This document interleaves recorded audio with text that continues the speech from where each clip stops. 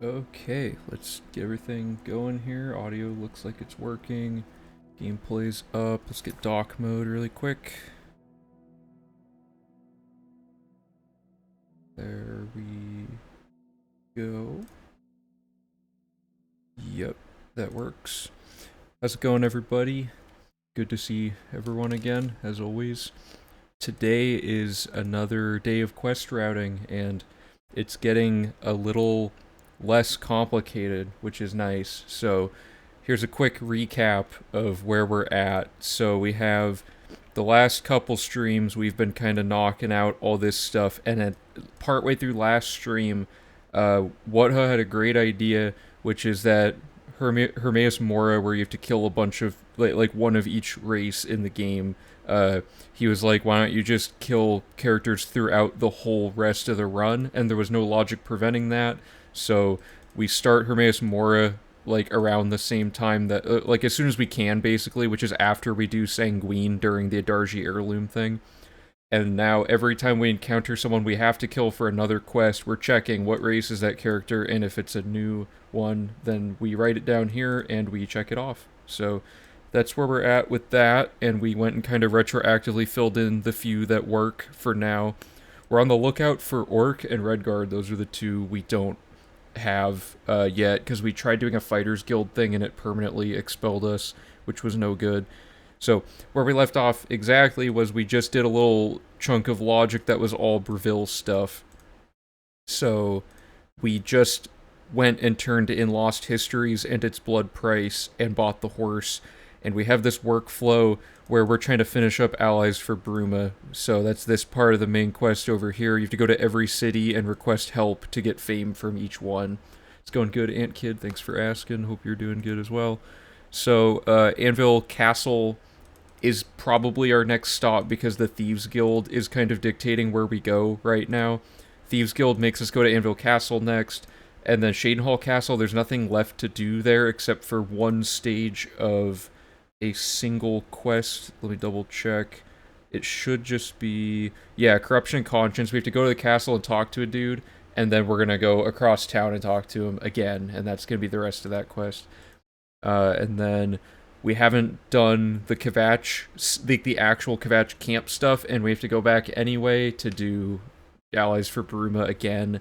So we're gonna go to Kvatch, and then finally everything converges on Bruma, and after that's done, there's some business in Coral. So the first thing we probably want to start with is figuring out the taking care of Lex logic to get us up to the point where we want to go to Anvil Castle, right? Hopefully that all makes sense. And then we have all this Coral stuff lined up that we're going to throw in there at some point. But primary focus, Anvil. So let me move this down. We also have things like the Temple District, and then we have like this logic for handling when to read certain books and stuff like that. There's a lot of like future logic stuff we're trying to work up to. But yeah, so if anyone notices that we've killed somebody and we haven't checked if they're able to be used for the Hermaeus Mora thing, please just say something in chat so that we all can remember to do that, because I might forget. We added it towards the end of last stream. Okay, so let's get up and running here. Let's double check. So plot revealed. Let me just make sure that that's going where I think it is before we do anything. Oh, right, okay, so plot revealed is telling us to go to Bruma, so we can... Oh, yeah, so what we were doing is each quest line, we're ignoring it if we... hey, Aileron, how's it going? So, like, if we get to a certain point, we just write off that quest line for now. Like, we can't do anything in Allies for Bruma other than go to the cities, and then Blood of the Divines can be done whenever, as long as we go back at the same time as Miskark and whatnot. So all that's, like, fine. We can ignore this whole thing. Dark Brotherhood we can ignore because of... Broken Vows is telling us to go to Bruma, so we have to wait on that. Azani Blackheart is to go to Coral, which we're going to wait on. And then Plot Revealed is Bruma. Hermaeus Mora we can't turn in until we do all the kills. Taking care of Lex is Anvil, where we're going next. And then these are just kind of filling in as we, like, encounter these characters. I think we just did Mysticism training, though, and I forgot to check it off. No, we're going there for Leowen. Okay, and then all the city quests, we're just finishing them when we get to their area. So our goals in Anvil are to finish where the spirits have lease, and to do taking care of Lex. And the only other time we have to come back to Anvil is going to be during following a lead. So just all stuff to keep in mind. So let's start with taking care of Lex. So let's bring up the gameplay. And I gotta get the guide onto the right quest really quick. So just to reiterate really quick, we have this guide from last run. That's like, this is our end goal, is that our routing will go from this to nice clear instructions. We're not at that point yet, but we're starting this route. So taking care of Lex has a lot of steps because you can't use blood prices to glitch through it for some reason. You still can do the blood price, you just can't skip stuff with blood price. So we have to go to Castle Anvil, and we're basically, it's the one where you forge the letter, if you're familiar. And we have a few skill books in the logic here. Looks like we have 3 different ones. And that's pretty much it. And the stranger's house is right by the lady for athletics training, I believe. One of these. So we're just going to kill her to finish that quest. And we're going to try to work in... I'm trying to decide if we should do the following a lead thing, where there's Enelroth, who's by a barrel at one point, but Karsto found a way to not have to do that. You can, like, find Enelroth anywhere, and it'll advance the quest. You don't have to wait for him. So we might want to analyze his schedule and hunt him down in a way that he's right next to the other thing we need. It's a house that has a Nirnroot in it, Heinrich Oakenhol's house. So we might want to time that, because we have to go to this house, which requires going to an inn and then walking the guy to the house. It's like all over town. It's a mess. So let's just do the first steps of this quest. So as far as I can tell, you have to actually just do this quest. There's no tricks.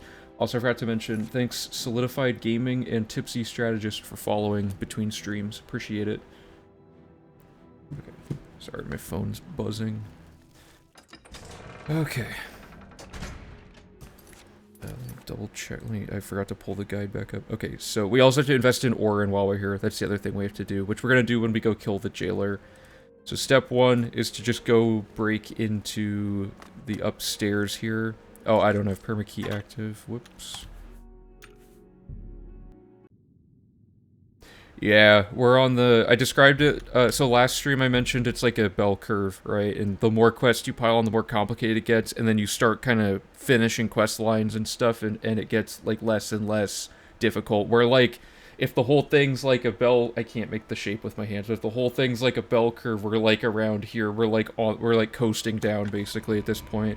So we're getting to an exciting point where the logic is getting quicker and quicker to figure out each next decision to make. So we're going to do the list. Okay, so it says take the first left and then the right and break into the room. There's like a ton of stuff all in this area. There's no key for this door. Had some time off work, been binge watching the VODs. Oh, nice. Welcome to the chat. How's it going? Glad you could make it. Okay, so we need a list of candidates. Why is this? Whatever. And there is a Nirnroot back here. And then I think that was all in that corner. Head northwest down the hall and enter the royal quarters. There's a book called King. So this will be just, I think it's this right here. Yep, King. And is there another one? Exit the royal quarters. And then, okay, no. So then we go down the hall and open this door. And then there's another book right here. So that's good. And yeah, so now we have to do all the stranger business. Wait, why did I... Hold up. Oh, because you need to get the Nirnroot, right? So I should set a load warp at the castle, I suppose. So that we can quickly... It's just a fast travel away. It doesn't really save any time, I don't think. But, I mean, I could just do it to test it. Like, you would set a load warp there, and then you have to talk to the stranger and pick up some other miscellaneous logic. So, like, the stranger's house is right here, the lady we need is right here, and that inn has the other dude for the house quest. What does bread gotta do with it? Is it... Wait, what do you mean? Is it a reference to something? Forge this letter. And then he says to wait 24 hours. We'll probably do some time warping business there, but, so she's in her house. Also, how's it going, Elect Man? Kill her. Quest finishes. Athletics training, yes. And she wasn't part of a faction, I hope. Let me look her up really quick. I have to be, like, really careful about that now. Just an Anvil citizen. Okay, we're good to go there. Velwyn Beniris moved over here because we talked to him way earlier. We've already done everything else in this room. So then you say, I'm ready, and you have to make sure he exits the building for this to work. So he exits the thing, and I think from here you can just fast travel to, or you have to just run over and he does it. But he might just walk on his own, I think. Let me see how far back we can be with him still. No, okay. If you're in front of him, does he keep moving? Good. So we'll just run across town, I think. Or we could just leave him there and see if his... I'm kind of curious if we don't walk all the way over here yet, because Enelroth can appear here, there's a Nirnroot here, and the house is here. It makes sense to kind of leave all that bunch together. We could just get this guy walking out the door, you know, and then just let him do his thing. So I'm actually going to quick load back to right when we walked him outside and see if this works. So the next step... Let me double check. Oh, we should have waited 24 hours for the stranger anyway. Fair enough. Okay, so we come here.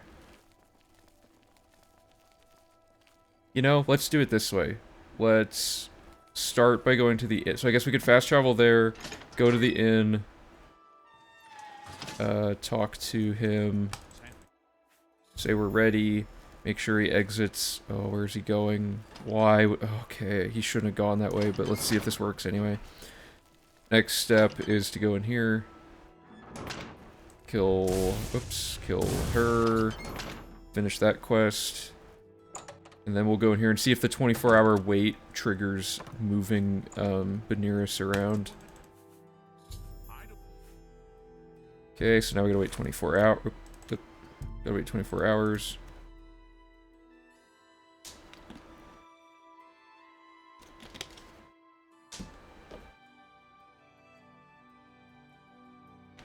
Then we'll see if this moves Velwyn, and if it does, great. If it doesn't, we might just have to, like, make him walk over there later. He'll probably just stand in place until the end of time, if I had to guess, which would be kind of funny. Okay, get the letter. And then... So did this guy move? Let me see if he's back here, because for some reason he walked around the back of the building. He is not. Cool, did that move him all the way to the house? Because that cuts out having to deal with that kind of janky NPC manipulation stuff. Oh yeah, I'm pretty happy with how the quest interweaving stuff's going. It's really, really good so far. Good, this actually... Okay, so we're not going to go there yet, but it did work. So we've now avoided having to manipulate him by having this waiting just do it for us, and now later when it's more natural we can go over there. So we forged the letter. Let me just make a save and then write all this down. Let me just finish the quest really quick. Okay, so the next step of this quest is to go do the prison thing, but then what else? Oh yeah, we have to talk to her anyway. We have to talk to the Countess later, so we'll just do a quick little thing over here. This doesn't lose hardly any time. We had to go to the prison for Dark Brotherhood, but whatever. So there's a seal here. So the next step is to talk to the Countess, and then we're gonna go up here and read a book, which I think is on this shelf. Yep. And now we're gonna load warp the castle from here. Oops.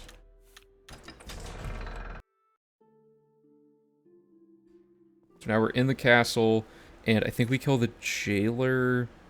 No, it's on the way out. Yeah, good. Okay.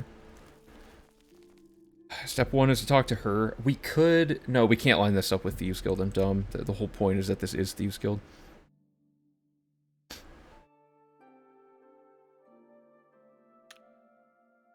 Okay, so she should be here. Good. Talk to her. Now we can do aid for Bruma and do the new guard captain thing. So that's all set up. We already have the house. You can't buy it from her anyway. That should all be all we need from her. And now we just go over here. And we're gonna invest in him because he's a fence. So you can invest in him. And then there's a jailer down here who's part of the blood price for this quest.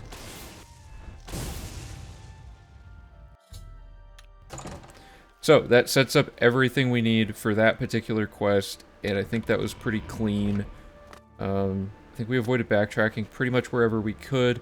The next step is to go talk to Hieronymus Lex, but we don't necessarily need to do that yet, because we're going to have to come back, or well... He kind of moves around. He can be anywhere in the Imperial City. We might want to try to time it so that he's in, like, the Temple District or something.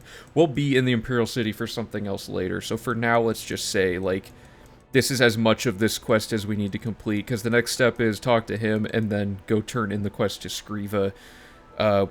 We have to come back to Breville anyway for Dark Brotherhood. It should be fine to do all of that later. So let's... The quest isn't done, but we did, like, the bulk of it.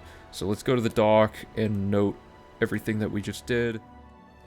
So this was just, so we did fast travel, Castle Anvil, and set load warp at Castle Anvil. And we did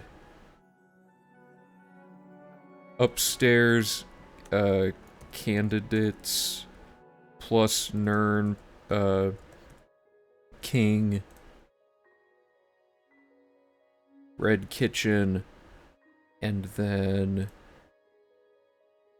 that was all there. And then, oh, sorry, 1 second. Make sure this isn't anything like... Okay, should be good. So fast travel to Anvil, is it Main Gate? Is that what it's called? Let me just double check. Yeah, Anvil Main Gate. No, we want to do the dock gate or whatever. Yeah. Anvil dock gate, and we're going to go to the inn to talk to Velwyn. Push him outdoor, and then Uza Bradius kill for athletics. Let me just double check that again. Yep. Then Stranger plus 24-hour wait, and that moves Velwyn. Okay, and then the next phase of that was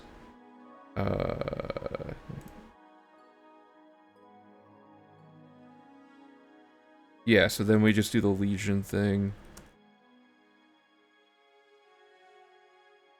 Prison Seal plus whatever that book's called. Big word, I don't know what it is. Chimerividium, sure. And then Load Warp Anvil, or Castle Anvil. And we do Countess Aid plus Letter, and then invest Orin, kill Jailer, and now we're just chilling. Okay, I think I got everything there. Let me know if I forgot anything. But yeah, all that's left is this. And then Turning a Blind Eye is going to... Oh wait, hold up. Turning a Blind Eye makes you go to Bruma, where we're going anyway soon. So it might be beneficial for us to just waste a slight amount of logic in this. There's also, like... As we get to the end of this, there's a lot of, like, forced backtracking, basically, where, like, any points where we had a little bit of oversight in logic, it's all going to come back to bite us, like, right now. We're in that phase. There's going to be a few, like, kind of unfortunate time losses, but, okay, so I guess we should just finish this quest. Let's look at exactly how Lex's, whoops, sorry, wrong button. How Lex's schedule works. How do you spell his name? I can't believe I can't remember this. H-E-I-R, okay.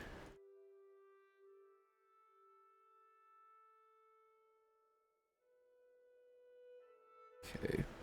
Before his reassignment. Okay, where does it say after? Oh, no, we haven't reassigned him yet.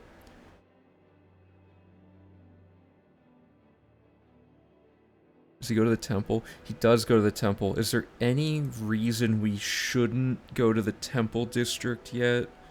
I'm trying to think, like, why we've been putting it off. Let's look at the investing circuit for temple district just to double check. Because we could totally do this, right? Like, we started speechcraft training. Yeah, so we could do that.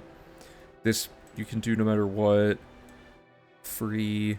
Oh, we don't have sneak training yet, I guess.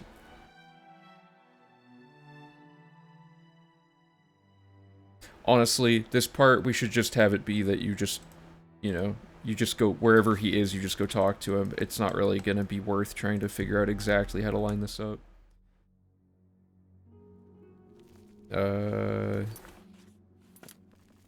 He's just gonna be, like, in a completely different spot at different points in the day.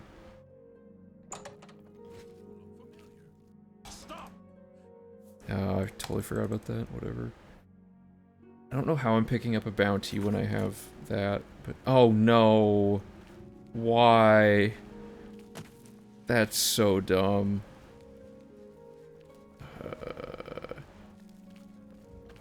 I guess he's doing it. He's walking over there.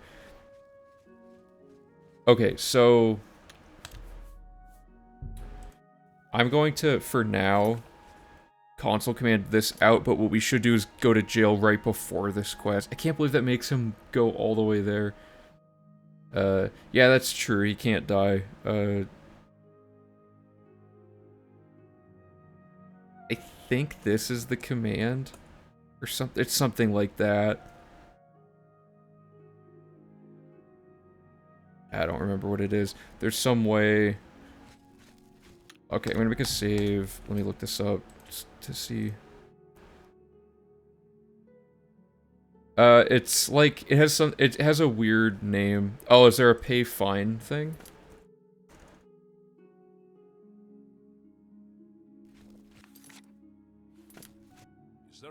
Oh, I didn't know you could do that. I was setting the actual bounty. I didn't know you could pay the fine that way. Okay, cool. Thanks, guys. Let me add a note. Oh, I need to mute my phone. Okay. Alright. Where was I? Okay, yeah, we need to add a thing. Maybe it doesn't really mess up Velwyn, because we're not going to come back for a while. I mean, it's... Oh, hey, Dale, man, what's up? Oh, thanks. Yeah, I don't know how far we'll get today, but I think we'll get pretty close to finishing the quests, and then there's just, like, a lot of double-checking logic stuff. Pay, find, thief is probably the safer... Oh, okay.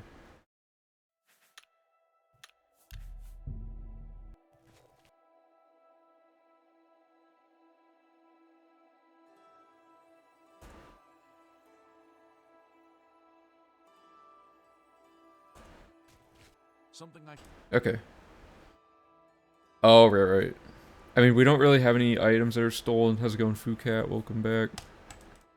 Okay, so we're reassigning Lex, and before we do that, we set a load warp at Castle Anvil, and we're gonna go inside and pay a gold fine, because we don't want to have to deal with this when we talk to Lex, because it'll move Velwyn to the Imperial City. So that's all looking good. So after you kill the jailer, fast travel to quest marker, so, because we're gonna just talk to Hieronymus, and I think we just want to start the next quest now. I did, yeah. Part of it was that I'm dumb and I don't know how to use Node, and then the other part was there was actually something new that I probably couldn't have figured out, which is that Node had an update that retroactively caused some weird error in the reader. So Valorant and Ultra helped figure that, or they figured it out and told me what was up with that. So, oh yeah, the lack of stolen items, yeah, that was pretty convenient that there was no situations where we had to have a stolen item, you know. The only stolen items we have, I think, are just skill books, but we read them right when we get them, so it doesn't matter if we lose them. Yeah, like, we've already read the Black Arrow, so, like, if we lose it, it's whatever. Alright, this doesn't waste too much time to come back here really quick to do this. Blood price, and then reassigned Lex. Cool. And now this sets up everything we need for the quest that makes us go to Bruma, which actually, I'm curious if we can sequence break this quest.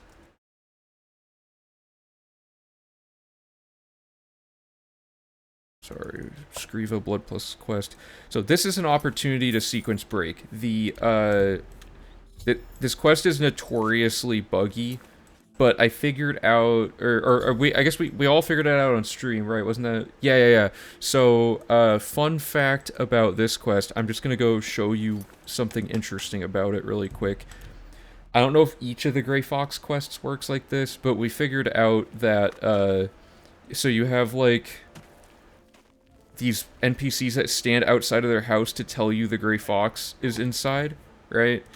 And for some reason, the quest advancing is tied to him being alive. So if you finish the quest and he's dead, because like if we kill him, we finish block training, right? If we do that and his body despawns, like if we killed him at the very beginning of the run when we go through that first Bruma circuit, his body will be like regardless of the cast out of the Thieves Guild thing, his body will despawn and the scripts associated with it will stop running, and one of those scripts sets up the next Independent Thievery, which sets up Arrow of Extrication. So it's just like a huge mess. But what I want to test is, now that we know that's the reason the quest breaks, maybe we can actually safely sequence break it and it won't matter. Because the original problem was when you're running through the map exploring stuff, I don't know what causes this, but sometimes the Ancestor Moth quest will trigger out of order, and also this door in here can trigger a quest update. Oh yeah, I mean, I also had some bad, like, questions, like, oh my god, how do I keep running into this? Also, that's creepy, I didn't even see that guy. Like, I forgot that you have to do npm install on, like, every individual thing you do. I thought installing it globally installed everywhere, and then, like, I tried to fix the security vulnerabilities that it was flagging, because I figured why not, and then it, like, gave me all these weird errors, like saying that Visual Studio Code couldn't be found, even though I ran the command in Visual Studio Code, and then it said, like, it was just all, like, and then it said it couldn't find Python, so I thought I had to install Python. It was just a bunch of weird red herring errors that it was throwing up. But, like, somehow you can sequence break this quest. Anyway, but yeah, I don't know. I feel like I have too many, like, beginner questions for stuff like Node, because I'm just, like, not familiar enough with it. Bunch of NPCs who are flagged as Thieves Guild, yet have no relevance. Right, yeah, there's a bunch of weird stuff like that. So one thing is, if we can somehow get in here, I don't know if the sequence breaks the quest, but, like, this skips you through this entire area, and the thing doesn't spawn yet. So we can't sequence break to that point. I'm basically trying to save us having to go to Bruma at all for this, and just set up stages. I might want to open the construction set, because when you kill these guys, it does blood price for the quest. But there's also somewhere you can stand that, like, sets the quest up or something, and I don't know exactly where that is, but sometimes when we've, like, in the version 2 run, when we were exploring the map, we stood somewhere up here by accident, and it triggered the Ancestor Moth quest to start. And the way you're supposed to start this quest is that you go to the waterfront and you wait 24 hours and an NPC talks to you, and then you have to go talk to the Gray Fox in Baruma. If we could skip all that and just cut straight to this, that would be great. It looks like there's no... Because we could set the sequence breakup right before finishing the previous quest. I'm just curious, like, what causes this. I do want to open the construction set, so give me a second here. Because this quest blows, so if we can find a way to make it a little better. And now that I have the save file, or the ESM reader set up, we can explore that as well once we isolate specific scripts we want to find in the code and whatnot. So it's loading the construction set, and let me kick it over here. Okay, so it's just gonna... The way OBS is gonna have to work is I have to, like, manually swap the screens over and over, and it takes forever. But the construction set's like a bunch of different windows that all pop up, and you can't... I don't want to show, like, my entire desktop, just, like, in case, you know, like, it's just, like a private info thing, I guess. I don't want to have a bunch of information accidentally show up on the screen or something. So I'm gonna do... Which quest is this called in the set?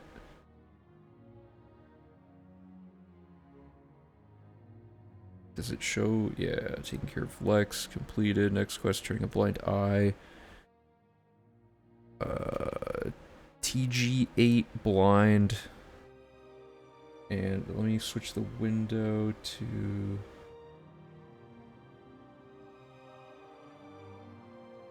Where is it? Quest. Oh, okay, it's this. Or it should be. Why did that not work?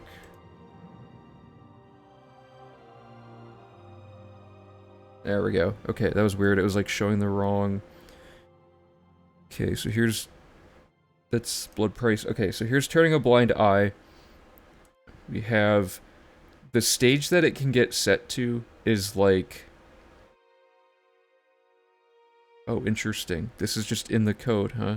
Setting stages for the Lex quest. That's interesting. Here, I don't know if I can... I might regret doing that. All the windows are going to be weirdly sized now.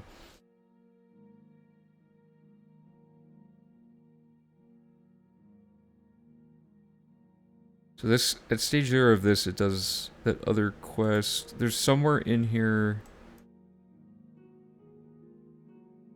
Yeah, I think it's this, or it might be... They're one of these construction set things. Like, if I hide this really quick, one of these starts when you're walking around. I don't remember exactly...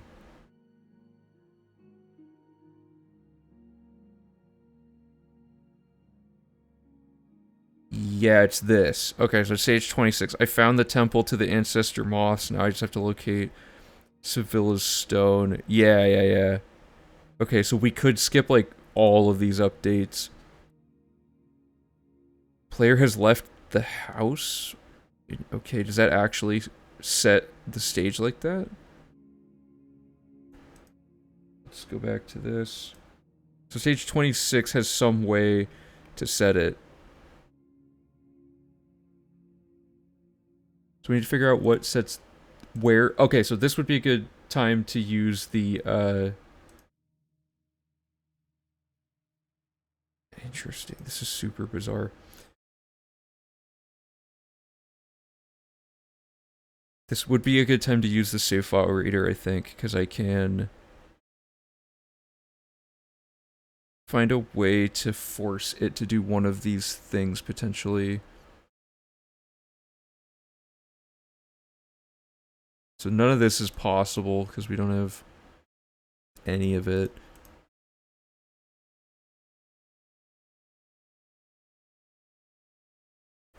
Yeah, so we want to... Okay, so I have an article in the wiki that I wrote out about quests and how to, like... I need to double check this, but basically there's two different types of scripts that can set the stage of a quest. So we're gonna open up the database thing and try this. Let me get this window pulled up. Let me reset the size of this as well.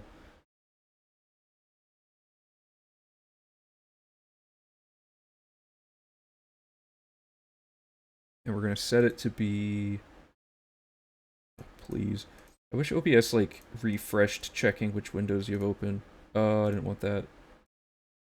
Come on. Why can't I do the other? I'm blowing it. Bad start. There we go. Fix that. I set the wrong window. Sorry. Okay, so this is what I feared. Let me shrink this bit. Good enough. So this is a program that can read certain types of database files, and it's going to be able to read the one that Valorant made. So we are going to... Oh, hey, Clockwork, what's up? So here is the database that has, like, how many records is it? Like 5 million, almost 6 million records in it. This is like every single thing in the whole ESM is just like in a searchable database now. So like if we want the content, for example, what do I want? I want set stage, and I want the quest. Okay, so set stage, Thieves Guild 8 blind. Let's start. Oh no, I set that in the wrong spot. I want this to be here. Let me just double check I have the right TG08 blind, yes, and I want the stage to be 26. Trenton, thanks for the follow, appreciate it. And we want the stage, so this is every script in the game that sets the stage for this quest to some amount using this format, and we want stage 26 specifically. Look at the requirements given the new... Oh yeah, we overhauled everything in the requirements. So we ended up going with the... you have to get everything from its intended source, but you can use any glitches you want to acquire those sources. That's like the end thing we came up with. Okay, so this is a script that was in the construction set that does it. So TG08 blind script, and if we want that to be more readable, we can just go into the construction set and look at it that way, because this is great for like locating where stuff is, and sometimes this can actually pull up scripts that aren't even available in the construction set. That's the real power of this. But by doing this, we know that there's only one place in the construction set, or like in any of the code, that sets to stage 26 using this format. And we're going to check the other format in a second, but we're going to go look for TG08 blind now in the scripts. So let me pull the script. I'll switch windows when I find it. It'll only take a second. TG08 blind. So in this case, it ended up being the obvious answer, which is that it's in the main script for the quest, but you never know. We found weird stuff in weird parts of the code. So this is not what I wanted, actually. I want this. Here's the script for this that the database told us, so we don't have to go blindly looking anymore for things. So if the stage for blind is greater than or equal to 25, and we're not done with stage 26, and the player is in the Temple of the Ancestor Moth, then you set the stage to TG8 blind 26. So I guess there's no way to get to this stage unless you're already at least stage 25, which you would get from leaving that house, I guess. The interesting thing here is I swear in V2 we triggered it before even starting the quest, but I could be wrong. Let me see if the UESP has mention of this, just to see if I'm going insane, because I could be remembering it wrong. This quest can accidentally be triggered by visiting the Temple of Ancestor Moth. See the bug section for details. If so, Methodel will give you a message starting this quest, even if you've not joined the thief. Yeah, okay, so this can start completely out of order. Although it's possible to complete the quest line this way, it triggers several subsequent bugs. Let me see what bug this is in reference to.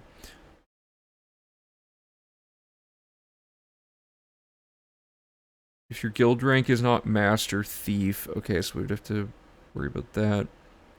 If you try to simultaneously do the quest taking care of Lex, the stranger cannot be found in Anvil House. Oh, right, because it, yeah, okay. So we've already, we've avoided that. Okay, so let's see what's up with this. If you open door D of the Temple of the Moth Halls before starting Turning a Blind Eye quest, it will execute the command set stage TG08 blind 6, starting the quest prematurely. As a result, the next time you talk to Methridel, she'll give you the message. If you're not in the Thieves Guild when this quest has started, that doesn't matter to us. Okay, so what is door D? Oh, it's the chapel. Okay, so we don't have the quest started yet. Like, it's not at stage 0. So it's saying if we go in here, it should start it. But it didn't.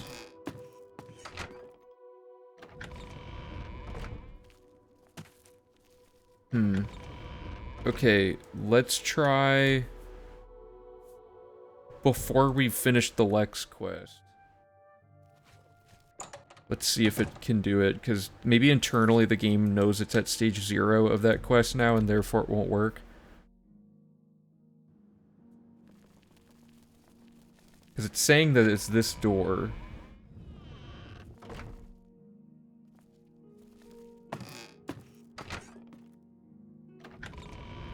But it isn't.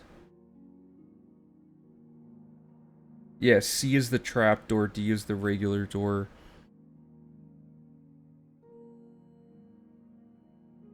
Okay, let's... I don't know the best way to search.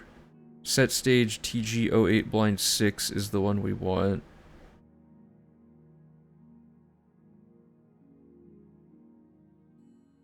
So let me... Here, sorry. Let me pull up the database again.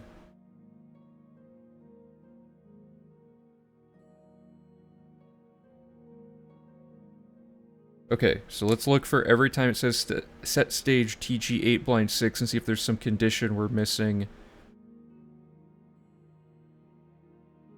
Looks like there's nothing in the database that has this. Or I guess it wouldn't be 06, would it?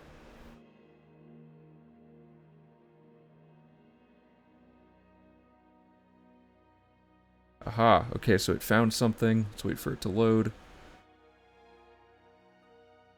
Welcome back, Average Chicken Song. Good to see you again. Okay. This is TG08 Catacomb Door script. I'm not going to go pull it up in the construction set because it's fine. So when you activate the door, if the player is the one activating the door, set stage to 6. Really? Just no matter what? That's not a good... Okay, I actually do want to... I want to look at this in... That can't be real. Hold up, let me find the script.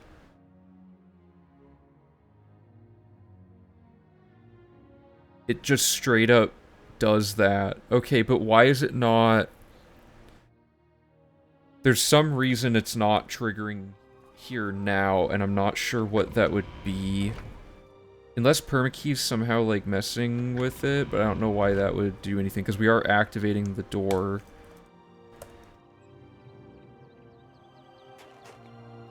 Yeah, it didn't... Okay.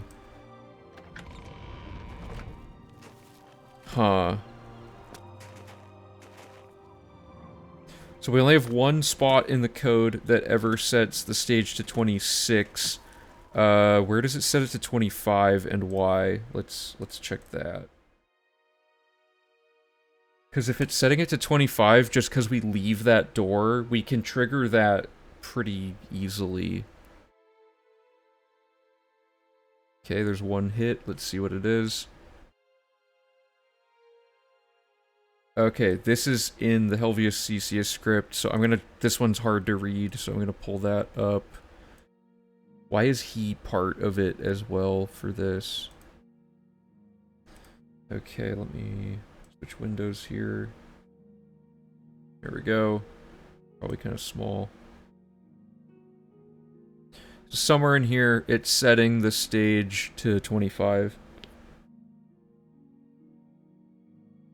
If the stage is already 20, then set it to 25. Is there any other...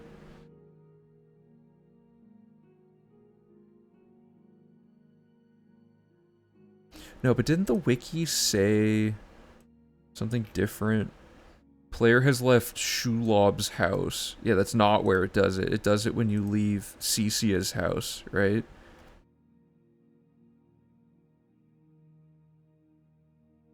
So that's not actually correct on the wiki. The reason it's doing it is different. So you have to be standing in his house with the stage already at 20. This quest is turning out to look like it's pretty airtight in the way it's programmed. So like I don't think there's any way to really set most of this up, because like getting that dialogue to show up, I don't think you can just straight up talk to him in advance. Let me go check though. Specifically, Holgar is the one you want. Looks like the door D is from the temple halls to the catacombs. Oh, did I read the map wrong?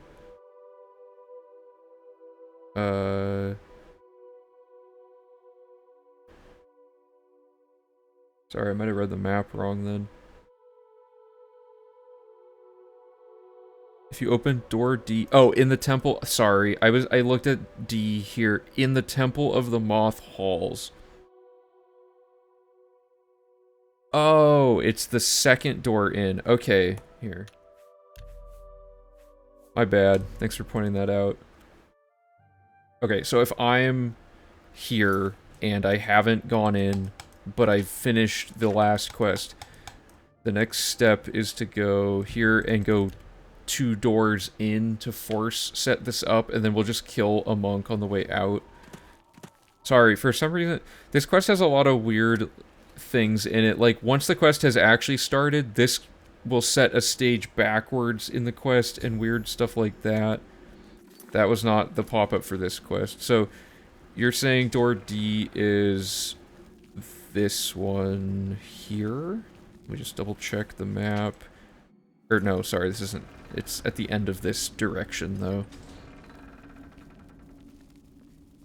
This one.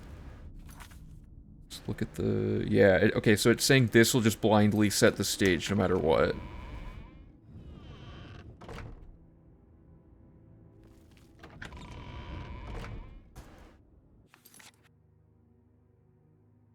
Just double check. I was in Temple of the Moth Halls. Yeah. Door here. Got through. Should activate.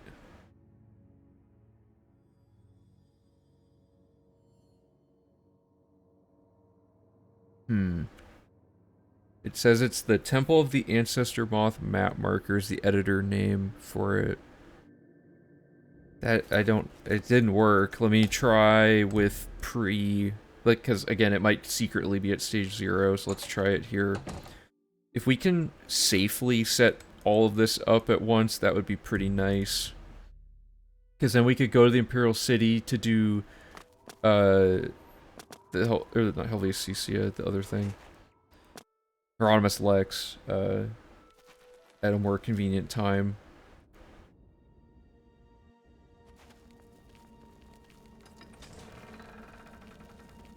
Alright, let's make our way over here.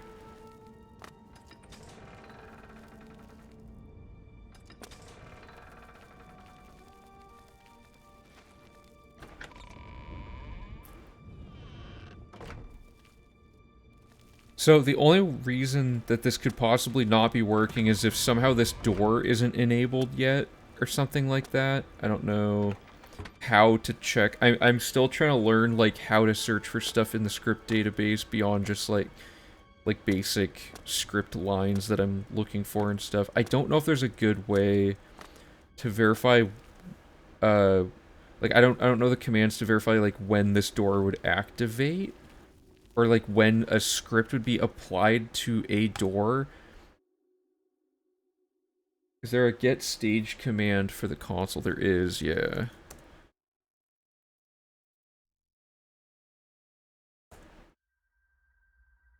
Why are we on stage 6? When did that happen? Wait, am I even... This is the one that hasn't even done... Okay, what is stage 6? Oops.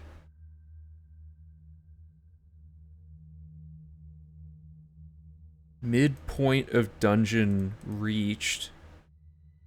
Okay, I'm gonna go see if the thing is... I'm gonna go see if it's in here, like if I can go get the, Just don't want to do that.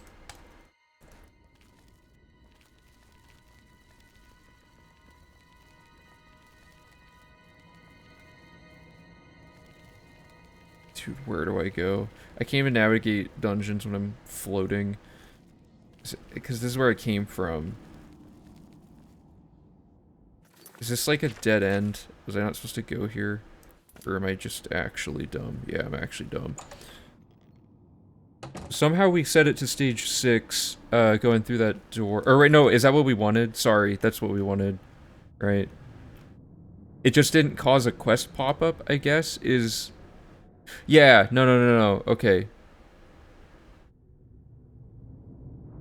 That's probably slower, though, because it says next time you talk to Methridel, it'll start the quest, which isn't really what we want, because we're trying to avoid having to talk to her in the first place.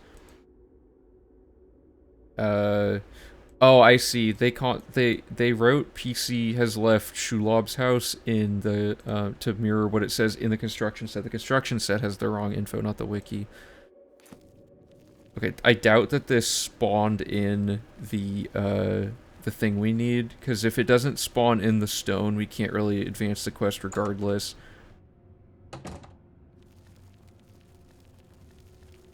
Yeah, the stone's not even here. So, saying stage 6 hasn't really done anything. I guess, okay, so we need to check, like, when the stone is spawned in. So I'm gonna look through the construction set, because I'm pretty sure it just says it somewhere in here.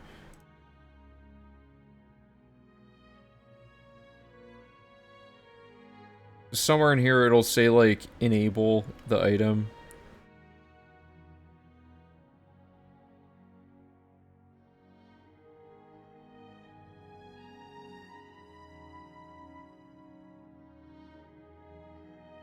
Yeah. Sevilla's stone reference dot enable. So, oh, okay. That's annoying.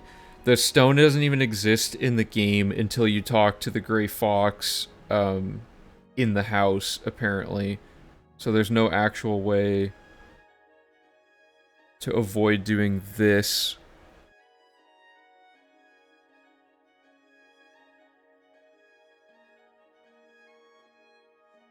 Well, what, okay, I'm gonna throw this into the database thing and see what I get.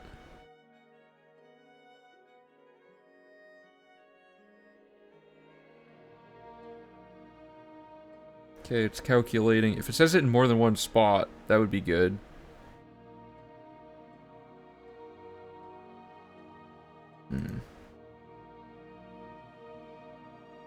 Yeah, so this is just a script. Is that all the same? Yeah, okay, so it just found that same info. Alright, looks like we have to talk. Somehow they've programmed this quest fairly airtight. Oh well. It's worth looking into. So let's hide this for now. What do we want to do? Let's just go back to gameplay. Well, that was unfortunate. It's weird how some quests are, like, actually pretty hard to do that. Like, to find sequence breaks. So if I wait, this should make... Or, sorry, the Independent Thievery pop-up hasn't appeared. Yeah, okay. So now I just wait, and someone will talk to me. So we get conversation. The Grey Fox has a task for you. I swear you have to talk to her. Oh, I'm thinking of a different quest. Okay, so you don't have to talk to her other than that, I guess. Whatever. So the next step of this is to go to Bruma. So all the Bruma stuff is now happening, I guess, right? We can group all that together. Let me just double check this. So what we did. So we did thievery update, waterfront, Mithridel, and she's telling us to go to Bruma. So we did the Anvil Castle stuff. So we need to work in the Shadenhall Castle and Kvatch stuff before we go to Bruma, because I think those are the only two we haven't asked about the aid for Bruma. Let me look in the quest journal really quick. We have Anvil, Breville, Skingrad, Coral, Leowin. That's 5 of them. Yeah, so we need Kvatch and Shadenhall for the last 2. So this is all good to go. I don't know why it tells you to talk to Akato when he doesn't give you anybody. But Shadenhall Castle's easy. We don't do like anything for that. We just have to turn in a quest.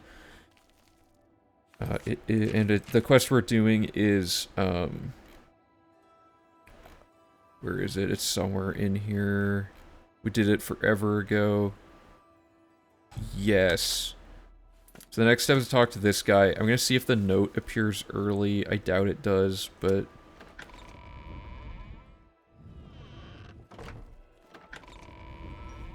yeah, the note doesn't appear yet. So let's just talk to the dude. We must put an...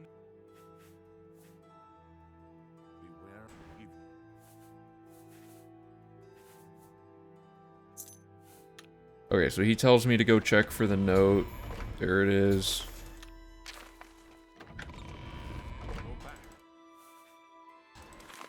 And then he says to meet him, I think.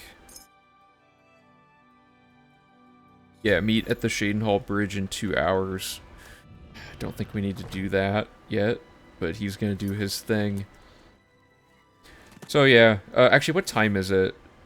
10:40. Okay, so... Shadenhall Castle, wait till 10:30 p.m. Garrus plus note, okay, so Garrus, note, Garrus, and let me just double check that there's no skill books. What's it called? Corruption and Conscience, okay. Okay, so there's a castle, or there's a book in the castle, which we're gonna go to anyway, and we're gonna invest in her when we talk to him at the end of the quest. So we need to now go into the castle. Can you trigger the Blind Eye quest to talk to the Grey Fox while in Bruma before, or is it still enough to do in the second trip so it's not a big time loss to wait? The first time we go into Bruma is like at the beginning of the run. We're not even close to starting the quest.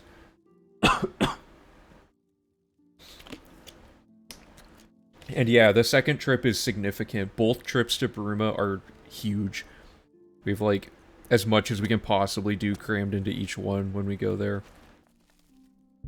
Alright, so now we wait for the count. Yeah, let me just drink some skooma while I wait for the count to show up. And we can do the house and... oh, okay, good, that fixes that anyway.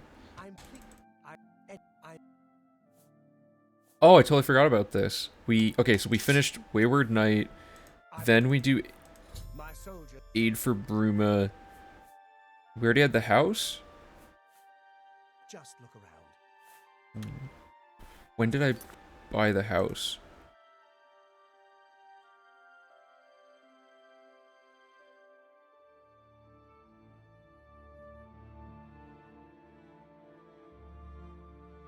Oh, I forgot. We had to go to the castle anyway to set up some stuff for this quest. So we bought the house while we were there. So we have to come back to the castle twice anyway, I think. I don't think there's any good way around that.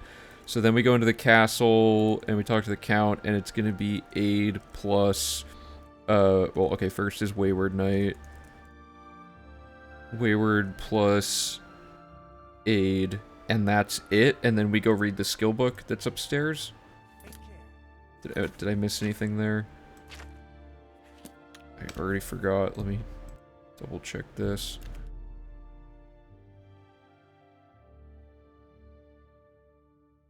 Let's watch some of your last video. Hey, nice. Thanks for stopping by. Getting a lot of quests done today. Should be pretty good.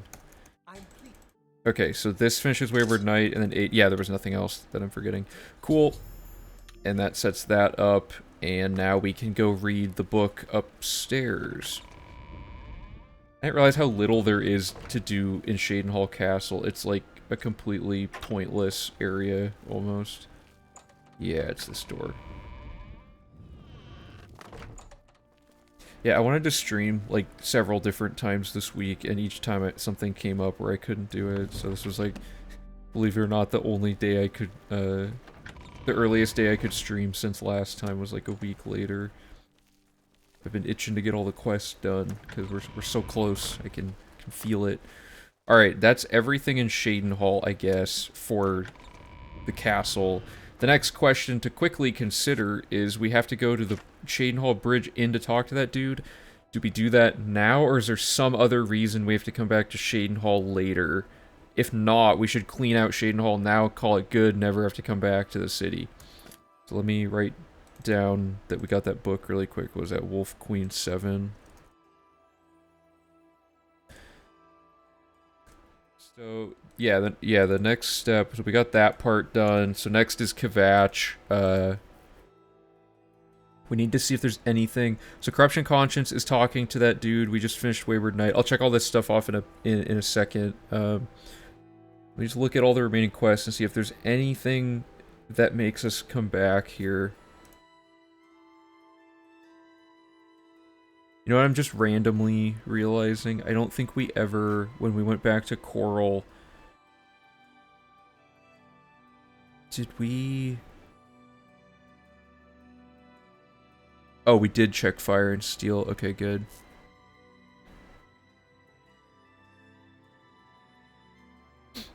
None of these are Shadenhall.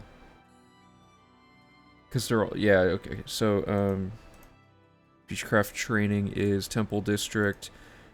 That's Kvatch. We're just gonna do that soon. She's Leowen. That's Leowen. This is right after Turning a Blind Eye. And... Didn't we just... Yeah, I just haven't checked that off yet. We have to come back to Shadenhall for a Thieves Guild quest, but it's not near the front gate, so that doesn't matter. Because during Era of Extrication, we have to go to Gamardell's house. Plot revealed is Bruma. These are going to 2 different forts. Yeah, that's all outside of the city. Okay, if it was going to be anywhere, I guess it would be Fighters Guild or one of these. I don't think any of these, because that's up on a hill. This is that guy. Okay, yeah. Let's just double check all these really quick. This is Anvil. Oh, yeah, there's the Fighters Guild quests. Forgot about that. Yeah, we'll pick this up when we go, because the Fighters Guild save is so far gone that it's going to be hard to find. So we should just have an instruction that you go to the West Gate, talk to the dude, and then you run around and you go set up the next Fighters Guild quest. That'll be simple enough, because the Fighters Guild save is just like is gone. It's just buried under like hundreds of saves at this point. So the next thing, let me just make sure I'm not missing anything, is Kvatch. So there's 2 things we have to do. We have to go to the actual Kvatch marker, and then we have to go to the city. So step 1 is to finish. I think okay, so we invest in her. I think I already did it though. Yeah, so we invest in her and Sigrid, which we've also already done, and we talk to her to finish her quest. Easy. So let me put all that in really quick. Just dragging up a thing that we had from before. And then we're gonna go Kvatch Gate and Savlian. You know, it's actually so painful to get all the way back to Savlian. It might honestly be faster to set a load warp point, because you have to go in here. Who's talking to me? Why is there... okay, just random subtitle overlapping. To get to Savlian, you have to, like... I don't know, maybe you can do this. Oh, you cannot. Yeah, that's all not... Oh god, it's happening. We have to go in here, I guess.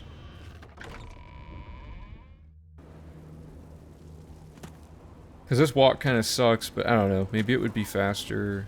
They're still fighting?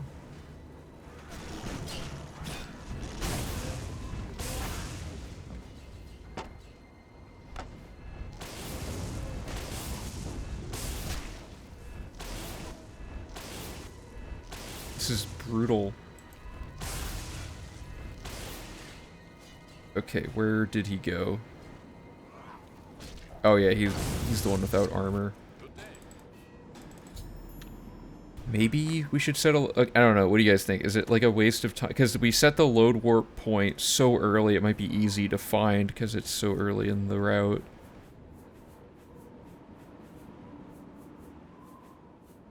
Yeah, it'd be safe. It'd be like the 50th save that we make.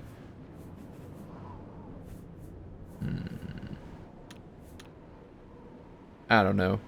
It didn't actually take that long to run there, but anyway, so, okay, so Savlian aid. So we should have all of the aid for Bruma that we need. And you can tell because allies is done. So let me mark the allies is done. Finishes allies. Okay. It's finally happening. We're on to Bruma. We've done everything that we logically can really feasibly do to point every single quest line to Bruma, including the main quest. A lot of Bruma things are going to start happening now. So when we're mapping in our head here how we want to do this, we need to make sure we know what we're doing. We have Broken Vows, which you go into Bruma at the main gate and you take a left and his house is there, right? That's one thing. Allies for Bruma requires going to the castle. Oh, we haven't done lifting the veil. You know what? Let's do that. Did you plan on saving the same number of times for the run when fully routed? Would save 38. So our solution to that, let me pull it up really quick because that's a good thing to consider. In our progress tracker, which is being made by Ultra Potassium and Muggy Fox, Ultra had a great idea. I'm dumb. Where is it? Here it is. Ultra had a great idea where in the guide, when you get to that save, you set the number and it'll, in all the other places it references the save, it'll just echo what that number was. Like that. So that'll make it way easier to remember what save number things are as we go along. We don't even have to remember them. We just have to, remember to write them down once and we're good to go. So that's that. Have we found what spawns Sevilla's stone? Yeah, it was the act of talking to the gray fox in the house spawns it, so there's no way to spawn it without going to Bruma, unfortunately. And I seriously doubt there's a way to advance the quest without picking up the actual stone, unless blood price is somehow a factor. Okay, so let's make a list of everything, because it's a lot. I'm gonna move all of this again.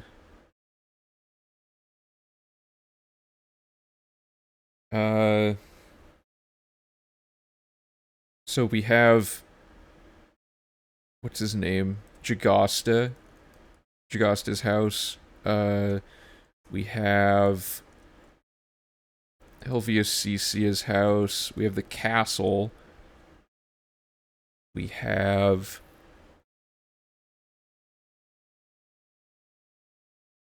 Oh, I totally forgot. Okay, we were gonna advance the Fighters Guild far enough that we have Stone of St. Alicia, because that's also in Bruma at that chapel. That makes things a little annoying. Is there a way to salvage this? Because if we line this up, we can get another thing done, but it requires doing a bunch of miscellaneous quests that are kind of all over the place. And if we worked Anvil into the routing of the Thieves Guild quest, that could be good too. Maybe it wasn't time to do Bruma yet. Well, okay, either way, I'm going to finish making this list. So we have the Jagasta thing, we have the castle, we have the chapel, and the castle is allies and tiers. So we have to add in doing the tiers quest.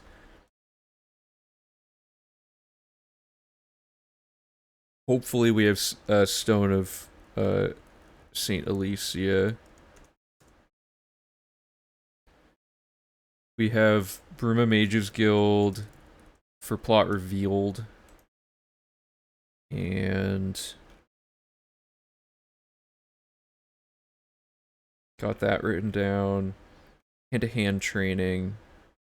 This is going to be hand-to-hand plus blind eye. And then, okay, so on top of all that, we also have, and there's no other training, yeah. So we wrote down lifting the veil already, right? Or sorry, yeah, not tears. We want lifting the veil. So Brotherhood Betrayed. Let me double check where we're at on that quest. Brotherhood Betrayed is to talk to Gelborn again about that, and he is just in that, like, area of town anyway. That's easy. I don't know where he would be, like, consistently. We'll have to find a good time. And then Two Sides is, like, a mess of a quest, so let's double check that.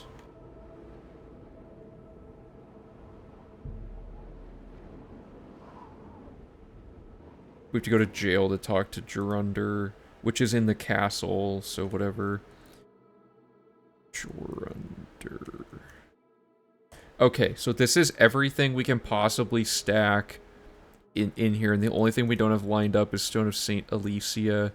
I'm going to look at what's in store if we... Because Fighters Guild is pretty, like, modular, you know? You can kind of do these quests in a fairly random order. It's not really worth it to wait until Arrow of Extrication just for this. Unless there's a way... No, because we should go to Bruma anyway.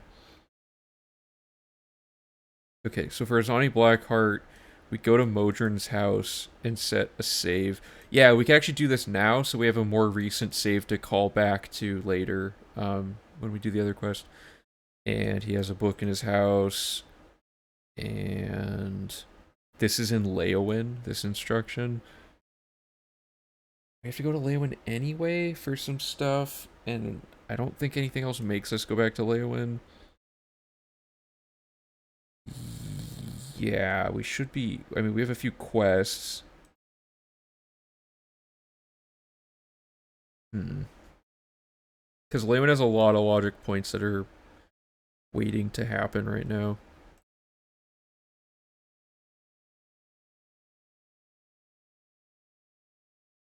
Okay, so we have that. Let me just look ahead here.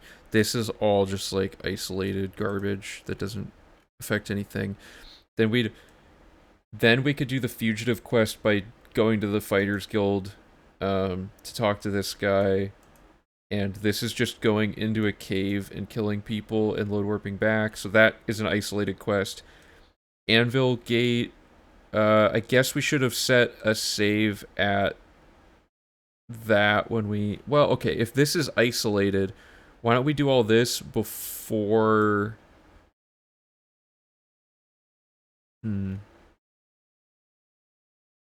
What I'm thinking is,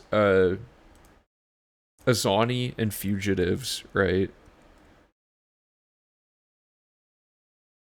And Fugitives would be roped into the whole Shaden Hall portion of what we just routed out. And then Because Azani could be roped into... Or no. That's fine. Did the Shane Hall stuff happen after the Anvil stuff? It did, but it didn't need to. Right? Like, this is all separate from this. So what we could do is right after we finish the Breville stuff, we set up the Azani quest and do a bunch of... Okay, this is going to get into a weird order. I'm going to have to replay that part, but it's fine. Because ultimately what we can do... If we do Azani, we're in Leowin, so we're doing a bunch of Leowin tasks, which means before we do that, we have to do tiers. So that when we go to the thing, we can talk to the dude. And tiers is easy enough. Tiers, Azani. Oh, but if we're in there, we can do all the... This is a mess.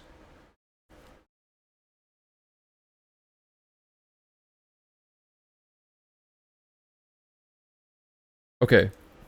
We do tiers. We go to Coral and start Azani, which is at Modron's house. We do Azani Part 2 in Leowin, and while we're in Leowin, we finish all of the Leowin stuff. And then we do Fugitives to set up all and do all the Shane Hall stuff, including finishing the quest, Corruption Conscience, and Wayward Knight. And that finishes that whole city up. But we also have to finish Coral, which we can do on the way to Azani Part 1, and set a load warp for Thieves Guild later to make that a quicker travel. And... because there's nothing crazy here. And then Trolls is in... So Trolls is in... Oh, sorry. Does this happen? Yeah, that's back at like the main Fighters Guild. So this is just a weird... So, okay. Fugitives. For Shaden Hall. What am I missing here? I'm missing something. So the Anvil stuff can... Okay, so then we have the Anvil stuff. For Fugitives. Like this. And while we're in Anvil, do the Thieves Guild stuff that we have active. And then we're good to go, I think. Because after we do Anvil, then it's just the Trolls quest, which is Coral. And there's no way to not go back to Coral. Really. And all this sets up Stone of St. Alicia, which requires just load warping back to Anvil again to set that quest up. And then we can finish this quest when we come back for the end of Dark Brotherhood, I guess. That's probably the best way to do that. Because then there's still a lot left for Fighters Guild. You have like another Shaden Hall quest, another... Oh, this one actually... Huh, they can start in either order. Okay. This stuff's all kind of easy. I think this works. It's complicated, but it's faster than if we had done this all isolated. So all of these points are going to get shuffled around. So step 1, we have to do Tears of the Savior.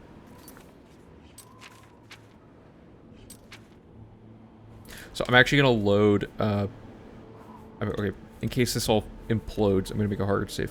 But I'm going to load to right after we finished the other thing. So we're basically at the start of stream again. We just finished Independent Thievery. We have to get the Grey Fox contact. So we gotta wait. Quest update, please. There we go. Do we want to go to the Imperial City to set this up?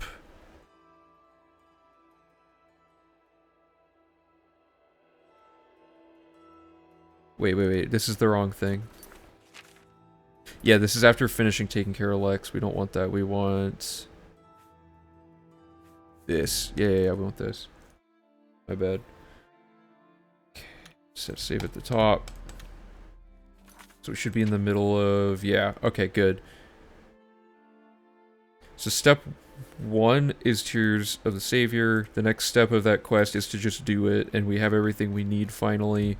We've been, like, indirectly doing all of the things for it throughout.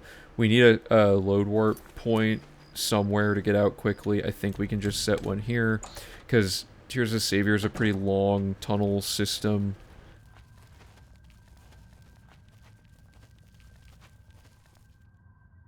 Oh, never mind. This one's not bad at all.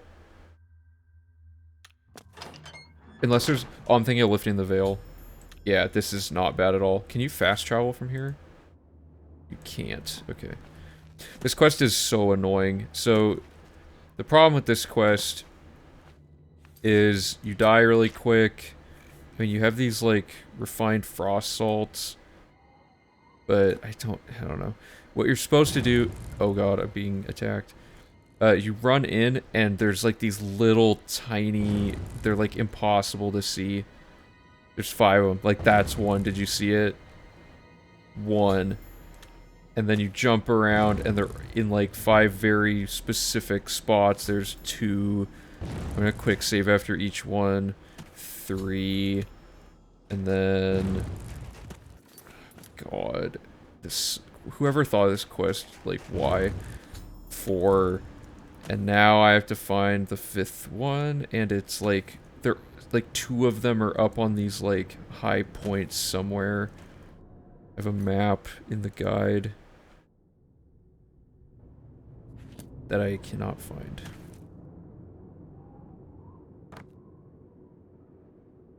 I seem to not be getting hurt here, which is odd.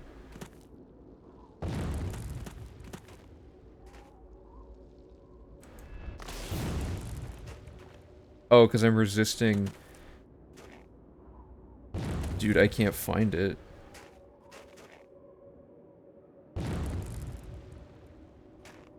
It's so hard to see anything in this quest. I saved after getting the 4th one, so I'm just looking for the last one now.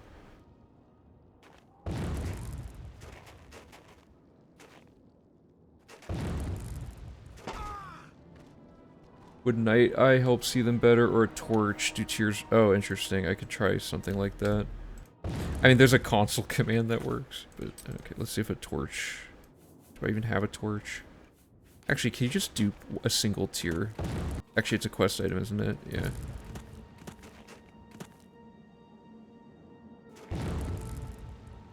Because I got that one, but there's supposed to be one up here, I think. Okay, I gotta look at the map. Tears of Savior. Yeah, so I got the 2 at the base of the rock. I got the one up on the rock. I got the one off so it should be like back here somewhere.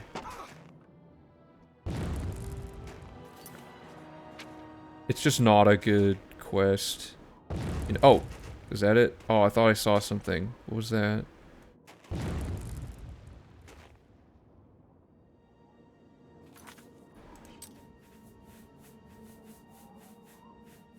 I don't have a Night Eye spell. I've detect life, but I don't think that does anything.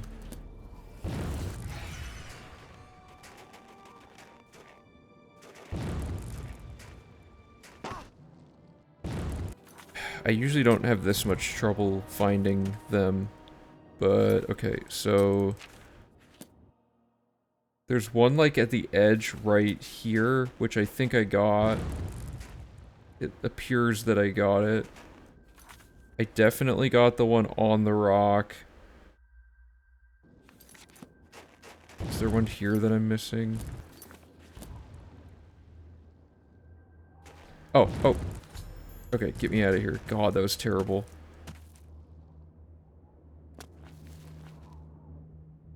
Oh, it's gonna actually kill me. Good thing I picked those up at the tutorial. Okay.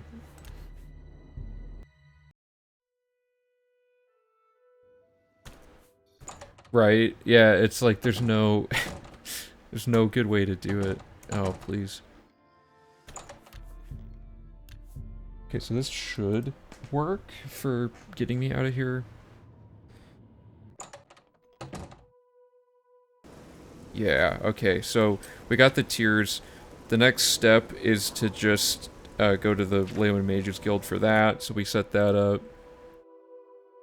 So we did the tiers quest. So the next step is to set up the Azani quest, which also points to Leonin.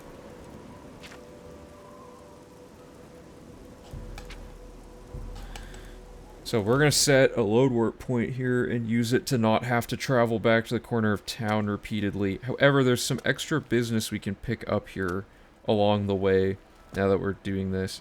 So, let me look really quick.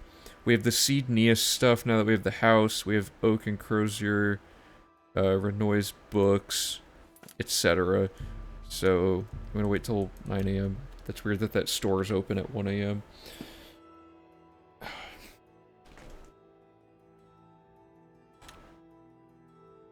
So if we go in here and invest,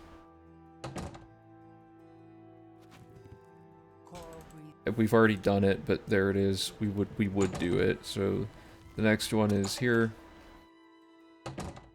So we can turn in this quest. So we do Missing Daughter, finish that quest. And then we have to buy all the home furnishings and invest in her, but we invested in her earlier before we rerouted this. Okay, that finishes a quest. And then we did all that, so now we go here and invest, but again, we've already done it on this file, and there was a book to read. And then the next, let me double check the investing. We're basically finishing the the Coral investing circuit.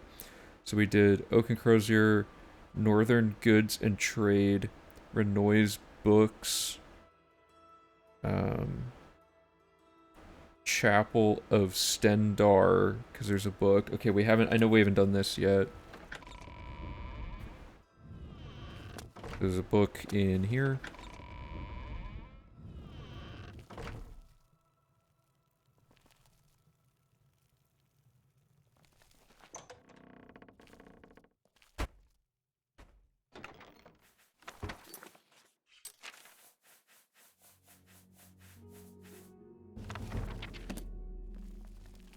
Got it.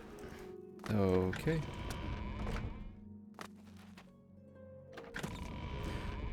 Now we have to go to her house, because I think there's just like a Nern route or something. Oh, and a book. Nern route and Dance and Fire. Okay.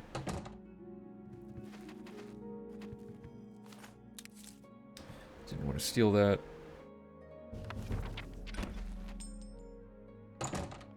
Okay, and that puts us conveniently right where we need to be, which is Modron's house. So we're going to set a save here, because we're going to have to go to this house later. So instead of walking all the way here, we're just going to do that. Good.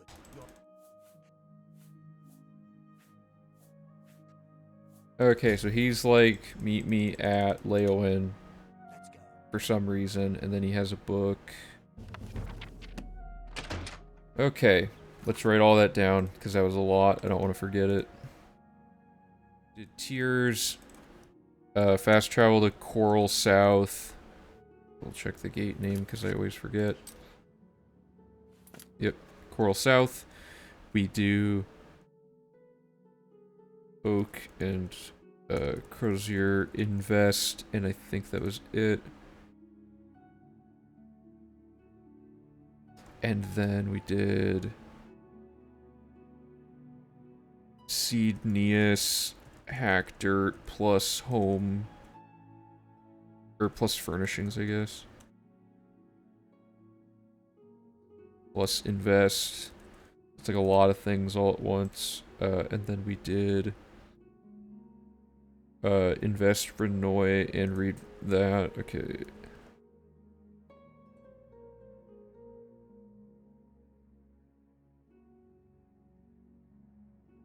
And then we went to the chapel.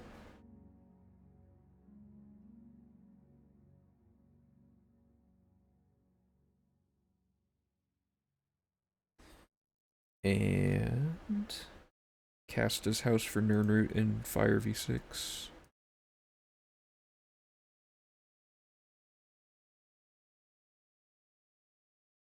And finally, we are going to set a load warp at Modrin's house, talk to Modrin, and read the book. What was the book? Well, I have to go down here anyway for this, so this is gonna be Azani Words and Philosophy.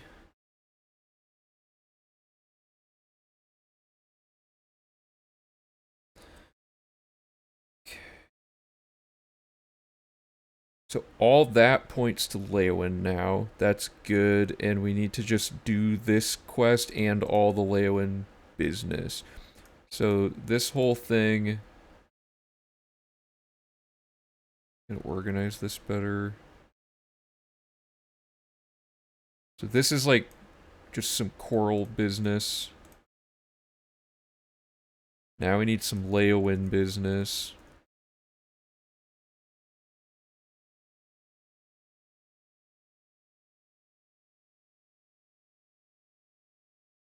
We've achieved this. Now we need to do Azani Part 2 with all... So what all can be done in Leowyn? Quite a bit, actually. I don't remember what we've already... I should check some stuff off, but not quite yet. Leowyn has... probably just quests, like miscellaneous quests. Light armor training for sure.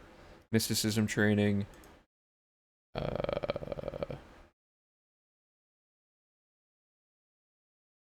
Tears of the Savior can be turned in at the same spot as mysticism.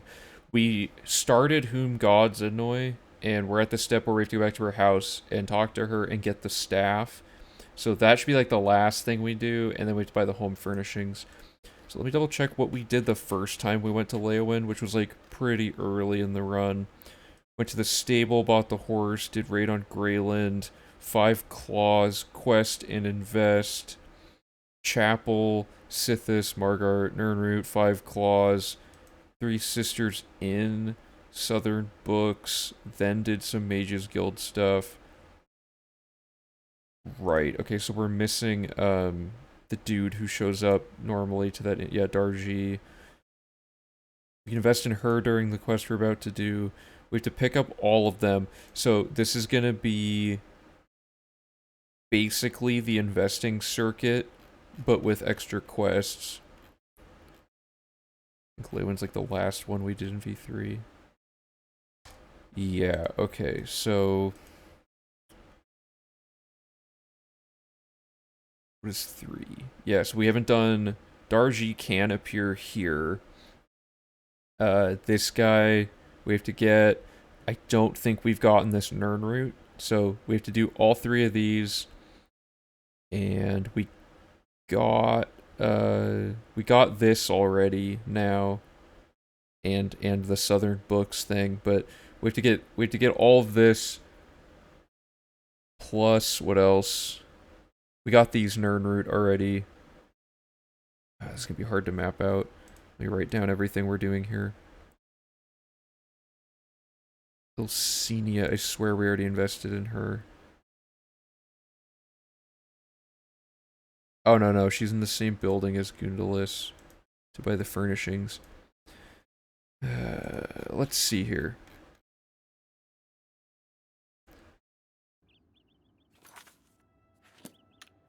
Make a save before I forget. Let's just do it and see, like, if we find anything weird about how it is ordered. Step 1, where's Darji? I need to look that up really quick, because usually we pick him up during another quest, but the way it worked out, we couldn't.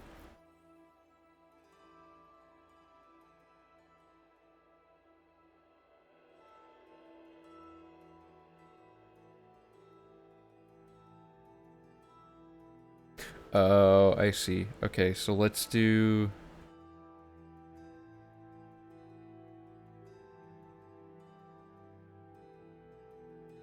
Heads to the Five Claws Lodge.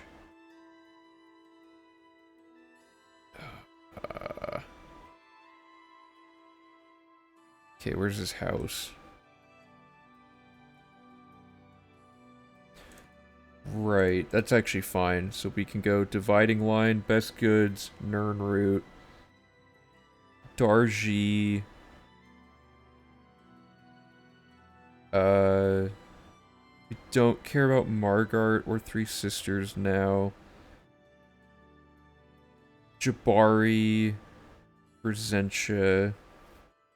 Wish the Leywin gates were like a little more. Leywin's kind of annoying to fast travel around because we start at the northeast gate. We're like basically at the castle anyway.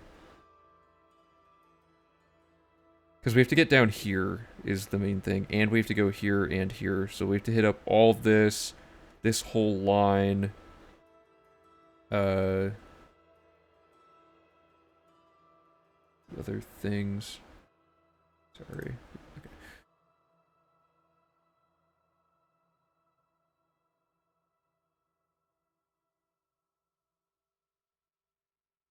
Well, we don't have to go over here for anything.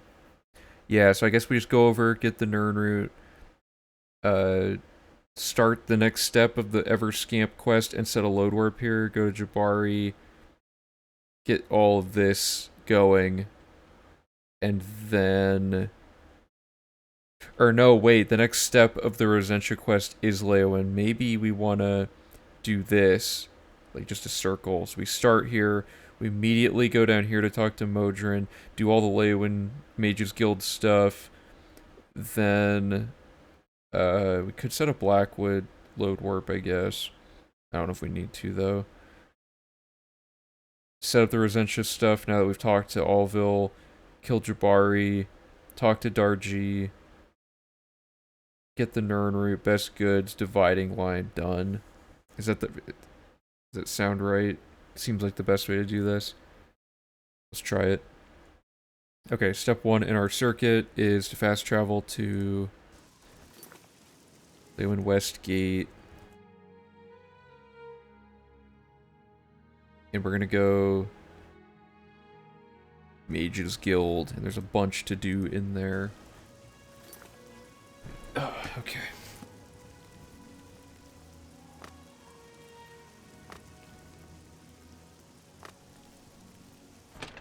Hey, Ordained, how's it going?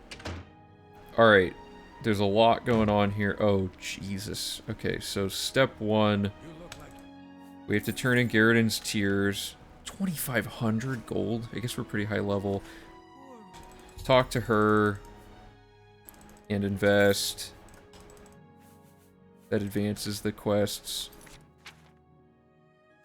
Or not? Wait a minute.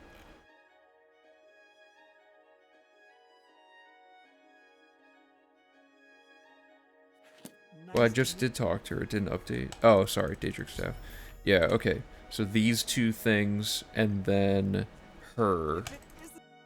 Oh, sorry. I don't have... Ask about training. That's good. And I think that's everything to do in here now. So that was... DeGale plus... Oops. So DeGale plus Tears plus Alville Everscamp and invest. Then we want to go to the Fighters Guild.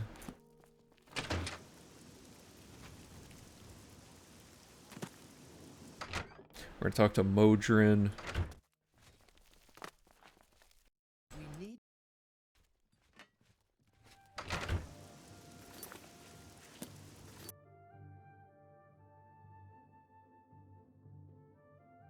Modron, cool. Next step is Resentia's house. Which is this one. We're gonna set a load warp here because we have to come back.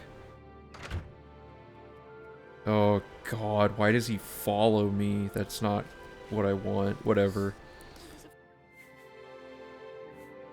Okay, get the staff.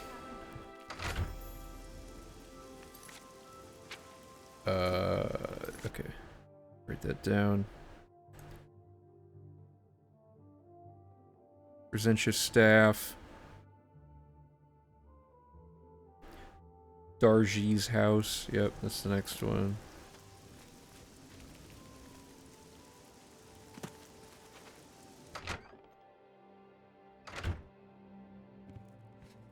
Oh yeah, I forgot to wait till a certain time. We missed it by an hour. So he's in his house until like noon. So we want to wait till like, I don't know, 9 a.m. is when all the shops are open.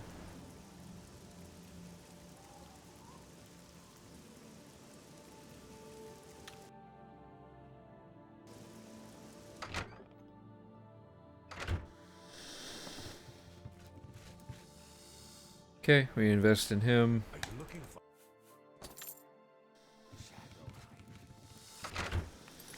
Make a note to wait till 9 a.m. at the start of all this.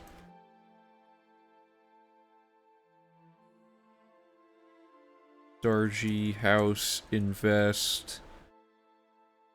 And now we want to get the last, like, Nern route. Which should be over here. And then we want to go in here. So Nern route and then best goods.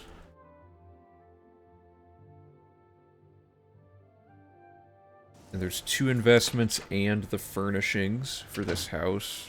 Or not house, but you know what I mean. So Elsenia, Gundalis, and then buy all this garbage. Pleasure. You too. Hey, how's it going? Hey, those are some sick corn emotes. Where'd those come from? Nice. Yeah, you got a lot of corn stuff. Are those all from your channel? It looks like. Yeah, nice. Dedicated to the theming. Another fellow corn enthusiast.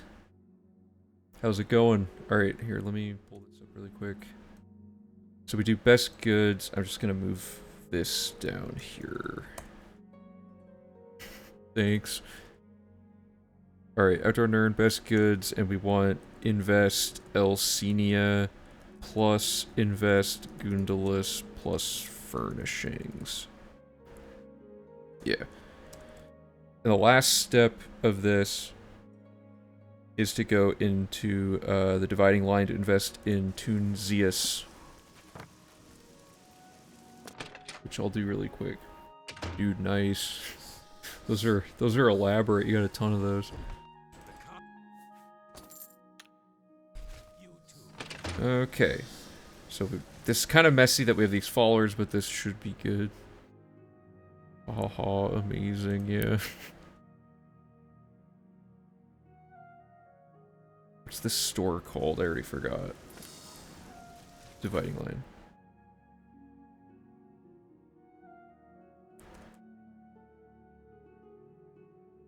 Line. Okay, investments. Okay, so this is like the Leowin chunk of the route.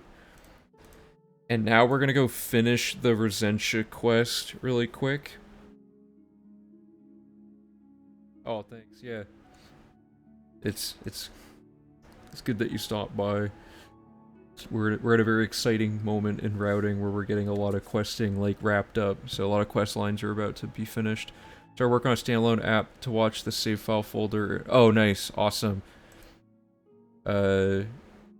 Yeah, I was wondering how that would work, because like I don't know how Chrome would like allow you to be constantly monitoring a user's like folder on their computer. You know what I mean? Yeah, that was the main thing I wasn't quite sure how we would be able to pull it off. So, okay, we got all this lined up. So now, as soon as possible, we need to get rid of this stupid staff. So we're gonna just drag Modron with us through this. And this is pretty easy. Oh, I should have set a save here for load warping. And this quest is just travel to the end of a tunnel and activate a thing, and then the quest is done. Yep, here it is. And then you just drop the staff.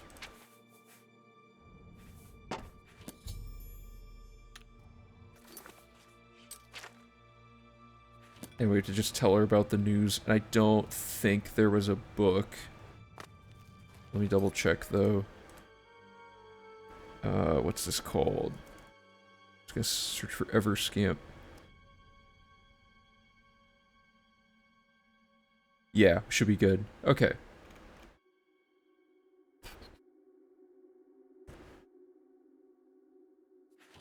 So that gets rid of that. We still have Modron, but now we can load warp out like this.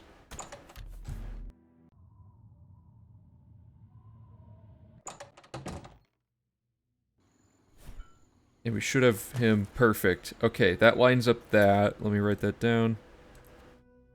So then we do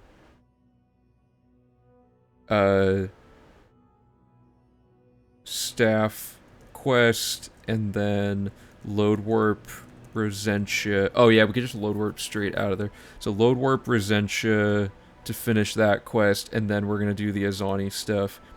So we're outdoors, but like we would have just from here. Yeah.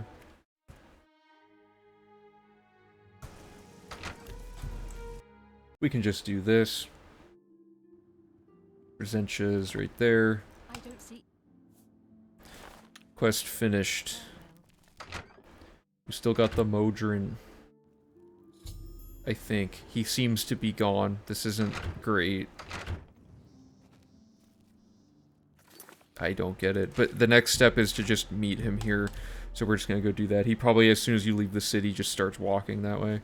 Good. Okay, no problem there. But now, big problem, because this is the worst quest in the game.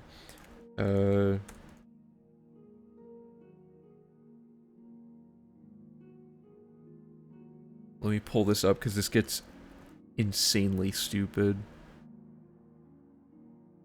So, Azani Blackheart, for people who don't know, this quest is horrifically problematic, and it requires using a backup strat that I should go look for really quick, where we weakness to magic stack movement speed on Modron in the event that he breaks. One of 2 quests in the game with forced escorting. So let me look for... It's in one of our folders somewhere. This is from, like, the very beginning of the process when we were just, like, mapping stuff out. Somewhere in here, or in the other article, or not article, the other thing. Yeah, there's a funny way to get around it, though. It must not be in this article. Yeah, okay, so the other doc should have it, and if this one doesn't have it, I don't know.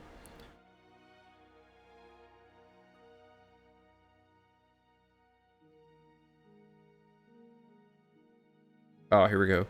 Alante of Alinor, you need 80% Chameleon. Use horse spells on Alante several times. Go 100% Chameleon. Wait for her to de-aggro. Then yield. Azani Blackheart, 100% Chameleon. Keep applying spells. Knock unconscious. Then punch him to get aggro and drag him to Atatar. This is something that might be good for... We might want to rethink this, because we have some spell stacking stuff now.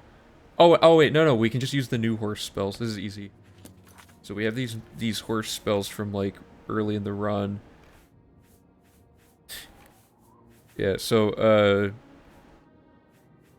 where is it? I don't remember exactly how Bosch's spells work. Oh, but we have to, like... this isn't... I'm trying to think of like what's the most efficient spell stacking thing we can do to make the characters go through this quicker. Like if I did a single spell that's weakness to magic, like this, plus what is it?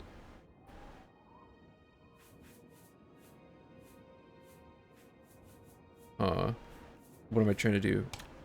Not athletics, I want speed.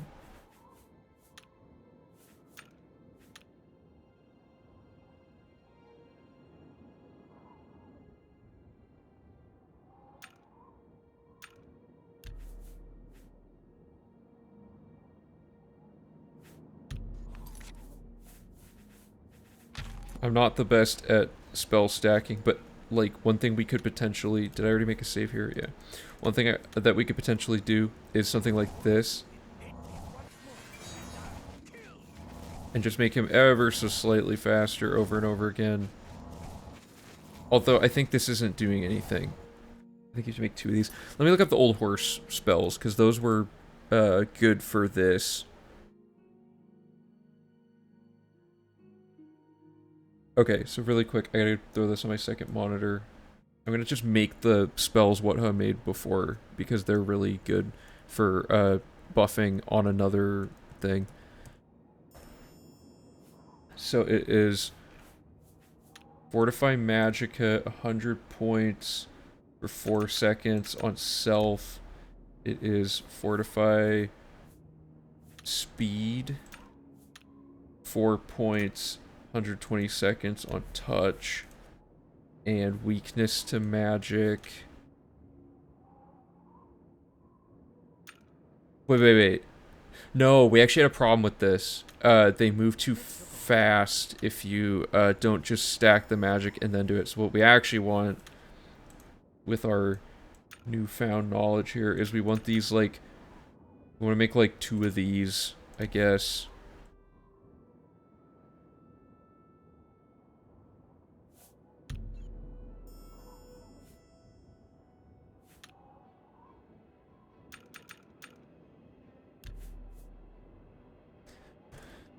And then we want to make one that just does the payload, which is just going to be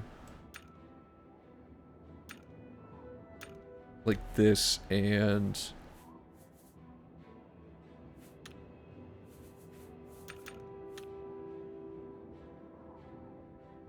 this.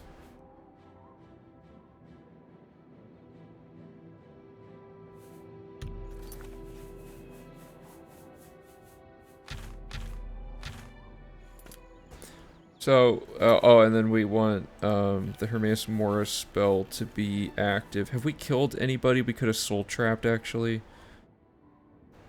I forgot to be paying attention to that. Here, before I forget.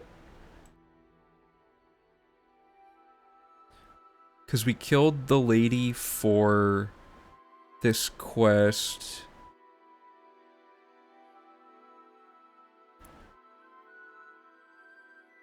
Oh, sorry, where's my... I don't know how that happened. She's Imperial, which we should already have. Yes, okay, so she was not good for that. I don't think we've killed anybody else. Yeah, okay, we haven't ran into any situations like that yet. Because the jailer's going to be Imperial as well. And that's the only other kill. We could kill Alita for restoration training. I think she's Red Guard, which is one of the ones we need. Yeah, okay, let's do that. Oh god, I have too many things open.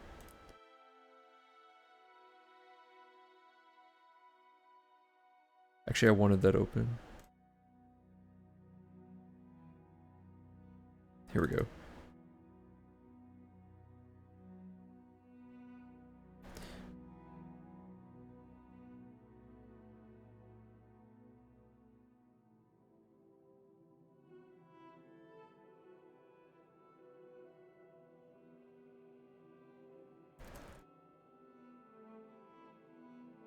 Okay, we haven't actually done that yet. But okay, so now that we've started Azani Blackheart, let's see if these spells work.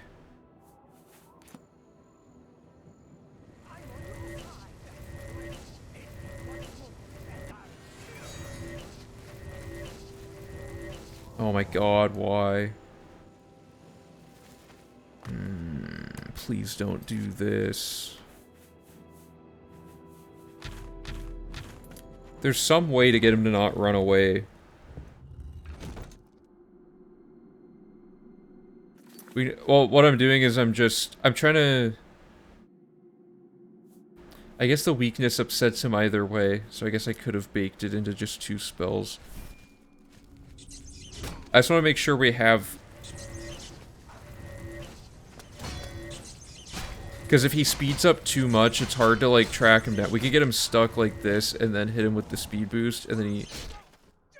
Oh, why doesn't that do, like, nothing? Wait a minute. Why was that, like, super lame? What am I forgetting?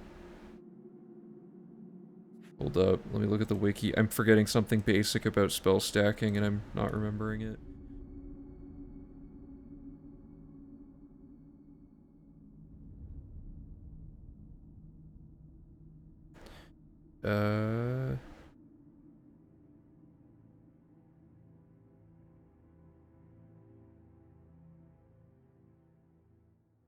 Oh, whoops, I forgot about this. Spell must have at least 1 negative effect. Yeah, okay, so we do just want to do the Whatha setup here, so let's... Because Whatha's setup... We have, like, a ton of, magicka, so, like, we probably don't need to, like, worry about adding stuff like that in at this point in our character build. So we can just do... I didn't want to do this.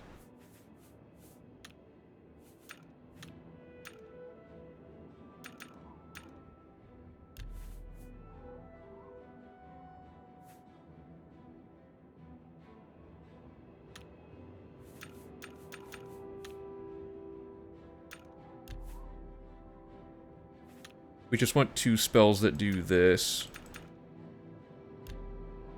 They cost 50.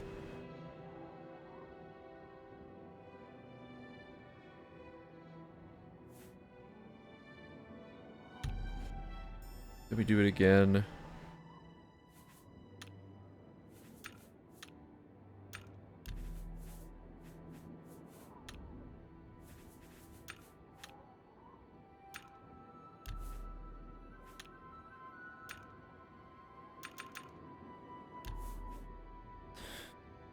And then what we can do is equip both of these. So this is just like a slightly beefier version of something Whatha came up with for boosting horses really quickly. And the only difference is now we're just like super... So that should speed him up. He's walking though. What is he doing?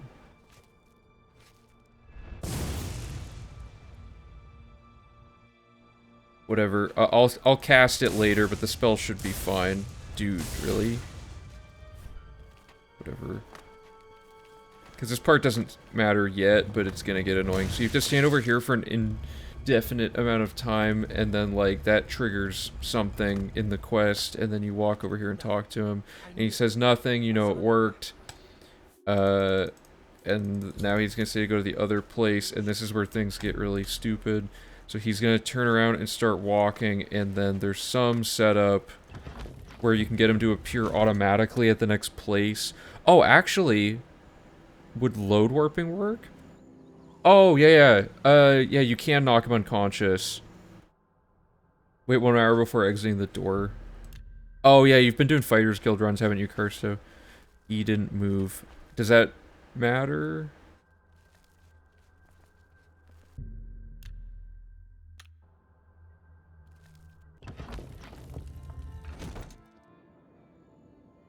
Wait, so what does that do? Is he in Arpenia now? Or Atatar?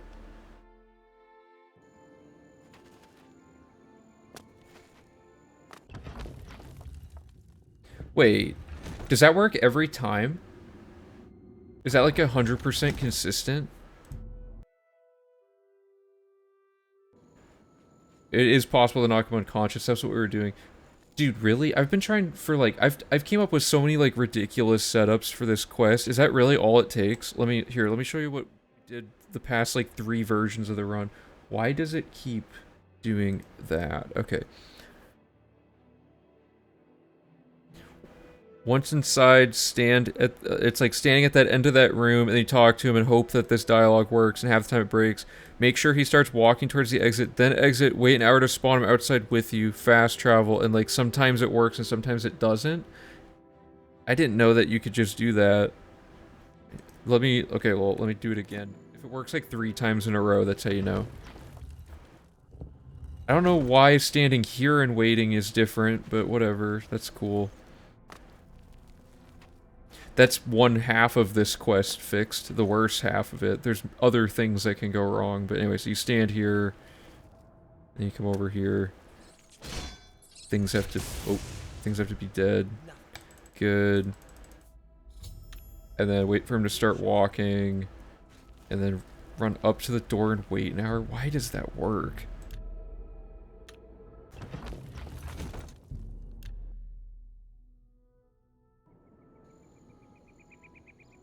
Oh, okay. That's good. Yeah, there he is. Let me try it a few more times. Did I quick save? Okay, we still need the spells for the Elante quest, at least. So there's... I guess it probably helps if I kill things on the way down.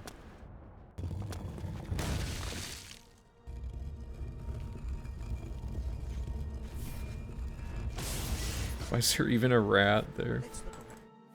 And I broke it. Let's look around. Later. Nothing. Great, okay. Let's see if this throws a wrench in it. No.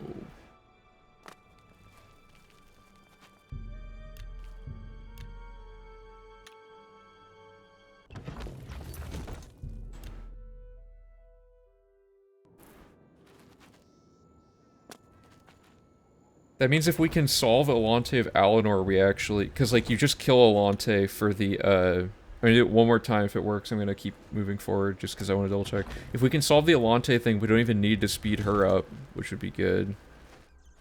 So I guess I want to leave these enemies here for him to get stuck on so that I don't have to, like, wait for him to run down here.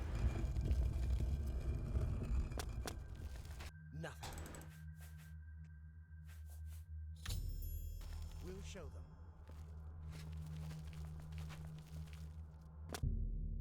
Dude, please. Every single time.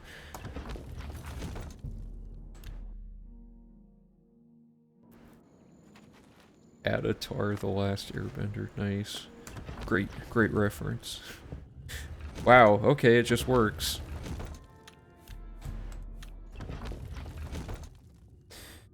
So, thanks for that. Oh, thanks. Yeah, I got the drip robe again. Let me write that down before I forget. Zombie Black Heart. Wait for Modron to walk. Run to exit to Arpenia and wait 1 hour to spawn him. Okay. That's cool. I don't know why that works versus waiting in any other thing, but okay, so there's 2 clips you can do, you said. I'll watch your run later to find those clips and stuff, but I'm assuming it's just something like this. That did nothing. That was embarrassing.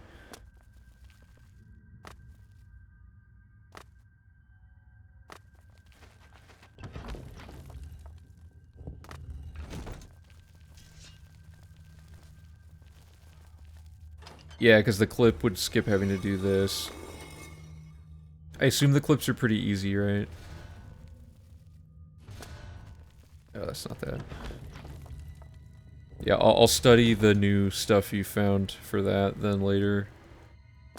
But for now, let's just do it this way, and then it should just spawn Modron here, good, and then Blackheart's dead. Have to wait so that you don't break the quest, because if you grab the ring too early... Azani, you've got Okay. And now we can just load warp out. That's cool. Okay, yeah.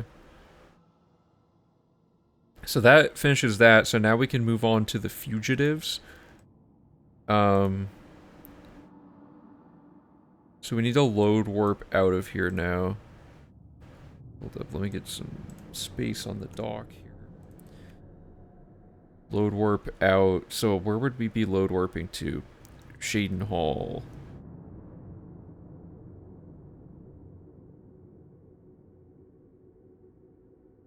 No, I'm just gonna say load warp out, because we're just gonna set a load warp at the front entrance to Atatar.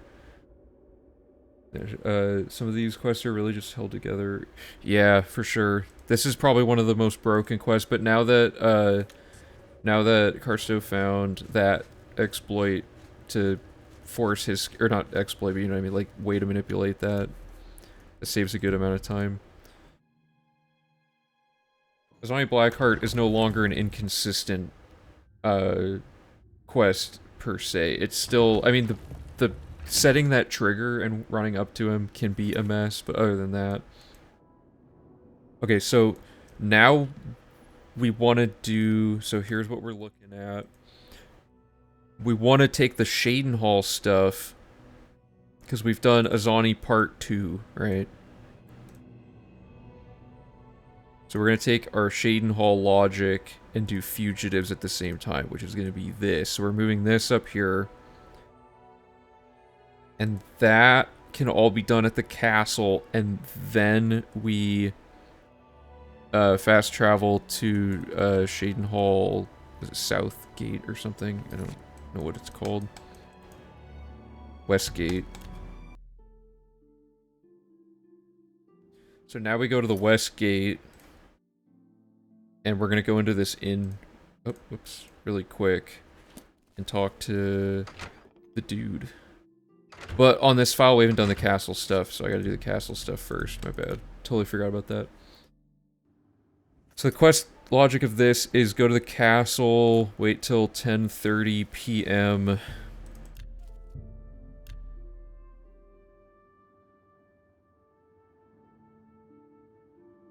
Let's just wait for this to go. Probably fine. Yeah, I should have it not be, it should be rounded to an hour. So we want corruption conscience. Oh, he isn't in here yet. Okay, let's wait till 11. Good. Okay, so let's change that note to 11 p.m. And we do Garrus, note Garrus, back and forth. Oh, not you. Okay. This is awful. Okay.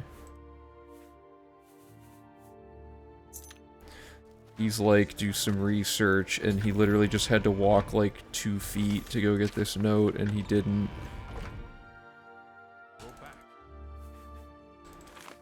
I like to imagine he's like trying to act like he's all cool and undercover by hiding behind the door. So now we go in here, and we're gonna get... Wait till like 9 a.m. or whatever.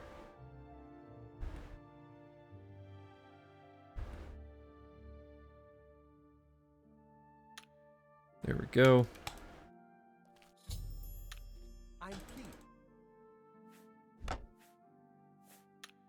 Okay, get all that set up. To the private quarters. Yeah, he's like, that wasn't me. I was behind a door. I have an alibi.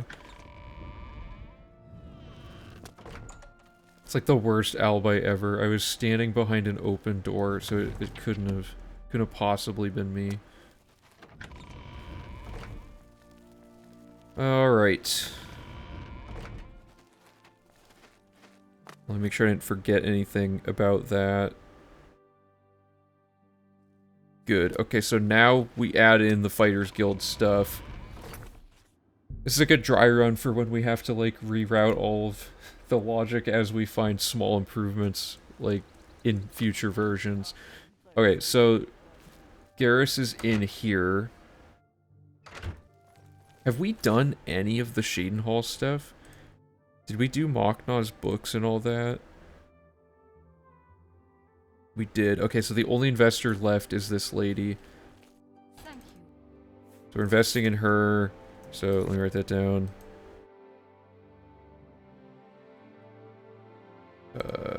Shadenhall West, invest Mariana, and then Garrus, and that ends this quest. Okay. Done. And now that we're already here, let's just get the Fighters Guild thing so we don't have to go find our save file. And we'll set a new load warp now.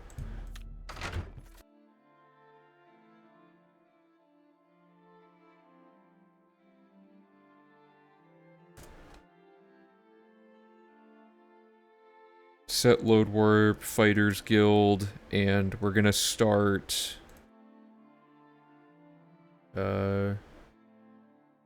fugitives. So we're just gonna do fugitives.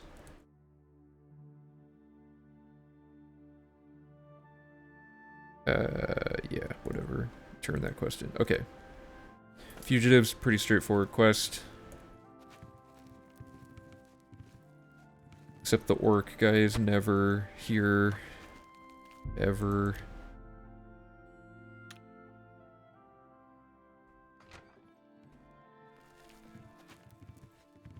Dude, really? This happens every time. I can never find this stupid guy. There he is. Just decides to show up whenever he feels like it. Okay, so this quest is easy.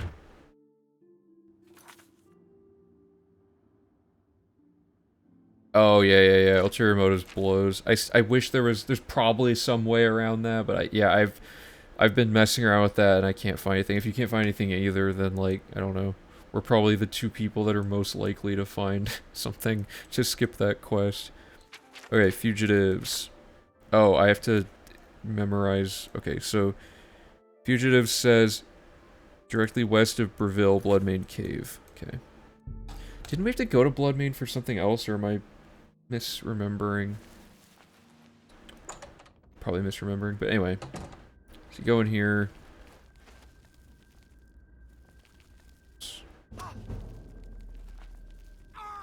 Oh yeah, it's whatever. I don't remember which one it is.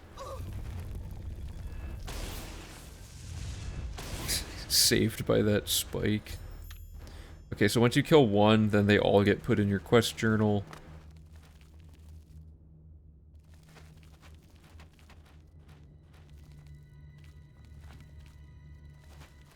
Man, I do not remember this quest, like, at all. Oh, this is the wrong way.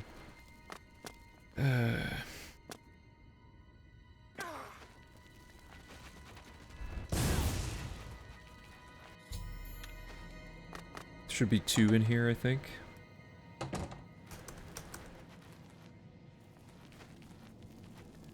This quest is kind of annoying trying to find both of them. Because this area is so, like, hard to navigate. See, like, I'm back. I don't remember how this is even, like, the way this is laid out just blows my mind. I can't ever figure out where I'm going. I don't get why they did it like this. Yeah, so you have to go this way and take this, like, super ridiculous long route. Would the arena auto-seek spell work here, or is it too large? It'll end up just hitting walls, is the problem. It can't travel through things. So we have to have them in our range of sight anyway, and at that point we might as well just use Apotheosis. It could be cool if there... The problem is it's too expensive to cast, mostly, is the deal.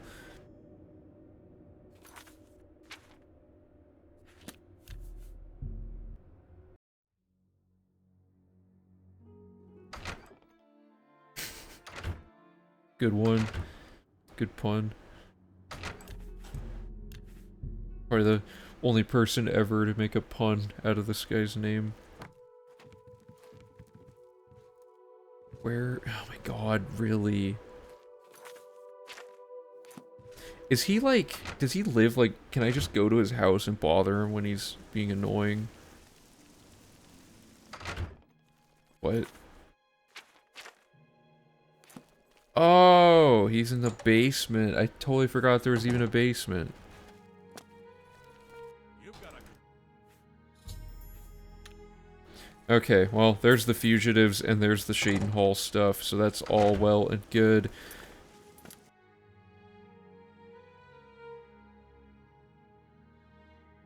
Okay.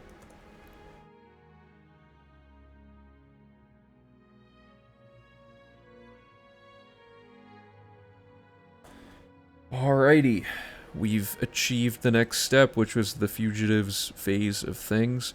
Next step, Anvil. So now we can incorporate all of the Thieves Guild stuff in tandem with doing... the Anvil quest isn't fugitives, why did I write that? Wandering Scholar. And this will be where we use that speed spell.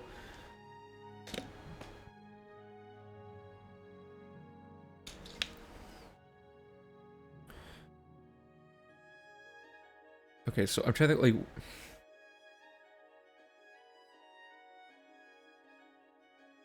We want to put this here. We go to the castle, we do all our business, we go to the gate.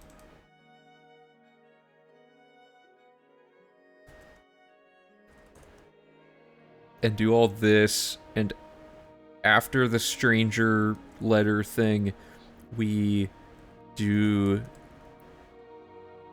set load warp at Anvil Fighters Guild, start wandering. Okay. Then we go to the prison, we do the seal. Oh, no. Yeah, it'll be more of a time save to load warp out of the Alante area.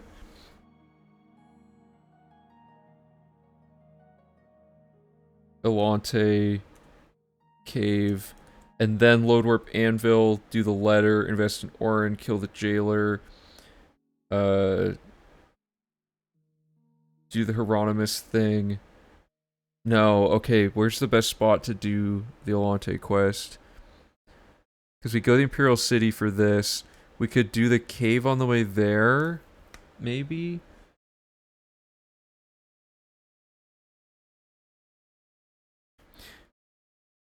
Yeah, let's just... So we'll do...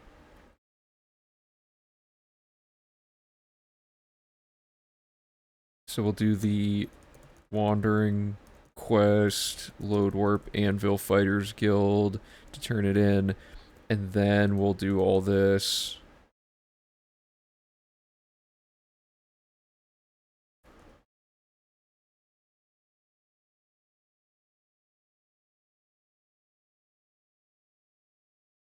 And then that. That should be good. Because then the next step is to go to Coral and start the next... Yeah, that ain't too bad. That'll work. Okay, I'm gonna throw this on my second monitor and just follow. Oops. All the steps.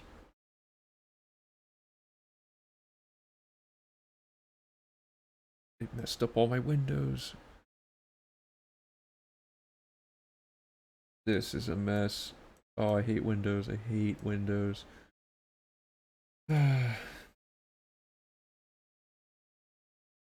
Please. Okay. Whatever. Good enough. So we just finished this. Now we want to load warp. God, it messed it up again. Now we want to load warp to Castle Anvil? What am I reading here? No, set fast travel and set a load warp at Anvil.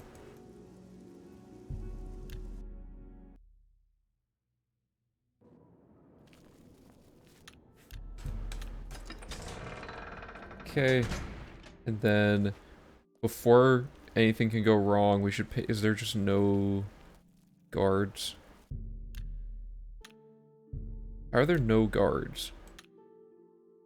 Aren't they always...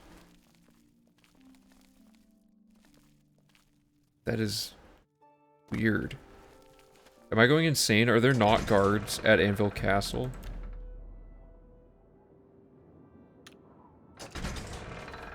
Unless they move them to all be in... Whatever. Okay, we gotta do all this anyway. Oh, he's here. Okay, well... We'll get to that. Because step 1 is to go get the candidate thing.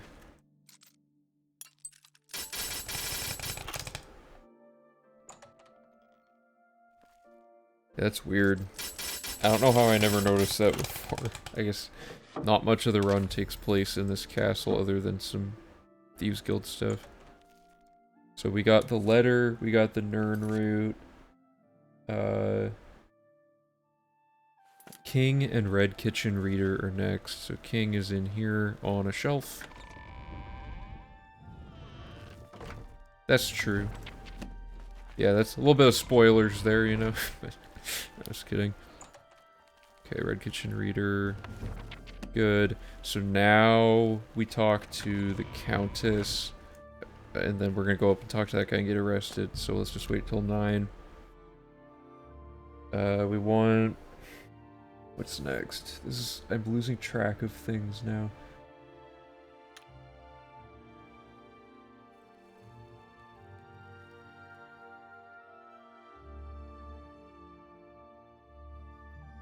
We don't talk to the Countess? Did I just not write that down?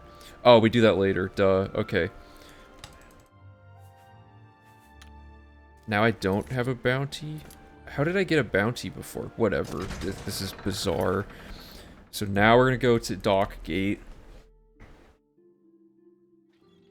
And let's test all this. So we go into the inn. Wasn't it invisible?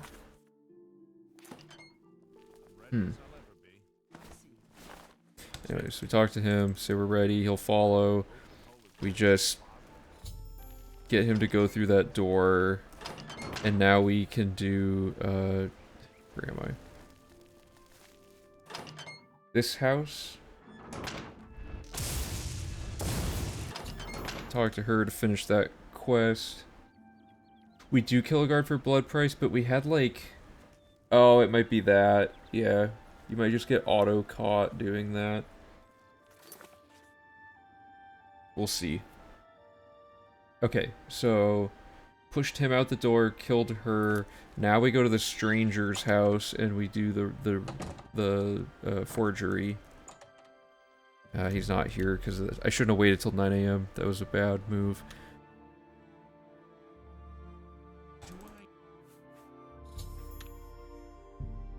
24-hour wait.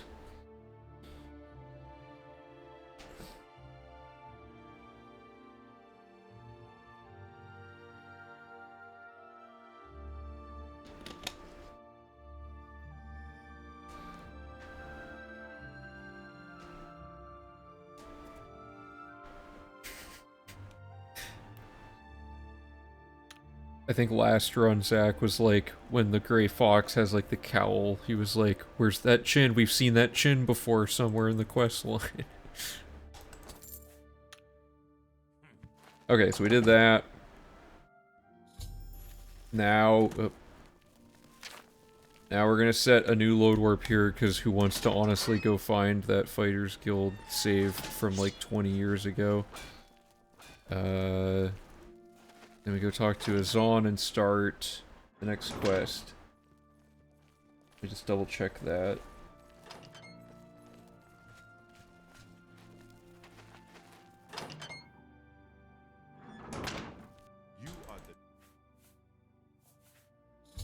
Okay, that gets that going.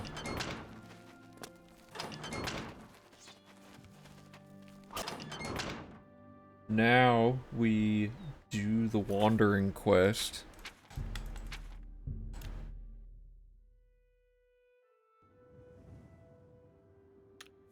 And this is where it could get a little weird. So I need to make the spells really quick.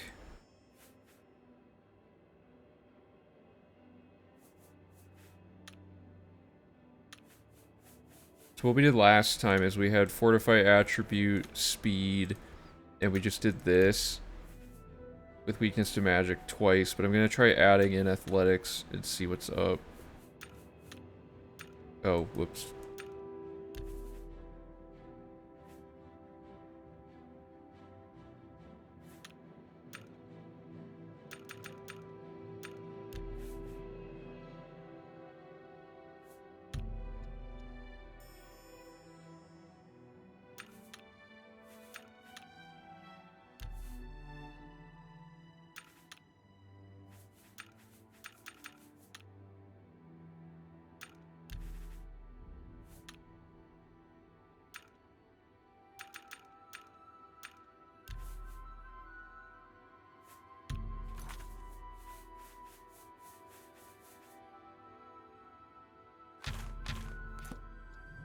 Okay, so let's see how this goes. Oh yeah, yeah, it's a pretty insignificant part of the quest line. So the key here to get her to not flee is to do 80% chameleon. And then she'll fight you, that's what it was. So she's getting faster and faster. And let's see how fast that is. So now if we do this.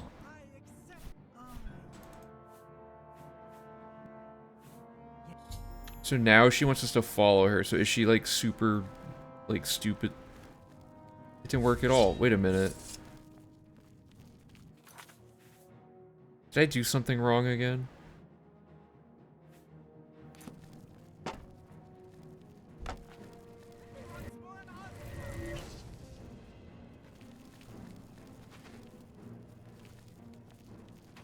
We got this to work before, right?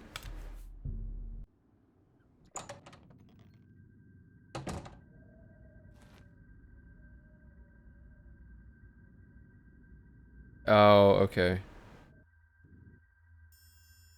But this was our spell, yeah? It was just fortify, speed. It might have been like this.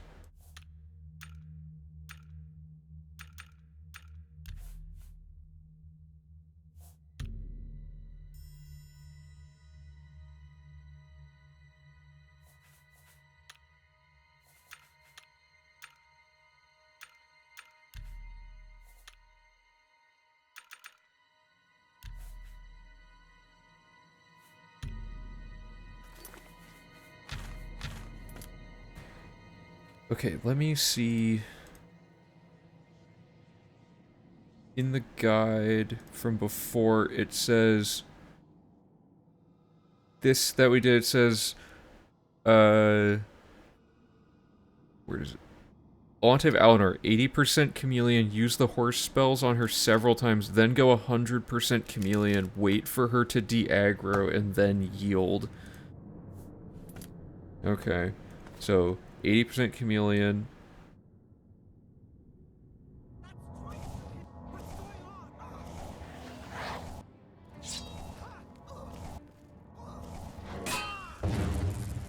Okay, go 100% chameleon, wait for her to give up.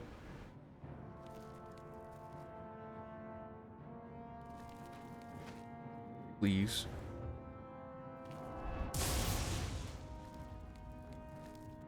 This doesn't seem to be working. Oh, did I forget to yield? Oh. Yeah, it just says to yield.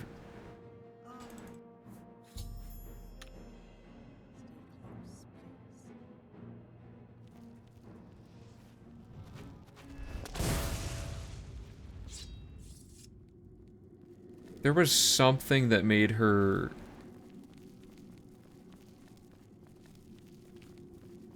The Fortify magic on self just helps cast it more. I remember us casting this about 10 times, and then, like, she was ridiculously fast, but it doesn't seem to be doing anything now.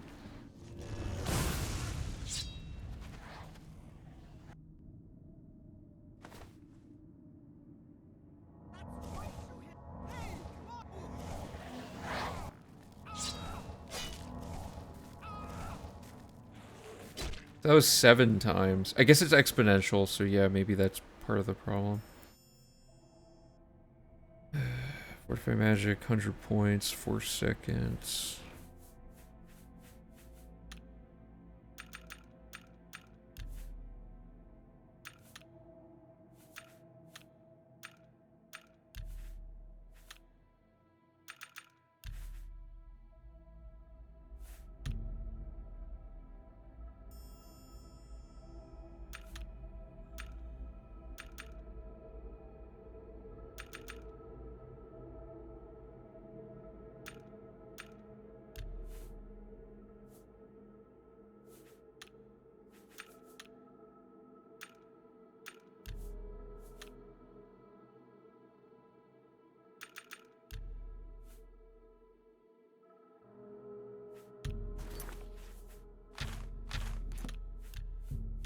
Okay, let's try this. So we get...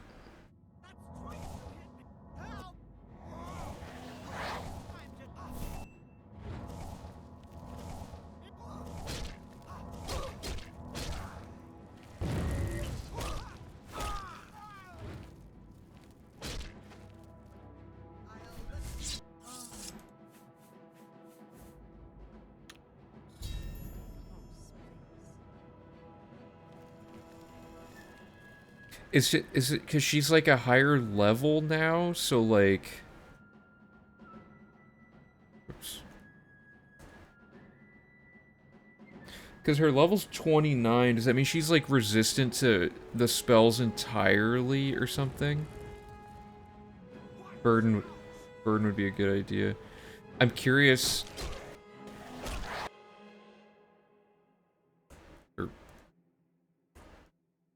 125, that seems like decent. Like, she's visibly faster, sure.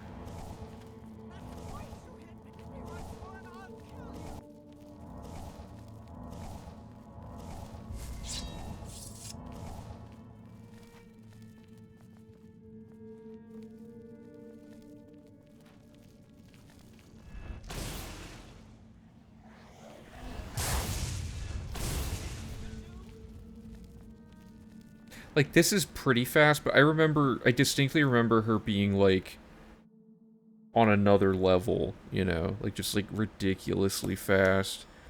Let's try throwing Burden on here, which I don't have. What's a Burden? Let me find a Burden spell really quick.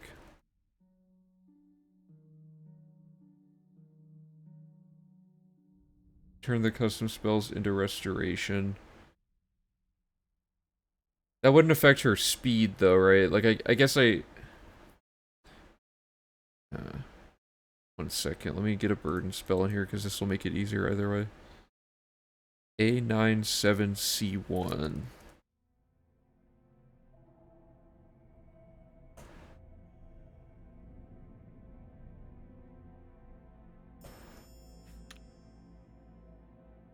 And we don't want Burden to get worse. We don't want that to scale up.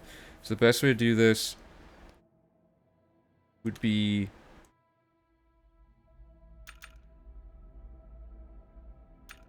Fortify Magicka. In the notes from our brainstorming, I wrote that it's Fortify Magicka 100 points. Which should be fine, right? And then it would be Fortify Speed. So these two things get boosted, and this was like this. And then you have the weakness to magic, like that, and then the burden, you don't want it to last too long. Or I guess it wouldn't increase the duration, huh? It would increase the magnitude. But we only need it to last like 4 seconds. I don't know like what her carry weight is. Testing is to be done with command. Yeah, that's true. Hit her with a TDT-8. Under 50 for the entire cast? Or do you mean 50 for the magnitude of this?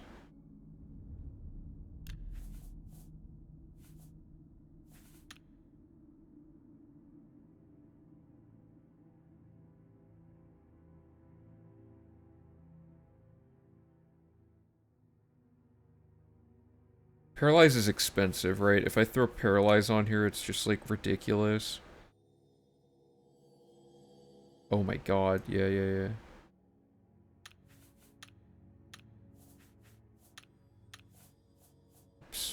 Scrolled chat in-game, I hate Oblivion. Okay. So I want the burden to last, like, 4 seconds. And I'll adjust the amount of it in a second. So we can go up until this says 50. Drain speed, wouldn't that... Does drain attribute matter? I think it just has to be a negative... Oh yeah, we don't have drain attribute either way. It takes, like, a bunch of glitching to acquire it. Oh, true. We could have gotten the mage staff that does paralyze. Let's see how this works. Okay. Burden 22 for 4 seconds.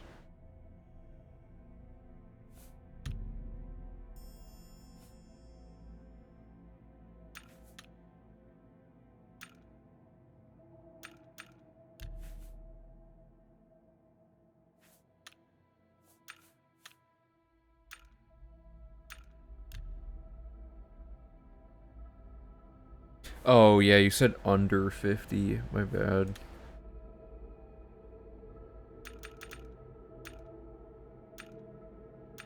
So if this was like 21, that'll probably do it.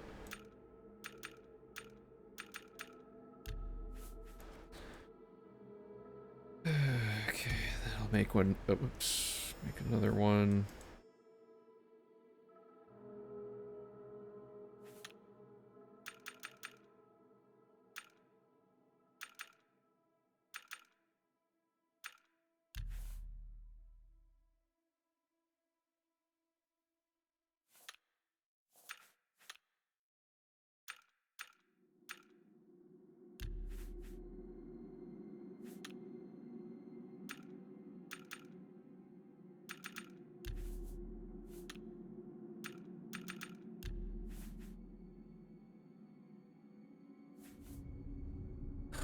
Okay.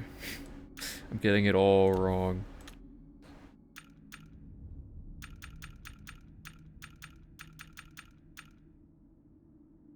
Well, okay, burden's not gonna do like anything then at this point. Okay. Let me see if we have any options for paralyzing.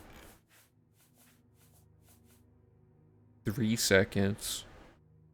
Probably not worth it.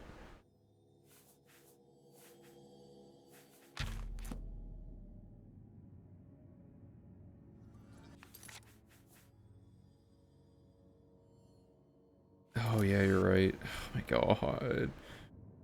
Okay, what have I made? I've made like 20 spells. I need to reinvent the wheel here. Okay, so step 1 is... Well, wouldn't the paralyze... Oh, hold up. Wouldn't the paralyze increase? No, it would increase in duration, which we don't want. What's the first thing? It is... Oh, I'm so dumb. Fortify Magicka. Which should be at 100, whoops, on self for 4 seconds. Right. Then we want... this...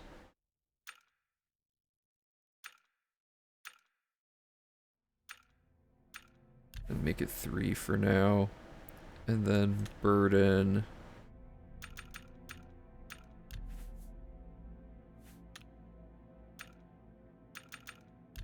So this puts us at 47. This will put us over, so leave that.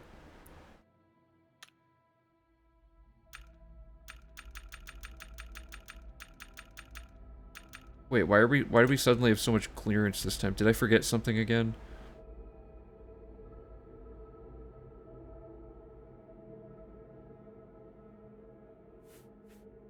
Whatever, okay.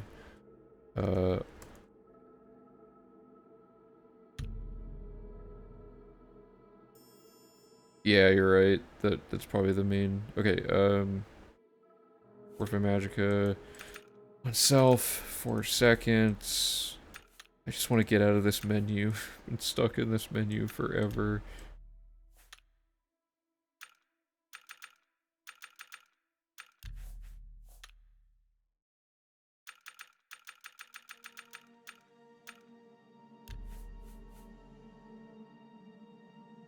Okay.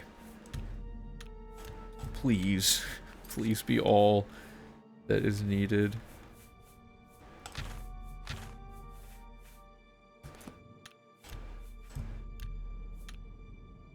Okay. Take off the ring.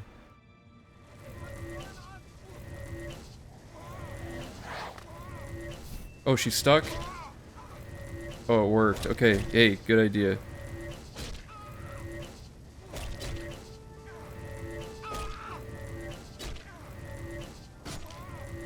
And then we stand back, wait for her to chill, and then yield. Oh my god, okay. That was it. Now we have to make sure she doesn't die. Please. Oh my god, this... I might have gone a little far. She can't even get out of... Do I have burden on myself? Did I mess this up again?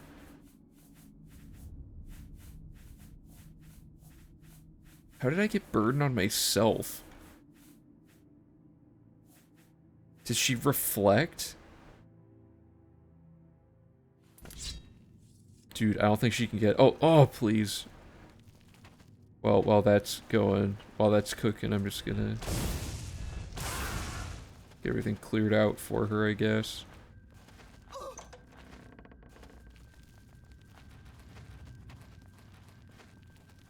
Yeah, getting the first, like, 4 casts seemed easy enough.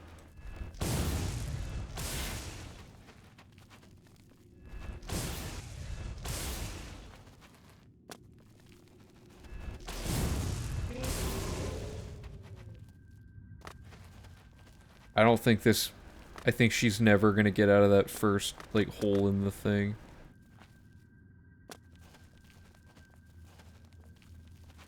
So we'll have to find the sweet spot.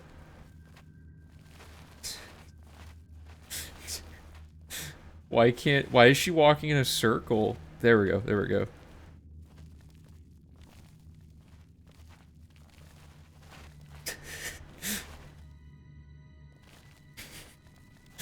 This is harder than the actual quest to... Why does she have to turn towards me to turn left? It's right here. Why is she so stupid? There we go. I just want, at this point, this is a... No. This is like a personal challenge to see if she can get through the whole thing.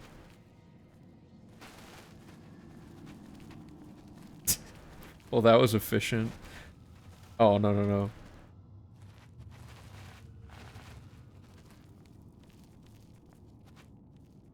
That's as far, okay. Let me write this down.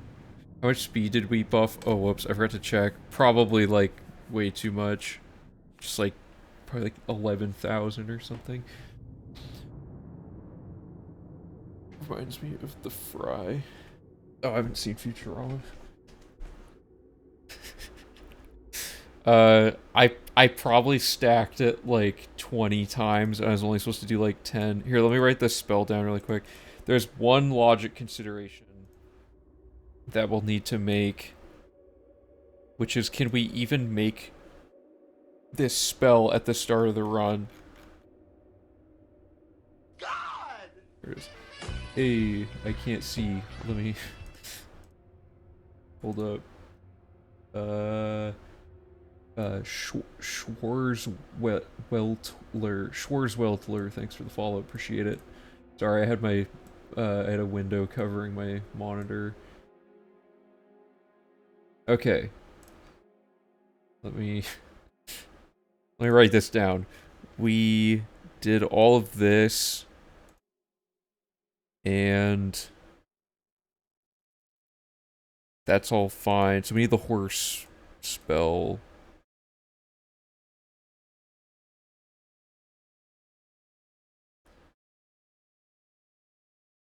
What is this layout? Are these individual spells that have, like, okay. This will be the Alante spell, I guess. What color have I not used? Whatever. This is like a beefier speed thing. Okay, our spell was Fortify Magicka. which we already have. On self, 100 points for 4 seconds. I'm dumb. Why did I not like name these for what they are? I guess these are easy enough to figure out, but anyway. Speed 3 points.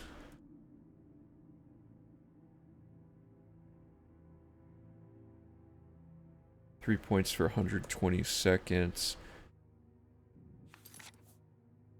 Burden 21 points.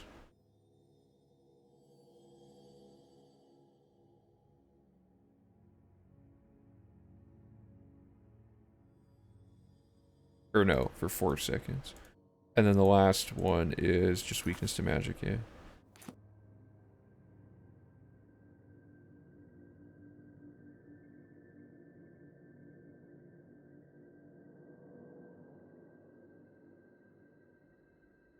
Okay, locked in. So the next thing to check then, all we've added to this, I don't know why I did it so slowly, but we already have that and that and that. So the only thing we have to check is burden. Has to be purchased somewhere at the beginning of the run. Trayvon the Red Guard. Sure. Well, what's our alteration at? Are we even at enough to unlock the effect? 38. Okay, I'm gonna make a save here, and I'm gonna go load, like, beginning of the run type stuff. So this is, like, after we power leveled. So we need to have at least 25 alteration. Okay, we're already at 31. That's a good sign. Where did we get our other spell effects from? Because we did our power leveling, we did Market District, and then we set up Early Arcane University, which required some stuff. Because Trayvon is Shaden Hall, which we don't go to. So the question is, can we acquire Burden anywhere else? Who is this? I've never even seen this name. Shaden Hall. Okay, because we had like this little chart we made at one point.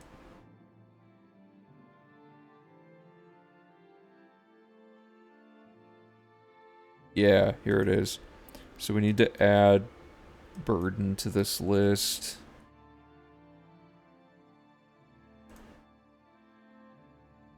And I'm not going to count stones because we're not doing them, but basically, let's double check that I'm correct on this. Shaden Hall. Oh god, are they all Shaden Hall? Except Kalindal.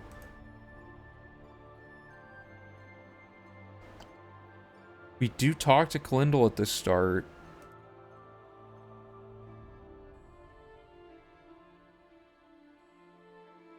Let's do that.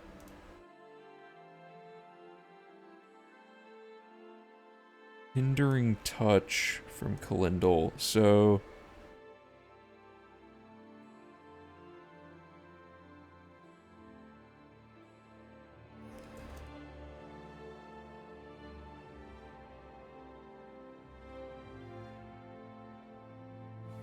if we're at the beginning of the run,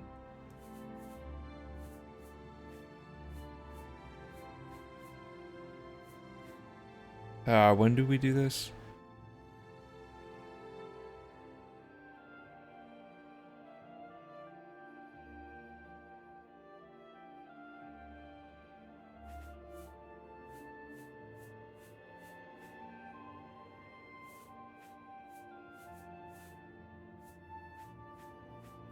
Do this. Okay.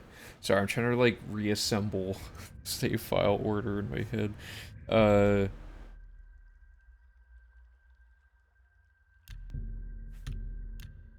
Let's make a quick save here, exit the sewers, and then we'll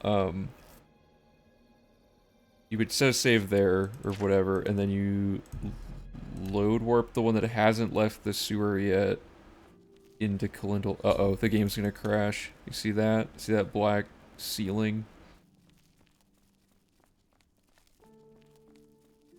How goes it?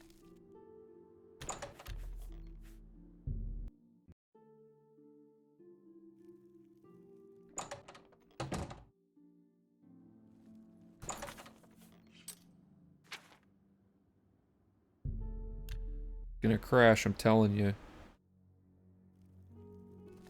Okay. I don't have the money, but if I did, could I buy Hindering Touch? Yeah, I can. Okay.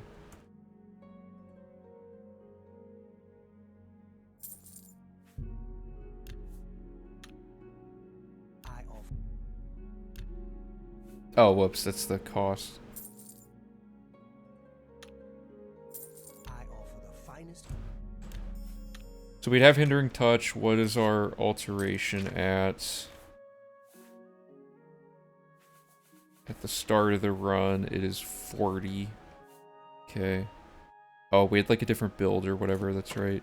But our ultimate build is that it will be at least 25 by the time we do the Mages Guild Arcane stuff, right? So like if I get to here... So this is early Arcane.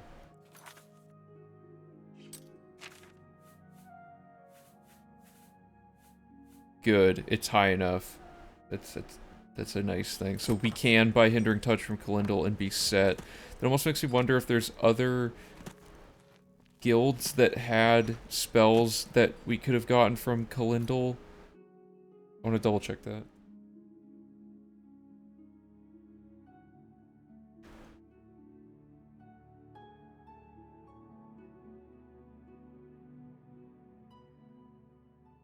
Because we had, like, Fortify Health, for example.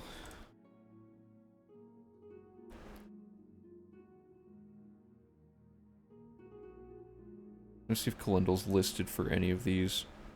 Dispel.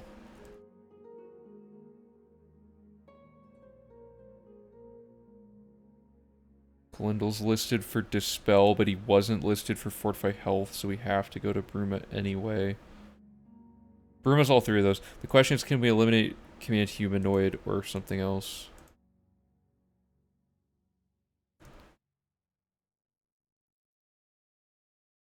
No.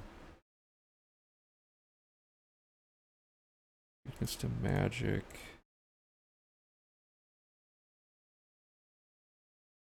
No.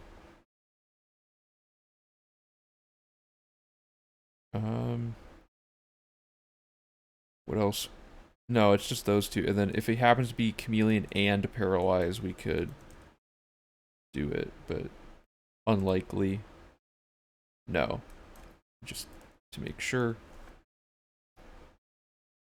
Okay, so Kalindal, not gonna work other than for Burden, but we got Burden, which is fine. So this will just be like some other color. I don't care. Just make it orange. Alright, we're back on track. So we have a way to incorporate this spell into the setup phase. It looks like, where are the spells?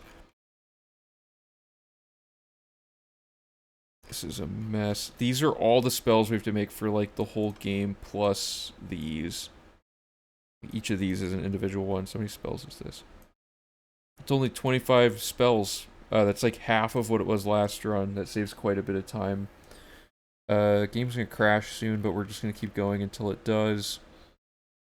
The next step is to, now that we know this works, just pick up where we left off. So we gotta figure out exactly how many casts to do for Wandering.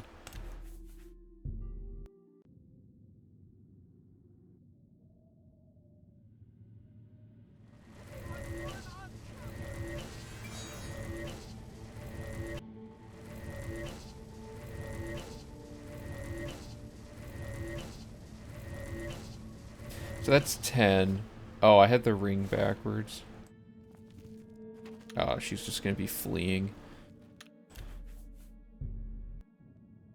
My bad. So you take the ring off.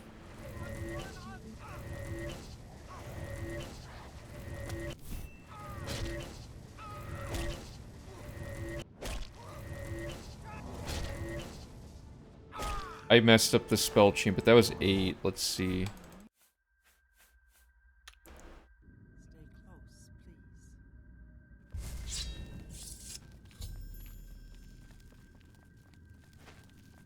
Yeah, it's not much faster. It's probably 10. Oh, I forgot to do the ring. Okay.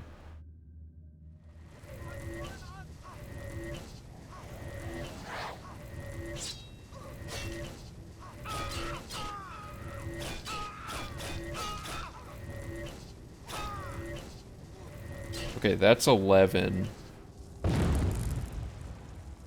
please.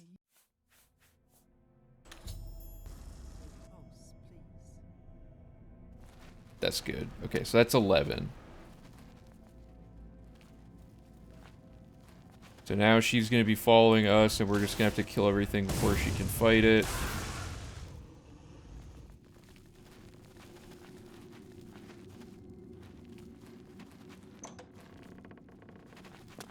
Good. Turn around.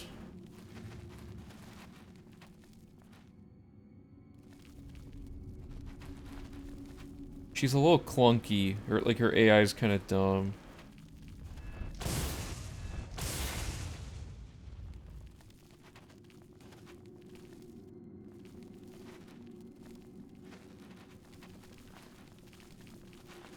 I guess if we stay behind her, it's more consistent.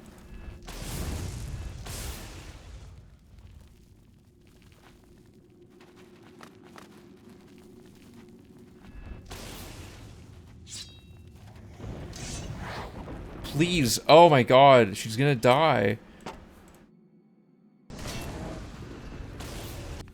What is happening? Why can't I do anything? I hate being invisible. Please, I'm not attacking. Oh my god. What? Okay, that was so annoying. I thought I was gonna ruin that at the last second. Okay, talk to me, please. Okay, good. Now she's gonna walk over here. Talk to me again. I think I'll. Okay, and then she gives you a book. What's the book? 2090 V1. Then of course it crashes, so I have to do it again. Hate this, please. I just want this quest to be over. I had to do like 20 minutes of menuing to make all those spells to figure it out. Luckily I made a quick save before that part. Okay, so I'm just gonna walk her through this again. We made a spell that basically recursively stacks higher and higher speed on this character, because we have to finish this quest correctly to get the fame, and it requires walking this really slow lady through a bunch of caves. So like, this is the fastest way we can get through it, is to make her really fast and follow her around. So, but the game keeps crashing and all this weird... What?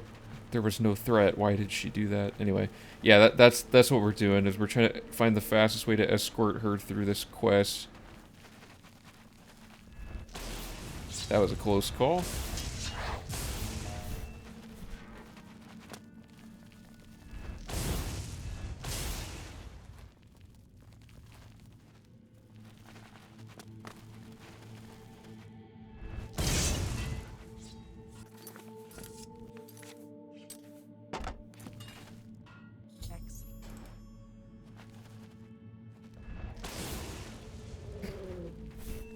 You stop moving. Okay, and then book. Alright. That looked good to me.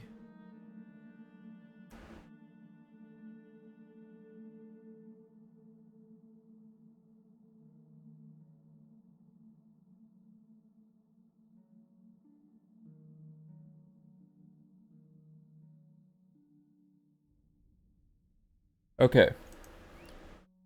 Now that we've done that, now we load warp the Anvil Fighters Guild. Oh, sorry. Did I have the... I don't know if I had the gameplay up.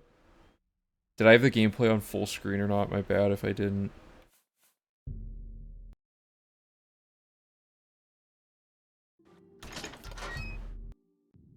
Oh, okay. Yeah, I keep... Sorry. I'm just... There's so many things I'm trying to track at once.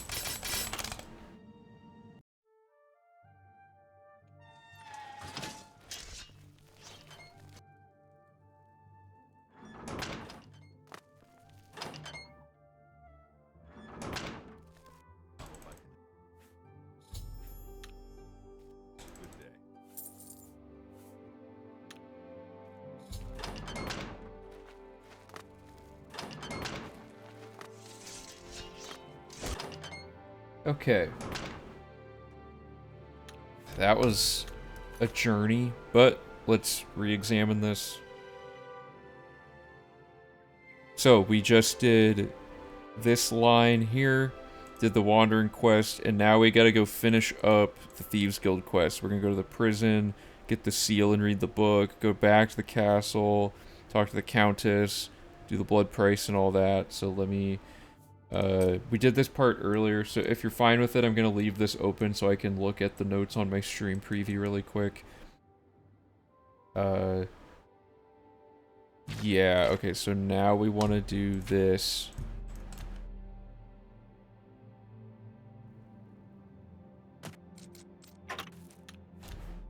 Gonna set up permakey because the game crashed. I wonder how many games, or not games, how many crashes we'll have in V4. Because we have to close the game intentionally once. Then we get this book here.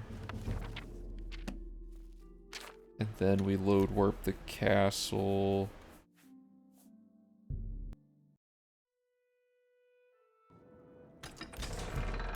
Oops. And we talk to the Countess. Oops.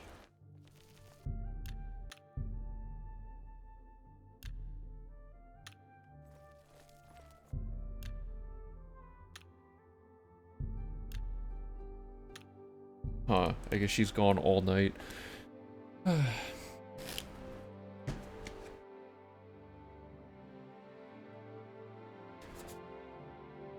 Till 9 a.m. There we go. Paid for Bruma and the guard captain thingy. Good. And now we need to kill somebody relevant to the blood price. Is it just me, or is the game getting louder every time it crashes? Just feels like it's louder. I don't know. Being gaslit again. Okay. We invest in Warren. Yep. And then we kill the jailer.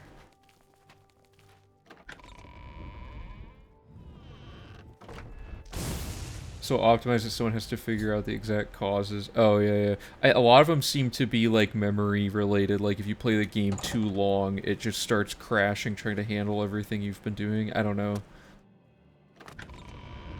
Oh, right, the audio reset. Yeah, good point. Killed the jailer. So now we have a bounty, right? Yeah, so now we need to actually pay a gold fine. Let's add that to the notes.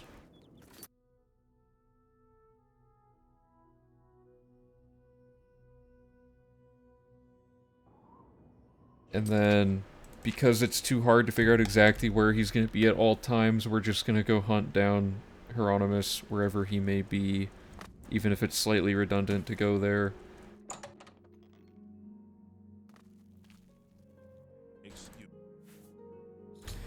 Reassigned, and then we just go turn the quest in to Skriva.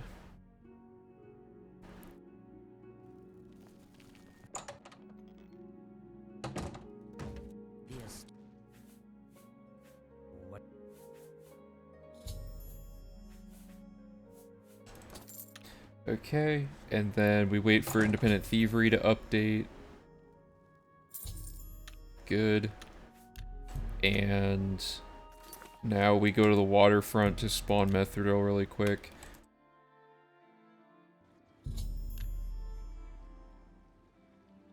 I have a message. And finally, now we're gonna do the Kvatch stuff, which includes soul killing Olita. We've already done the investments and whatever on this file, but I'm still gonna do this. Oh, also I need to reset my hotkeys.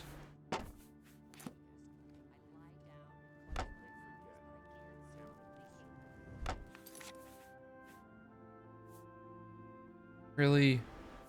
Darn it. I somehow ruined both apotheosises. I don't even think I can dupe them now. Oh, wait. Oh, you totally can. Wait a minute. What is happening? Okay, I ain't complaining. And then we want the Mora, Soul Trap. Let's put it on 2. So we're gonna... Oh, not her.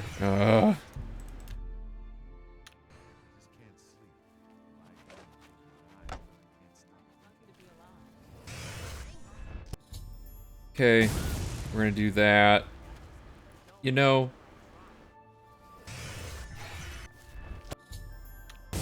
I don't think there's another orc somewhere. We could use Batul since we're already here.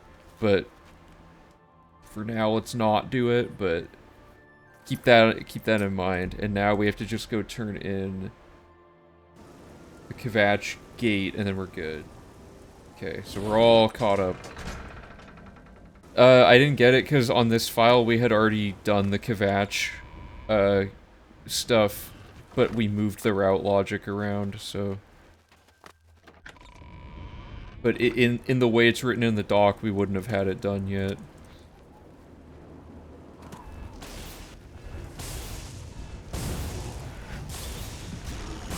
I forgot about the little spiders.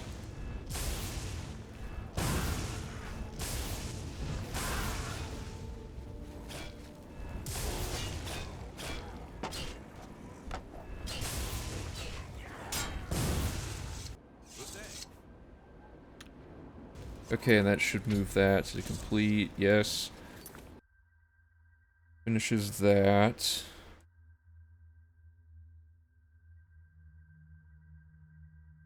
We mark this as anvil. Okay. That's a lot of things. So, now that we've done that, that has... We're not quite... There's like one more step, I guess, which is we need to, do Trolls of the Forsaken Mine. And then go to Anvil again.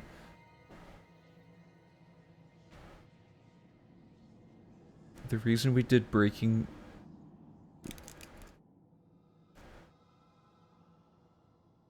What is... Wait, what? Terry? What? The reason we did Breaking the Siege of Kvatch. Oh, can we do it, like, in a different order? Oh, sorry. Is there a reason we did break... There, I'm not actually sure if Breaking the Siege of Kvatch needs to be done before a certain point in the main quest. Huh. I mean, one thing it does is it moves Alita, I suppose. Or wait, doesn't Martin say he won't go with you if you don't? I'll make a note and we'll go back and look at that. Yeah, I see what you're saying, though. You're saying we can just do Breaking the Siege of Kvatch now, so we would do all the other main quest stuff, like, separate of it.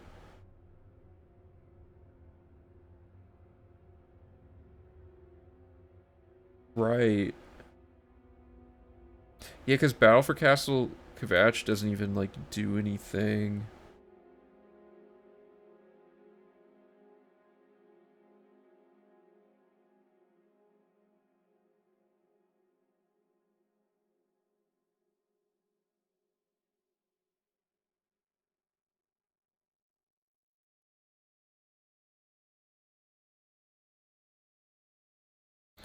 Supposed to have been finished.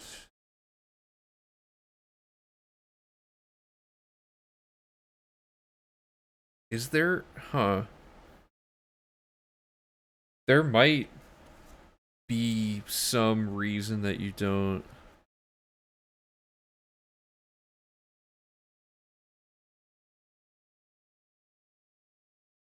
Yeah, okay, let's look into that later. I'll make a note, because that's a good point. That would save that entire backtrack.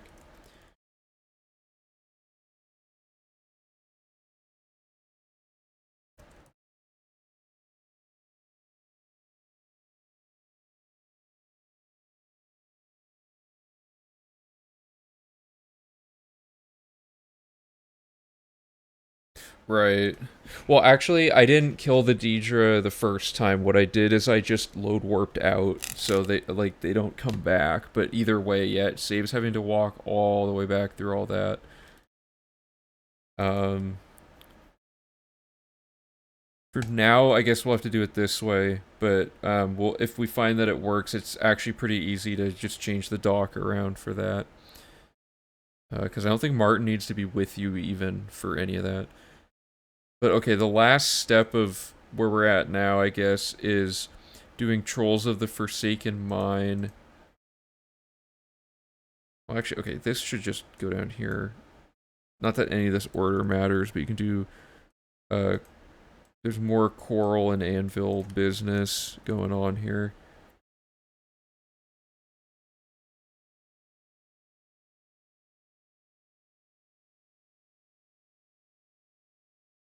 Okay. So there's like nothing left to do in coral. I just haven't checked those off, but they're done. I'll be checking stuff off when we get to the end of this, like right before we go to Bruma.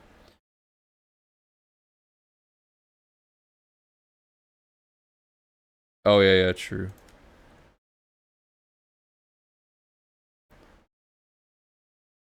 Um, yeah, so let's just do. I can just write Trolls Fighters Guild quest, and there's like literally nothing interesting about this quest.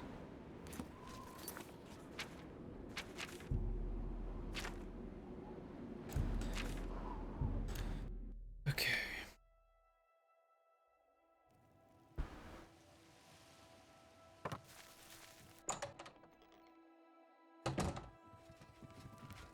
It's good to have a.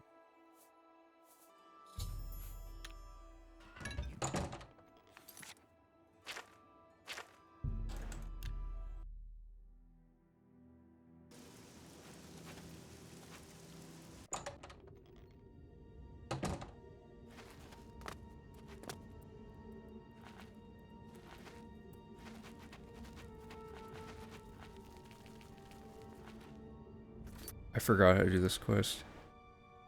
Hug the right wall, find Ashdus's corpse, follow quest marker to find... Oh, okay, yeah.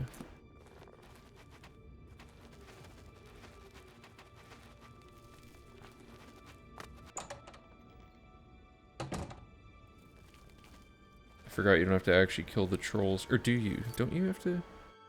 No. I'm thinking of a different quest. Having all the quests split up is good because it makes the Fighters Guild less of a drag, you know?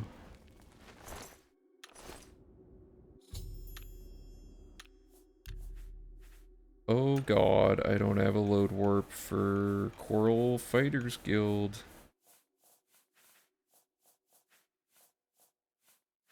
It's gotta be somewhere around here. Close enough.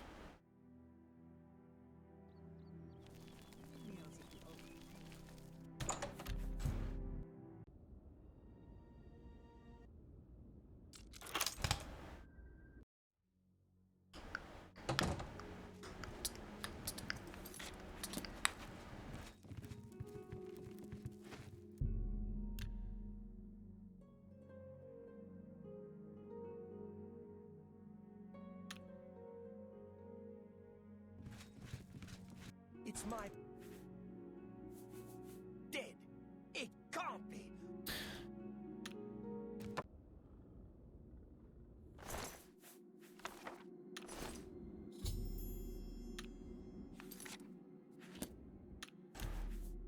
Whatever, just get me out of here. I'm just gonna run out because I'm an idiot and forgot to do this.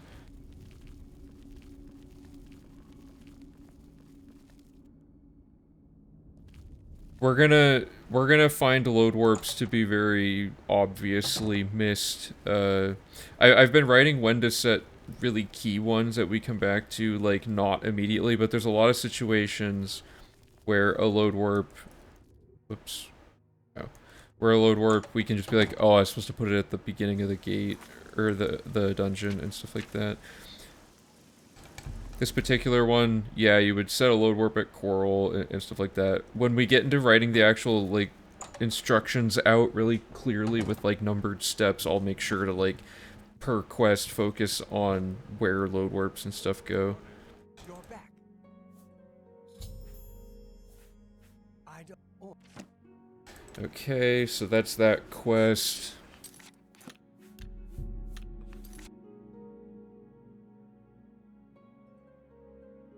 And then we want, what do we want?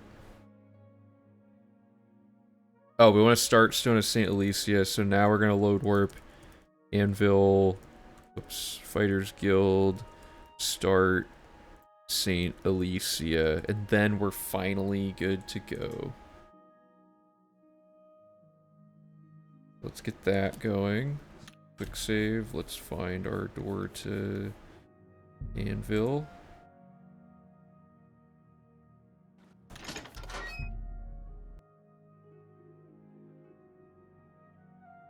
Oh, I think I load warped the autosave.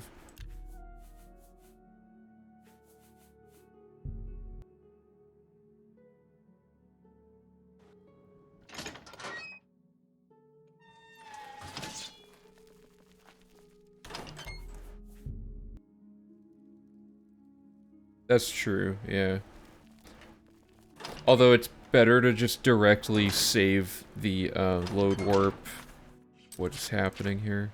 Oh, I haven't started this quest. It's better to have the load warp that just puts you like straight into the building in most cases. Here for more work. Okay, finally. We're ready to go to Bruma, so let's check a ton of stuff off and make sure we're all caught up before moving on.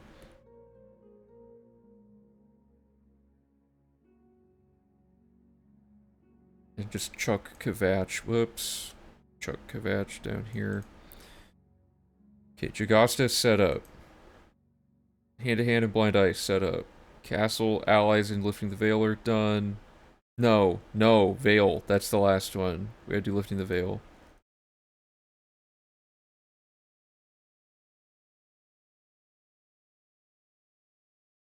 And yeah. Okay, not quite done. Lifting the veil is super easy, it's just annoying. There might be an insane saddle thing for lifting the veil, potentially.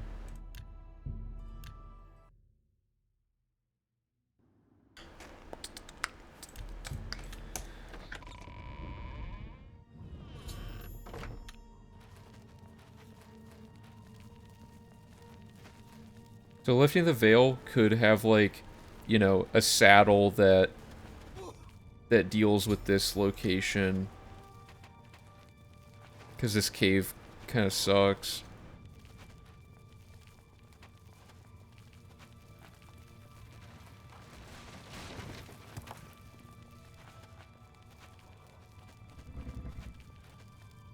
Yeah, so like, let me pull up the chair search tool.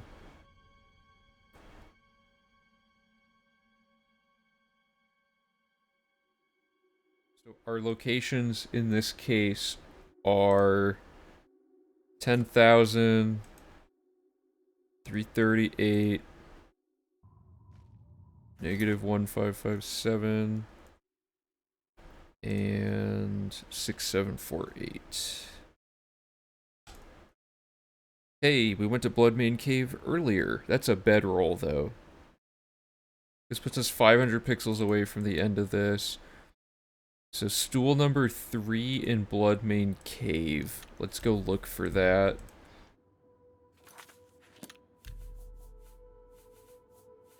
I don't remember when we went to Bloodmane. Let me double check. It was only a few quests ago.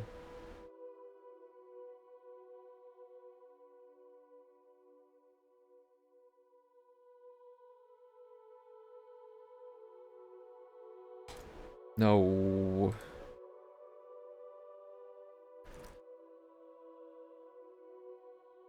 The fugitives. Okay, so during the fugitives... Well, let's make sure the chair actually works first.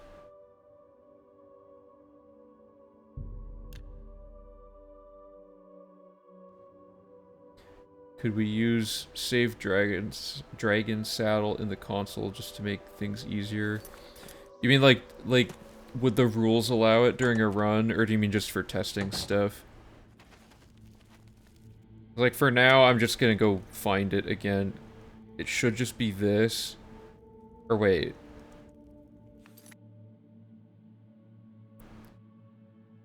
Because this chair is... It says it's 9827 for the X. So it's not that one. Okay.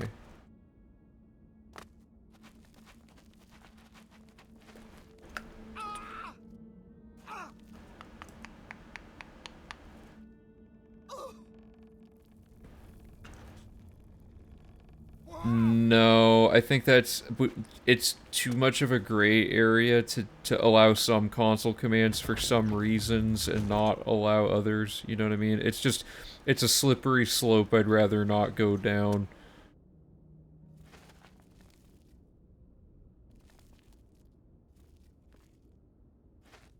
Should it be like right here?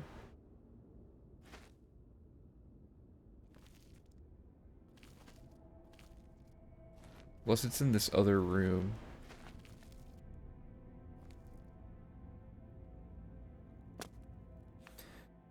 Oh, it's negative Y, so it's gonna be like down here, I guess. Or maybe it's in the other zone?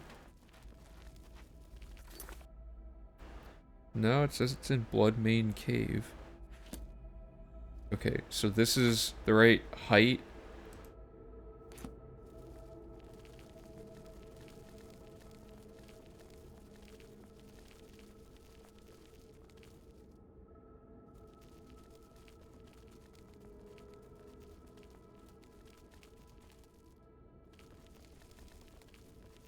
What happened? Why is Y not going?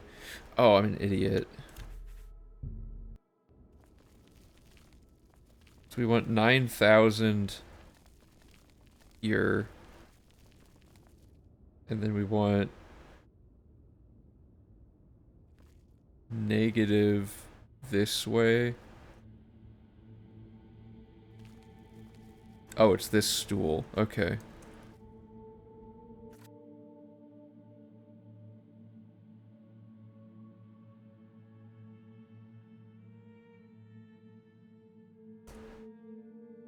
Okay.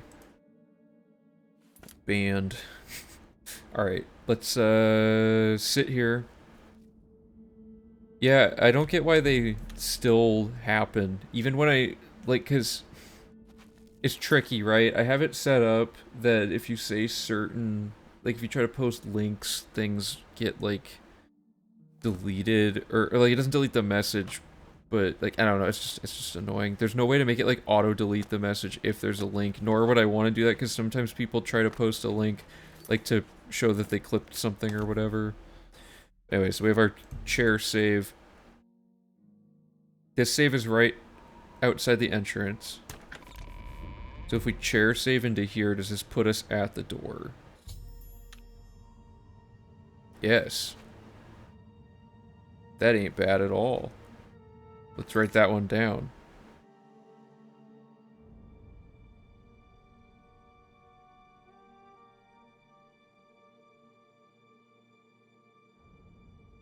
But during the fugitive quest,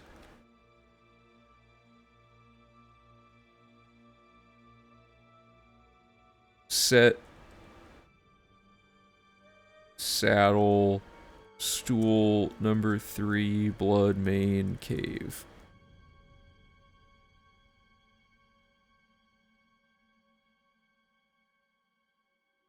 Cool. Then when we do lifting the veil, Bloodmane stool saddle into cave. Now, there's another one that we're going to try out here, because once you get to this point, you have to load warp the correct version of your character in. However, we don't care about that quite yet. So, we're going to figure out the coordinates now of the location we need to get to. That's like, because it's this huge area.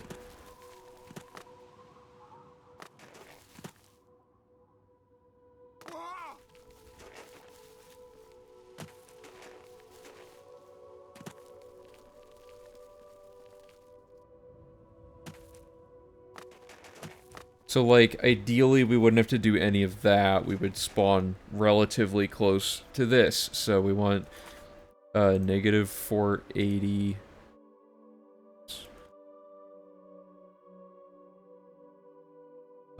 We want 17,917.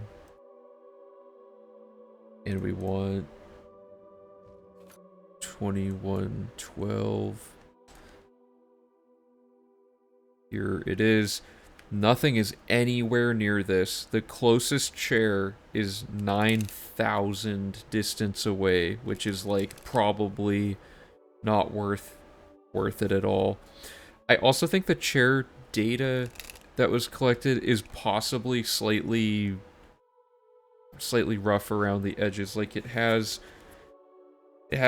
none of the outdoor chairs, I think. I could be wrong, but someone found like a crazy, I think Aileron found it, right? There was a crazy chair for Shivering Isles, but it was like an outdoor chair, I think. I might be misremembering. Anyway, this is so far away that it wouldn't be worth it. And I believe this is a dungeon we can't really get into, because it's part of the Dark Brotherhood. That might also be the case.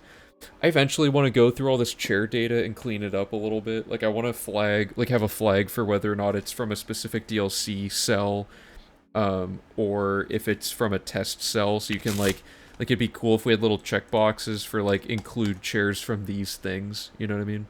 Outdoor chairs are included. There's something that from Dark Hell said that was, like, he said there was something weird about the data, and I can't remember what it was. Anyway, there's no good chair in this case. So we're going to... all that unfortunate, but we have to do it. And then to do the actual quest part, pretty straightforward.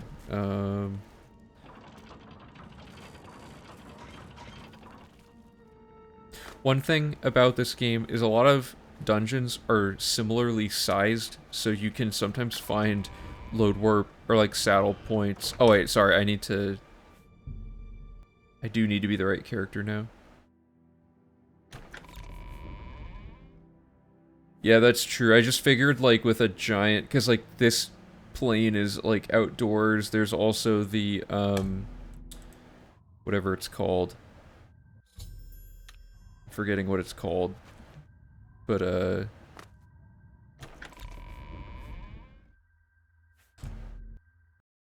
was I gonna say?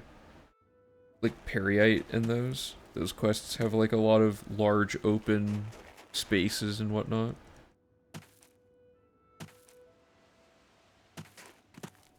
But this isn't terrible to navigate, it's just a little annoying.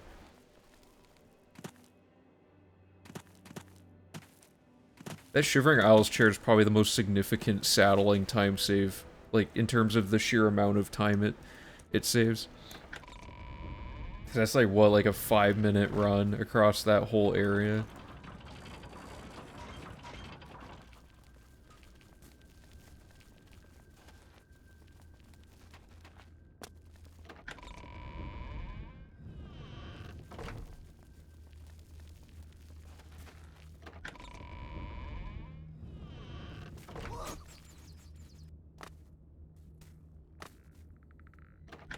Yeah, I don't think there's another chair, or like another saddle that has been found so far that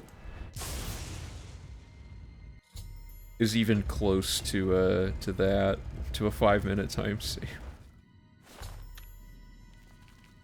Oh, and then because of the magic of load warping, we no longer have to back. This used to take like an extra 3 minutes to backtrack out of, now we can just load warp out. Correct, yeah, Aileron figured out there's a chair that just drops you like in a lake right next to New Shigora. Okay, now I think we're all caught up, so let me double check again. We have allies, we have Vale, Chapel, Chapel Stone is good. Bruma, Mages Guild good. Gelborn. What is his deal? Oh yeah. That's fine. And then Gerunder. And then you could do a second chair warp to get to the location. Oh yeah, that's right. Which chair, by the way, was the one that skips you all the way across the whole thing?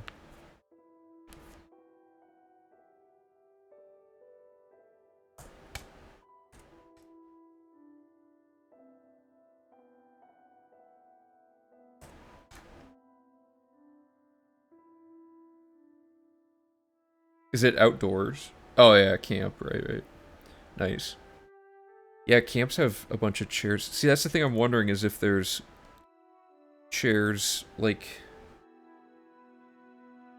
I don't know, the farthest thing away would be like,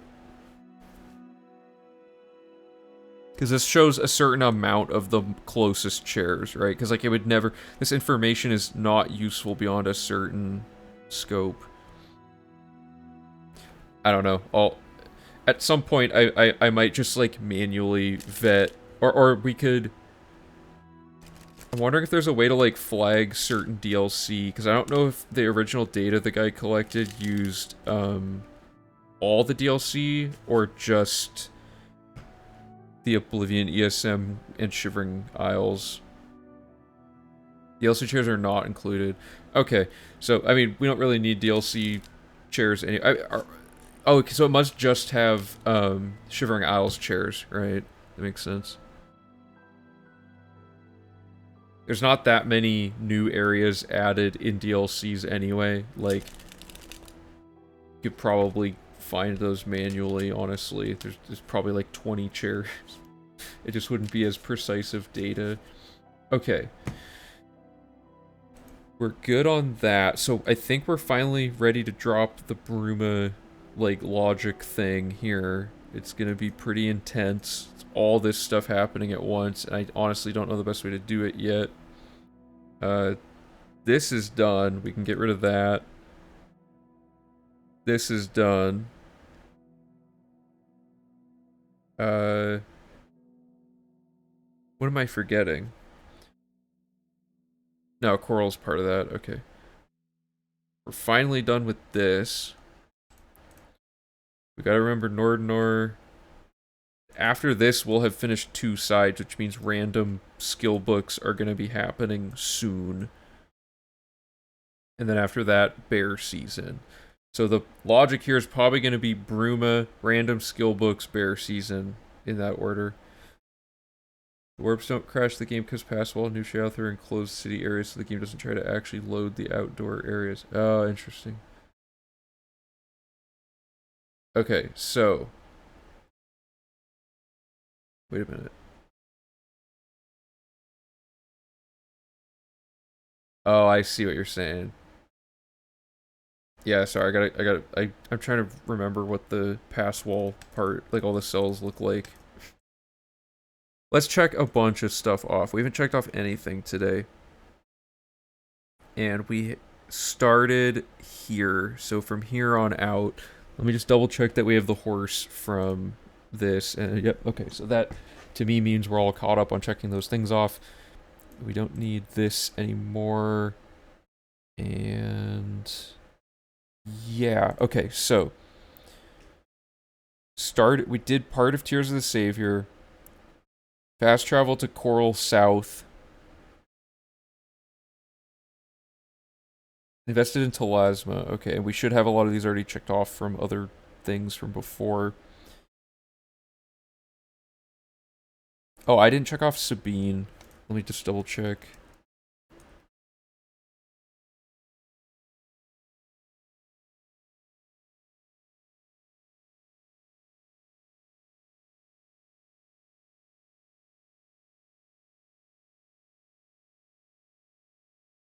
Oh, whatever. Yeah, okay. So, we gotta check her off. And we did Rashida as well. Let me just double check that. Yeah, okay. Next step. Where am I? Here. Seedneus finished Hactor, and then the furnishings and the investment into her. So we already have her checked off for investing from before. but we finished these two quests. So Coral done.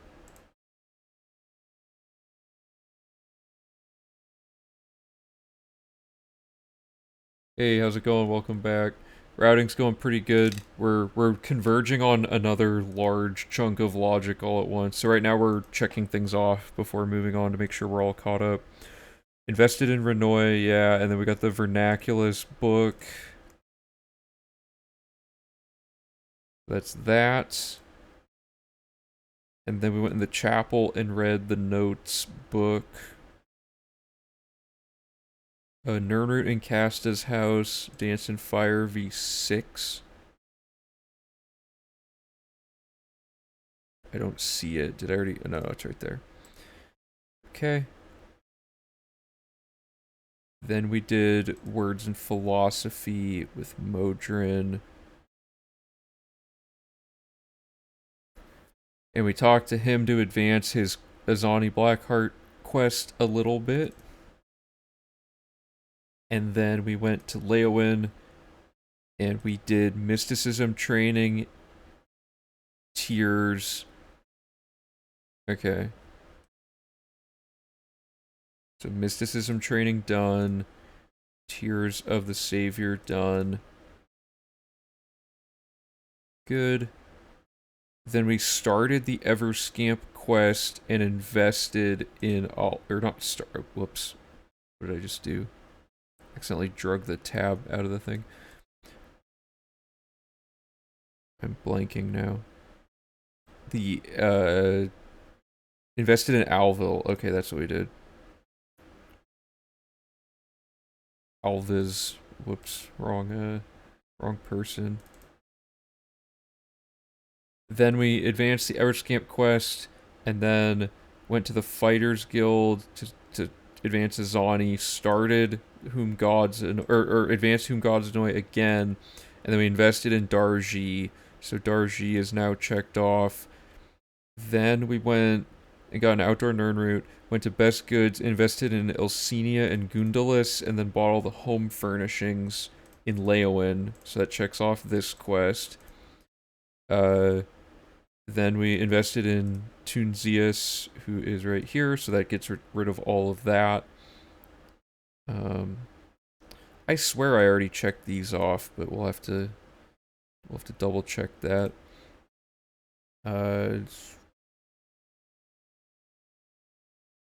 Okay, we finished Whom Gods Annoy. Good, so Leywin quests all done.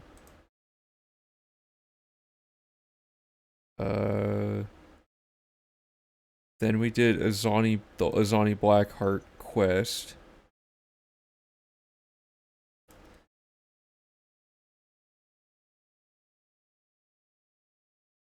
Then we went to Shadenhall, finished Wayward Knight, and got Aid. So the Wayward Knight is this one. And from that, Wolf Queen v7.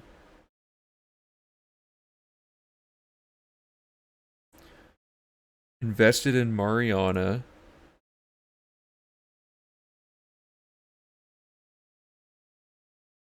Talked to Garrus to finish Corruption and Conscience.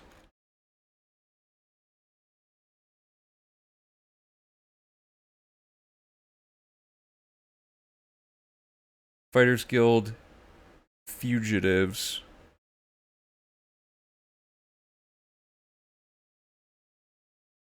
Okay.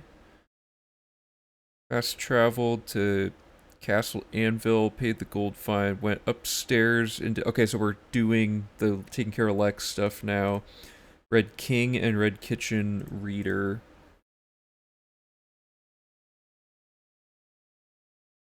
Red Kitchen Reader. King.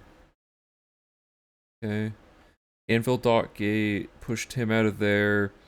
Finished athletics training.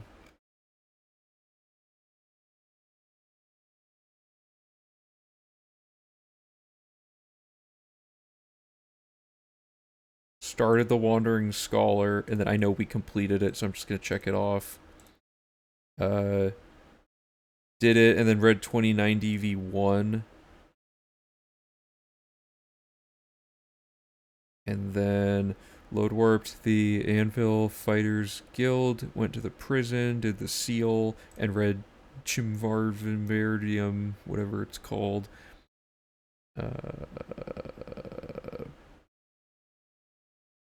Okay.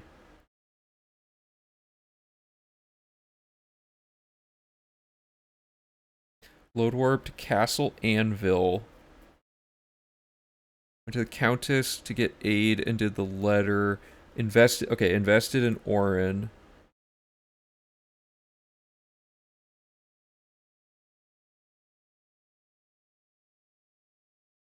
Killed the jailer, paid the gold fine, talked to Hieronymus. Okay, so we turned in a Thieves Guild quest and its blood price, taking care of Lex and that. And then we started turning a blood... Oh, please. Turning a blind... Why? Stop. Okay. Turning a blind eye and the blood price.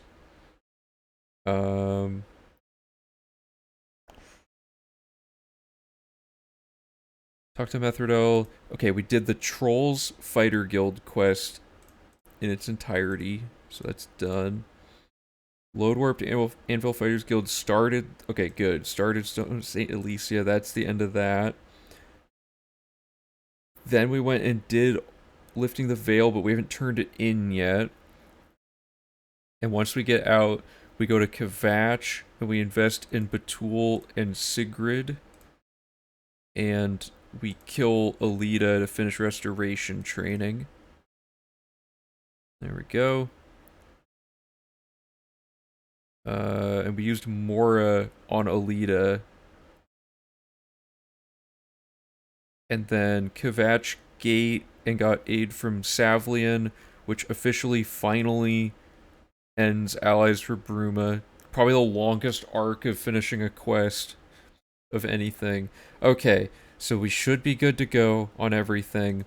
The next step of Allies for Bruma is what? I think we just go to Bruma and the quest starts, yeah.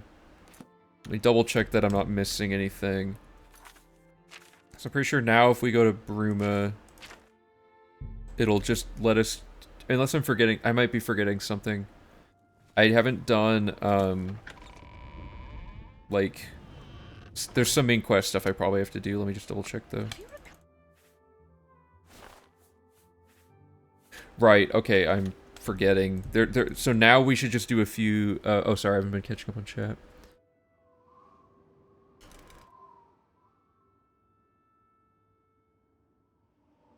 Oh, what, are you talking about the game that you're... Or are you talking about Skyrim? Or... Yeah, you were talking about like trying to figure out something in Skyrim. Sorry, it's been like a week.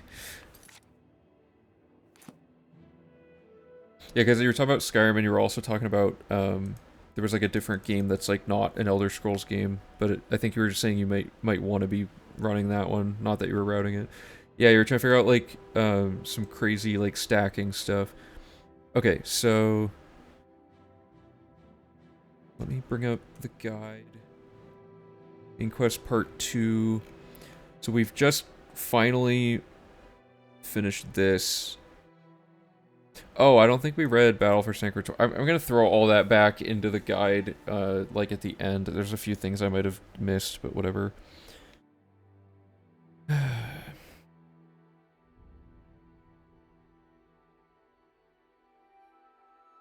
So now we can do Blood of the Divines and Miskarkand. Right.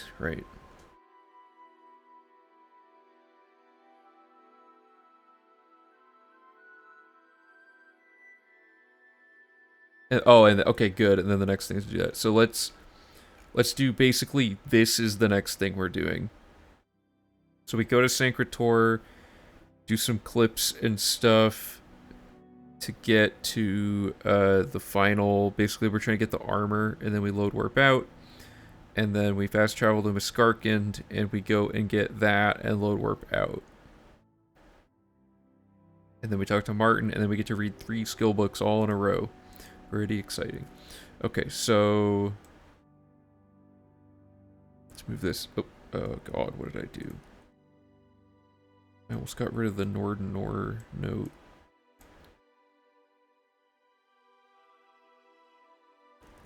So we're gonna do Sancrator, armor, load warp out, Miskarkand, stone, load warp out, oops. Cloud Roller Temple, and we're gonna turn in these quests. So let's go get these two things first. We want... Where is it? It's been a while. Uh-oh, where's Blood of the Daedra? Blood of the Divines, my bad. Okay, step one, go get this armor. Pretty straightforward right here. I have not played this part in a while now, but I know that you can do a save clip here by running backwards, and sometimes it works. Sometimes it doesn't. There we go, and you fall, yeah, right here. Puts you right in front of this door. And this used to take a while because we have to clip in and clip out. Now we just have to clip in because we can load warp out. I forgot to set a save at the door, though. But basically, you set a quick save there, leave, so you have to load the zone in, and it should, with a little bit of luck, it should push us through.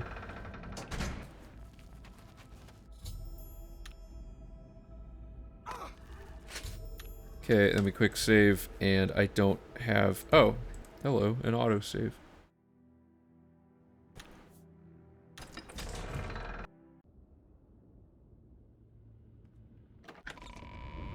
If you have lower alchemy, you'll eventually run into a wall that you can't go up from. The only way to get past it without leveling alchemy is to make an enchant potion and enchant a new set of fortified gear, then the loop resumes. Oh, so you have to get like a ton of just like throwaway gear and like and keep like staging it up that way. Does that mean that the gear you make is like a checkpoint? So if you mess up the loop somehow, the last like good piece of gear you made is like permanently... Okay, that's awesome. Yeah. 6 to 7 minutes of enchanting, no big deal. We spend like 15 minutes doing perma enchanting in Oblivion, so. Can you load warp a game while fast traveling? Bring the menu up after clicking the destination before the confirmation. Yeah, oh, you mean like time warping, where you go like this, and then you pick a location? Is that what you're talking about? Because this works. This advances time the distance that the fast travel would have taken. It's something Bosch figured out. Bring them, or bring them in. Oh, I see what you're saying. Is there a way to do it even, like, okay, so if I quick save, I choose to fast travel. I don't think so. We can try it, though.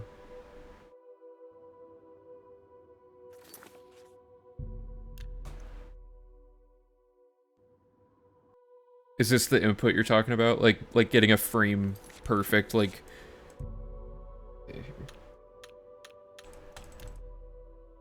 It's gonna be really hard if this is, like, possible to time this, but this could be funny.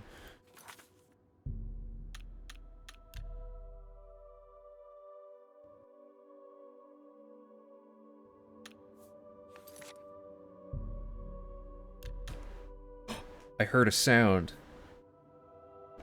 Okay, so... This hasn't changed anything, but it's kind of just funny. So we fast traveled here. If I press return, I'm pretty sure nothing will happen. So I'm going to try loading an old save and see what the deal is. Like, maybe this will load, like, some, like, really lame version of the character into that spot.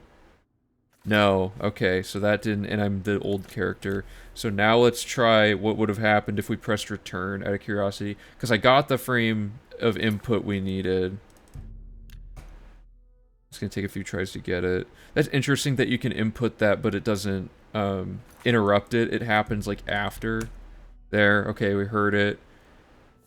So, is there any weird...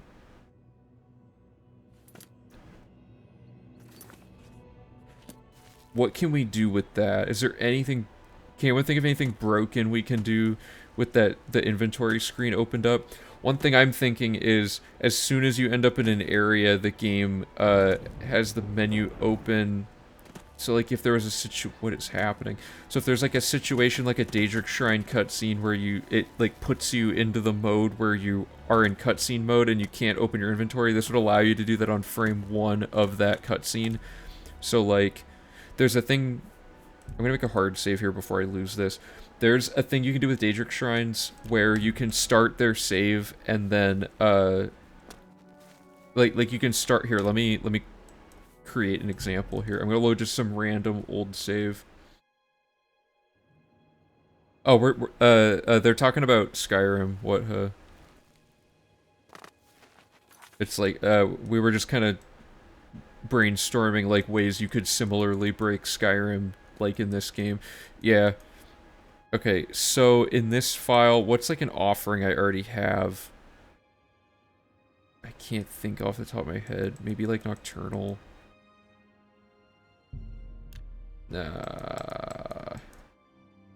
Sheogorath's a good test, but I don't have the soul gem.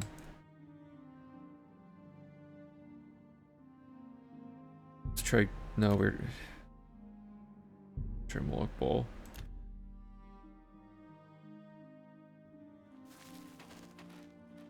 So... Yeah, there's a frame here where you can do it.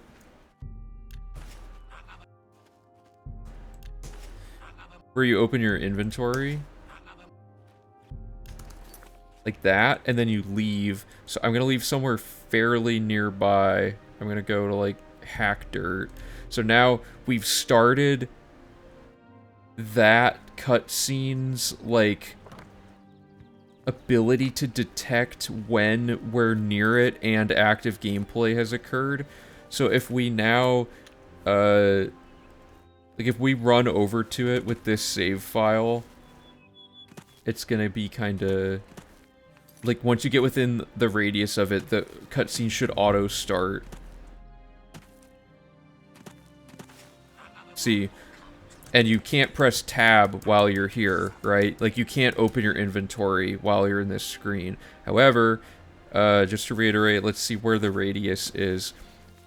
What I'm thinking with that glitch you just, that you just found. Somewhere around here it should trigger it. Or it might be like a global variable. Yeah, okay, so it's not doing it now. Interesting. Wait, isn't that a good thing? Wait, hold up. Or does that, like, soft lock the shrine?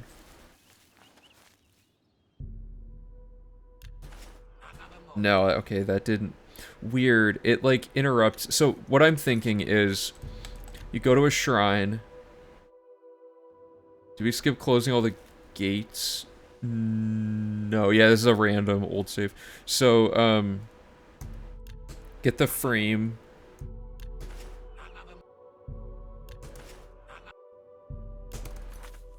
Leave.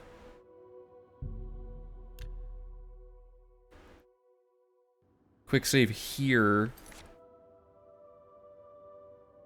Set up a fast travel back.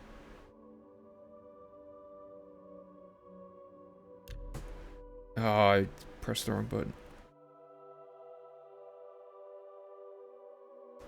Crash the game. Okay, or soft lock the game. Here, let me close this.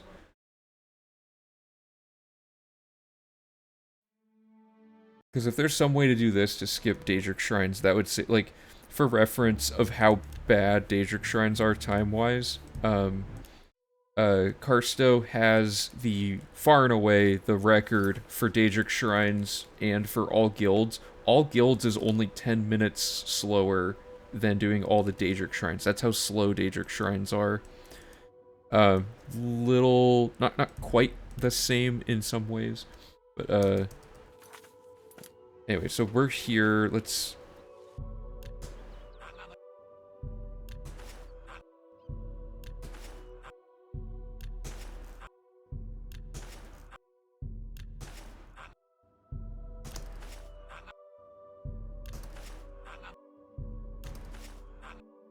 Another. Okay. Now we want to go here and then fast travel, but get like the perfect pause here.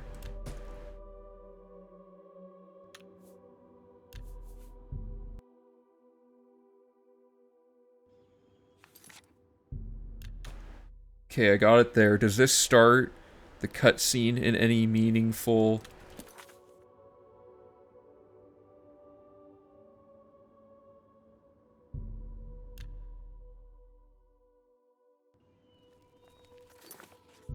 I can't tell if that did anything.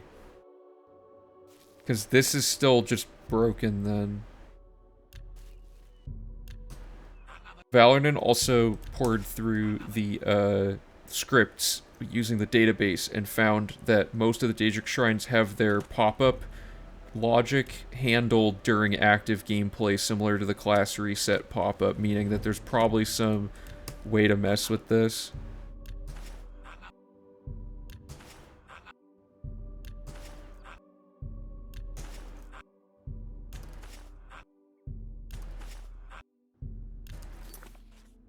Like, if I leave and come back, what happens?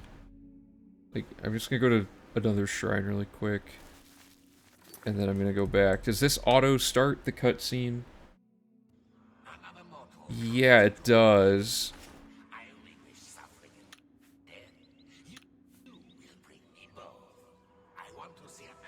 I don't know if this will do anything.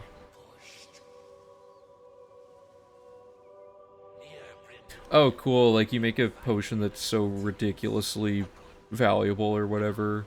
So, is it something like that? So that didn't work. There's some way to mess with these shrines. I can feel it. That fast travel thing's interesting. I wonder what... if there's any way that can be used, but I'm not sure.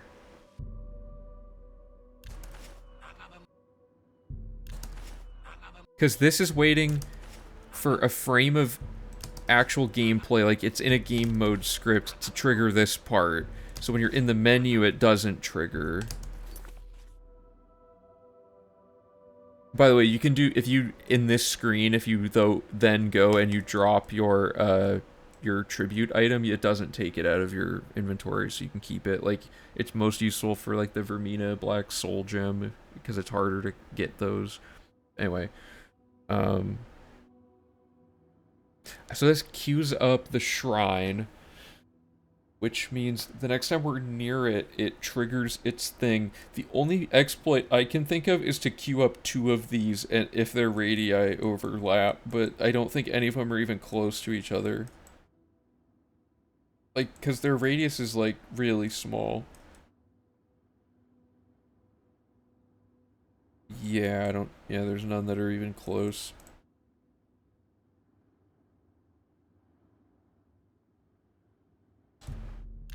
Like, I don't know what to do with this, but if you go to another one, it would be cool if you could, like, set up 2 of them at once somehow.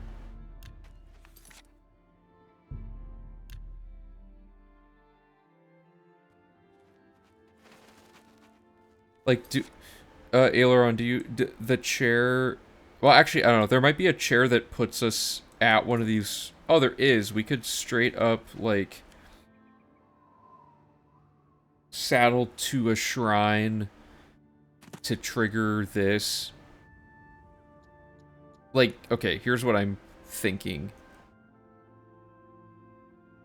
If we sit in this chair and make a save, this will saddle us to this exact location later, right? If we then set up... Oh, it should be the right time of night, though. Actually, that doesn't matter based on each file. Okay, I'm gonna try this with... Did Molag Bal have... I already can't remember if Molag Bal had, like, a chair. I think they all do, yeah? It seems to have cleared that flag, though, interestingly enough.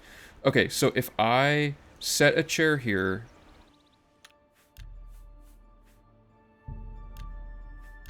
Oops. And then I do the exploit... Oh, but if I saddle back, No, that won't work. There's no way to, like... Because I was thinking you could push a character to these coordinates, like, out of order somehow. I'll still try something and see what happens.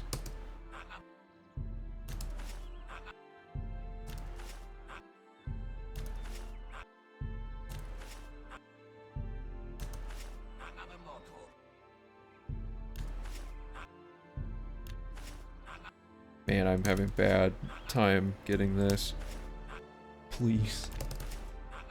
That one frame window's brutal.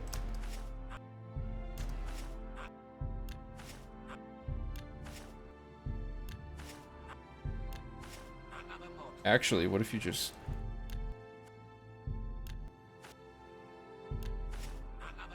Doesn't do anything. Dude, please, I just need the timing of this.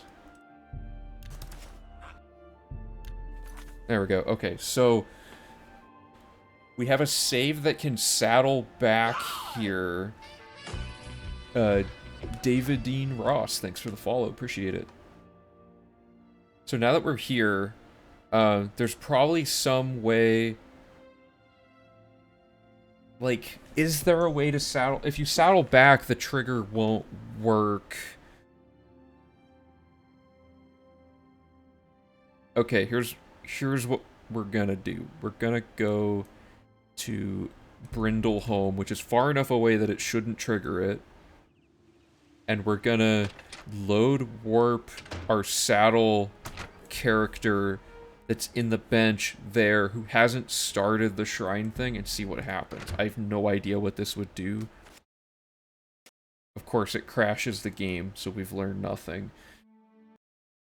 Unfortunate. Which resets the flag, which means... Okay. Now, I don't know if this will lead to anything, but if anyone has ideas, I'm all ears. There's only so many ways we could really test this, I think. This rock looks unusually, like... I don't know. You guys can't even see it. Okay, so... Because when you saddle, the state of your character is not retained. I guess what I'm trying to check is, like... Oh no, we can totally, we can do something kind of crazy here. You know what we can do?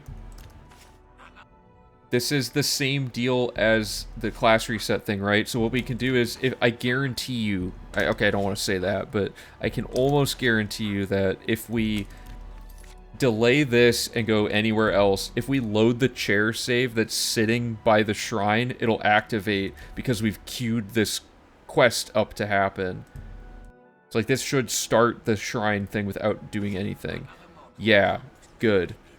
So that's something. What happens if you make a save during that? Ooh, that's interesting as well.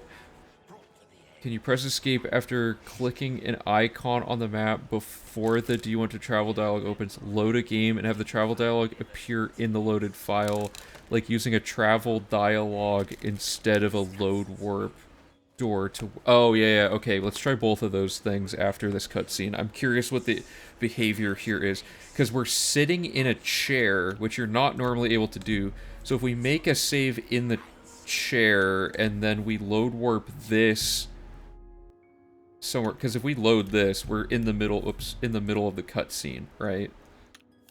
But if we... And I think it'll just eventually end. I'm gonna sit here for a second and see what happens.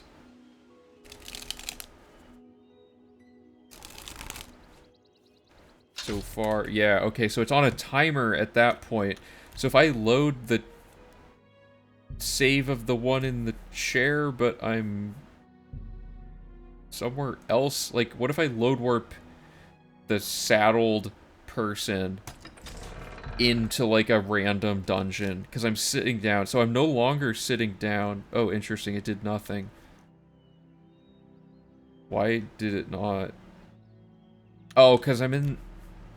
There's some weird thing going on there. We need to get into an interior and then go from there. So I'm gonna... If I go down here, what is that?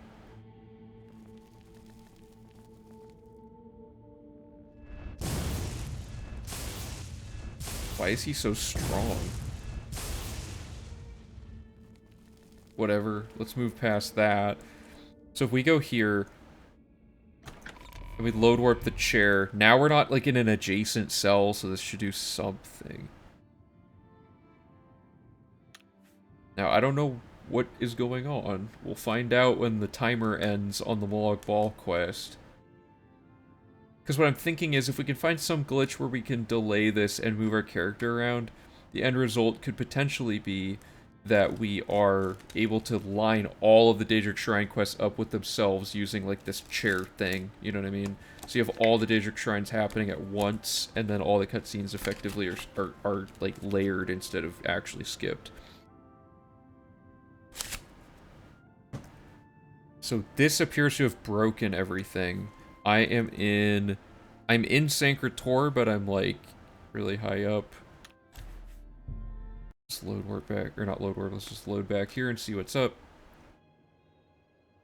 And you can't, like, get out of the chair or anything. So that's an interesting thing, but it doesn't really do anything useful.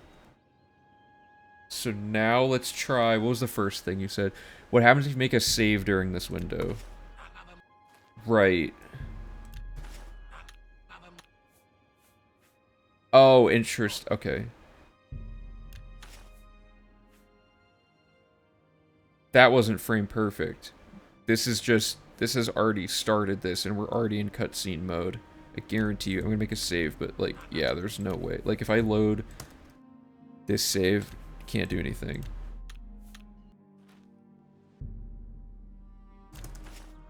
Can you make a save with your menu open? You can't. Darn it. This requires, like, a frame perfect trick.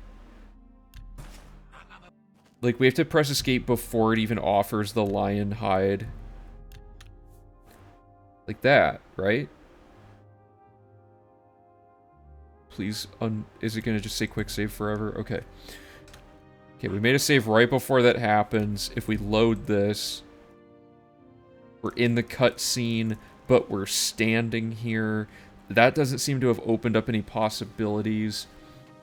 Because we could just make the save at any point during this, but we're in, like, control mode. So, can you press escape after clicking an icon on the map before the do you want to travel? Oh, I see what you mean with that. Okay, let's try that. So you're saying, like before that pop-up opens up?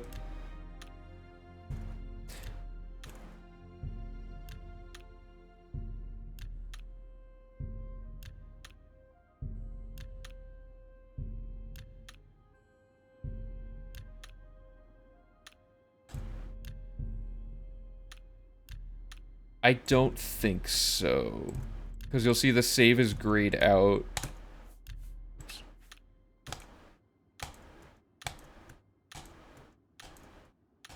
Yeah, most load warping permutations just soft lock.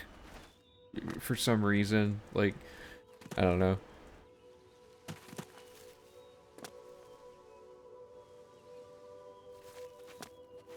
We could do something with load warping that. The file that's just like, right. So the file that's already here, because it's not tied to any coordinates. So, like, for reference, this file is in cutscene mode. Trundle found that you can load warp a character who's in cutscene mode into another cutscene, and it'll do some stuff like that. We can't interact with anything though. We need, like, something that, okay, so there's a, let me look it up really quick. Because we could look in the scripts. It's called, like, a enable controls. You know what I'm talking about? Like, if I do enable controls, or, like, player dot enable, it's like something to exit cutscene. What if you load warp that chair save into a city, then you should be at the same location. Oh, right. Okay, that's another good thing to test. Is this the one? Yeah, this is the one we want. So we want to load save 311 somewhere.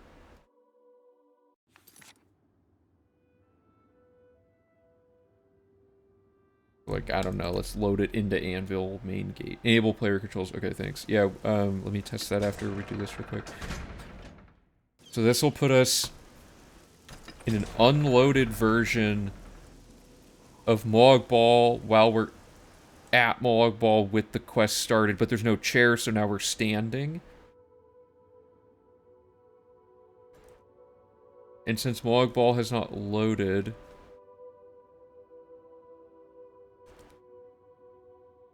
Yeah, okay, so that appears to soft lock. Let's wait a little bit to see if the cutscene just kicks back in.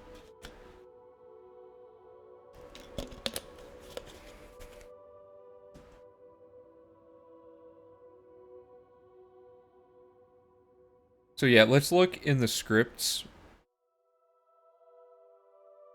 We're gonna look for... Oh, Jesus. We're gonna look for something that says enable player controls, and we're gonna see if there's any weird outlier ones, because a lot of them are in the middle of a quest, right? Like in a natural spot where a cutscene would need to end.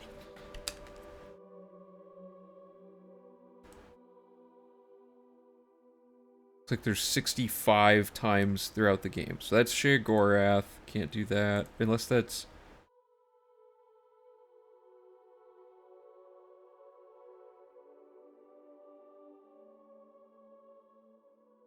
Yeah, this is like DLC Sheogorath, right? Anything with SE, I think, is Shivering Isles.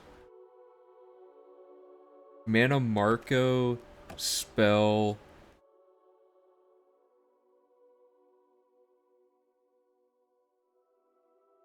Begin, script effect, start, set self to get self. Okay, so that one's interesting. Minerva's Cupboard? Oh, this is from the Bust quest. Where does it say enable player controls? This one only works if the stage is exactly 75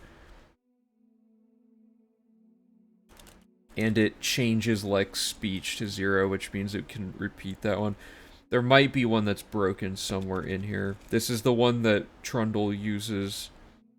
Oh, sorry, it's slightly too large. Let me...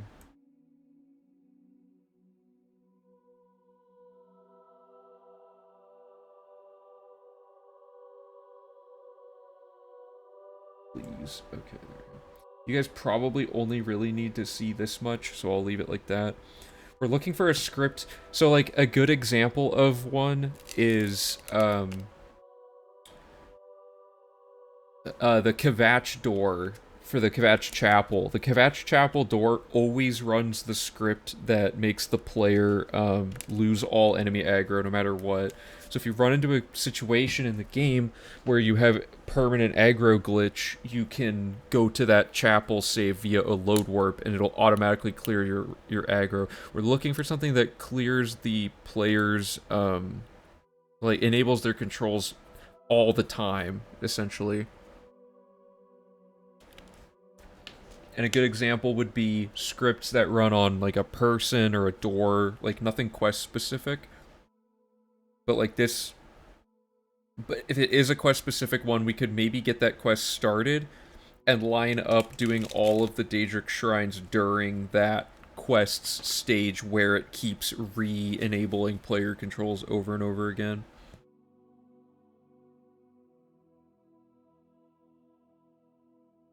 Because, like, ones that set a Boolean aren't going to ever do it again. So here's an example. Jesus. So this is a statue. This is Sanguine's statue. Where does it say enable player controls?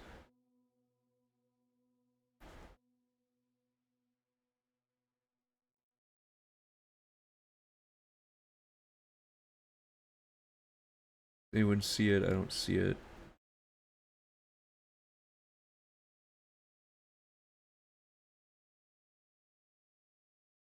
Oh, here. If sanguine speech equals 8. Oh, so each speech thing is probably like a variable that just keeps incrementing, huh? Set stage sanguine to 100. Remove. Oops. Dropped a bunch of stuff.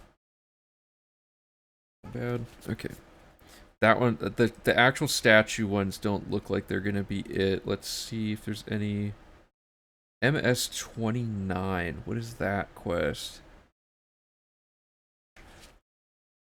That's the, oh, okay, that's this one. This is the shop one. Oh yeah, there is a cutscene during this, isn't there? We kill the person so that there isn't one, but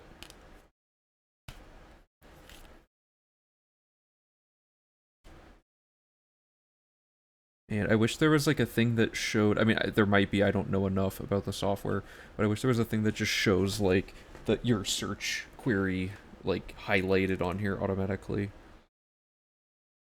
This is hard to read.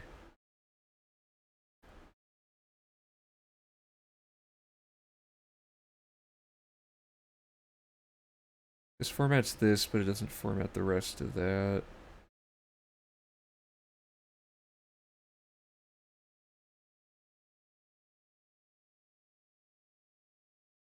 I cannot find where it says. Oh, there's disable player controls. This is so hard to read. I'm gonna open this in the construction set. MS-29 script.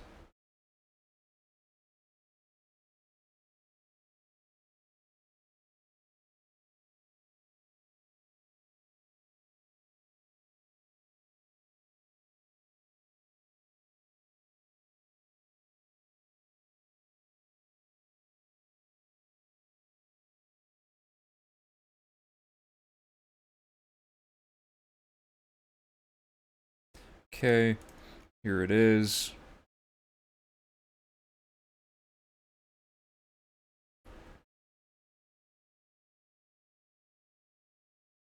Okay, so there's enable player controls. Is it anywhere else? No. So if the stage of this quest is equal... Oh, it has a do once. Never mind. We won't be able to do that. If it has a do once, we can't do it. Well, we can do it, but only once. As the name would suggest. These are statue. Boris has one? Is this in the tutorial? Or no, this is in the sewer. We don't do that one anyway, though, because we're...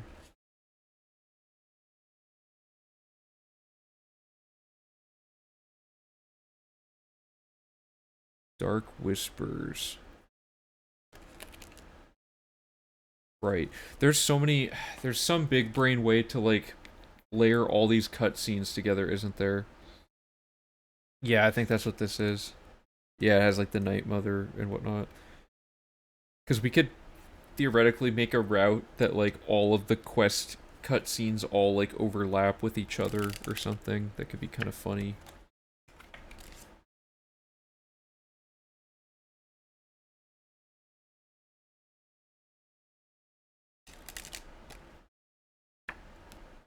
Because the Dark Brotherhood cutscene's awful. That takes so long.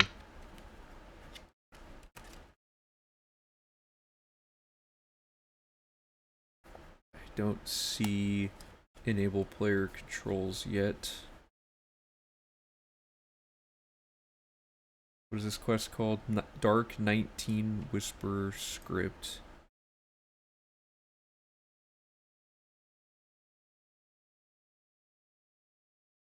Find it really quick.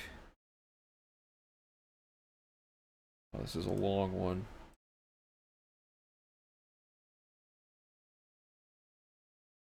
Okay.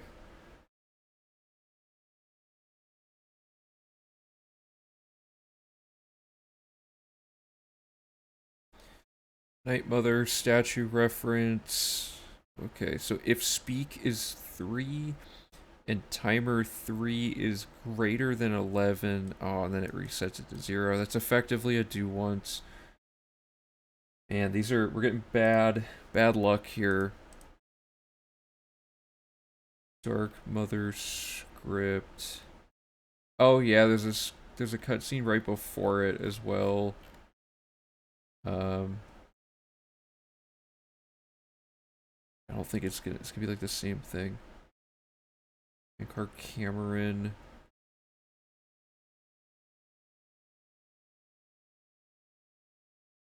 In quest 6, we already done that quest, so we can't do that one. Can you start all the Daedric Shrine cutscenes at the same time, or will you need 19 scripts that enable controls to load each one? If we can find one that's like let's say theoretically that Kvatch Chapel door had enable player controls on it, right? You could load warp through that door, go to a shrine, load warp, back and forth, like over and over and over again until it all works. I guess one thing we could check right now is if we enable controls in the middle of the cutscene, can we go start another one while it's going? This is what would happen if theoretically the glitch works. The cutscene should still be going.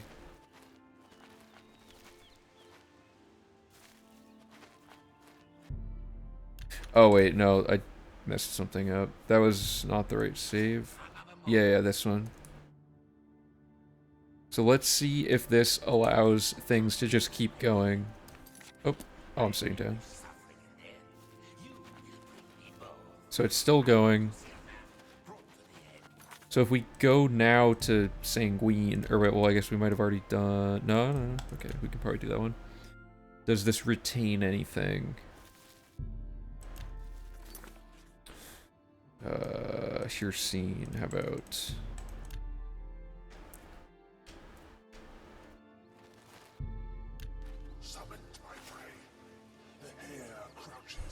So is the other one going still? Perhaps I should ask you, Mortal, sent you to hunt for my amusement.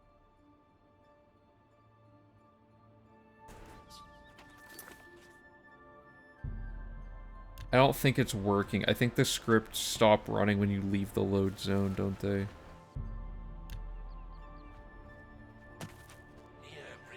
Yeah, okay, it resumes when you come back.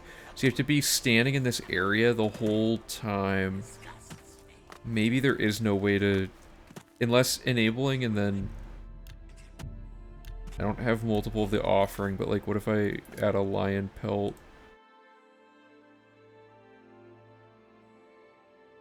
One second, I'm gonna add a lion pelt in. 228E4.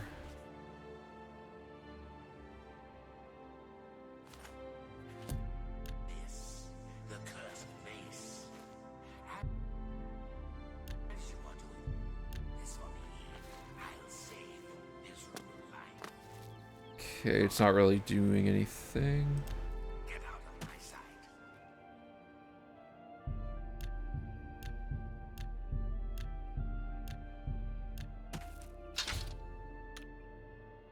Yeah, okay, maybe there isn't a way to cheese that then, because even being able to enable controls didn't seem to do anything. You have to be within the same, like, area as the statue for the script to keep running to get through the cutscene anyway. So the only thing we could really feasibly do, I think, is to maybe skip the, dialogue through some sort of variable, like forcing the variable to increment, which could involve having to enable our player controls. But for now, I'm gonna say this is probably something... We don't have any strong leads now. Yeah, I think that's what's happening.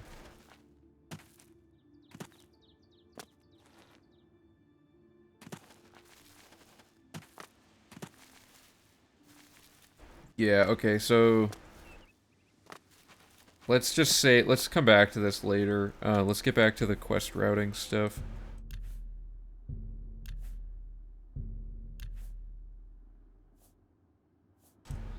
So this should be fresh out of Syncrator with the armor correct, and then we want to go to Miskarkand, and we're gonna get the crystal, or the stone, because you can get that in advance.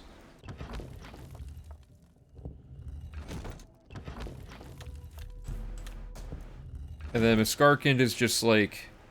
I don't remember the exact... I'm not super good at remembering how the main quest works. I know you can clip out of here somewhere, though.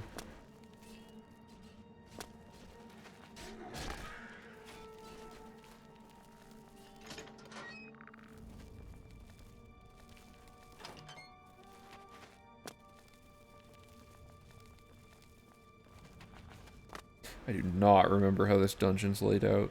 Let me look at my notes really quick, sorry. In Muskarkand, save clip through the left corner before the first arch and void warp straight south. Okay, the corner before the first arch.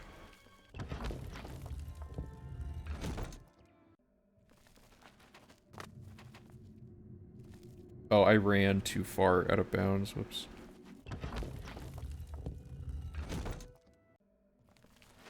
Yeah, oh yeah, it's this one. Okay.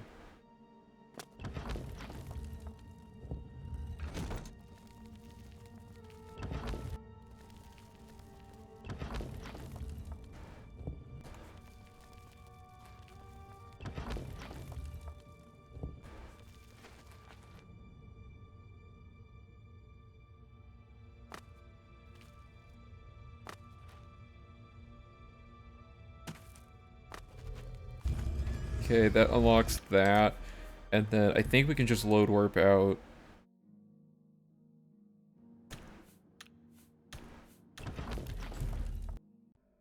There's some sort of weird stuff that can happen with the main quest, but I think because of our chameleon, we should be fine.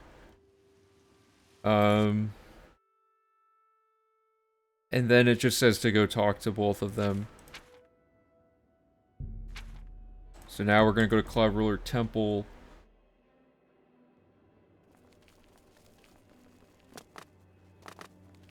Set another load warp. Oops. Load warp here.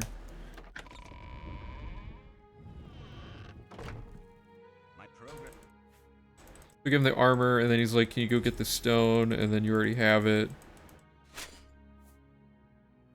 Yeah, okay, so now we gotta go to Bruma for the main quest. Awesome. And read the refugees, the doors of Oblivion, the firmament, the warp in the west. You know, let's move. We had doors of Oblivion in another spot. Let's move that.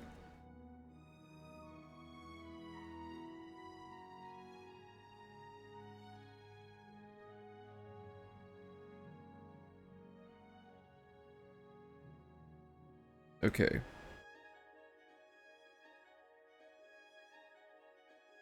Oh, sorry. I have the oops, database open. So fast traveling, setting a load warp at Cloud Ruler Temple. That's what those 8 letters mean. And then Martin to update the quest. And we're gonna read those 3 books, which were Warp in West,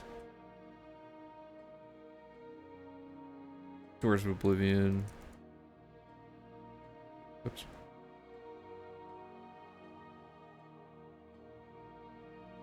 Refugees.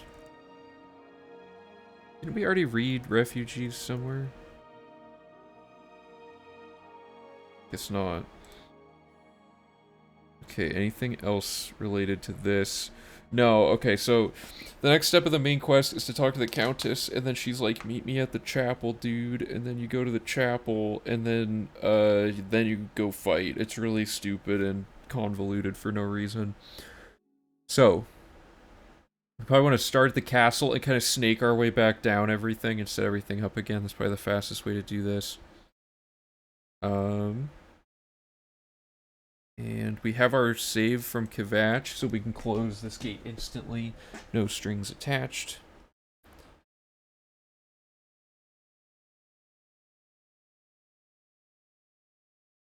Alright, we're finally, actually, not even joking, at Bruma this time. Can you believe it?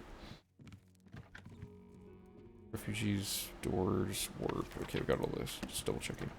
Let's make a save here right before the calm before the storm. And check those few things off, and then we're good to go. So we did Blood of the Divines and Muskarkand, and we're in the middle of defense for Bruma, and we read 3 books, one of which we've already checked off before, but it was Refugees, Doors to Oblivion, or Doors of Oblivion, and Warp in the West. So we're at 73 skill books. We're closing in. Bruma's gonna have a lot of things. So we have to go to the castle, but we also have to go to jail anyway. There's some order to do this in that's ideal. If we go to jail, that makes the Countess's schedule auto-update, I would think. So, and to reiterate, these are the things we have to get done. It's quite a bit. So I think we should go to the castle, and then go to jail, like, instantly. So, I don't know the best... Hey, this is kind of interesting. There's unique saddle opportunities when you have this quest active. There's some stools. That's odd. I didn't even think about that. But anyway. Stop right there. So we're gonna go to jail for 2 sides. I don't know. I don't know who. I'm not talking to you about anything. You're on that fetcher up. I don't know who.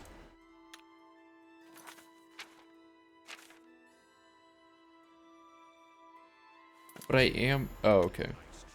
By the way,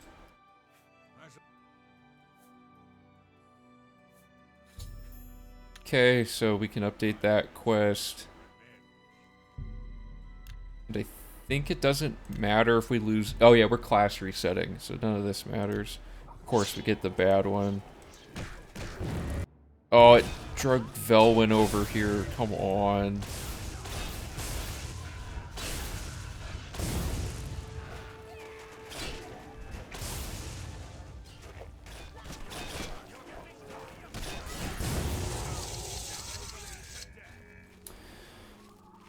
That guy really asked for a coin in the middle of all that. Dude, you have like a sword. What?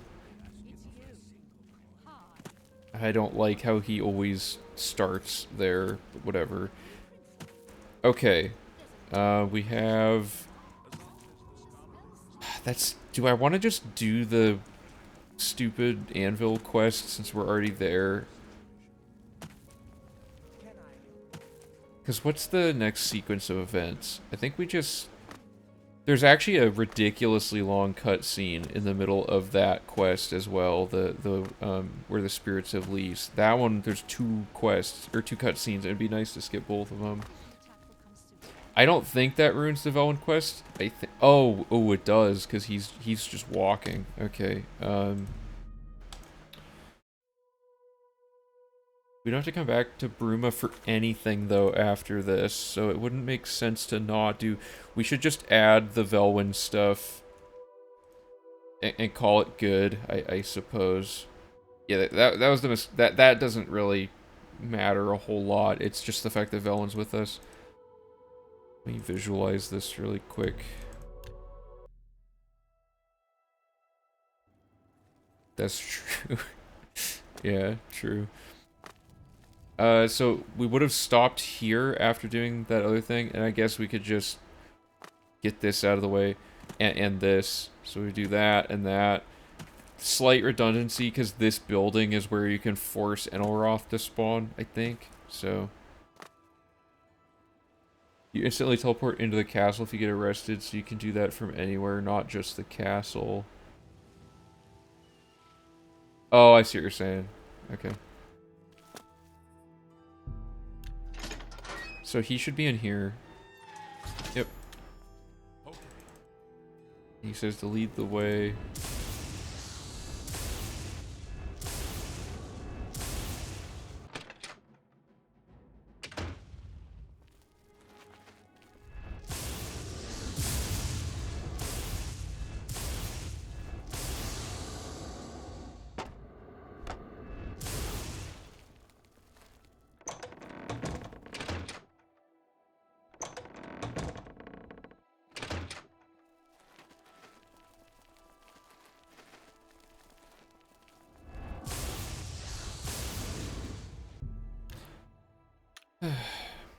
Yeah, if anyone can find a bounty, or not a bounty, if anyone can find a glitch to skip this quest, that'd be great. Clipping through hasn't seemed to lead to anything.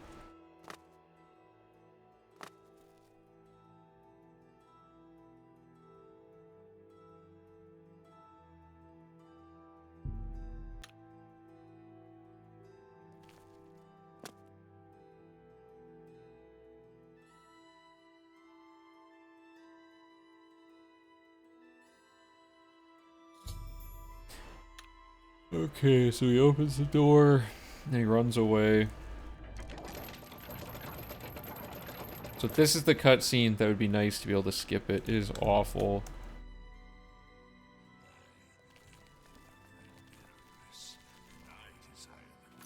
Actually, I have a spreadsheet where I'm tracking how many cutscenes there are. Let me fill that out really quick.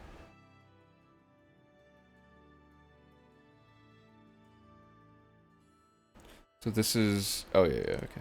I already have that written down, I guess. Because we used to use this to spend time farming acrobatics, but you don't need to do that anymore. Luckily, you can move around during this cutscene, I guess. That's one thing that's interesting. It doesn't disable your controls.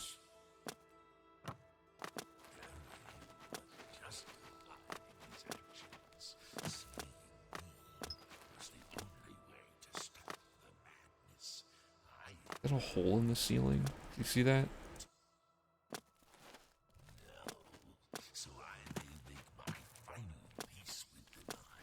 There's so much lore in this quest, and like it just doesn't matter. If we load warp and come back, I mean we can save after this cutscene ends, so I don't have to watch it again. But I'm gonna. Yeah, it's pretty much that. True. Okay, so let me make a save here, so I don't have to watch that again. And then so.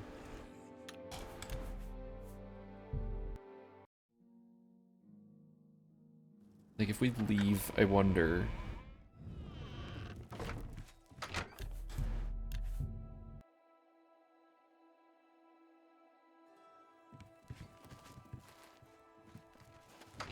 So if we go do something else, and then come back, is his cutscene over?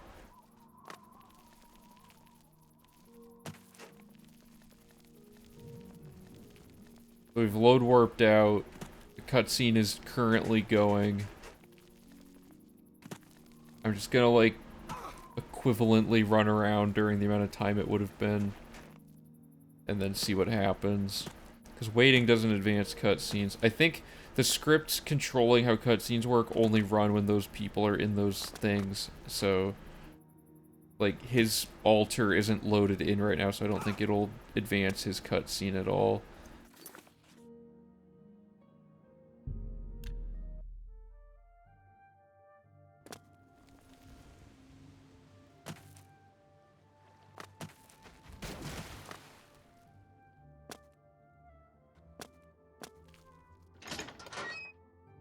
It's going pretty good, Ordained. We're trying to figure out right now how to break this quest, potentially. Okay, did that do anything? Like, is this cutscene just, like, straight up still going?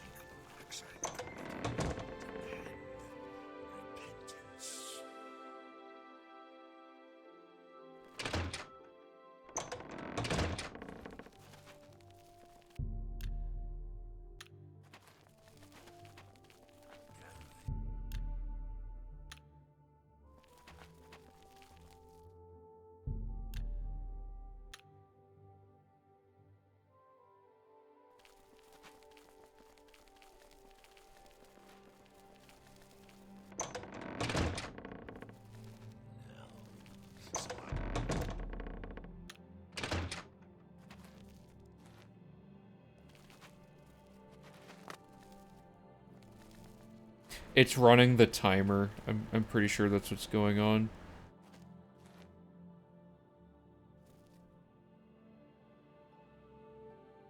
But if you don't load warp, but just run out of the house and fast oh, okay. Let's...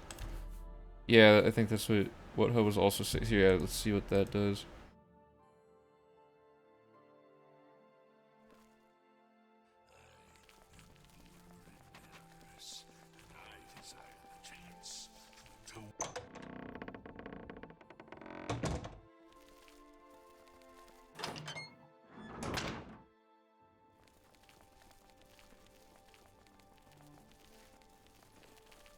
Yeah, we can take a look at this script. Let me just see if this dialogue advances. I'm just gonna kind of run around the city here. Because I think it retains a few areas in memory, like the last like 1 or 2 areas you've been in, but like this doesn't seem to be advancing anything. The Cloud Ruler Temple thing is on like a global timer. The one for the main quest where you like Martin does his big hoorah speech.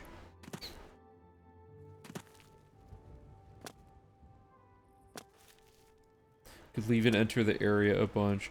Yeah, so let's go back in and see if this did anything. See how quickly it's loading these? There's no loading screens here.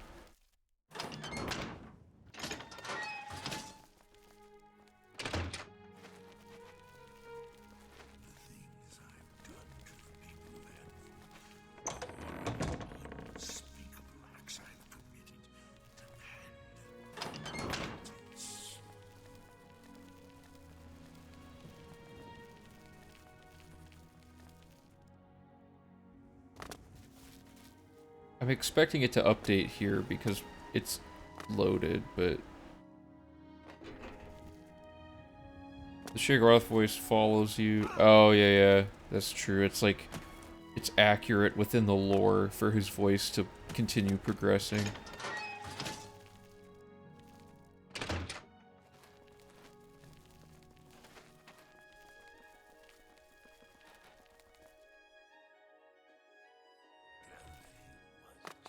Because the other thing people like to do is they quick save and quick load, and sometimes that breaks stuff.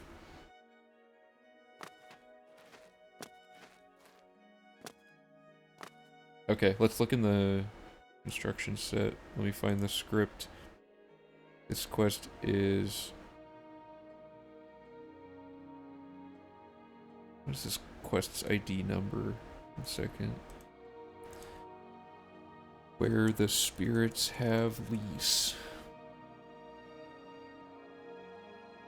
It is MS02, so we're looking for a script that is MS02. Let me pull that up and then I'll switch the view.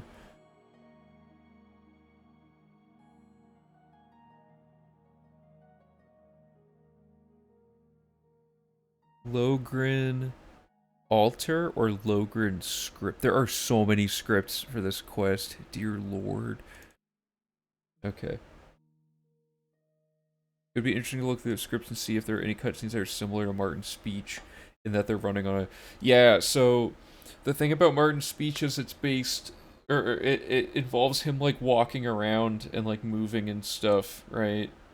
So it probably is programmed differently. Okay, here's the Logrin script. Hopefully you guys can see that. So this is, there were like 20 scripts for this quest though, so he has to, it scripts him to like walk up the stairs and go stand in a certain spot, so there might be some reason that works. They even called the variable blab, like he's just talking forever. Okay. When you activate the altar, if the stage is greater than or equal to 90, I mean, just out of curiosity, what stage are we on? Velwan has opened the door. Yeah, okay, so no way to skip to this. Get stage MS02 to be, or if the stage is less than 100. Okay, so this is like, there's no way around this. They programmed this like actually correctly. It sets this to 1 and sets do once to 1 so that it won't run again. And then as soon as you're outside of, as soon as you're in game mode, if the stage is less than 100, interesting, this is being set, so like this is a chunk of code. If you're in this room, as long as the stage is less than 100, it's setting the timer to be timer minus get seconds past. I don't remember exactly how get seconds past works, because it's like a variable that's used a lot in a lot of code. But it always seems to say something weird. When I enter it, it says 0.02. So I may make my It might be like MS02 Logrin alter dot get seconds passed.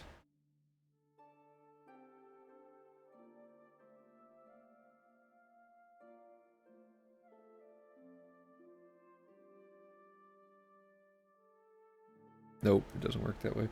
Okay, but anyway, even if this isn't going, it's constantly checking if the stage is less than 100. If it is, it's setting the timer minus get seconds passed. So I guess it's like slowly decreasing the timer every frame that you're in the room. And then if the timer is less than or equal to 0,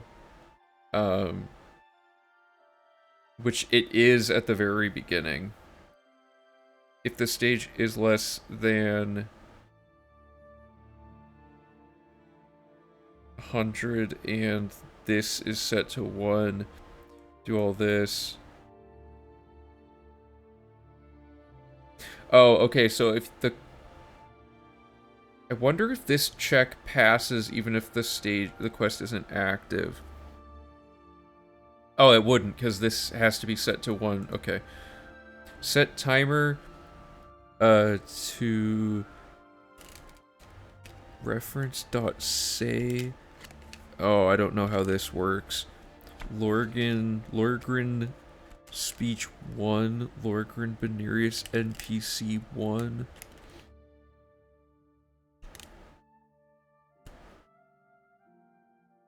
So it's setting the timer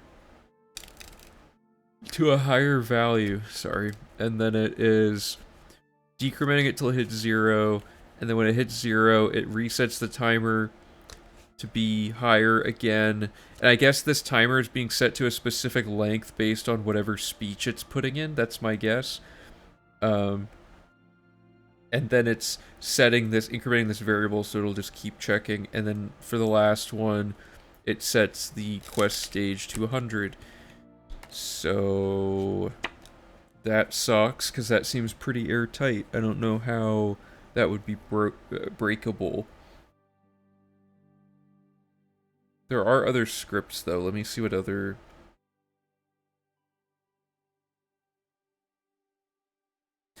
When he dies, it sets the stage to 110, which is the end of the quest.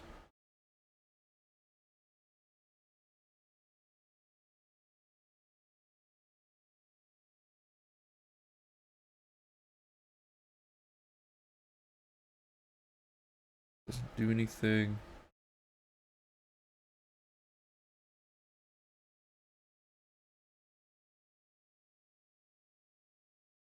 Man, they thought of everything programming this one.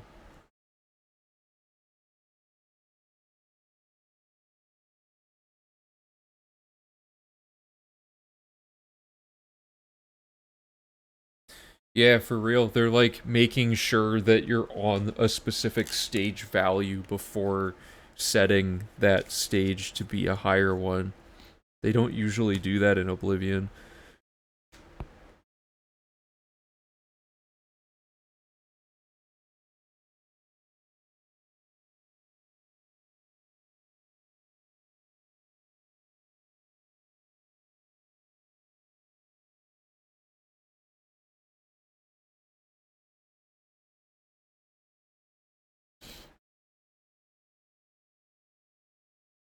Interesting. I don't see any way to fake this.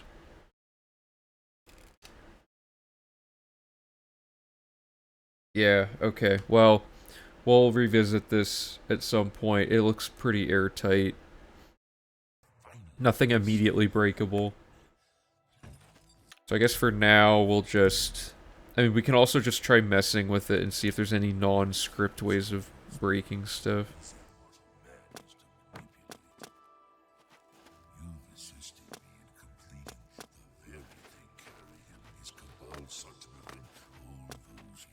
What? He's a bad guy, though? He seemed so genuine. I really thought I was doing the right thing by returning his bones to him.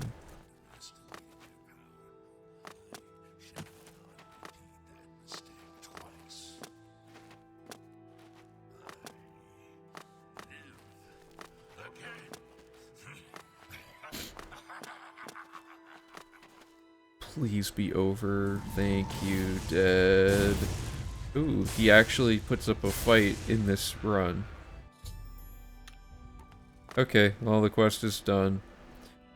So I guess, like, unless we find a better way to do this quest and all the cutscene related quests, we should just straight up do this and get this Nirnroot, and we'll just make Anvil, coming back to Anvil, just be like its own thing, because Velwyn is annoying. He is very difficult to keep in one spot, it seems. Because, like, Enelroth should appear here, but, like, whatever. So let's just grab this and, whoops, and add that. So let's go to the checklist. So this is in the Anvil stint of this. We go to Castle Anvil, pay the fine, go upstairs, go to the dock, Velwyn, Stranger, set load warp to start wandering, and then outdoor Nirnroot, and then finish spirits. And then we do wandering, go back. Okay, whatever, that's fine. Or we could even... No, it doesn't matter. I was gonna say we could just wait till we're out of... that. That's fine, that's fine. Okay, so we need to check off where the spirits have leased from the route logic.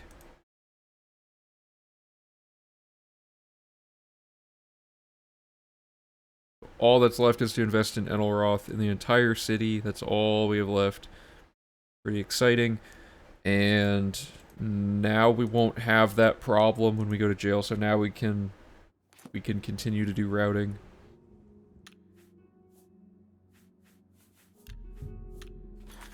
So now we have to actually turn to the Count's arms. Why? I forgot it makes you go back. I guess that's fine. Maybe we can find... I did not know that this was not solid. I've never looked up here to see that. I've always just assumed it was a roof, and I just do this. That's crazy. Anyway, so he's gonna be over here. Oh, you know what? We need a load warp out of there anyway, so we'll just have a load warp in the Count's arms. So dock gate, set load warp at the inn, finish spirits, load warp in. Yeah.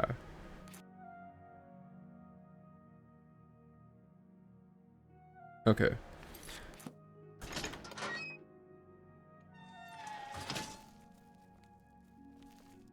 Sorry.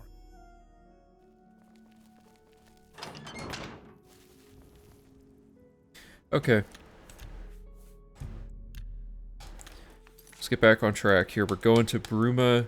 Step 1 is, what had brought up a good point. We could go to jail at any time we want, and it'll put us in the actual castle. Let's double check our options here. So, like, if I kill this guy and I get arrested, or not, there's no consequences.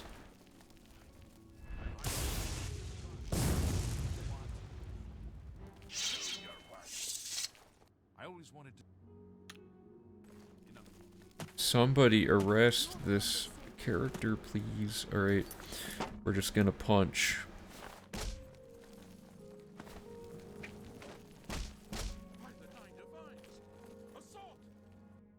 I like how setting them to flee makes them, like, never arrest you. Okay. Stop right there.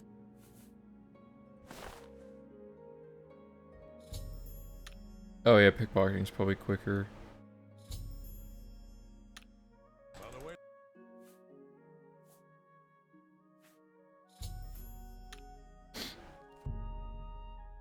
And then when we reload, we have to kill all this stuff.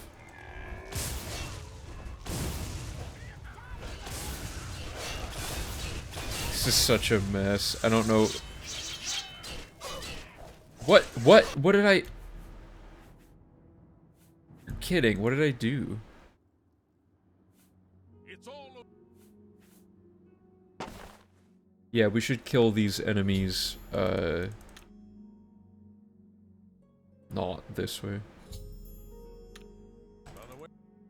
Geronder's probably the first person that's actually seen our character, besides, the Wandering Scholar lady.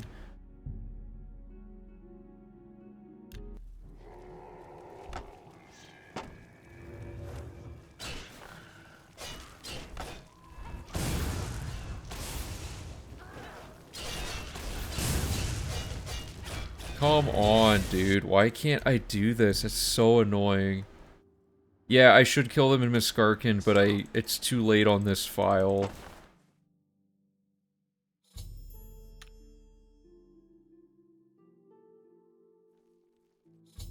Oh, that's true.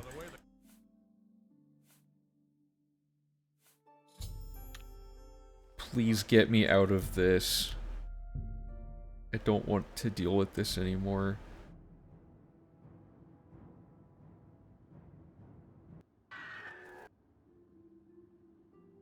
We will just kill those correctly some other time. Okay. Is that the right play? Because this puts you right outside of the castle, so we could do some of the stuff below and then get arrested. Because there's Jagasta, Bruma Mages Guild, etc. And then the castle... Well, the castle, you have to go from there to the chapel anyway. So we could start with castle, set up the Honora thing, because the next step is... Oh, I have to go kill her and come back. Right. Okay. So... we go to jail. We get put here. Yes, we travel to the castle, go to jail, get put here, talk to her about Pale Pass. With the information, the Madstone awaits. Oh no.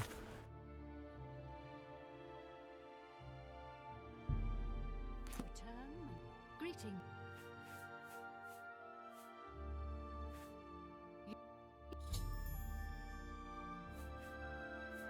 With the information you have given me about Pale Pass, it could take...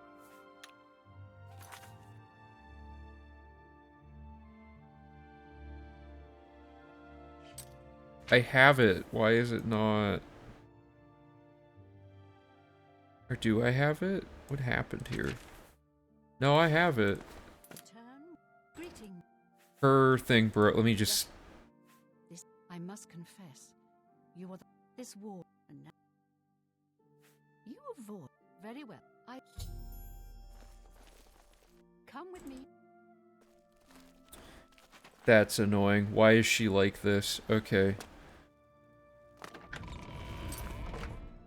So her thing is to now go to the chapel. We have some other work to do. So...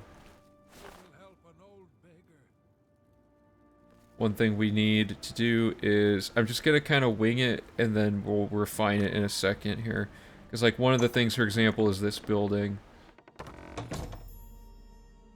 I believe he shows up either way, yeah. Oh, we've never been here at a higher level. I didn't even know that this shows all of these. Mora check. Camilla, what's her deal? She is Imperial, so we're not supposed to actually talk to her, we're supposed to just kill her.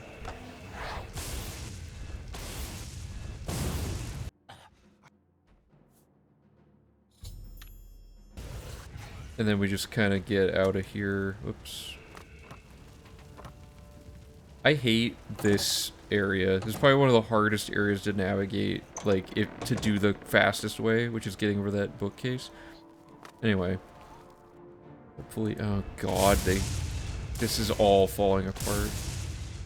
Okay, whatever. I don't even know how that thing aggroed me, because I'm invisible, but whatever. So that's one of the places we have to go, and we also...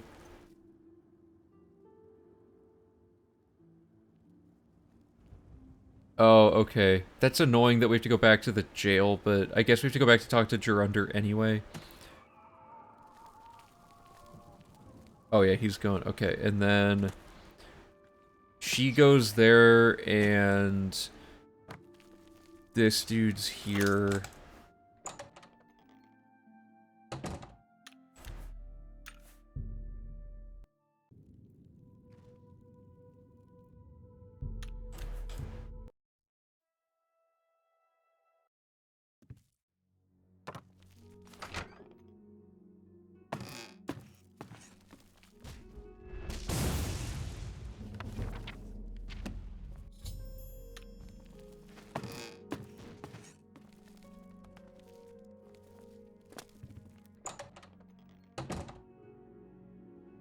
The only other thing is Brotherhood Betrayed.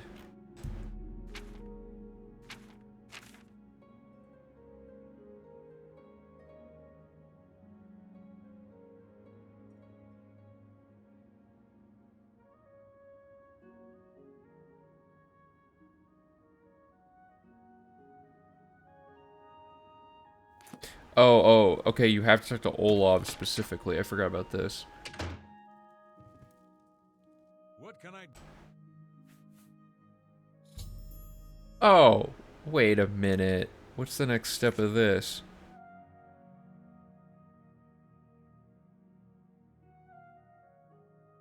Just look for me. Yeah, okay, so the next step is to talk to Karis or whatever. I don't know, is he always just in this house?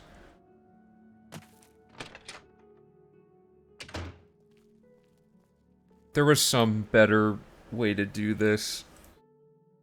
Hold on. Very, very early in the run.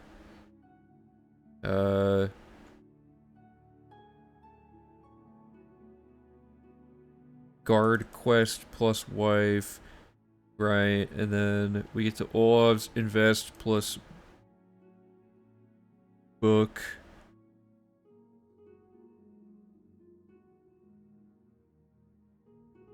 And then, do we ever come back to Bruma since then? I don't think so.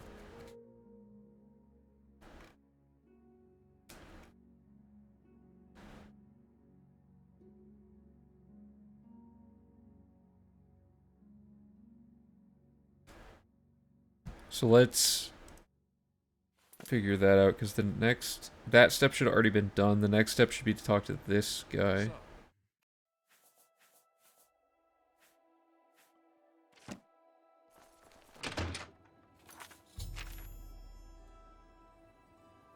Gotta go back there anyway. Okay, so maybe...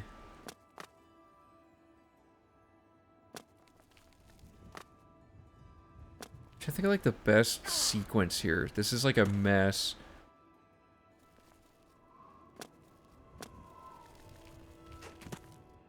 Because the next step... We have to kill her too, I guess. So, we. I knew. I didn't want to click that.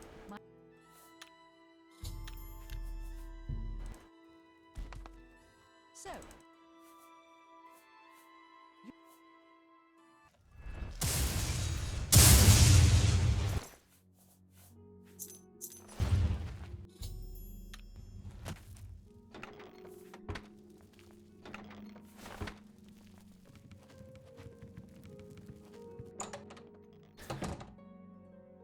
So we got that house, and then of course we have the chapel, but we also have to talk to this dude.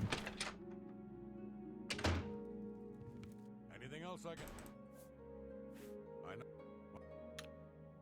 Just look for... Just be... Please hurry.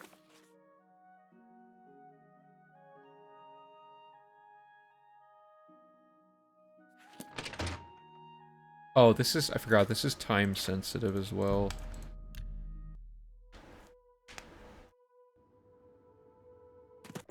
But we can kind of just do it. It's pretty easy.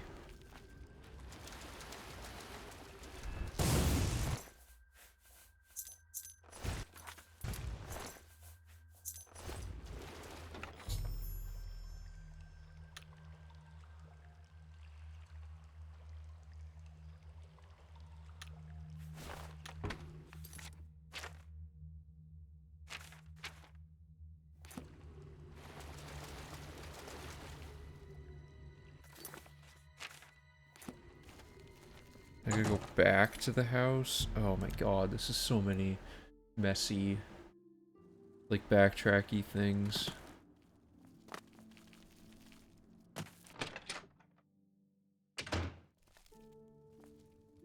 What news?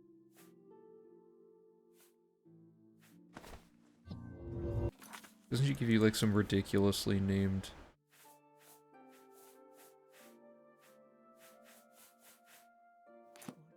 What news? Where is the amulet? I would like to.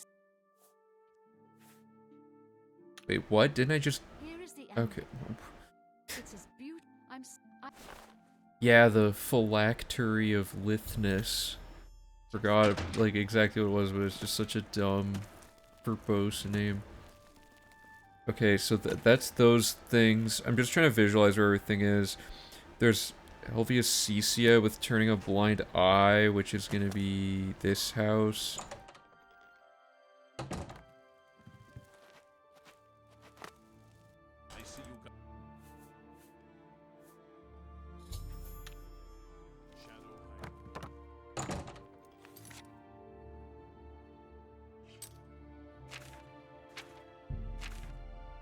So this is like a trip over here.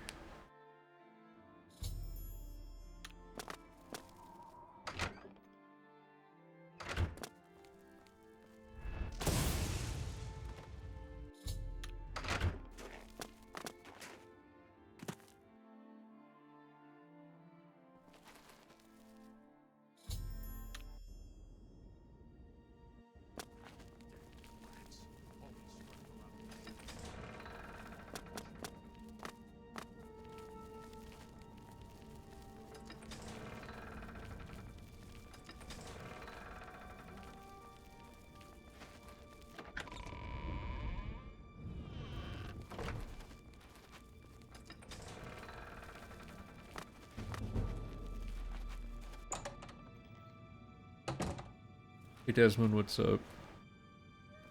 Oh yeah, there's probably some way to like saddle or clip through this. I just haven't looked into it yet.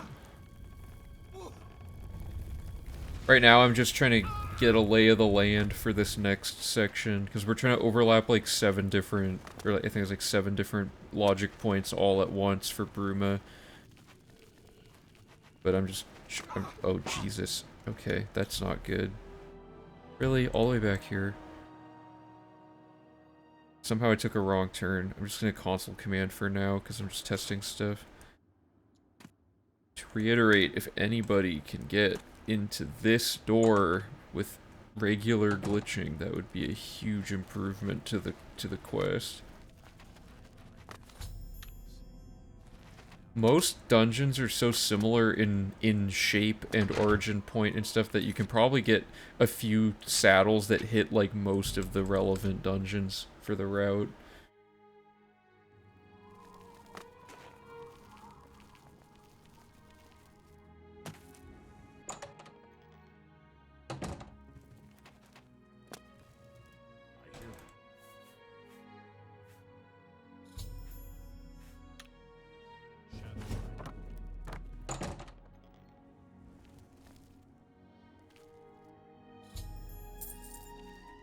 Where's Helvius?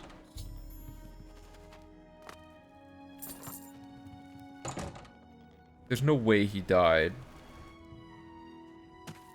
I have to be standing near him for this quest to update. So wherever he went, I need to, like, find him. So that's a bad scheduling thing. Dude, really? Where is he? Like... let me look up his ID. That's so annoying.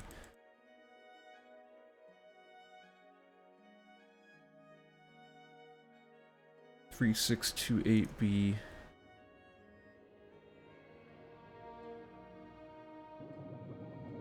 Why is he under... What?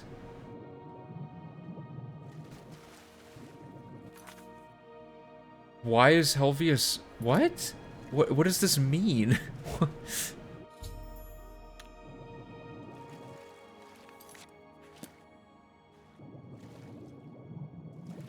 how did he, in the span of that quest, how did he end up there?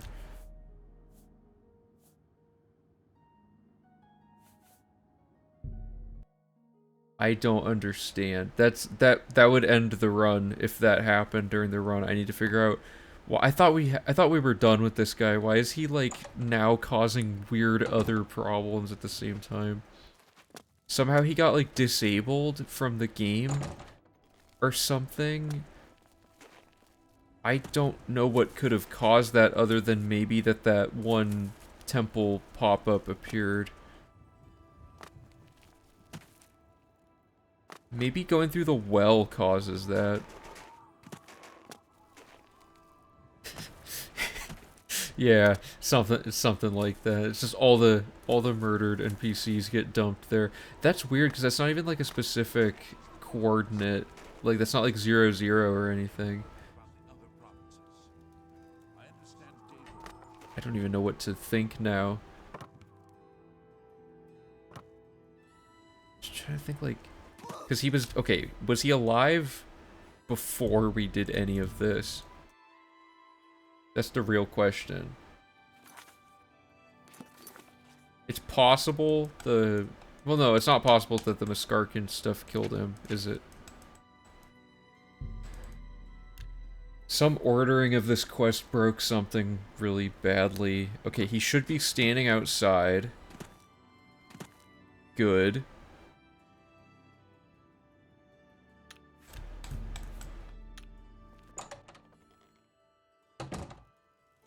Dude, I spent so many hours jumping on those Bruma roofs while I was like trying to figure out how I'm gonna solve the glitch that we were running into before we figured out that it was Cecia. I just would like jump around because I'd like think I could solve it and then I couldn't, and then it's just like, dude, what am I doing? This, I think this disables him. See how there's like 2 quest markers now?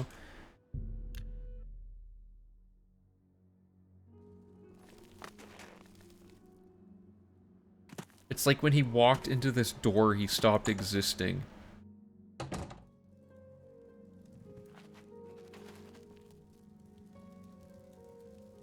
What? The Gray Fox is gone too? Oh my god, this is so bad.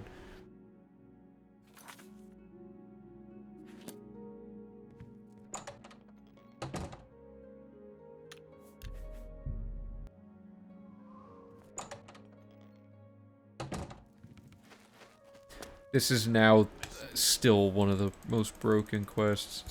Okay, I have to find the exact point that this undoes everything.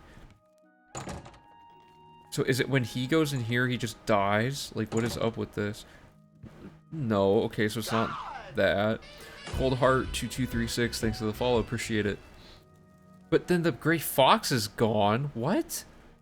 That is so weird. That shouldn't be how that works, right? Hey, you're the one who helped Captain Shadow hide. I don't even know what's going on anymore. Because Gray Fox is not supposed to disappear like in the middle of this. Like if I go do this quest, is he just like never gonna show up?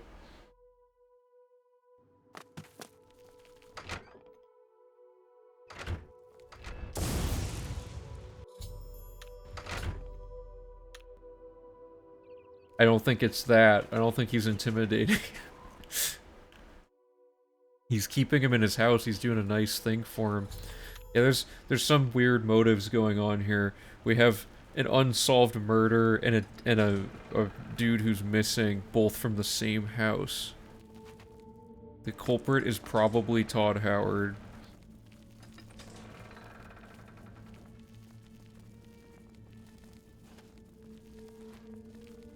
How did I get lost? Oh dear lord, I'm so stupid. I hate this. I get so tilted in these dungeons because it's like, if I take one wrong turn, I'm just hopelessly lost. Okay, there we go. He's supposed to disappear. Okay. That's comforting that there's one thing going correctly.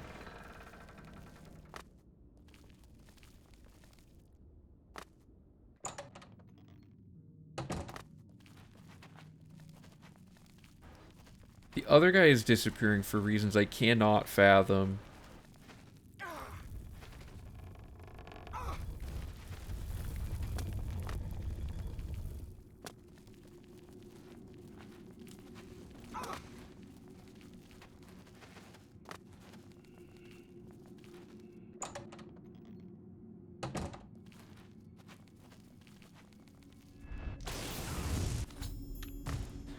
Okay, did this fix it?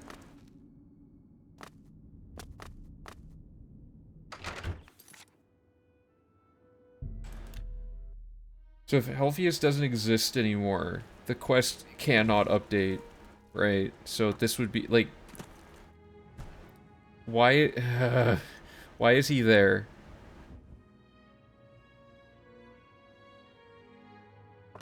Okay, let's go turn the quest in.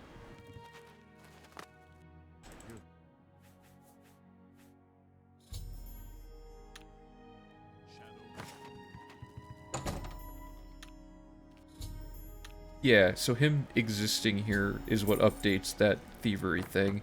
Okay, that's good that that worked, but we need to know why it didn't work the other time, or else it's just gonna come up during the run inevitably. And then while we're here, we have to also do his, training. Training, eh? Okay. If I see you reach for a weapon, I'm calling it off. And if you can... If this goes on for too long...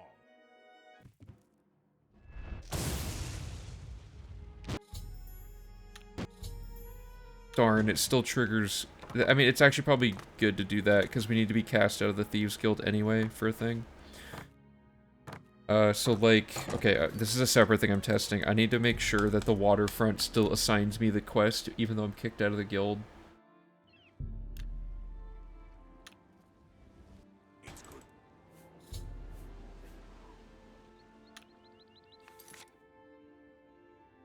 Sorry, I'm kind of going out of order. I need to see if all of this is good to go. Oh, I thought all my enchantments were gone for a second. How's it going, Cold Heart? Sorry, my chat scrolled, so I didn't see the hey message because of the commands, but welcome aboard.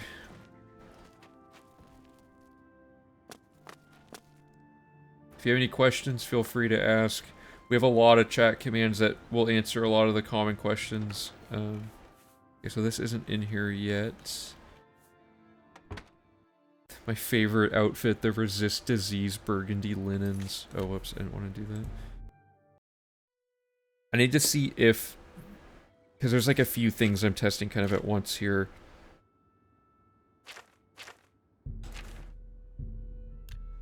I need to see, like...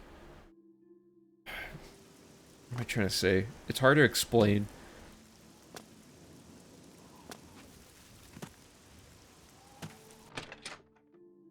Sorry, I'm kind of blanking on how to describe. Okay, this is what I wanted to see. See, he won't even let me do anything because I'm cast out. So we shouldn't kill, Cecia, is the point. Okay, yeah, I can also answer, like, specifics. It would be good to know kind of things that aren't very clear on the wiki, because we're in the process of getting all the wiki info set up right now, so if there's anything that could be explained better, just let me know.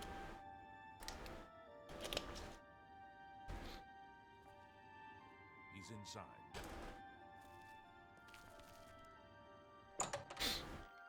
Helvius Celsius.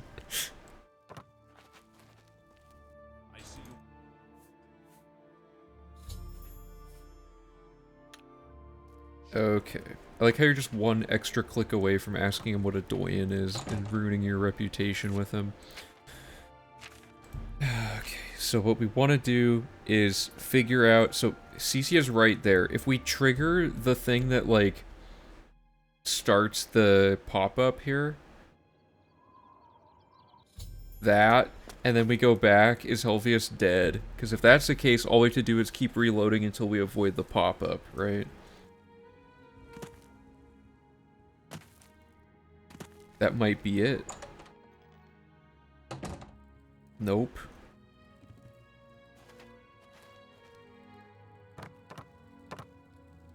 Where the... Hey. She was here a second ago. Not... You know, I don't mind us having to do that quest rather than killing him and having to time blood pricing, because going to talk to Armin is going to take a lot longer than all of that.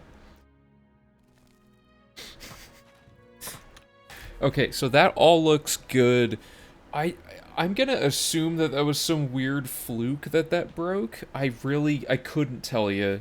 We can look through it a little more critically at some point, but I'm so sick of dealing with Helviacecia that I kind of want to just move past it for now. You do have to do the blood price. I was just testing, like, if accidentally triggering that pop-up is what despawned him, because I really don't... It could have been that because I went through the... Ooh, it could be because I went through the well. Let's try that.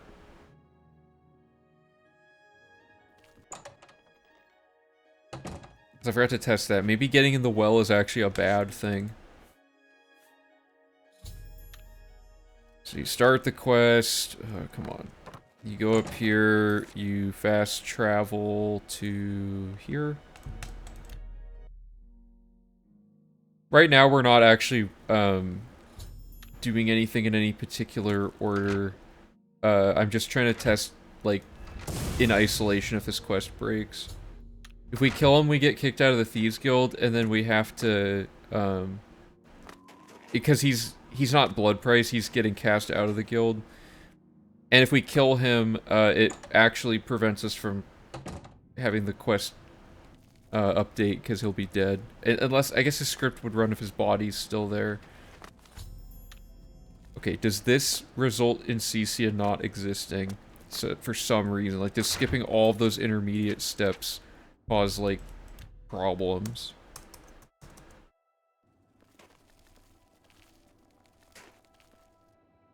No. Let's see what happens here.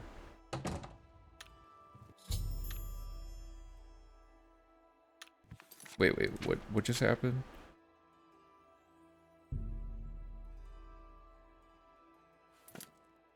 Oops, I scrolled my chat.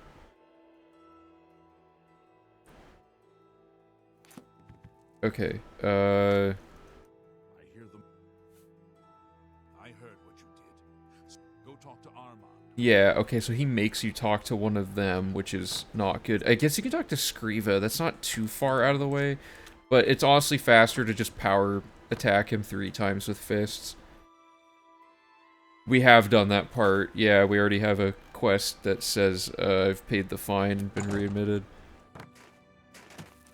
Okay, so let's look at a map really quick of this whole thing. Let me bring over dock mode. Okay, a lot of garbage going on. We have to go to jail to talk to Gerunder to advance a quest that then requires us to go to Arnora's house. We have to talk to Brandon, or we have to talk to someone in Brandon Lyrian's house to go to the Tap and Tack to come back to Brandon Lyrian. So these two have to be done multiple times. And then we have to, so like, we have to go here and then here. Like, if I could draw, like, lines to illustrate what I'm talking about. We have to go here once. We have to go here and then load warp. We can achieve this one easily through load warping. This one's not a huge deal. And we have to go to Bruma Mage's Guild.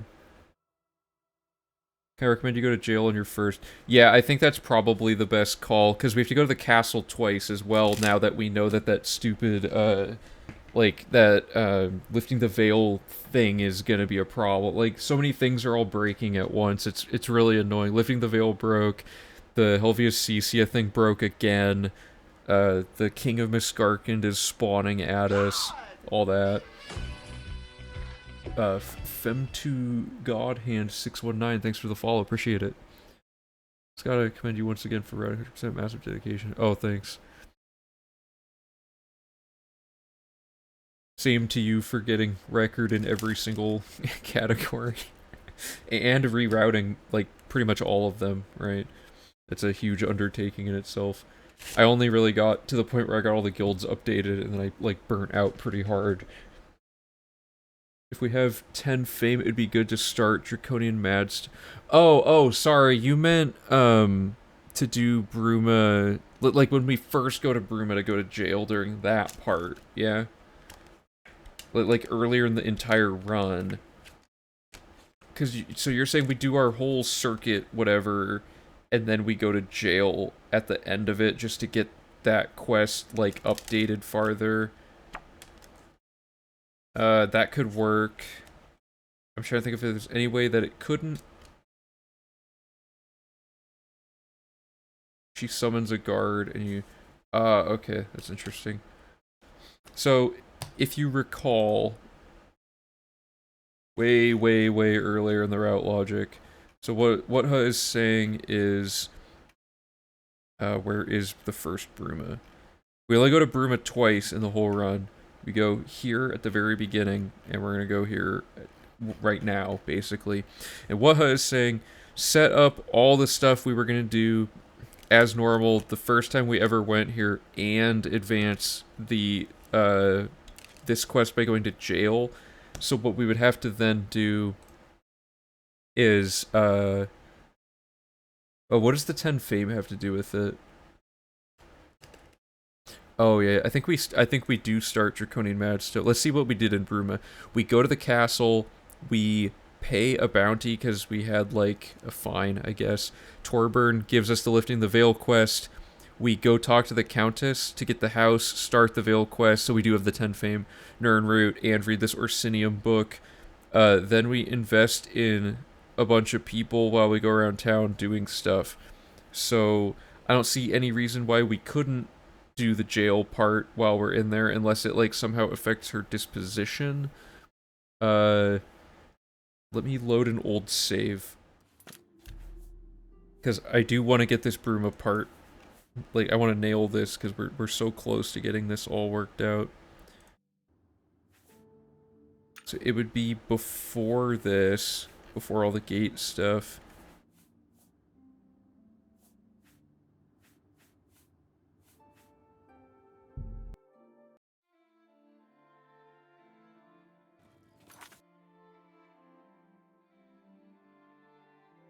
Best Thief Blood price. What did I just finish here? Okay, so this is the save I want. The steps here are to do a ton of stuff, but we're gonna see if we can, like, quickly... Sorry, I gotta change some windows around. We go also for the recommendation quests. I think we did Bruma already. I'm misremembering. Oh, Bruma's one of the ones we had to do at the beginning of the run, so we had to come back to... Sorry, yeah, we go to Bruma 3 times, but once during the early game when things are, like, really hectic. I totally forgot about that part. But what we do currently... We go to Bruma Castle, we have a fine, so we have to pay it, so we're just gonna do that really quick. Tolkien talks to you. It gives you this. And then... we go inside and advance this quest. As you can see, honestly, it's basically like the 100%. Oh yeah, exactly. So that was like the original list that I used to design the category off of, was the UESP page. And I was like, why does this page exist but no one's actually like speed ran it?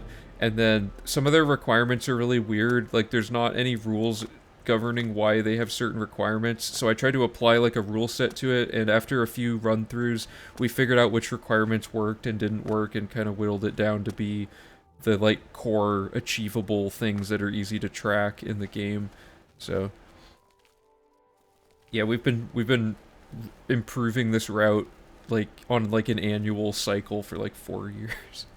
So anyway, the Countess is not here, so I'm gonna wait really quick and get this all lined up. Oh yeah, I mean, our YouTube channel, we have three entire runs of it. We have the original one, which took like 80 hours, and then we have the second run, which took closer to like 48, and the most recent record, we did the whole thing in like 21, a little over 21 hours. So we're hoping to get it around 15 this time is our goal. I've heard much of We've pretty much incorporated all the tech that exists in the whole game. Hey, Shonky, thanks for the raid. What up? Okay, so we're gonna do buying the house. She doesn't trust us. thank you. AI95, thanks for the follow, appreciate it. Okay, and then we're gonna do Draconian Madstone. To get this set up. And is that it? I think that's it. There's a nerd root in a book, but I'm just gonna pretend I got it. Because right now we're just trying to figure out if there's anything broken related to going to jail. So we're gonna skip some of these houses. Oh, thanks.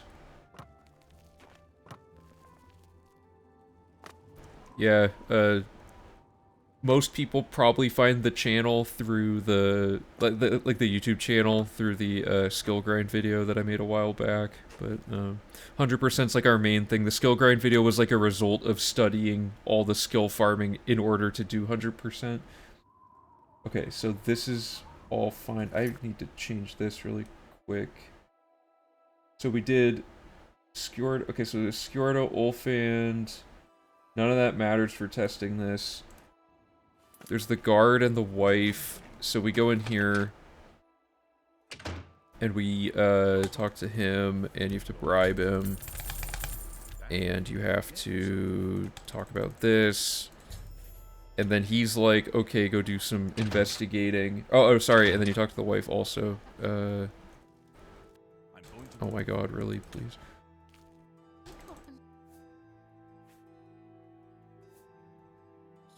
Okay, cool. Now, there's the spy's house for main quest, whatever, we're not doing that yet. Wait, isn't the spy's house? Is it this one? Or no, it's this one, this is the spy's house. So we would kill the spies, we go to Ongar's house to do the fencing and investing, then we go to Ernora's house. This is one of the actual important ones we're testing right now.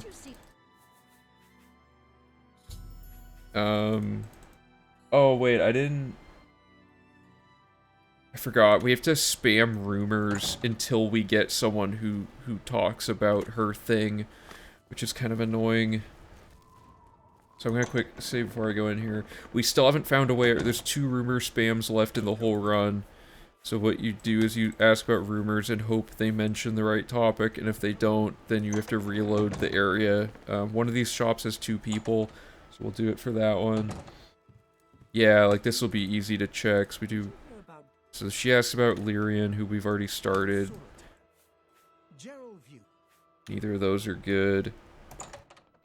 We could actually hold up. I don't know if anyone knows about how this works. That'd be great. But basically, there's like a code snippet where like there's some sort of code that adds dialogue options to the game. Or like new topics or something. We could use the database reader to find where in the code it mentions that potentially. So we can see if there's anywhere else that it name drops the Gerunder situation. This is just bad luck, having to farm this until we get it though. Oh, here we go. Okay, so she mentions Gerunder. Great. That's what we want. So pretend I had done that earlier. Sorry, it's kind of hard to follow. Don't forget to prank Martin by switching the. Oh yeah, that could be a good one.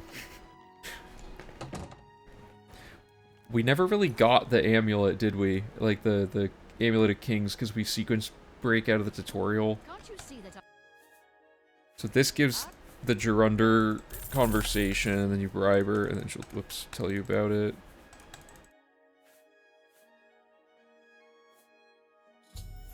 So, that is, sorry, one of the things we want to check. Let's skip the Regner house. Yeah, okay, so the next thing we want to do is, let's just pretend all this happened, whatever. We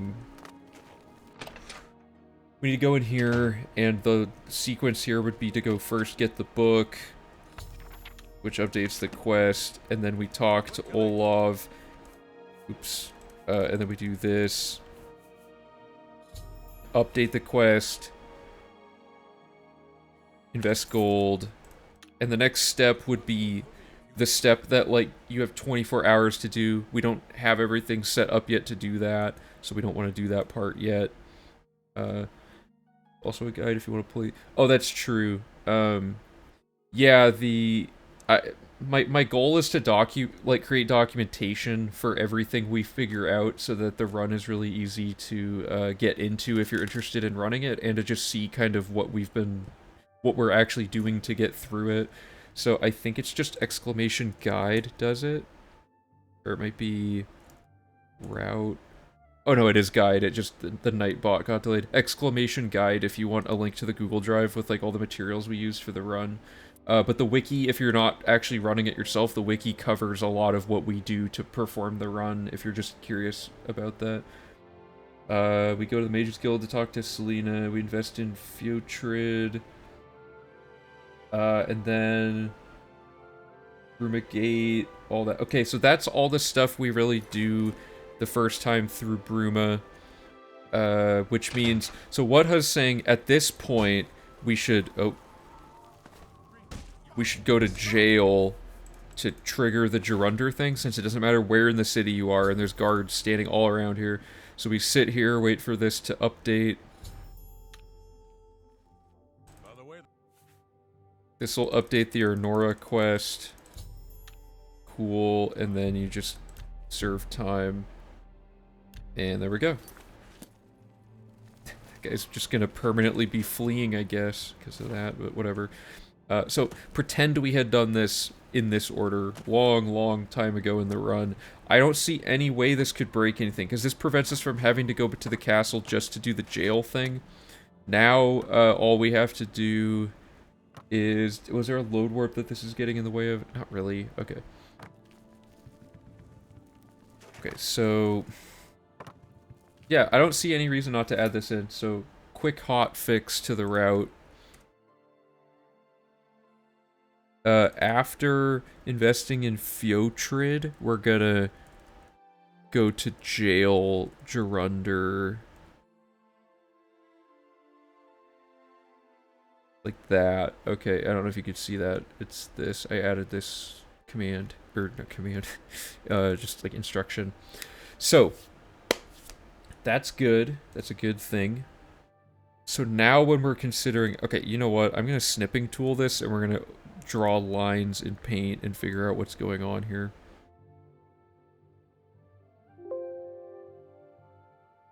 Taking it back to the MS Paint era of routing.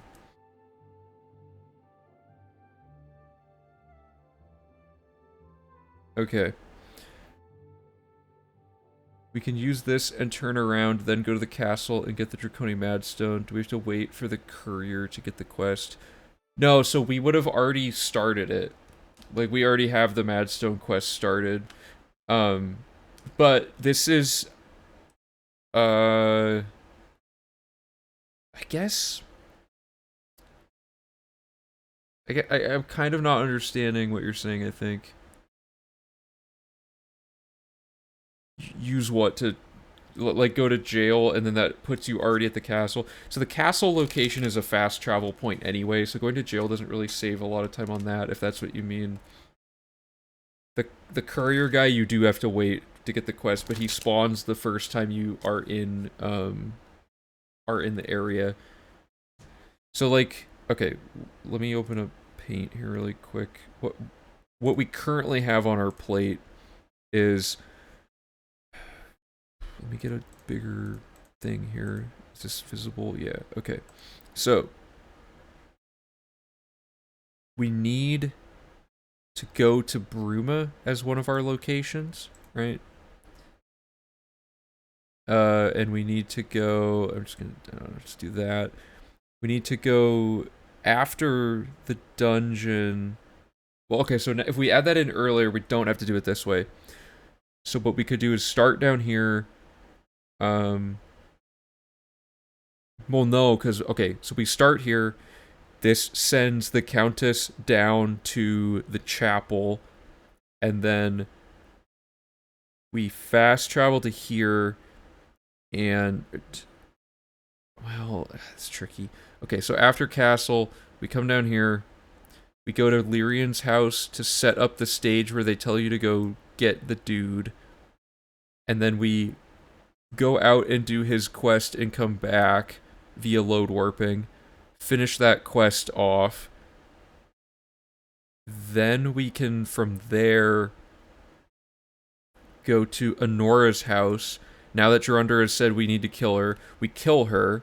That gets the amulet. And then the next step of that quest is to go talk to Jorundr again, which we'll do when we come back to the castle to turn in the Lifting the Veil quest later, because we can't do it because of a glitch we ran into. Then we go to Helvius Cecia's house, and we do the Thieves Guild thing and come back. Then we go here to do the Dark Brotherhood Jagasta murder. At this point, the Countess should already be in the thing. Oh, and the last step... Oh, no, sorry. This guy makes you talk at Olav's. I think. Yeah. So we should set a load warp here. Then go to Olav's, which makes you now have to come back here. But we also have to go here.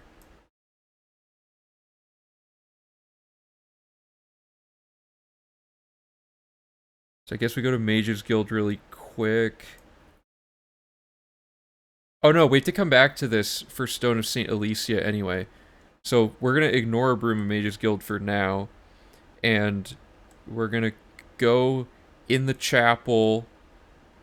We're going to set up the Brumith fight and start the first time we have to do the Stone of St. Alicia. Olav's Tap and Tack, this guy, the guard makes you meet him at the Tap and Tack to talk for some reason. So unfortunately, we have to go there anyway. And then after that, we come back to Lyrian's house a second time. Right? He's right next to fast travel point, so no point in coming back to Brandon Lyrian. You have to come back at the end of the quest. Right? Or... because you're saying this will just put you here. Yeah, so we have to talk to him once, and then he's like, meet me at the Tap and Tack. Then we have to go to the Tap and Tack, and then he's like, you better act fast. And then you have to come back to talk to the wife to finish the quest. So no matter what, we have to go here, then here, then here. We have no way around it, unfortunately.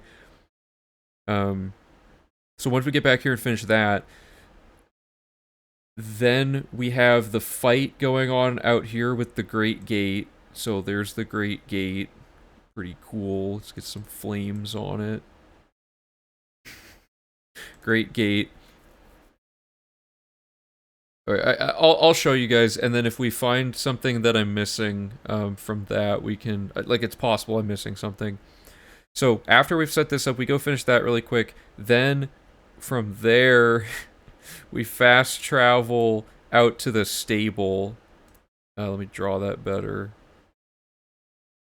We do the Great Gate business out here. Close all that up. Next step of that is to go to Cloud Ruler Temple. But we have to come back. So then we do Stone of St. Alicia stuff. Come back to the chapel via a load warp. And then I need to start adding colors to this. Okay. Phase 1 is this loop. Phase 2 is going to be, let's draw the gate back in.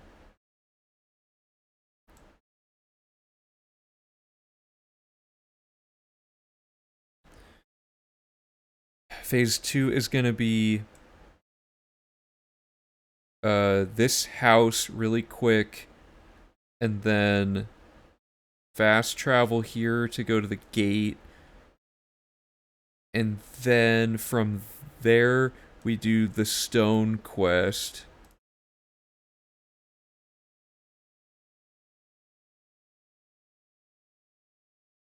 And then after we have done the stone quest, we need to return to the chapel. So we load warp back into the chapel. Okay. Phase 3 is to go to the Bruma Mages Guild and clean that up. And then we're gonna fast travel. I should have used dash lines for this. Fast travel back to the castle to talk to Gerunder the second time that we have to, and talk to the Countess to turn in the other thing. And then from there, the final step is to get Gerunder's loot, which I think is like somewhere out here. And then we'll just go get the loot. I'm gonna use, well, I can't really make these dashed lines retroactively, but I'm just gonna use black to denote it, even though it's gonna look bad.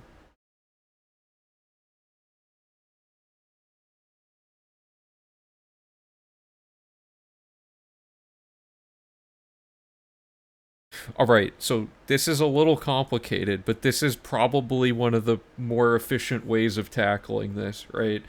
This, it looks really stupid, like, after all that. Hopefully I'm not forgetting anything. So the first thing I'm going to do is I'm going to prime our save file to have the current logic, which it doesn't. I have to go talk to Olav really quick to set up a thing we should have done before that we forgot to do. And then I'm going to also set up the Gerunder jail thing. And then from there we should be good to go. So I'm going to leave this, I'm going to go to gameplay mode really quick. We don't want this, we want this. So this is the save that we need to prime, because the other one was like different. So we're gonna go, talk to Olav really quick, and then go to jail really quick, and that'll simulate catching up on the mistakes from earlier routing. What can I do? Okay. Just look for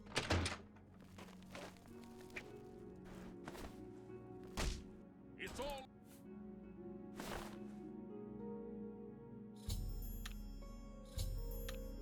by the way. Okay. And then quick save, because sometimes this crashes the game. Good. Who cares about heavy armor? Oh god, I forgot about this. We were also supposed to kill these, so I'm just gonna console command these out for now, just to avoid any annoying things. What did I do to deserve this honor? Okay, so this should all be good. Wait. Why is Wilbur here? He's supposed to be the innkeeper in Anvil. Why is he out here? Okay, I'm not even gonna question it. Save file primed. So we haven't done anything yet. Pretend we just fast. I mean, I'll set it up right now. So from here, we execute the plan. The plan being this horrible mess of garbage. So step 1, we fast traveled here. Good start. So we're gonna go in the first time and talk to the Countess. So we talk to the Countess. She makes us talk about battle plans. We can't activate her other quest. She gets out of her chair. She gets ready to go. That's the first thing. While she's walking down here, our next step is to go to Brandon Lyrian's house, which is... I'm not gonna die of fall damage, which is right here. The next step of this quest... is it cool if I leave this like this? Like with the map up, it just helps me look through it. So we have to talk to him, and we have to ask about Gelborn and do this. Right, okay, so that updates this quest. He says there's not much time, or no, he says to meet him at Olav's, right? So the next step is to go to Arnora's house, now that we've already talked to Gerunder earlier in the run. Okay, talk to her. We mentioned mentioned the stolen gold, and we have to pick the path that kills her, because this is faster. Kill her, take the keys, and get the amulet. Like that. So now, for reference, we're at like the bottom of the map in this image. So the next step is to go to Helvia Cecia's house. Oh, sorry. Yeah, no, this is... We want to set a load warp at Lyrian's house, don't we? This doesn't really save hardly any time, I guess, but we'll put it there just in case. So now we want to go to Helvius Cecia's house. A lot can go wrong here, but basically, for a while we're going to be doing just straight gameplay, so I'm going to switch it back to this view. We basically have to just go do this quest, turning a blind eye. Oops. So, we're all familiar with this quest by now, I would hope. Really? Okay. Okay, get the blood price. And we're just gonna finish this quest normally.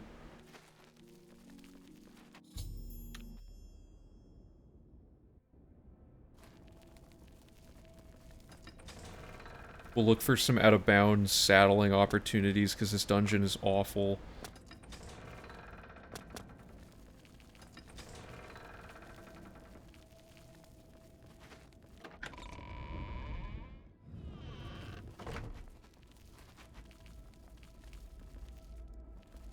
Oh god, I did the thing again. Okay, this is fine, hopefully.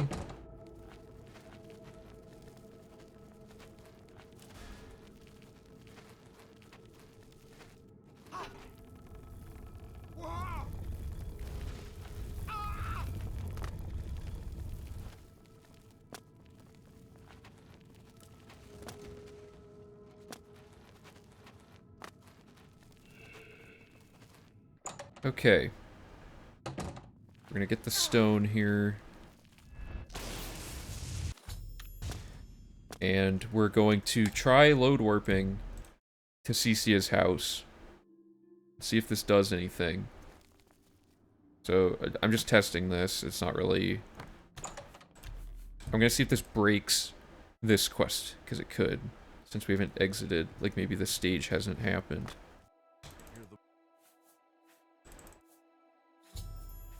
Okay, so that does blood price and that. Now we have to be outdoors.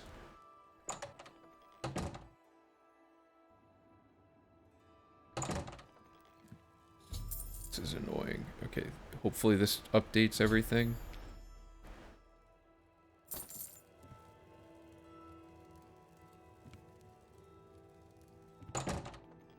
So the problem is, to update this quest, Helvius Cecia has to be sitting outside, or else it won't work. I wonder...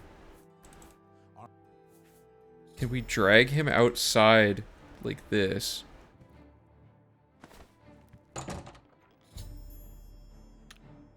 It works. Okay, and then we just do this. And we unequip, and we just... Whoa, no, no, no.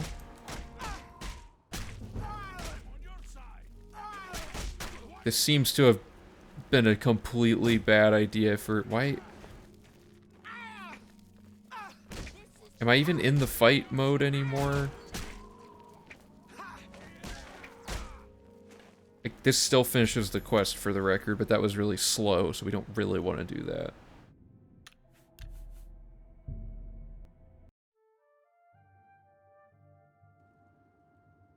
Let's try this again.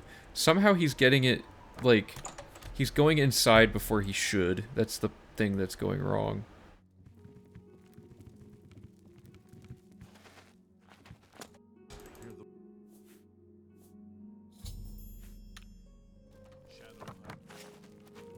Okay, so this should update the quest. Good. Twice, please, please. Oh god. Okay, good. Now, we unequip Apotheosis, and we agree to do the fight against him. Since he's in the Thieves Guild, we can't kill him. If you sneak attack, I think it'll probably kill him quicker. And then he does that, and the quest is good to go. So that should be fine. So the next step on our map here is Jagosta's house for the Dark Brotherhood. Oh, whoops, I went past it. We're gonna go downstairs.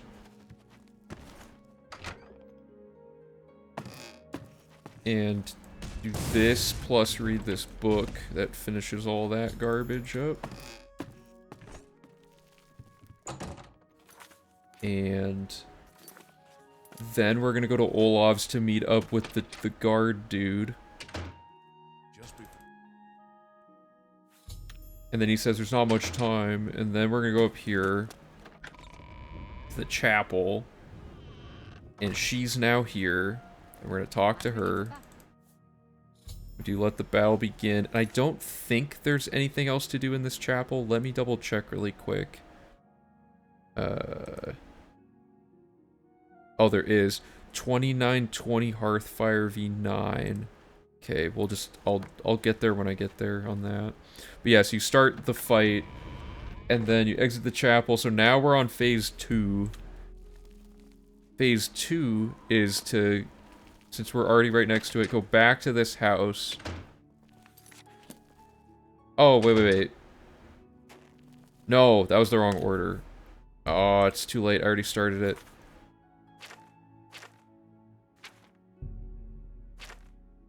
We should have gone here and then done the chapel. Hopefully this doesn't mess anything up. It shouldn't.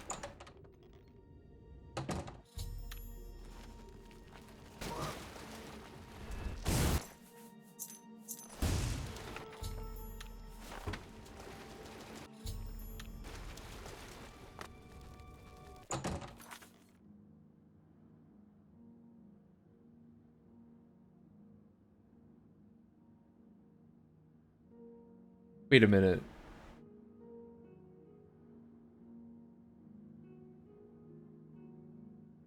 Oh, I also forgot to start Stone of St. Alicia. But we set a load warp point here for a reason, so let's use it.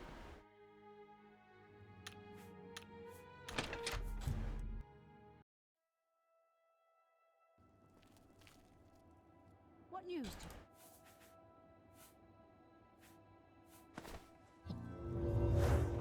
Here is the... Okay, that does that quest. So just like... Just pretend that I did this next step that I'm gonna do right here. I'm just gonna go into here and talk to him. Do this, because this sets up the Fighters Guild quest we have active. And then there's a book in here that we need to get. So that's like a lot of things all at once. But so now the fight should be starting soon. So now we want to go to the stable, and we've already bought the horse, but now we're gonna go do the Great Gate fight. Which is this way. Why do I feel like I'm moving really slow?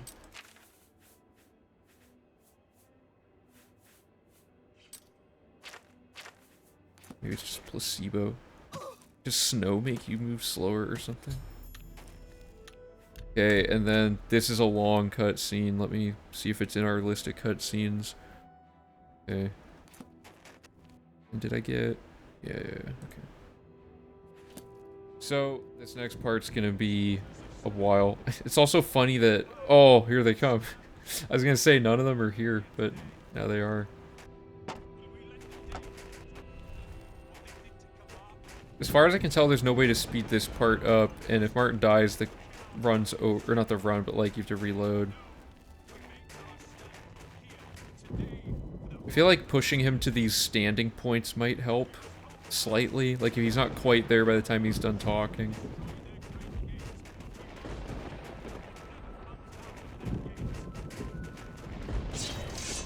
Okay, so there should be things are about to go down here. So we can't get killed because we're like, you know, we're invisible, but everyone else can.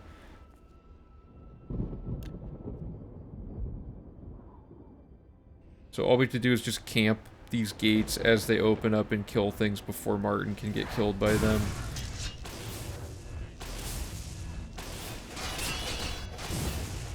Oh my god, I killed a guard. I don't think that matters. Let me double check though. No, it gave me a bounty.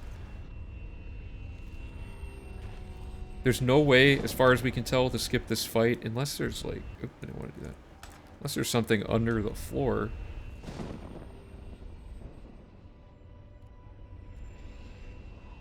Fortunately, you cannot enter the Great Gate, it seems. Anyway. So we have Apotheosis, so we can just snipe everything.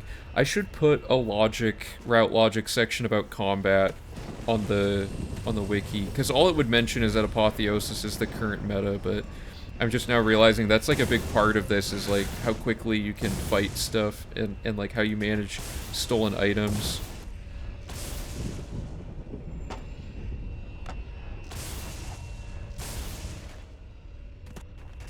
Okay.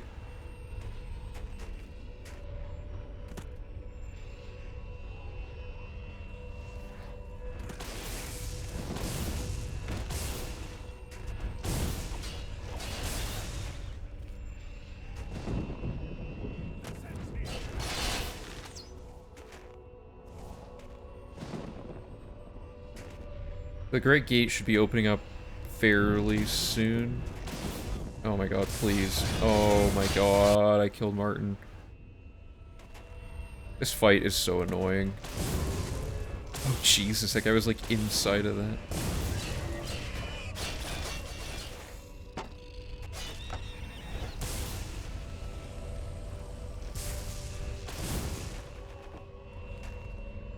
Still good.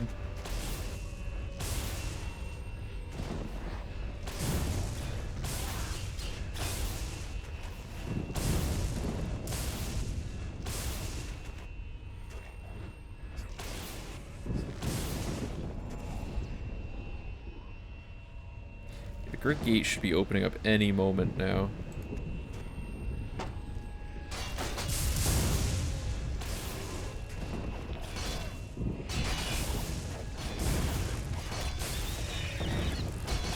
Okay. I'm actually gonna make sure that Martin can't die. Okay, we're good to go. So, here's how you do the Great Gate. You enter the gate. You quick save. You find the save from the beginning of the run where you're in Kvatch. Which is... We'll have this written down during the run, but it's this. So, like, in the Kvatch gate... Oh my god, I messed it up.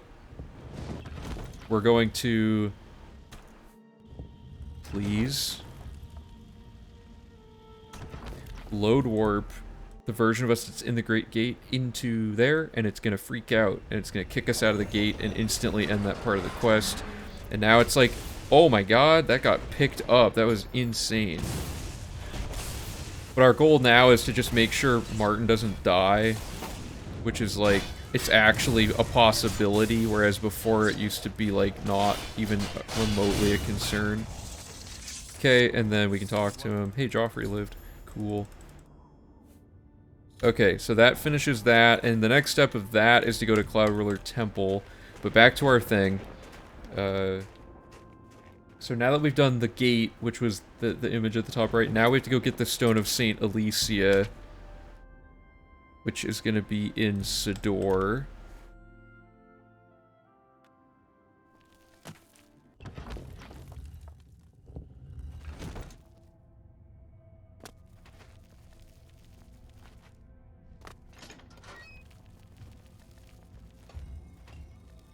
So if we boost jump up here and hit this lever, that skips the whole dungeon. We grab the stone.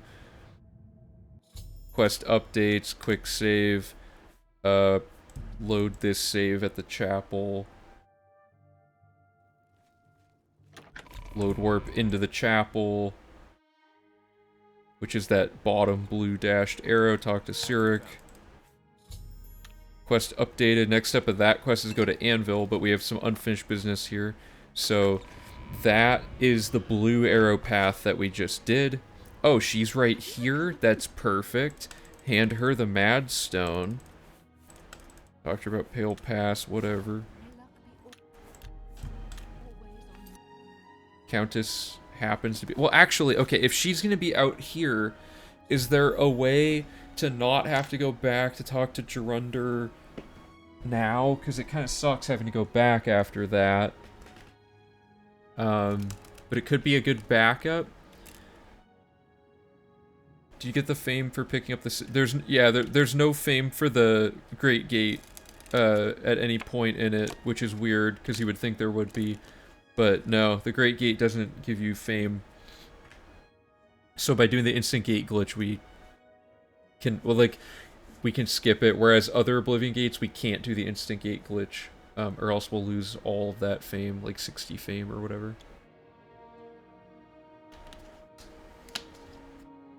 Okay, so we're on to the green route. Green route is to go to the Bruma Mages Guild, do that quest. I wonder if you can just, like... Excuse me? Okay, hold up. You guys need to see that. Look at this. Because I was trying to see if there's a way to just, like, snipe her through the floor. Because that's the person we need to kill. But maybe not.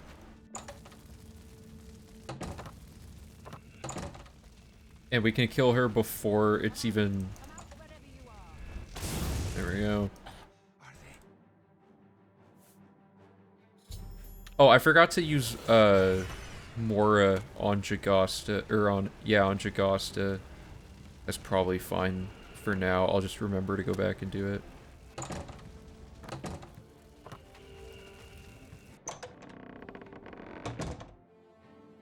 Save quick load to de-aggro, cool. Okay, and the last step is... fast travel to Castle Bruma one last time. And we're going to go to the jail really quick. Talk to Gerunder. Hey, Prime Keck TV, thanks for the follow, appreciate it.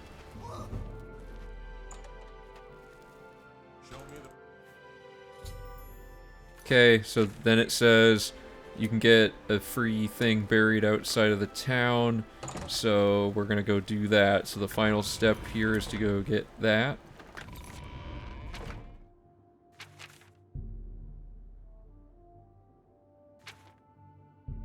We go to the north gate. And we step out. And as far as I can tell, you cannot re-roll skill books for this part. I don't know why, but anyway. So we actually got a good one. We got Surfeit of Thieves. It's not guaranteed you'll get a good one, though, every time. Good meaning one that can only be found in random loot.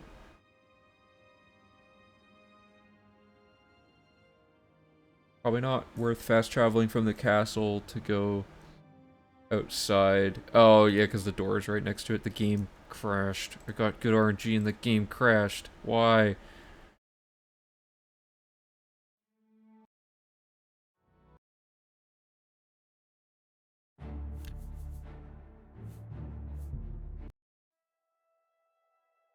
Love 100% speedrunning Elder Scrolls games. Found this randomly through Twitch. Oh, thank you so much. Welcome to the stream. Oh, like the loading. You're saying? Oh my god, it like skipped. The books are set, same RNG. So I should be getting the same. Oh wait, so when does it set then though?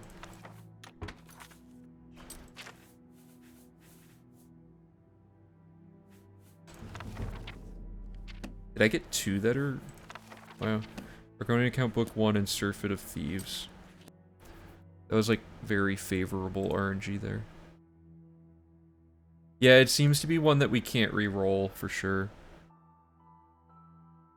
Okay, so that's the route. Does that make sense to everybody? So what I'm going to do is put this, like here for a second. And hide that so you can see it. And then I'm just going to copy all of these notes over and we'll see what we get. And our going to account book 1 is a total random one. So that was as ideal as that could possibly be, is that we got 2 truly random skill book drops out of that quest out of 2 possible ones. So that's nice. Okay. Step 1. Castle Bruma, Countess. You know what having jail here does, though, is it allows us to reset our bounty right before having to talk to the dude who tells you about Gelborn, which might actually be useful. Because I don't know the last time. I'm actually going to move that back, because I think... Because we have to go here anyway? That way we clear our bounty cleanly right before this. Go to jail, Gerunder, Countess, which starts the fight. Then Lyrian House, Gelborn, Arnora, kill Amulet. Oh, Arnora, what race? Is that Nord? We need a Nord. Oh, we're gonna get one anyway during Dark Brotherhood, aren't we? We're only really looking for an Orc. That's the only one we're missing. So we get the Amulet. Then we go to Cecia's and we do Blind plus Blood. And then Jagasta, oops. Jagasta kill plus he has a book. Let me double check which book it is.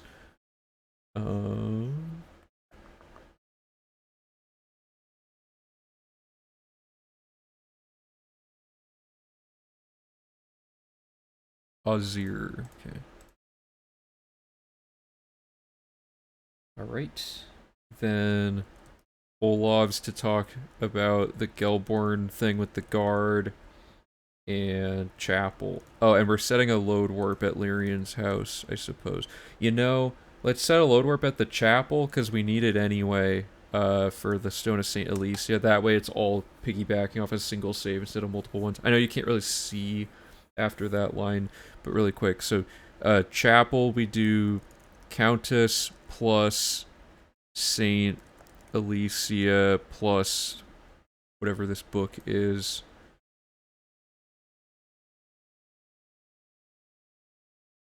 $20.90 v9.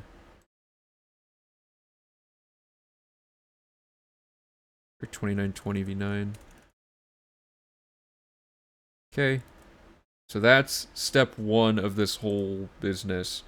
The next thing we did was... okay, actually...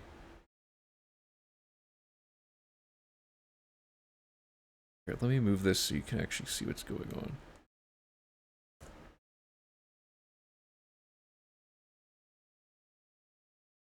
Olav's Gelborn, set load warp at the Chapel, but don't go into it yet.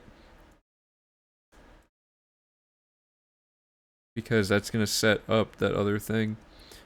Actually, that didn't matter. That didn't do anything. That was fine. Countess, St. Alicia, 2920 v9. And then we went to Lyrian's house. No. We go and we... What do we do? Brotherhood, betrayed, kill. And then load warp Chapel. And go to Lyrian's and then talk to the wife to finish that quest. And then we fast travel. Okay, so now we're on to like the blue circuit. So now we're fast traveling to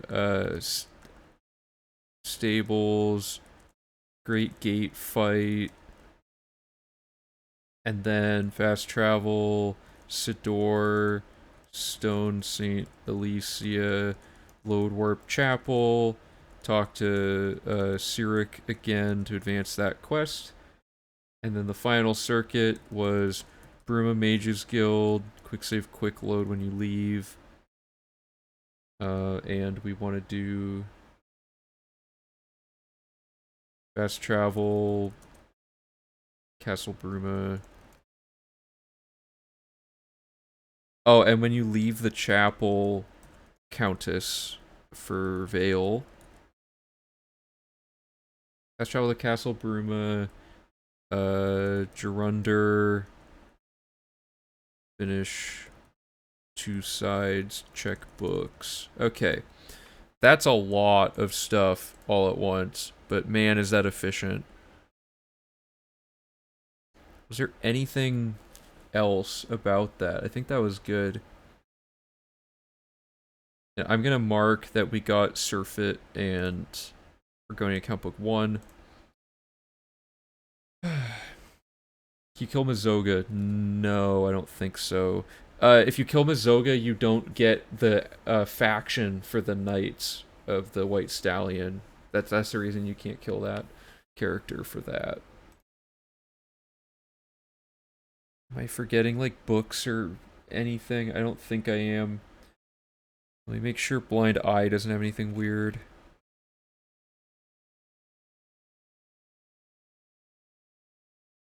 Does not. Okay, turning a blind eye is fine.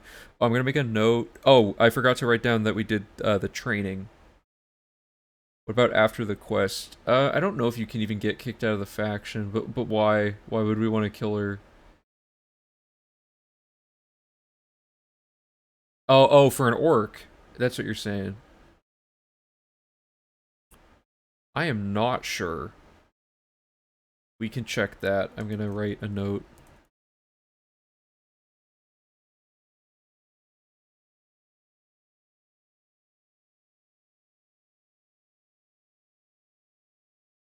Okay.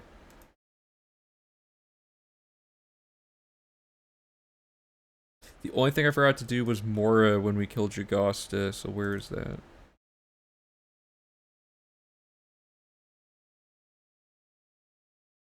Okay. And we don't need this anymore. That.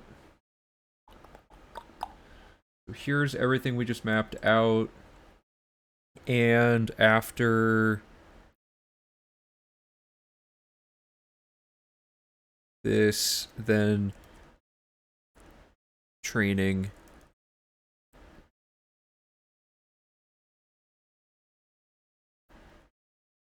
Fix the quest. Okay. That seems pretty efficient. And now we've finished this amount of this, which means the next step is to check random skill books and do bear season, because now we have all that we needed for that. Yeah, that gif was pretty good. I'm gonna, before I forget, I'm gonna go get like a Khajiit for the Mora thing to make up for the fact that I didn't get one this time. Because I just forgot to do it when we were running around doing everything. There's not a Khajiit here? Oh, man. There's gotta be a Khajiit somewhere, you know? Or not. Clavicus Vial has one, but he might be essential. I'm really not sure. Oh, that's not what I wanted.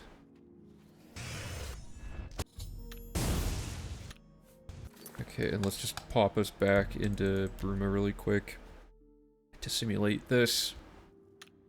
Okay, time to check off a ton of stuff, because we got a lot done. Okay. What's the last thing I checked off? Well, first of all, let me check off Jagasta for Khajiit up here.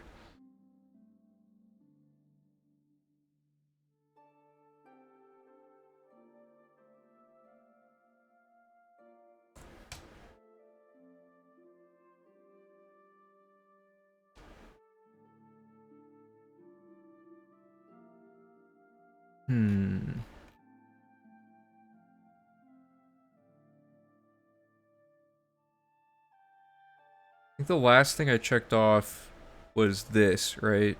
Yeah, because we checked off having the main quest stuff done. So we're at 161 out of 208 quests before checking this off. So now Lyrian's House, Gelborn, Honora. Okay, so we did Turning a Blind Eye, Blood Price, and the hand-to-hand training. So let's check those off.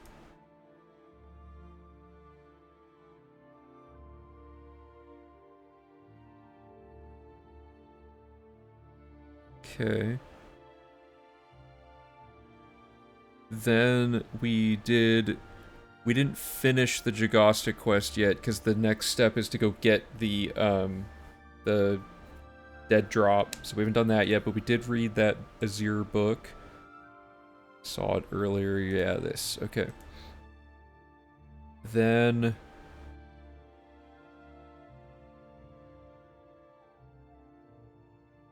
we did 2920v9, that's the next book.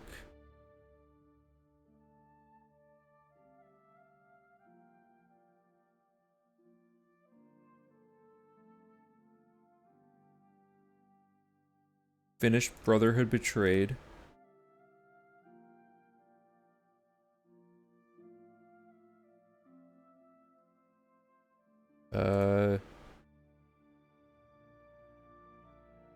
Does that count as finishing Great Gate?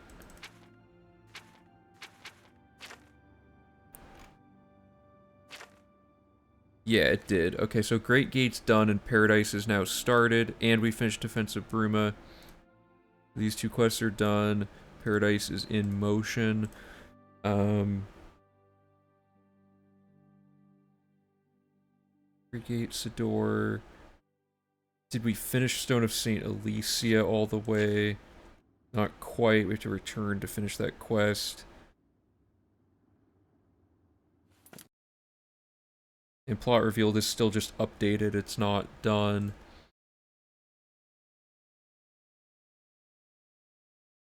Did the Veil... Lifting the Veil is done. Good. And then... did the Gerunder thing, and I already checked off those 2 skill books. Okay. That is a lot. Look how close we are to being done with this. We have Imperial City side quests. We have the end of each of the, like, guilds, basically. And then we just have, like, some miscellaneous outdoor ones. Which we can kind of do whenever we want, except for bear season. There is a small bit of logic I'm totally forgetting, which is in the map exploration, there's these locations that have, like, extra tasks you have to do at them. And you can technically do them whenever, I suppose. I'm trying to think, like, the best time to put them, but, like, for example, Fieldhouse Cave, you have to go into it just to read this hand-to-hand book. Fort Coopter, you have to go in just to read Souls Black and White. Fort Deerich has Shadow Banish Wine in it, which I don't think I wrote down that earlier. There's a Nirnroot in Fort Robeck. Goblin Jim has this book. All of this should go before the Oblivion Gate thing, like during that part where we're kind of just doing miscellaneous tasks to force spawn Oblivion Gates.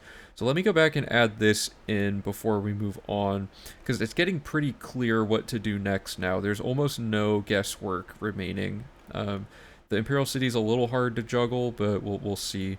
Because Paradise is, like, self-contained. Light the Dragonfires goes to Temple District, and then we needed to go to Temple District anyway for some stuff. And then, like, Imperial Dragon Armor is just 2 weeks in-game of things happening, and we'll just patch up some other quests during that. The next Dead Drop is at a random fast travel location. Not random, but you know what I mean. Why did we want to do skill books before? Oh, because we can get it down to 1 book and then roll the chances of Bear Season giving that book, can't we? What books can Bear Season give again?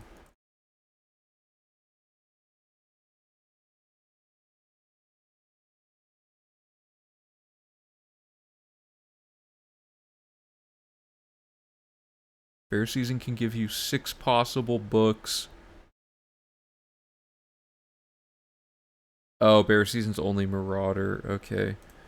Marauder being... oh, I don't remember. Let me consult the wiki.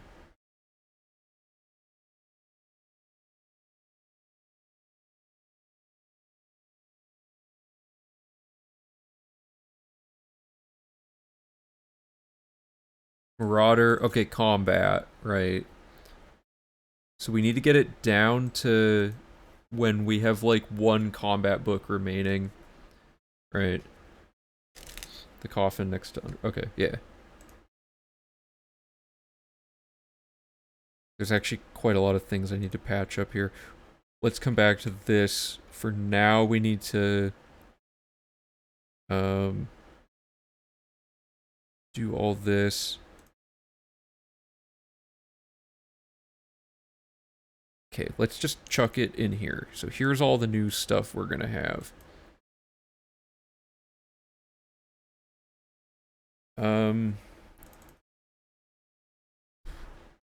Basically, we look at things and we go, can we just get that out of the way without any problems? And the answer is yes. This is all the shrines.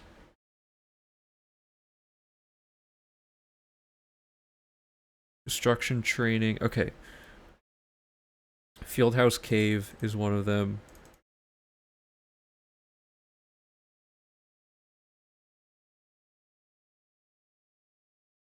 It is Way of Exposed Palm.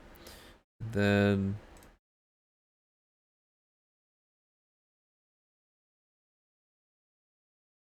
Fort Karmala, which is Shadow Banish Wine. And these will order them more like naturally where your mouse would already be looking when you do the fast traveling. We'll put them in like a circuit of some sort so it's a little easier. Fort Cedrian has Nirnroot. Yeah, actually, let me make a note. Order these. Oh, okay, let me order these by closest to each other. Does this mess up anything? Okay, so I'm gonna do that.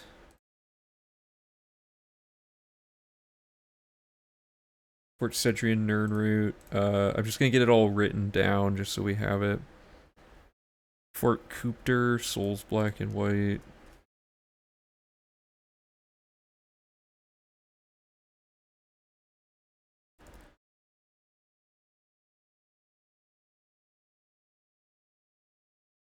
Fort Deerich is Shadow Banish.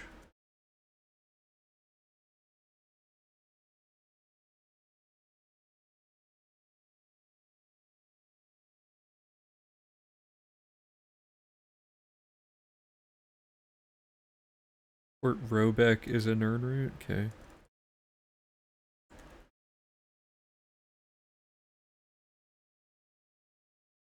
Let me just make sure. Okay, so I got all those. Goblin Gym, Night Falls.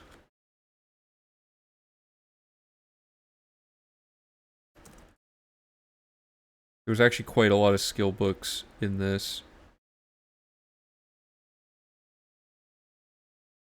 Sewers North, Nirnroot.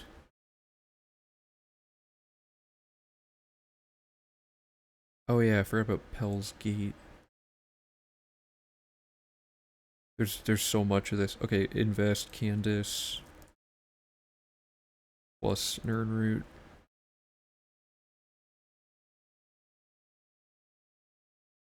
And we're holding off on this till random skill books. Smuggler's Cave, and Veyond Cave, and those are the last two.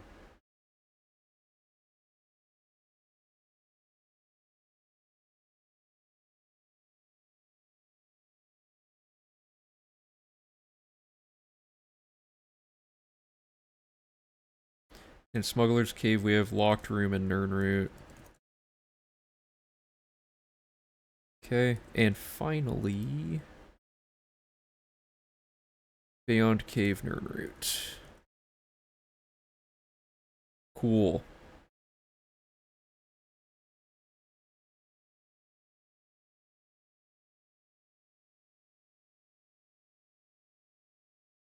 I'll just leave these colored in like this so we know to come back to this. I'm also gonna go do all of this really quick. Thoric Bag, thanks for the follow, appreciate it. Because then after that, it's kind of a no-brainer that we need to do skill books as early as we can. And we would have had all the Shadow Banish wine after Caught in the Hunt, which would have been here. So where do we finish that?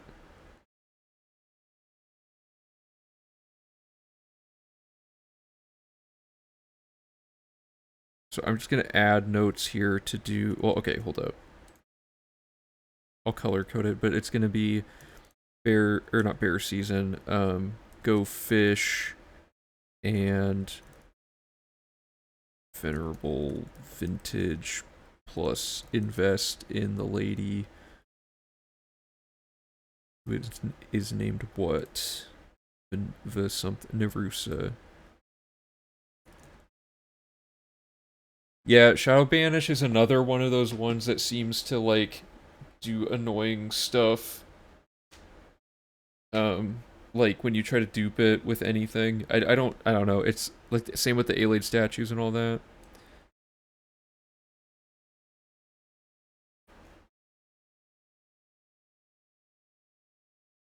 Okay, so I need to go do that.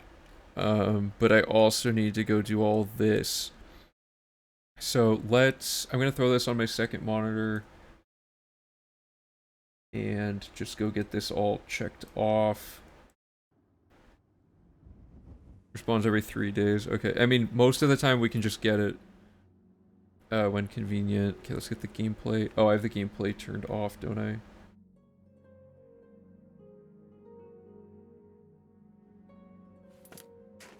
Get some gameplay going here. Please come back. There we go. Okay. Fieldhouse Cave. Now, the odds... I don't have an up-to-date map to find all this super quick, so bear with me as I painfully look for these. We have a map we normally do with, like, everything circled, and it looks all nice. Don't have that right now. Or at least the info's, like, outdated slightly anyway, so... Like, that's one of them. Yeah, let's get a lay of the land here. Fieldhouse is just gonna be, like, stupidly hard to find.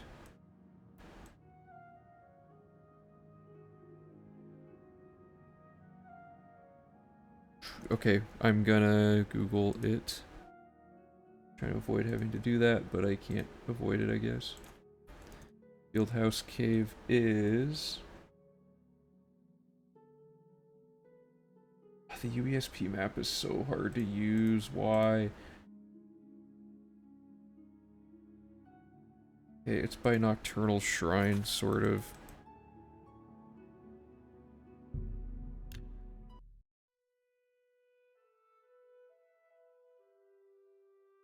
Hey, how's it going? We're doing some cleanup of logic points that we missed throughout the routing process, and then we're gonna do the new random skill books. Okay, Fieldhouse Cave has a book called Way of the Exposed Palm. How am I this bad that I already ran into a dead end?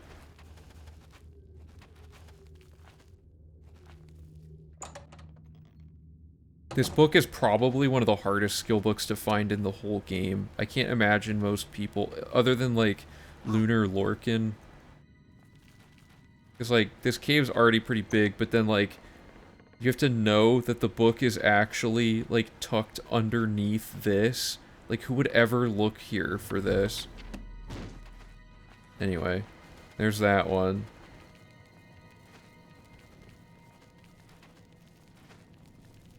The process of refining these route notes is going to be pretty lengthy as well, I think, because we have to basically at each step of the process go and convert the instructions into something more readable and make all these, like, other changes we've been talking about.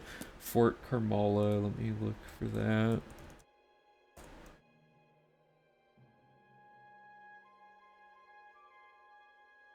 Right below Coral.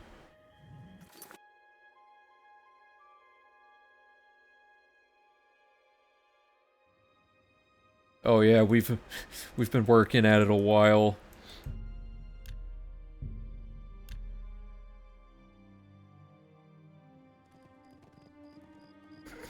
Just a bear. Okay, so Shadow Banish wine is somewhere in here.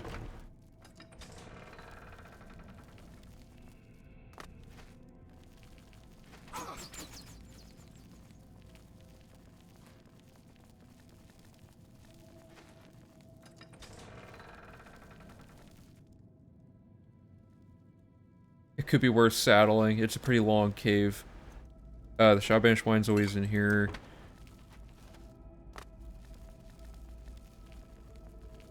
Individual, like, isolated caves and stuff like this, for now, like, yeah, I guess some of this miscellaneous stuff, if we figured out saddles early enough, it would probably help with, like, if the perfect saddle for this was a chair we don't sit until later, I could just move this miscellaneous point later, right? Stuff like that. We'll do that eventually. I'm trying to kind of just finish up the core route logic for now, and then we'll go back and put in saddles, and hopefully that doesn't cause, like, a ton of issues. Okay, so that was Fort Carmala. Now we need Fort Cedrian.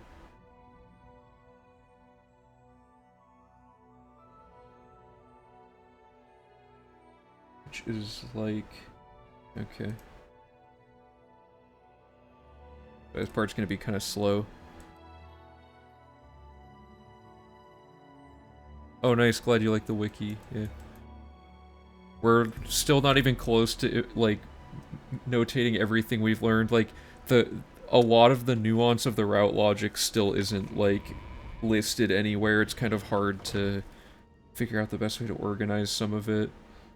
Fort Cedrian Nernroot. I didn't write, like, where it is in my shorthand notes, and I'm too lazy, so I'm just gonna run around and look for it. Well, you know what? The Nernroot I don't need to necessarily go get. I want to get the skill books and stuff. Yeah, whatever. I'm not gonna get this. So we get the Nernroot there, and then Fort Coopter has souls black and white.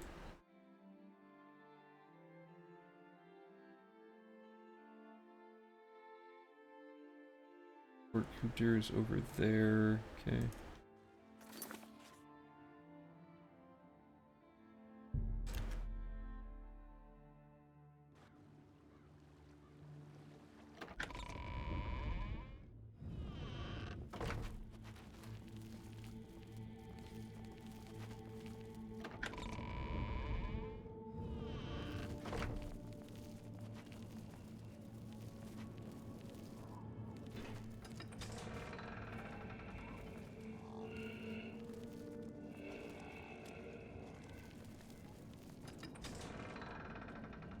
Totally not remembering how this works. Is it in the chest? Oh no, it's this. Yeah. Okay, that's how that one works.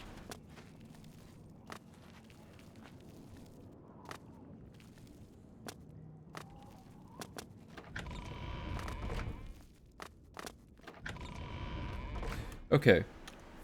I'm gonna go hard save just so I don't accidentally undo anything. Uh-oh. Uh-oh, why are we... Oh, okay, I thought we were the wrong version of our character. We just don't have the drip. There we go. I forgot when you go to jail, your clothes get swapped out. You should be good on everything, yeah. Yeah, looks fine. Okay, so that was Fort Coopter. There's Shadow Banish in Fort Deerich. One of these. Yeah.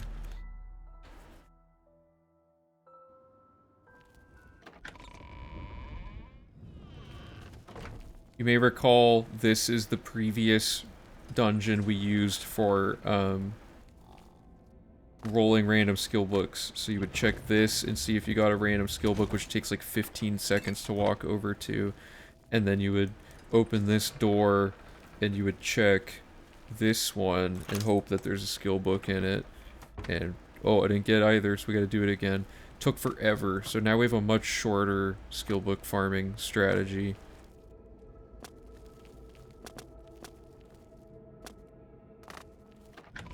Okay, that was Fort Deerich. So now we need Fort... Okay, so Fort Robeck is just Nirnroot. And then Goblin Jim's Cave is somewhere around here. And it has a book called Night Falls.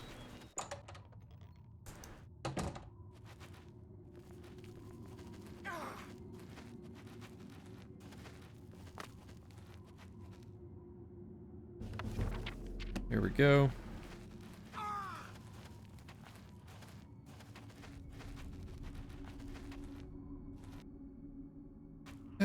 Get me out of here, please. Yeah, my short notes just say Night Falls. The full guide will have it written out correctly. Sewers. This one.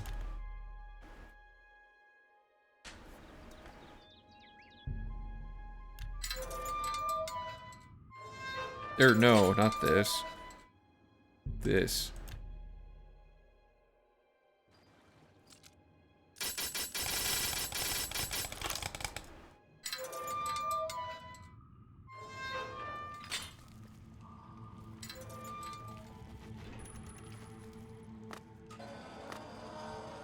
The most painful Nirn route. This was our other spot for farming steelbooks, was to go here and down there, but we don't need to do that either.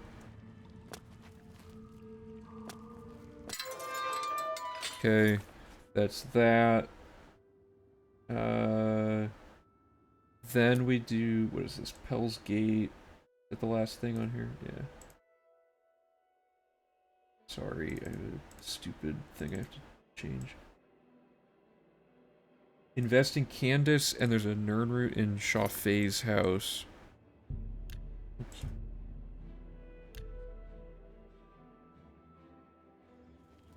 Okay, so Shafei's house has a Nirn route. And there is an inn here, so you gotta go here to invest in this person, Candace. Welcome to.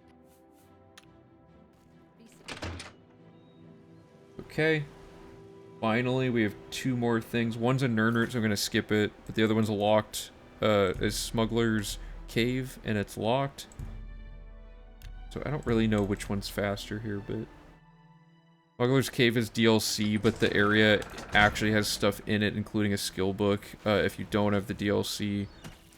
And then they just make it have more stuff at that point. So, like, you still have to go here because there's gonna be some stuff in it.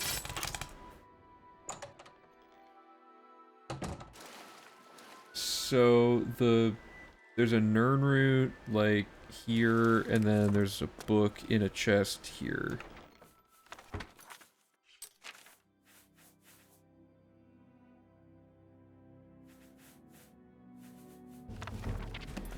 Yep, there we go. Okay, I think that catches all of that up, and then before I forget, we have this red instruction to do, because we already have the Shadow Banish wine and all that. We're gonna do go fish, and this other one, super easy quests, because you can actually fail them and they still count as complete.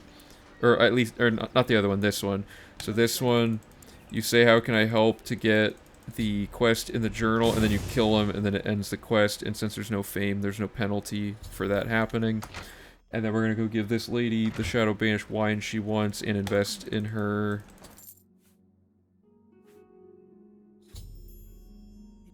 I'm at a loss. Okay, and that finishes all of that. Okay, we've caught the file up. So let me fix this. Okay. The file should be prepped as much as possible. So let me check those few things off. That was Narusa and Venerable Vintage and Go Fish. Okay, so that's good. And then in this section we added Way of the it's just mostly skill books. We have Way of the Exposed Palm.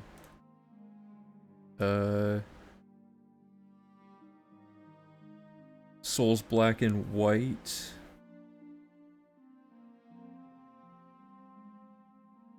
Goblin Gym, Night Falls on the Sentinel.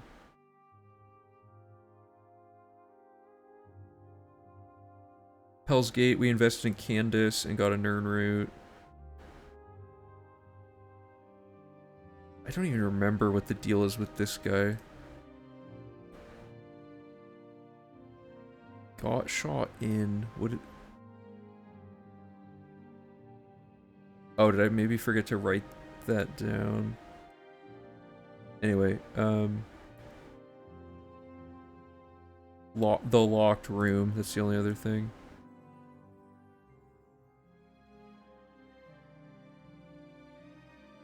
So, things are coming along nicely. It says we're at 72%, but you gotta keep in mind we already... Oh, you know what? I should... To make this more accurate, we already routed this to have all of our skills checked off.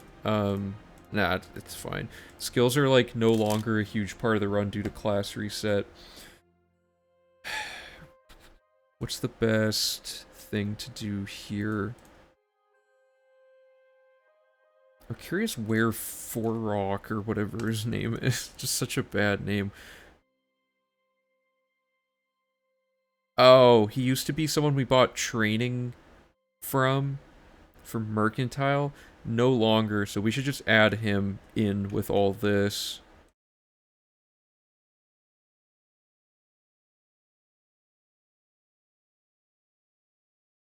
This is just some random dude that is irrelevant. Let's get that really quick. Got shot in one of these weird, like, outside ones.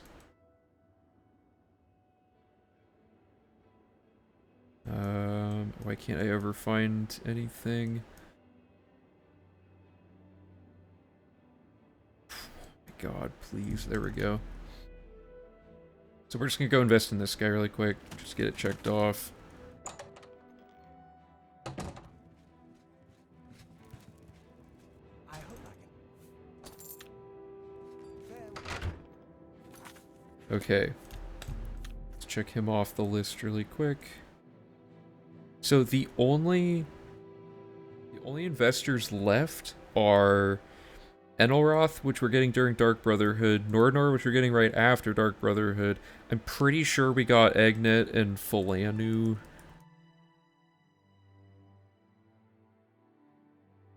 Yeah, okay, we already did those. I just forgot to check them off, I guess. So, and then Shady Sam is outdoors. And Willet is in the Temple District, so Shady Sam you can kind of get whenever. I'm just gonna chuck him into the logic for this part, because he can't, like, necessarily die or anything. We'll figure all this out later. Let me just go get him.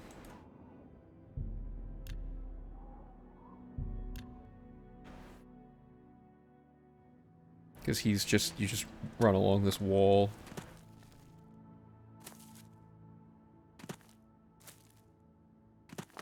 You need some. Okay. Any other, like, random things? No, okay, so we're down to 3 investors. There's quite a few books we're missing, but most of that is because I forgot to write in ones from the beginning of the run that are, like, in painfully obvious locations. Like, Withershins, you just get it during the recommendation quest for, I think, like, Shadenhall or Coral or something. But I can easily just look at the old guide and go find those and put them in at some point.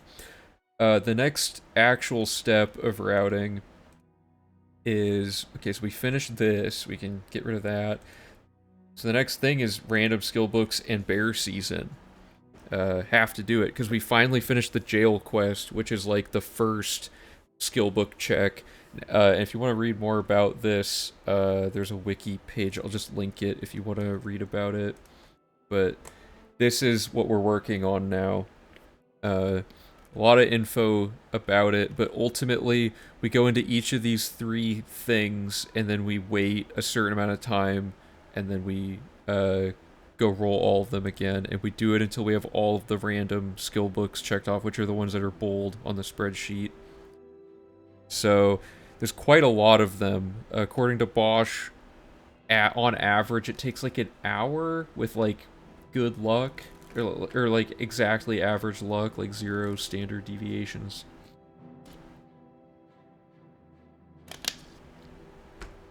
So let's do. I think like. I don't know.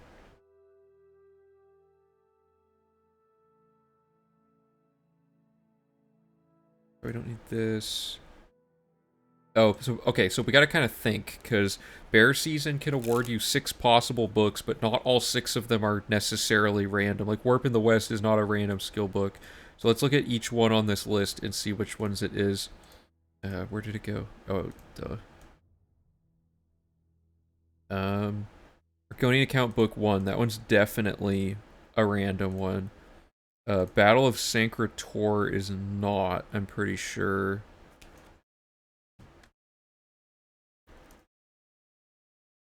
Yeah, that one's not. History of the Fighters Guild is.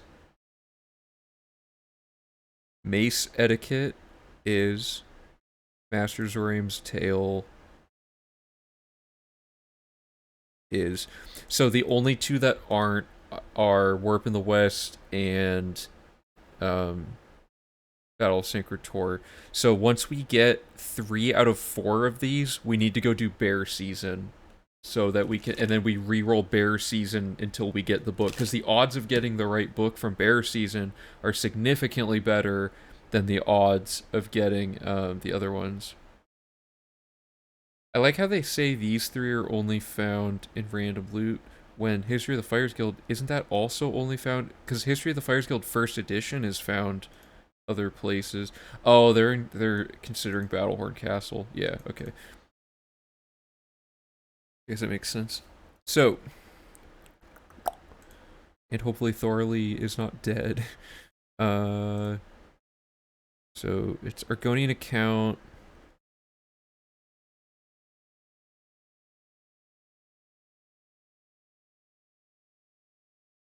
Book 1.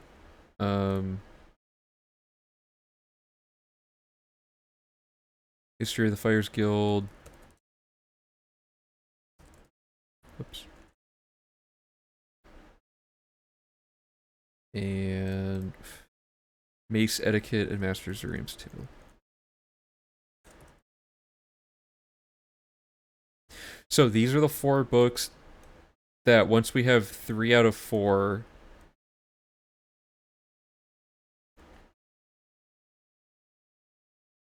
from Underpaul Cave. Yeah, so we have these 3. Oops. I'm gonna copy these in.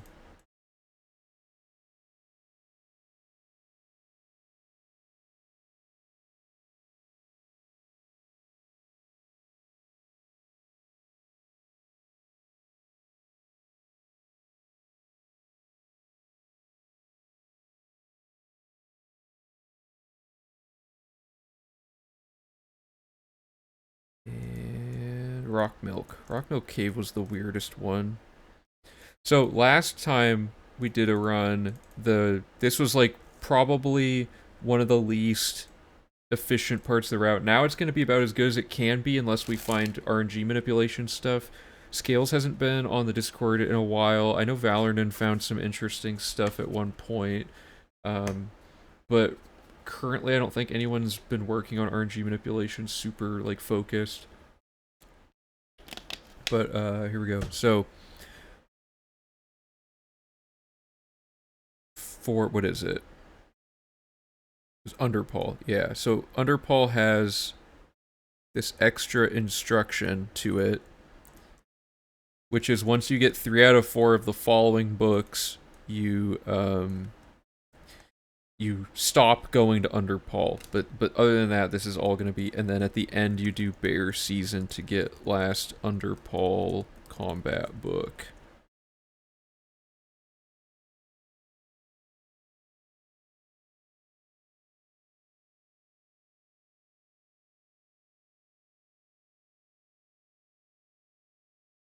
So part 1 is the Wutha Emaw location update, and we're gonna do all of these, and then dashed line, bear season, and then that's that whole thing. Cool. Okay.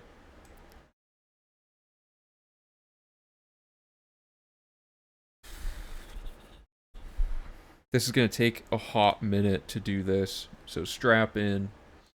I gotta find where each of these locations are because we don't have wiki pages of our own yet for our thing. But Underpaw Cave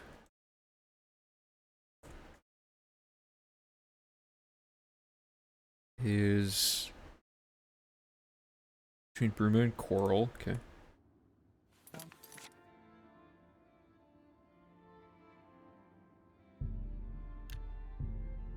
Okay, so here we go. The way this works, in essence, is, let me look at this particular one. It says, in a coffin in Zone 3, achieved by load warping into Zone 4 and entering Zone 3. Okay, so we're gonna make a save outside of here. And we're gonna get to Zone 3.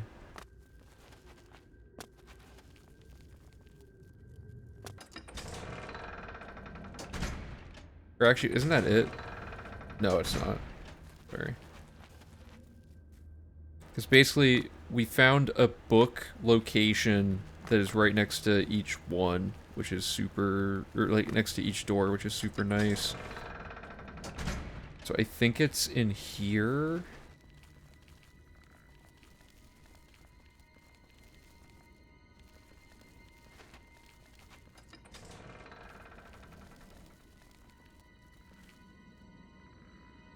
Oh yeah, I mean, it's even worse in Skyrim. Because, like, they'll have the exact same puzzles in them and whatever.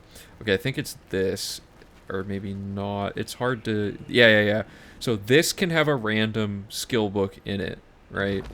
This roll doesn't. But if we load warp the save that hasn't entered the dungeon yet, and then we make our quick save here, you go in this room and you look and you see what you got, and if you don't like it, you quick load, and you can just keep doing this till you get a book you need. See how it's different each time? So there's like the shortest travel distance possible to look in this container. So we got Warp in the West, which is not one of the books we need. It can show up, but it isn't one of the ones we need. Heavy Armor Repair is, so we already got one. So now we quick save, and we load warp out with our book. Because you have to wait 3 days for this to reset. And rather than do that between each book, we do it in batches, because we're going to do 3 different dungeons and then reset them all. So the next one's Seadatar. Let me look that up.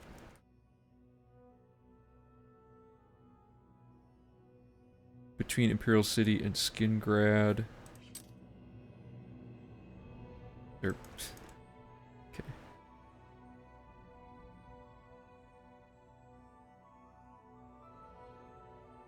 Yeah. I'm just dumb. Okay. This one, the process is...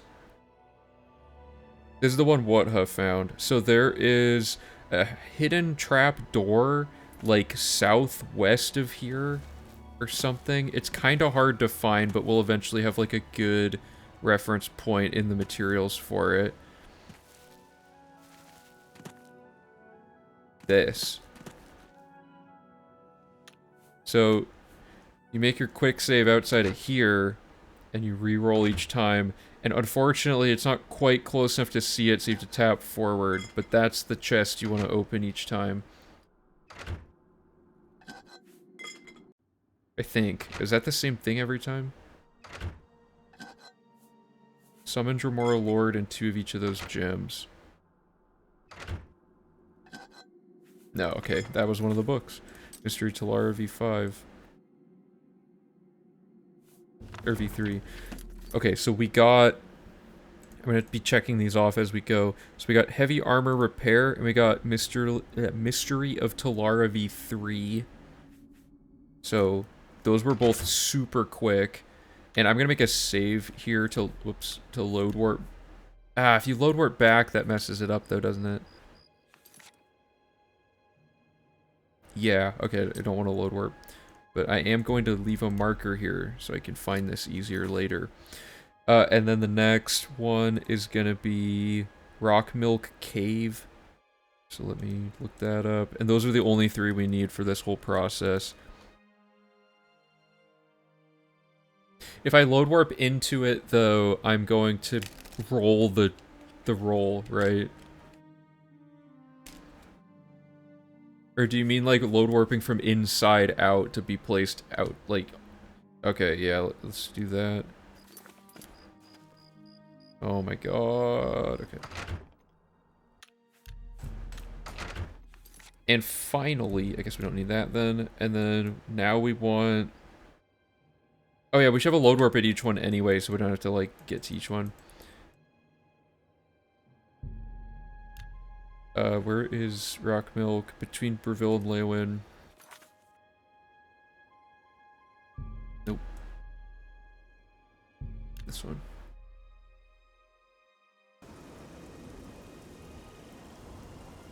Oh! I see what you're saying.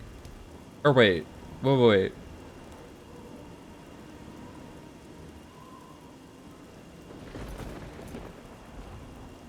Yeah. No, you're right. Because we have one, where'd the other one go? Oh, I didn't make a hard save. Whoops. Okay, yeah, you're right. I didn't make a hard save at this one. I'll do it on this. I'll just fix it on the next cycle. So Rockmilk Cave is a super weird one. Very unique dungeon. There's all these people that are just, like, fighting each other. And if you run through and just ignore all of that, somewhere in here, it's pretty deep into the cave. If it might be this door. Yeah, there's a tent. And for some reason... So, this tent is the rolling chance of a book, because it's right here. So we're going to do this until we get it.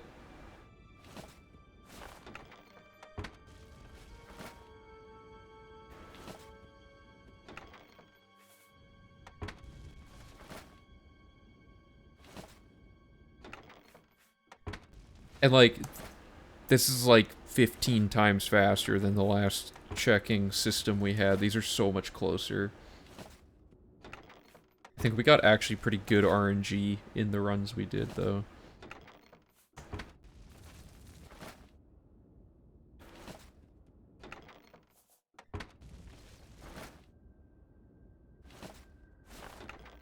This is considerably worse RNG, as it turns out. Oh yeah, I'm still going. We got to the skill book thing. All the logic stuff we've been working on finally converged onto finishing that Bruma circuit business and this. So I want to just kind of get some random skill book stuff going. Hey Frostlandia. So excited for the next run. Tech and Docs are going to say, oh yeah, a lot of people are working on stuff now. So it's like, because in previous versions it was, you know, just like a solo endeavor, but now that it's a team, things are like exponentially like getting more elaborate. I am getting the worst luck though on this chest. This could be the run killer. Is there like another? No, it's this chest, and this is supposed to be a stealth book.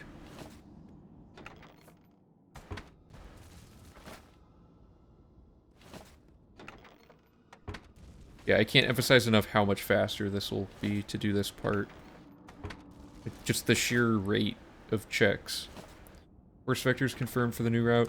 Horse vectors ended up not working, but we found something even better, which is that Bosch came up with these insane spell stacks that, like, make us move even faster than the horse would have, and we don't have to worry about fall damage and all sorts of stuff. So, like, map exploration's down to, like, 30 minutes now, I think. But we haven't gotten final timing data on that. Yeah, I guess I am just kind of poking in and out of this tent repeatedly. Yeah, that's the big time save of the version. Like the biggest things are class reset and map exploration by far. Okay, that's one of them. See how many tries that took? That was like a stupid amount of tries. So that was Mr. Talar V1. So if we look at the spreadsheet, the bold ones are the ones we're missing. So we're missing Warrior's Charge, Mace Etiquette, Masters of Aims, History of Fighters Guild, Dance and Fire, Rizlov, Mystery Talar 2, and Purloined. And you can only get 3 of these per cycle of this process. And then... Yeah, so... and keep in mind, we got 2 of these from the quest, the 2 sides quest. So there'd be actually even more to find in an average run. This was favorable RNG. So... now we repeat the process, so we do the Underpaw Cave one again. And I don't have the right save, so I'm going to make one.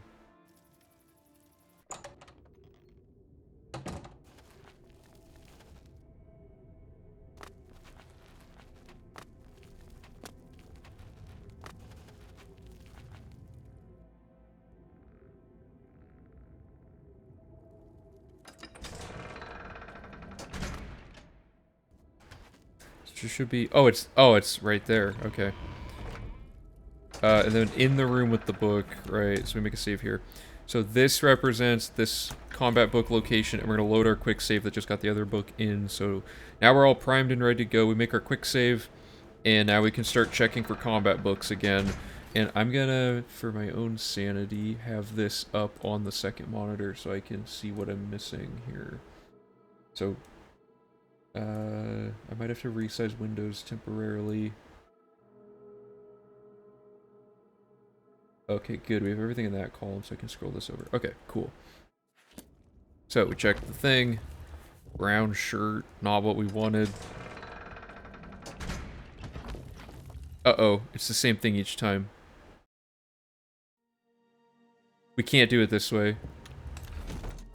Oh, sorry, I didn't wait the, several hours this takes. So what we want to do is take our quick save that has load warped in, and then wait the hours. Thank you. I totally forgot about that part. Yeah, so we have to wait 24 hours 3 times, and then an extra hour. And we could probably use time warping to do this, but we're gonna focus more heavily on time warping in our like pass through of the second phase of this routing. Right now, we're making sure, like, quest logic and tech works for the most part, and, like, saddling and load warping stuff that's way more, like, specific can be easily put in once we know what order we're doing the objectives. So, down to, what, 1, 2, 3, 4. We're down to 8 skill books left, 7 of which we need to find in loot.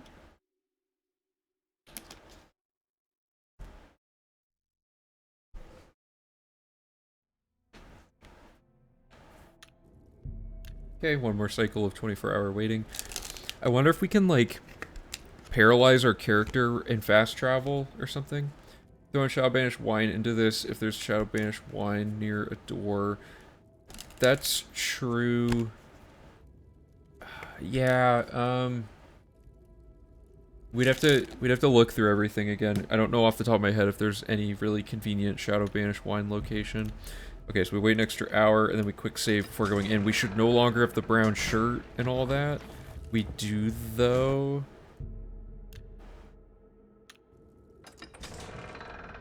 Something's weird here. I bet being in the dungeon doesn't work.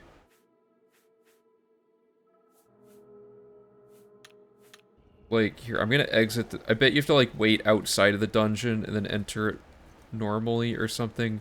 We haven't messed with this part yet. Uh-oh. I'm stuck. I'm paralyzed by choices. Go this way. Something about this is not reseeding the RNG on this particular door. But it should reset. Okay, so let's do the waiting again. So if we wait 73 hours this way...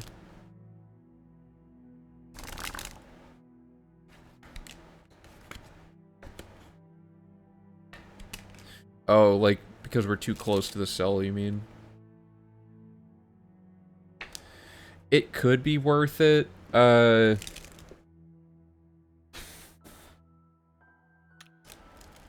trying to think if there's any reason we couldn't do this.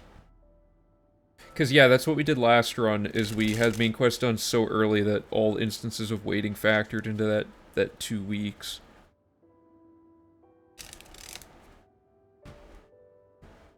It's an interesting thing to consider. Because main quest, so Paradise can be done entirely isolated.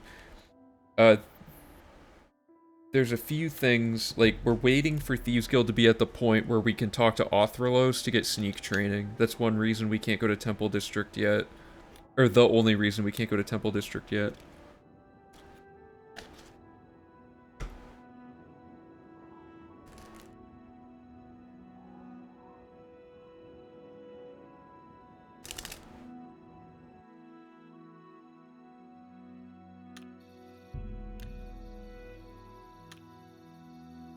Okay, so theoretically that should be good. So now if I quick save and load warp in to Underpaul.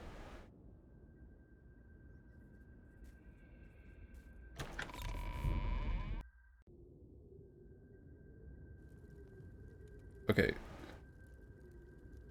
So does this re-roll it? Okay, good.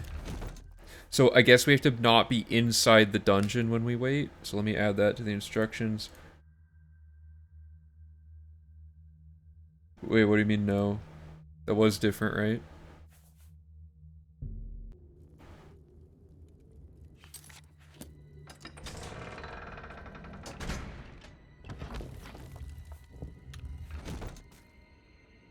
What did I...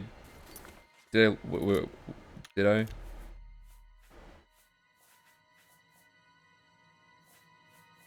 This save has just reseeded RNG and is our most recent one. This is a save that's just at the door we need.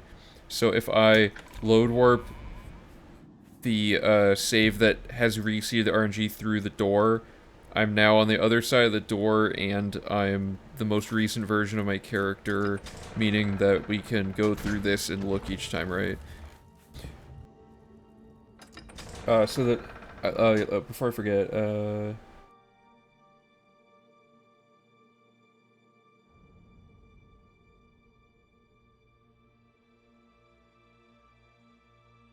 sorry, here, let me just...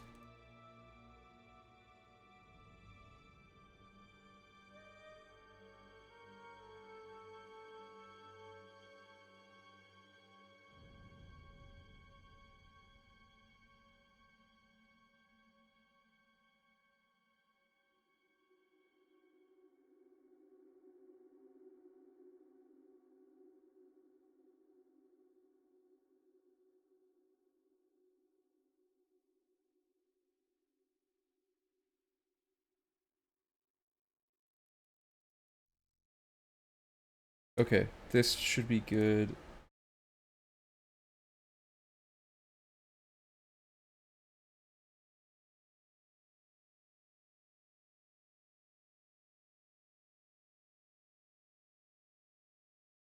Whoops.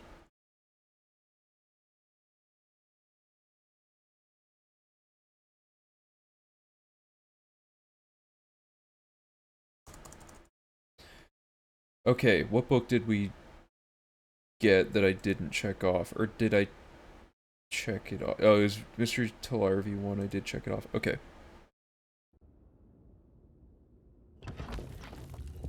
So we're in the combat book section, and we're looking for... Oh, sorry, that's what I forgot to do. I forgot to move the checklist. Master Zorium's Tale, Warriors, or not Warriors Charge, Mace Etiquette, History of the Fighters Guild. So there's like 3 different... Is this the same every time now? Wait a minute. Wasn't it just working? Yeah, what, now it's not... Did I mess something up?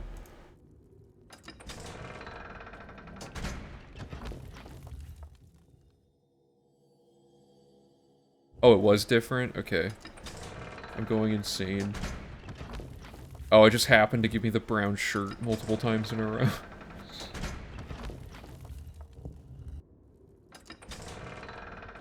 Yeah. For every tan linens we get, that's one less skill book we could be getting. We're at to see what time we started doing this.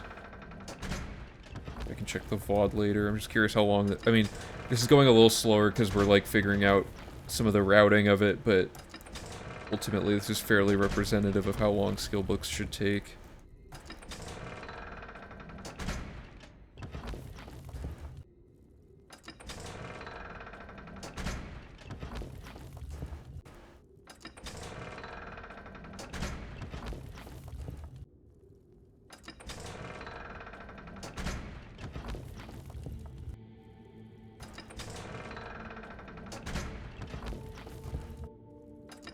Sure takes a while anyway. I mean, this is the point in the event, like the big stream, where we usually just have long conversations about stuff because there's no thinking required until a book shows up. So we all just kind of chill and talk while one of us just inputs this over and over again.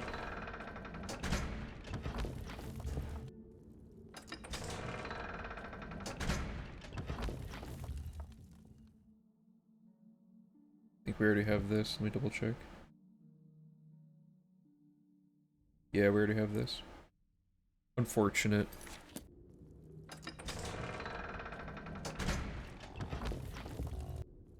So, if someone can figure out how to manipulate the RNG of this, you're looking at easily like an hour saved on average. I guess it depends on how long the setup would be, but...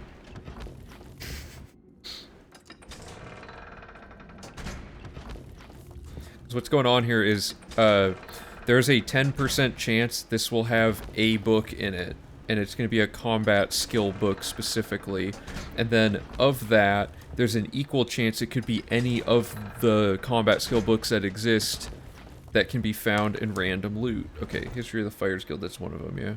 Yeah. Let me read it really quick. Check that off. Okay, so now we want to quick save, and we're gonna load warp out of the trapdoor of Seadatar, which shouldn't roll the interior of it. Is the seed factor known for the RNG frame base? We don't know yet. Excuse me? When you load warp out, there's no... What? That can't be right. Are you kidding me? There's no trapdoor if you load warp out of here? Why? I remember trying to get a Master Olympic to complete the collection, kept running through a single cell alien room to the end boss chest. Yeah, so like this trapdoor, if it was here, is a really good one for that.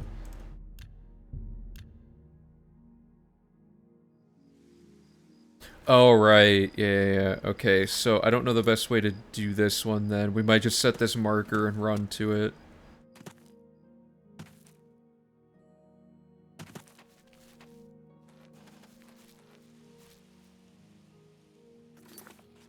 Oh, I haven't left the area enough.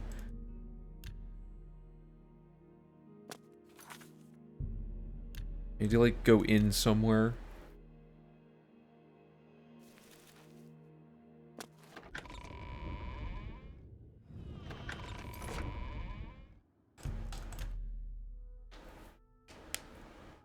Yeah, oh, sorry, so to finish answering your question, yeah, we don't know, Scales is someone who said that, they were interested in working on RNG, and he found in, like, no, it's not here.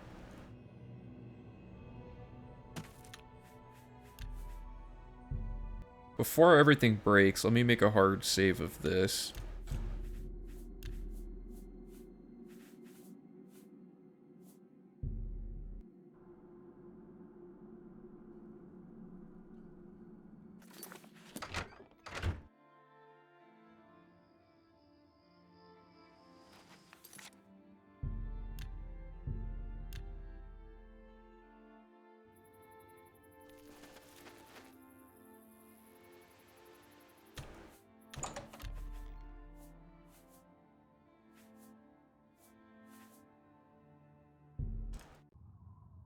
Okay, let's see what this does. This should fix it. Oh, it's going into a city. Okay. Ugh, land drug. Oh, my thing isn't... whatever.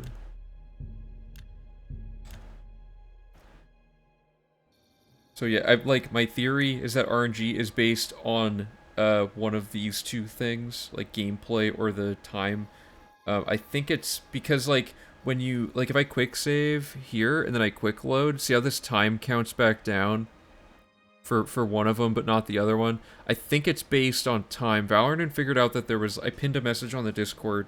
Valorant figured out that there's two separate things that can determine RNG seeding or something weird. I don't know exactly what the deal was with that, but he found something interesting. Okay, so this is here now. So I guess we can't do it for Seatatar. Let me make a note.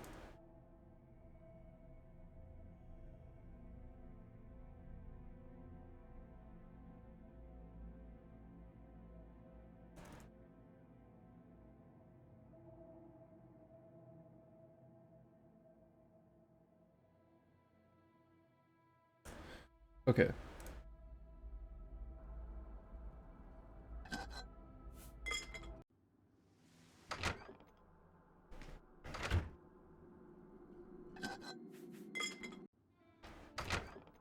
Because, like, I noticed if I take the same amount of time to enter a thing... Did I already get one?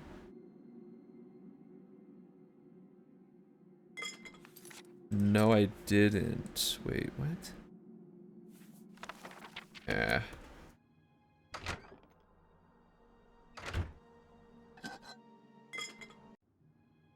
Seatatar's like... Did we check for other better things than Seatatar? I think we checked everything, right, just to be thorough. Like, there's no way that there's something better than this, for this one. Like, there would not be two dungeons that have this.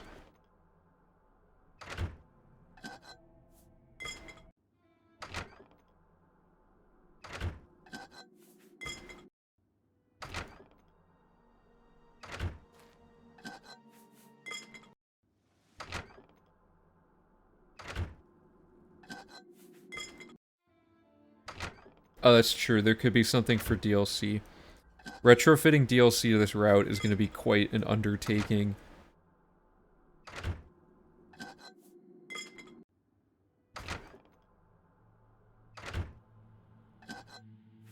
Although it does make a few things easier. Or it makes a lot of things easier. You don't have to do Nern route. This feels like this is taking more checks. But see, that I felt like that was the same RNG. So, like, if I go in... The problem is I can't do frame perfect. Because if I go in, like, as soon as I quick load, the game just crashes.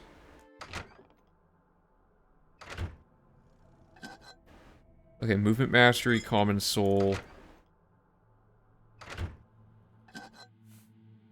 Defend. I don't know, there's something... Like, I went in at not... You could use frame by frame, I guess, to figure out what I went in on. Like, we could record video. Like, that said 5:10:06. It pauses for a second. And then you check. So, Quartz Curious. If we can get Quartz Curious on 5:10:06 again. Or maybe I should find something more reliable. 9:30. So at 9:30 we get Weakness to Shock, 620 gold. Okay, remember that. At 9:20. Missed it. Or not, sorry, did I say 9:30? Yeah, okay, that was 9:30 again. So we get the 620 gold. We didn't. So I guess it can't be based on that then. We already got this book though.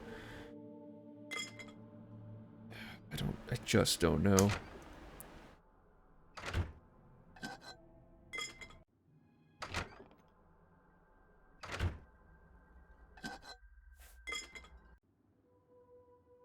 I'll leave the debug info up in case it is helpful. Like, if anyone wants to try to big brain their way through it. By the way, do you have any idea how we could feasibly test to figure out what's going on with that potion stacking thing that I pointed out? where there's like the weird discrepancy on effects and stuff.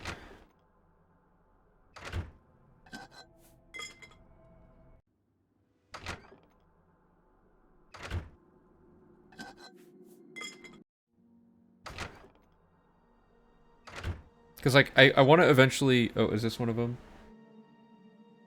Yes.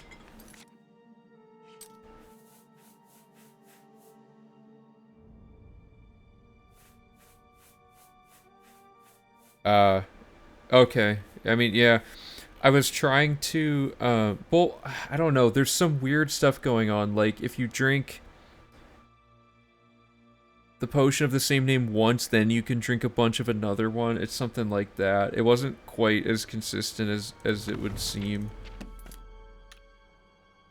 Okay, so we're gonna quick save here, and then we load warp into the out of the tent. I don't know, because, like, I'm trying to make a video covering a lot of the findings and stuff from that, but then finding out that it only works if the potions have the same name kind of throws a wrench into some of the script I had written up and did a voiceover for. But I could just reframe the video to be like, here's how potion stacking works with a single potion. Like, don't apply, like, these mechanics don't work if you're using, you know, I could just make a disclaimer like that or something and call it good. And then we could have another video when, like, if I ever figure out what's up with the multiple effect thing. Because, like, ultimately, most people aren't going to try to potion stack multiple things. The math would just be so stupidly complicated anyway. At that point, it wouldn't even be, like, worth trying to figure out, I think. Ah, see, it says this again. I'm getting the exact same thing every time.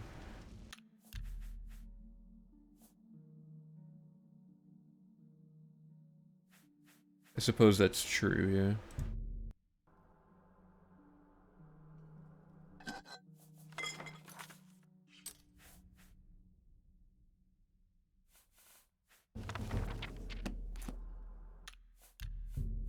So why did this one not work? Like, I quick saved, I load warped out of the tent, and it didn't work. Maybe we have to load warp from a point that isn't the exact entrance. Although it worked with Underpaul.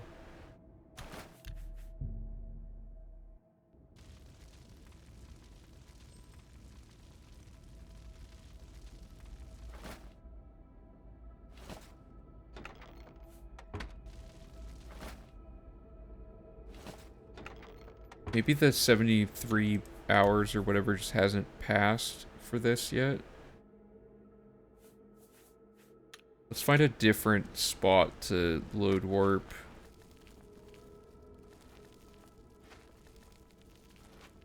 Like, let's try it, like, from here in and see what happens.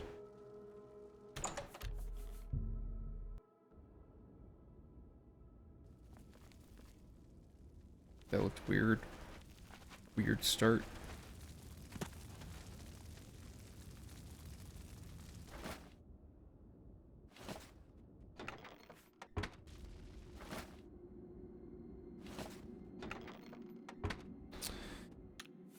I don't know what's going on with that.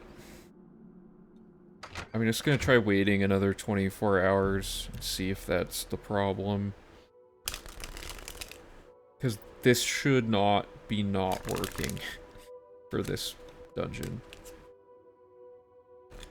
Unless, for some reason, the tent only ever loads once. Like, maybe that chest isn't a resettable chest, which would really suck if that was the case. Because then we'd have to go find another thing. Okay, so that was an amount of time.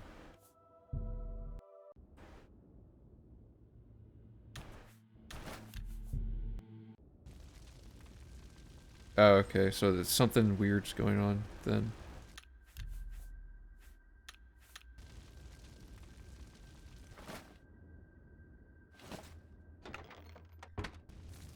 Oh my god, why?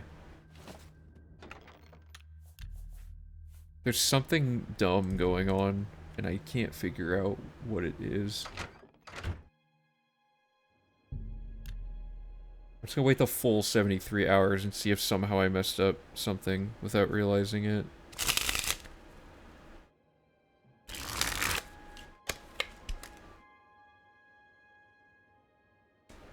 Yeah, I'll probably rebrand the potion stacking video to be, like, I'll have to do some re-recording of parts, but...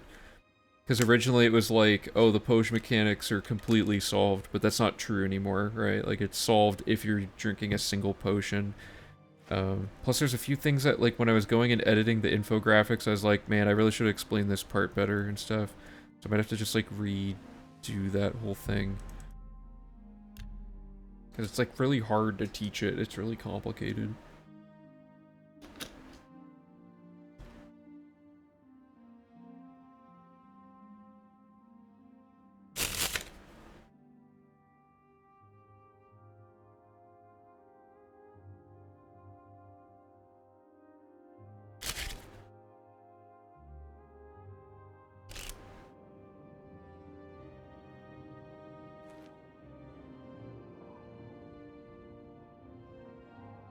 Oh, right. Okay,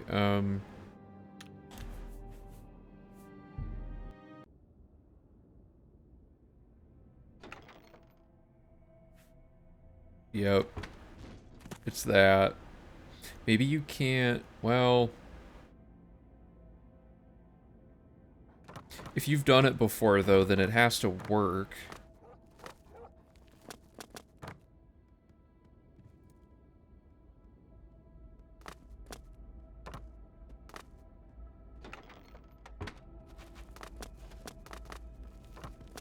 Yeah, I'm not sure what's up with that. You didn't do load warping. Okay. Well, let's do this. Oh, wait, hold up.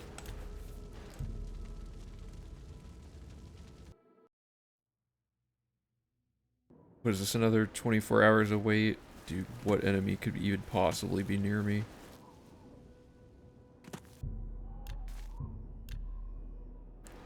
Wait another 24 hours plus 1 and see what's up with this, because, like, yeah, I don't know. Maybe the load warp isn't pushing the right character through. That could be it. I don't know why that would be it, but, like, there could be something wonky about this tent. It's technically its own cell, but I don't know.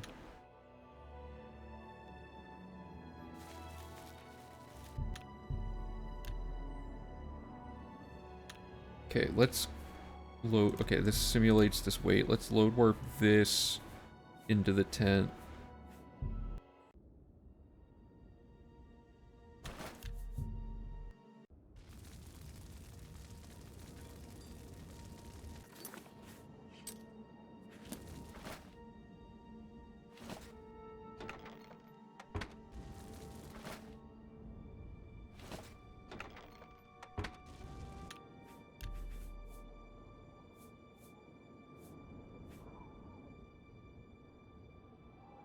So load warping seems to be, for some reason, influencing random loot drops, like preventing them from, I don't know, I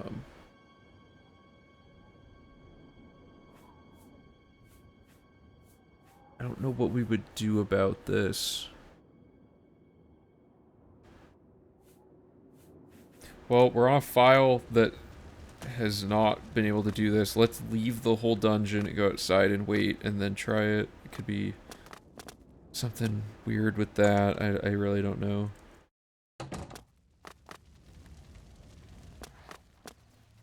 Take the gold when loading the old save before the warp. See if it's set. Oh, okay.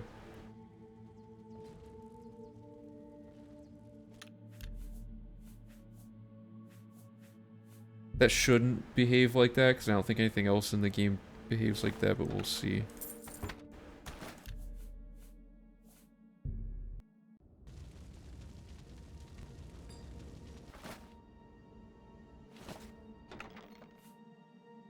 Yeah, I think it's just the same as it was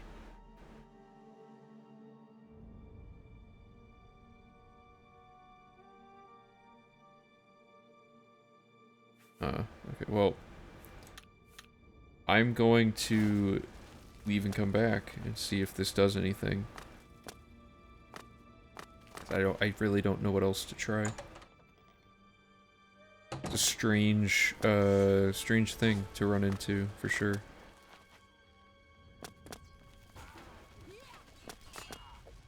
It could have something to do with just how weird this cave is. Like, maybe it's set to not refresh or anything while they're fighting. Could be like that. But we'll give it a shot. We'll wait 73 hours and see what the deal is. Because if it doesn't work without load warping, I don't know. We'll have to, like, study how this cave works and figure out how to, like, force it to spawn stuff correctly.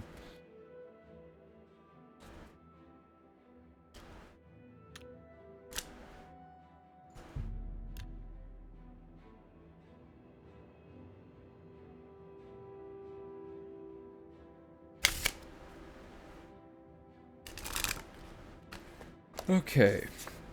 Got one more wait cycle after this.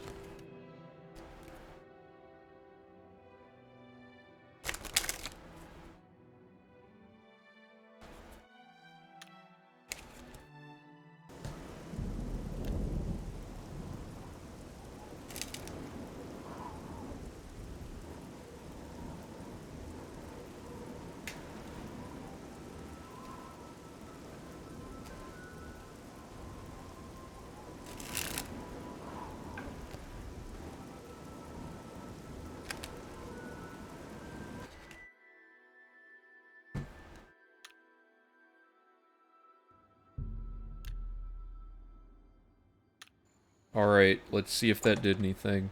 So if we get the same layout again, that means there's just something weird about how this dungeon works. That all looked weird. But I'm not going to question it.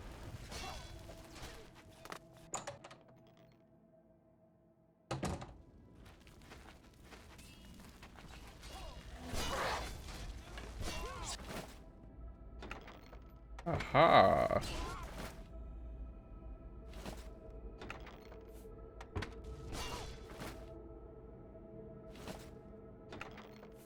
I'm very confused. Maybe we should just always start with this one to make it simpler? Or something? I don't know what that's all about.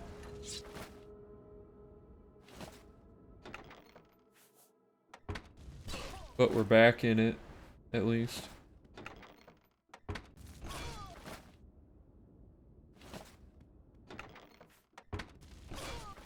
Or are we? Isn't that the same thing each time?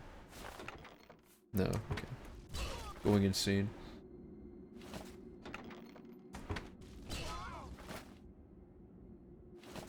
I already forgot what type of books this one should be pulling, but I'll just check the whole list each time.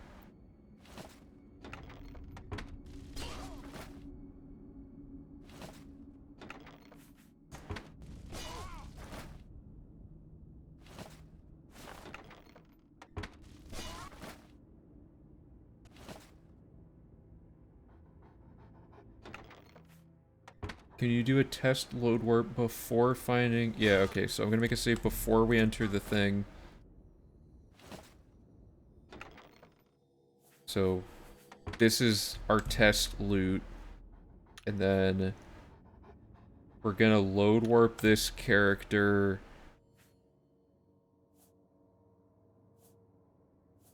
outside... we're gonna do something with it. We're gonna load warp it into Underpaw and then wait 73 hours.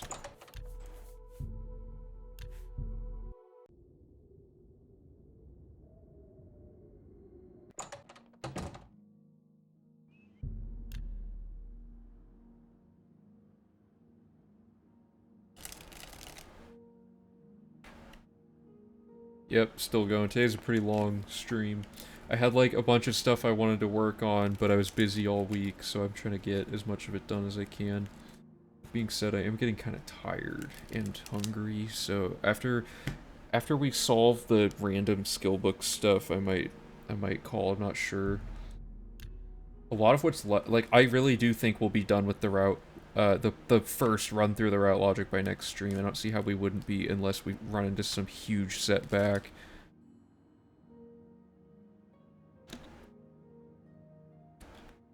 Which is always possible.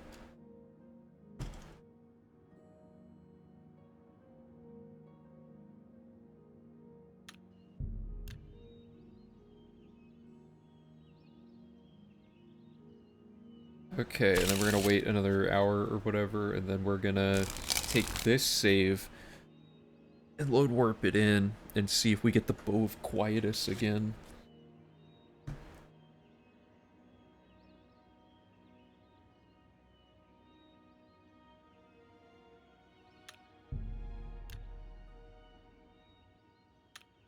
So, this save has waited. So if we go back in, interesting, it didn't even throw a loading screen up. That means it didn't re-roll it, I bet. I think we're still gonna get the Bow of Quietus. So something is preventing... Wait a minute. What? Hold up, that can't be... Throw that through the tent, I guess. Oh, thanks, appreciate it. Okay, so we get Bow of Quietus, Glass Warhammer. If we... Oh, I botched it.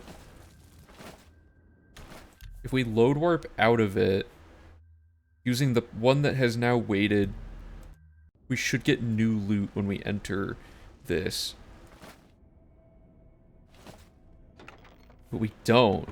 So something about this dungeon is messed up, like, or load warping out of here or something. I don't exactly know what the deal is here, because this is a boss chest, and we proved it can reseed itself after you've looted, but I don't know, it's not working when you are inside of the dungeon. Maybe it takes just more time to reset than a normal dungeon. What is this called? I'm gonna look this up. Rock Milk Cave, whoops.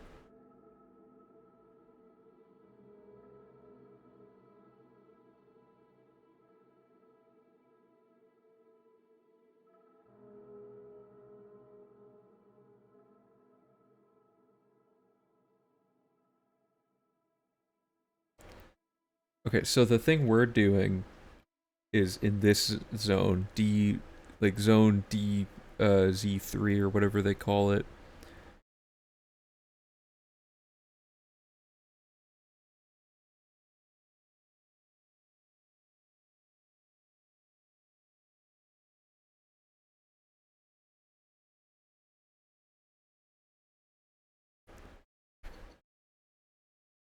It just says it's a boss chest. It doesn't say anything weird about how it respawns in this case.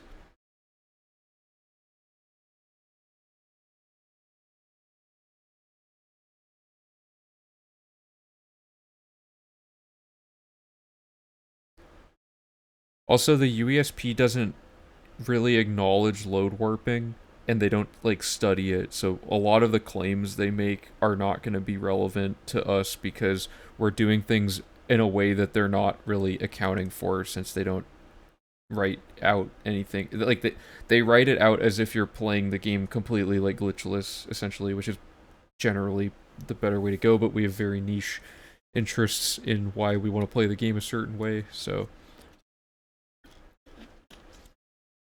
Like this, the thing that says when it resets, sure, that's true, but there's something weird about when you add load warping on top of it, right? Is there a script at play with the Black Bow quest?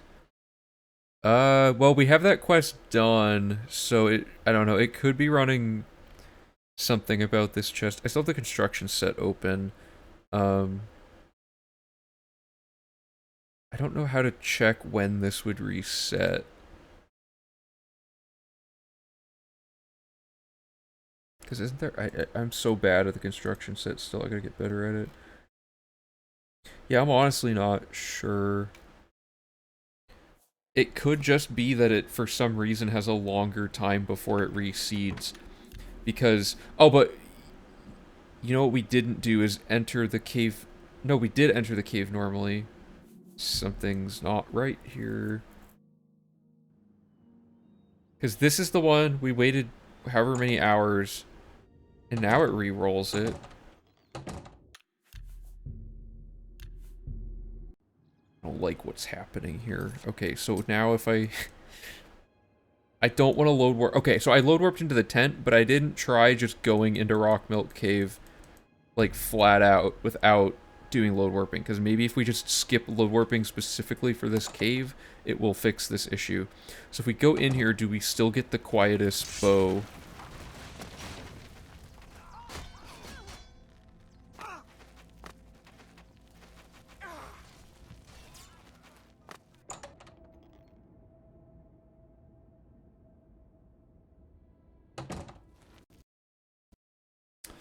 We'll never know. Let me boot it up again. I could tell by how quickly it stuttered on that screen that something was gonna happen. Or for how long, I mean, that it stayed stuck on that screen. Where is it? Oops.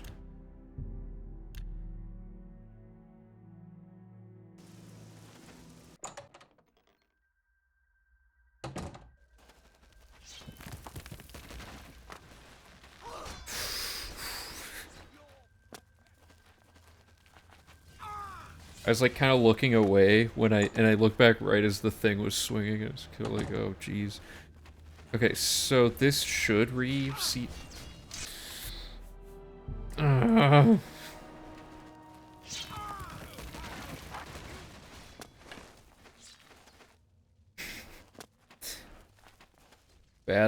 luck. That was an RNG thing, I swear. Yeah, the game is stable until you play it for more than like 10 hours straight, and then it starts to just like deteriorate. Because we've had runs where like the graphics just literally look like they're melting. I can't even tell what's going on half the time in those. Okay, so if we get the bow of quietest, then the waiting didn't do anything. Yeah, so the waiting doesn't do anything because we waited 73 hours and then we walked in and nothing changed. So that is super odd. Really no idea what's going on there. If anyone familiar enough with the construction set knows how to like look at this specific chest and any scripts tied to it. Like I don't know if you can even look in depth enough in the construction set to see a specific chest's like game mechanics and whatever. Like I don't get what's going on here. So like if I like part of me thinks it's just because of all this going on. Like it's trying like okay. A quick test here. Oh well, I can just do kill all. If I kill everybody,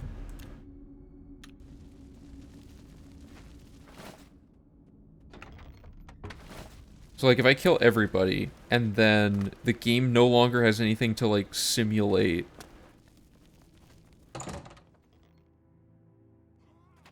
because everyone in here is dead, you know. Yeah, we could also test different amounts of hours as well. I think it's gonna be something like this. This is my guess. Because you have all these people that are like in the middle of fighting that are all like one-time bandits and whatever. So now that all of their behavior is not occurring, I bet waiting 24 hours 3 times will do something. So we'll see.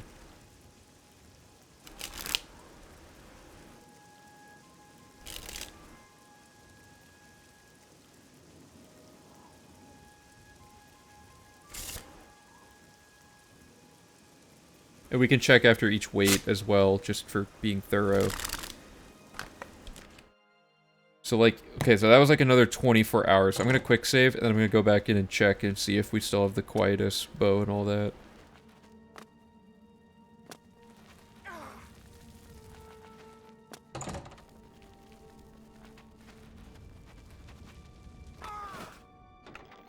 Yeah, it didn't even throw up a loading screen.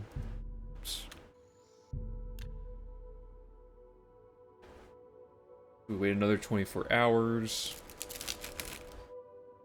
If it's something like the wait time is just longer, I honestly don't mind that. This is such a fast reroll anyway. It could be that where we're waiting on the other file isn't advancing stuff. Like, maybe you have to go somewhere completely arbitrary to do your wait, so that you're not in any of the zones. Oh, sorry, I forgot to check. Okay, so quick save. Now we're gonna go in, try again. Is that a unique dog in the tent? Oh, yeah, it is. We could try that after we do this cycle of waiting and stuff. So, another 48 hours has passed. Do we get anything different?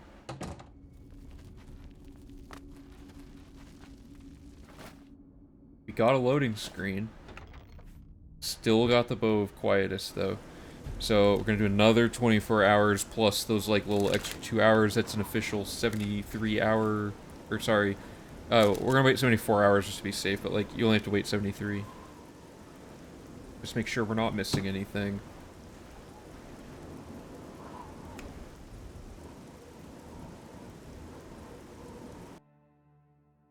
Okay, and now we're gonna wait 2 more hours, whatever. Okay, quick save before going in and see what happens. This should be where the game... Oh, they all respawned. I guess that's a sign that the dungeon is reset, so we should get a new thing. Maybe it just takes longer to reset. You know, this dungeon, by the way, ridiculously overpowered for, for what the thing is. Like in casual play, you're gonna get so much free, like, Daedric and Glass tier loot from doing nothing, you know?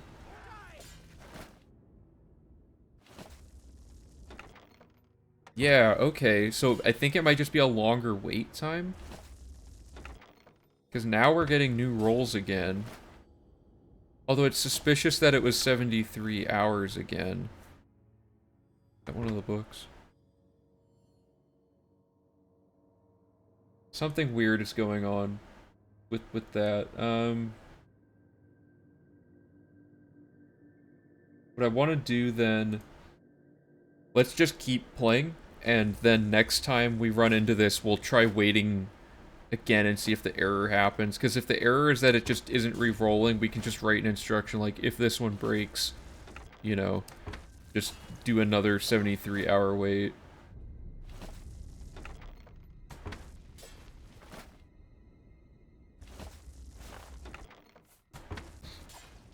For an indicator of how long the speedrun is, moving as efficiently as possible, we're slated to finish the run in about twice the length that this routing stream has gone. Which isn't actually that bad, because I can do this much, like, entirely on my own. We'll have, like, you know, the prize wheel and stuff to keep things interesting during slow parts of the run. We'll have, you know, a large group that's all hanging out. Dance and Fire V7, is that one of them? It is. Okay, so... Dance and Fire V7, I'm going to set the save here anyway, and now we're going to quick load back into Underpall. Let me double check that. Yeah. So now if we load the Underpall thing here,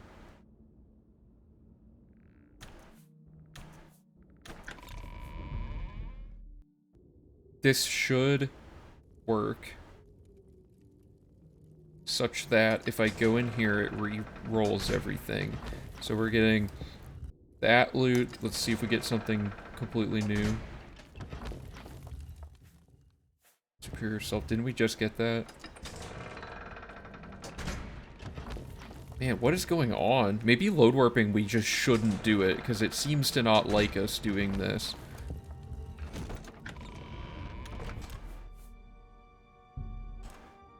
Like, maybe we can load warp out of each cave and back in, but we probably shouldn't. Okay, so I'm gonna try this again. So this is if we don't load warp, and we manually run back. Don't understand what's going on. My theory is that when you go through the door, it's like setting the state of the dungeon to be the same as the previous thing, which lines up with a glitch I found a while ago, but anyway. So if we manually go to Paul Cave, which is somewhere around here. Is it this? Oh my god, I can't remember. How am I forgetting this? Okay, so now if we go back to this one manually, do we get new loot, or do we get the tan linens? What we want to do is quick save outside.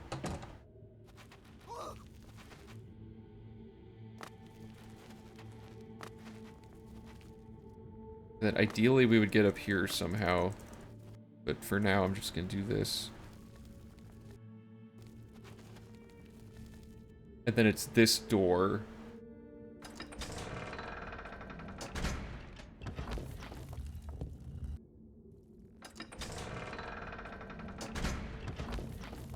I don't get what's happening. This isn't how random loot has worked ever.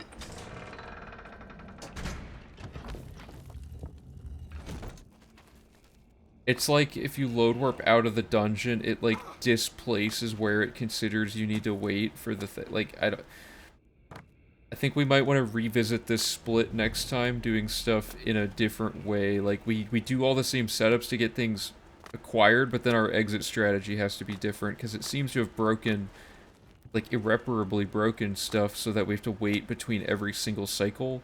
I don't know. If anyone else has any ideas, let me know, but I am lost, personally. Sorry, choking on air again. Okay, let's take a look at where we're at with other routing stuff that isn't skill books, because those are in a vacuum. We could do those whenever. The next step would be to do bear season. And then from there, there's not much left in the run. We have a handful of quests. We have the skill grind, which is just a series of glitches, which is easy. Oh, we shut the Great Gate. I totally forgot to check that off. Great Gate done. I don't think we should have all 306 Nern route yet, but we should be pretty close. I'm just gonna say like 280. 290. There's no way there's more than that left. Hey, Val Swanson, thanks for the follow. Appreciate it. We now have all 367 places found because we went to Serpent's Trail. So, that should all be good. These are all up to date. Fame's going well. A lot of these skill books, like, I know for a fact this book was found earlier and I just didn't check it off, or I didn't write into the guide where. Yeah, we're pretty much done with the run now. We're getting pretty close. After we do random skill books, we need to do bear season, which will finish up the miscellaneous, like, village and inn quests, and then we have a bunch of weird stuff going on in the Imperial City. Oh, there was the idea of doing Paradise and Light the Dragonfires now, but ideally we would get Arrow of Extrication done so that we can get acrobatics training from Ganradel, and then we would do Boots of Spring-Heeled Jack, and that would... what was the reason for this? There's some reason. Oh, because, Othralos during the ultimate heist. That's what it is. Arrow of Extrication, super easy. We're done with everything else in Coral. So that one would have just been go talk to the Grey Fox, and then we... I can't remember. Oh, we already did all the stuff in Fothas Arn's tower, so we want to move to the, just go straight to his, like, outdoor tower area where the arrows spawn. So that quest is, like, nothing. Boots of Spring-Heeled Jack is to go into the Talos Plaza district, which I don't think there's any other thing left to do there. So that's technically in isolation as well. And you can start acrobatics from Ganradel, get the outdoor camp, so that's all fine. Yeah, I think we could advance the Thieves Guild all the way to up through Ultimate Heist. I think there's no reason not to do it. alternative. I think we could also do Mages Guild entirely isolated as well. There's nothing Mages Guild related left to do. Oops. This is like another cycle of going to each city, which is annoying, and then a bunch of the Fires Guild stuff just kind of blows. Honestly, there's like no good way to really wrap that one up other than to just do it all linearly. Black Hand dead drops are going to be really the only thing that has significant overlap, I think. Because Broken Vows, there's the dead drop is at an old bridge, so that's like isolated logic. Final Justice is... So he's just some dude in a cave, right? And then the contract is outside of Fort Redmond, which is also like a unique location. Matter of Honor is...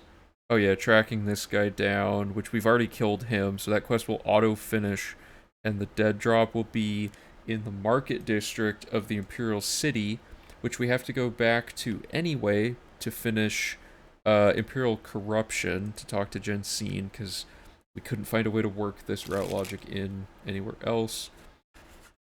And then...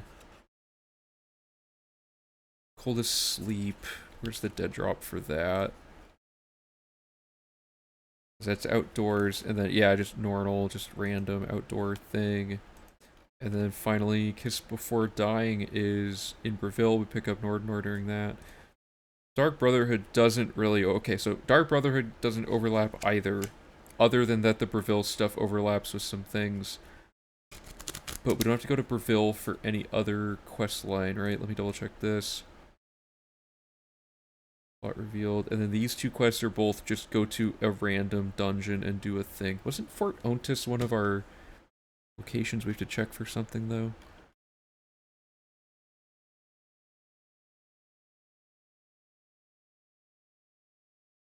No, I guess it wasn't. Unless I put it up... No, I didn't put it up there.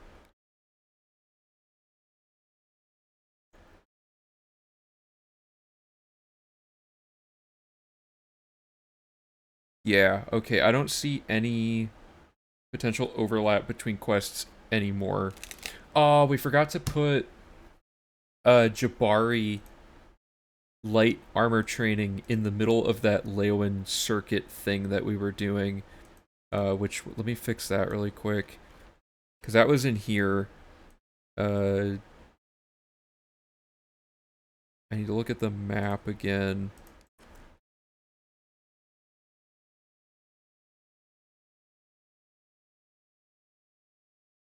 Yeah, so we would have just picked that up right before Resentia's house.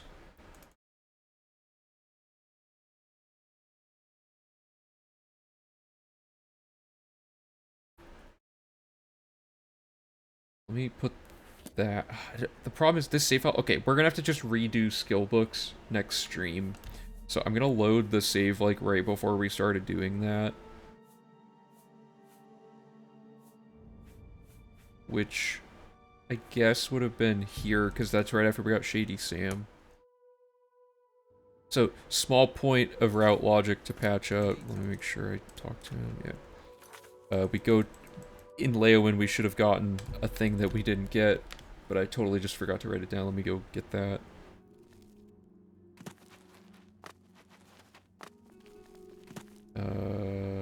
Jabari's house. We would have done Fighters Guild, all this garbage.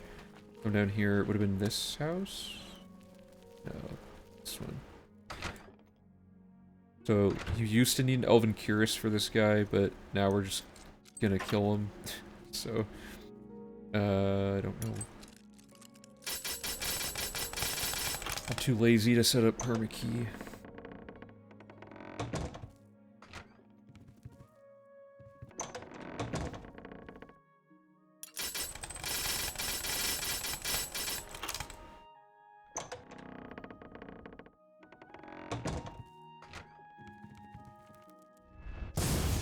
Okay, that quest is done. And I need to double check that there's nothing in his house. Nope, you just talk to him and that's it. Okay, so that patches that up really quick like. Sorry. Alright, I'm gonna make a save here. Let's just do some housekeeping stuff like this and get everything on the same page. So light armor training done. We can't start acrobatics till we talk to Gamradel, and we can't start sneak training till we talk to Otherlos. We can't go to the temple district till we finish like the dragon fires. Vampire cures being done entirely isolated to avoid breaking class reset. These are both temple district, I believe. Maes Mora we're still in the middle of, and we're looking for an orc to kill, possibly Mazoga. I'm just making sure I'm not missing any checked off things. Skills are going to be done, like, rapidly. And then we have a bunch of books. I double-checked stores already, right? Yeah, okay, so the only thing other than that to check on is books. So Dance and Fire V1. Let me see if it's in here.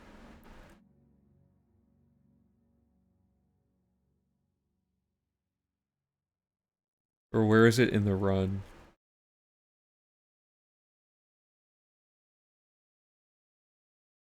Ganradel's house. So that one we have to wait on for sure. Dererum Derenis.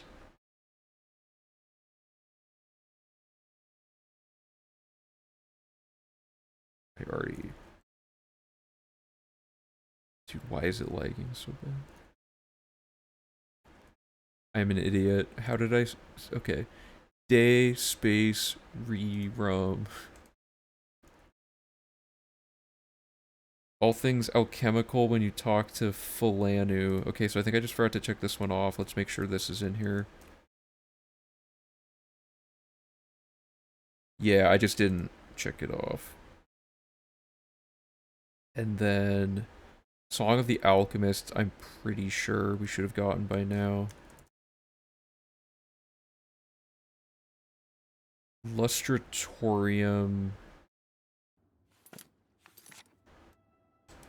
Can we double check this? Fairly certain we got this one, or that we're supposed to just get this one during a quest, or sorry, just during spellmake. Yeah, so Lustratorium is where we do perma enchanting, and there's this book, Song of the Alchemist, or wait, what? No. Sorry, Lustratorium's just like it's, I'm thinking of the wrong thing.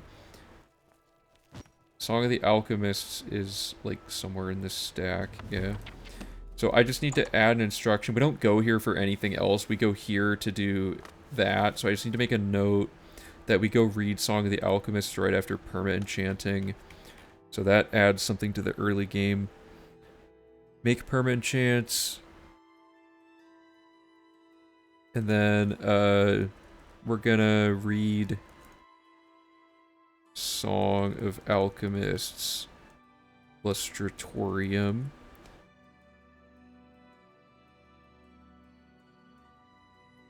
Well, wait. I don't think we can get into the Lustratorium when we have... Here, let me find where we finish.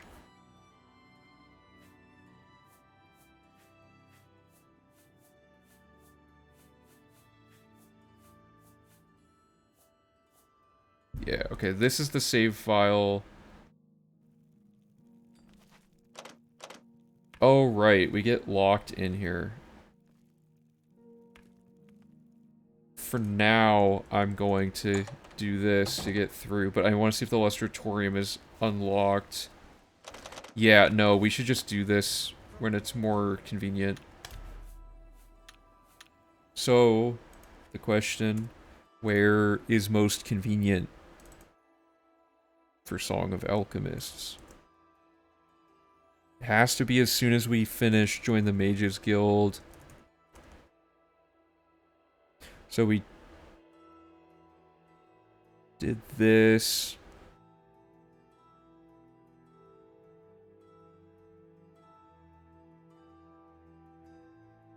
Sacred Witness in a chest. Okay, that's all main quest. When do we go back to Arcane University? Not for a while. Mage's Staff Cave, we get the staff, go to Arcane, talk to the staff dude, and then we want to do Lustratorium to do Song of the Alchemists. because we now have full access.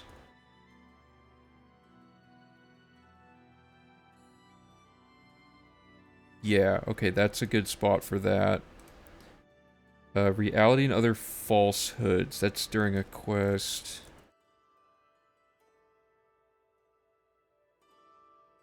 It's not in the... Wait, how? Oh, it's and, like the and symbol. Southern books. Okay, so that guy is in here already. We just didn't get his book. What's it called? Reality, falsehoods. Realty. Reality, falsehoods. I'm gonna go get that really quick. Hey, how's it going? Welcome to chat. It's not related, but with the Oblivion gates in the map exploration, the 40 random gates have 80 possible locations. There's 2 possible spawn locations for each. That's not exactly... at least, I don't think that's how that's programmed. I think there's a random chance of each... I think there's just a pool of 80 total locations, and that because we're able to, like, force spawn one repeatedly. Okay, so... Yeah, no, as far as we can tell, you can just force spawn any of the 40 locations you want by just picking a location and going in and out of a building next to it until the gate appears. So what am I checking? We're taking the newest save file and we're going to go to Southern Books and read Reality and Other Falsehoods.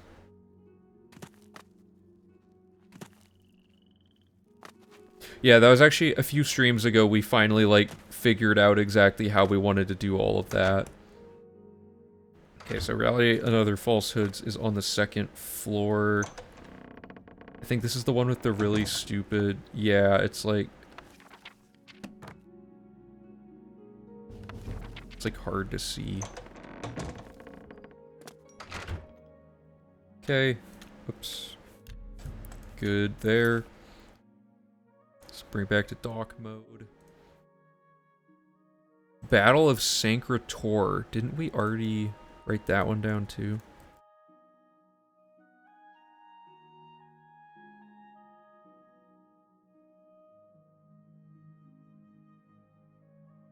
See where we get it normally. Don't get it there. We want to not get it there. Oh, okay. In a display case, when we go to Breville to talk to the Count, it's in a display case. I just didn't write that down.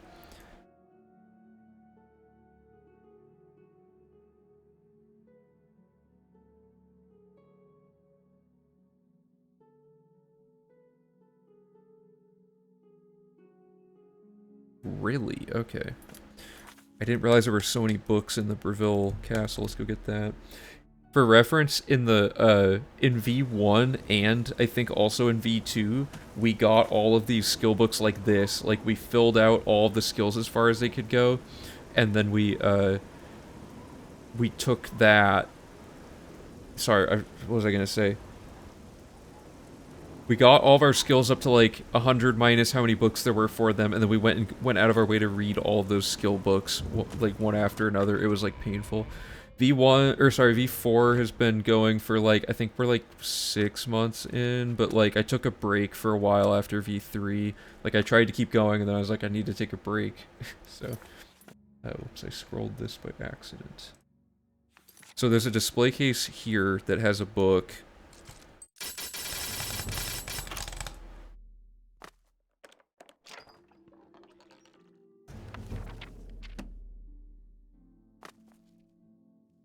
Is anyone else bothered by this door? I've never noticed this. Look how awfully centered that is. That is upsetting. Like, who even... Why? Okay. I'm moving past it. Okay, so... what do I want to do here?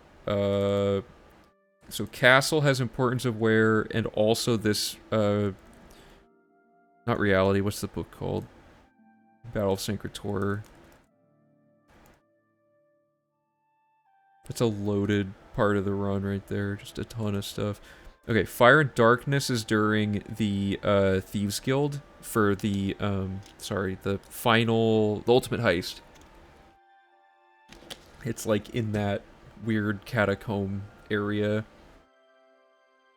You'll never notice it, Karsto, because none of the runs actually require us to go to Breville Castle ever, right? Is there any reason to go there? It's like one of the least visited sections of the run. Like, you go there and do a bunch of stuff like once, but it's for a single quest. Deathblow of Abernanet. Okay.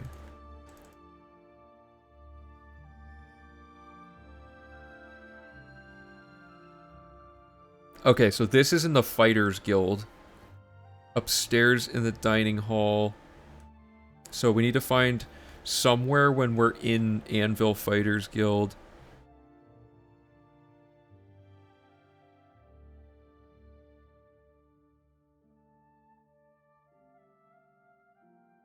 There's a quest where Azan's like always at his desk. It'd be ideal to put it there, I think.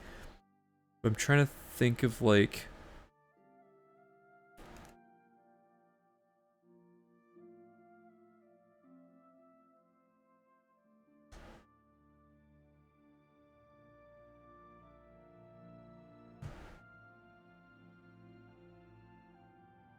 He wasn't there for this, though, was he? Oh, yeah, he was there for this. So I'm gonna put the book here.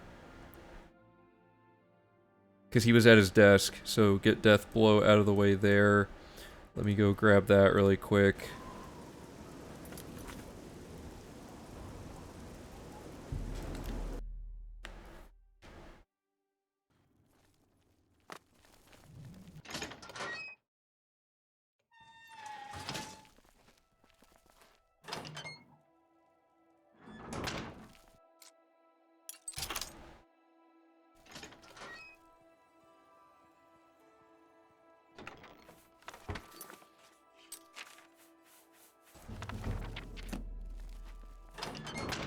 Okay.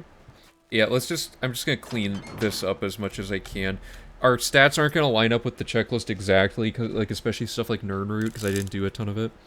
But, okay, so the mirror should be one, whoops, should be one we have by now. The mirror was in the barracks during permanent retirement, right? Okay, so where is that? We killed Celia Draconis.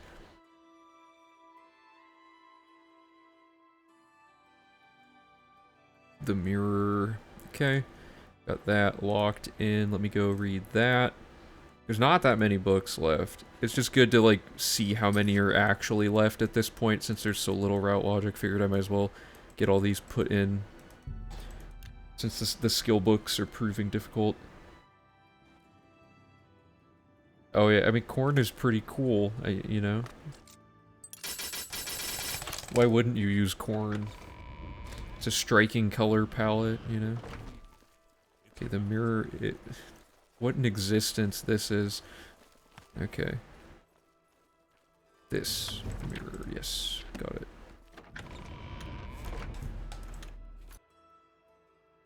Immortal Blood. That one is in the Vampire Quest, isn't it? Yeah, okay, Roland Generic. So that one we actually aren't doing yet. Random skill book, Wolf Queen V3.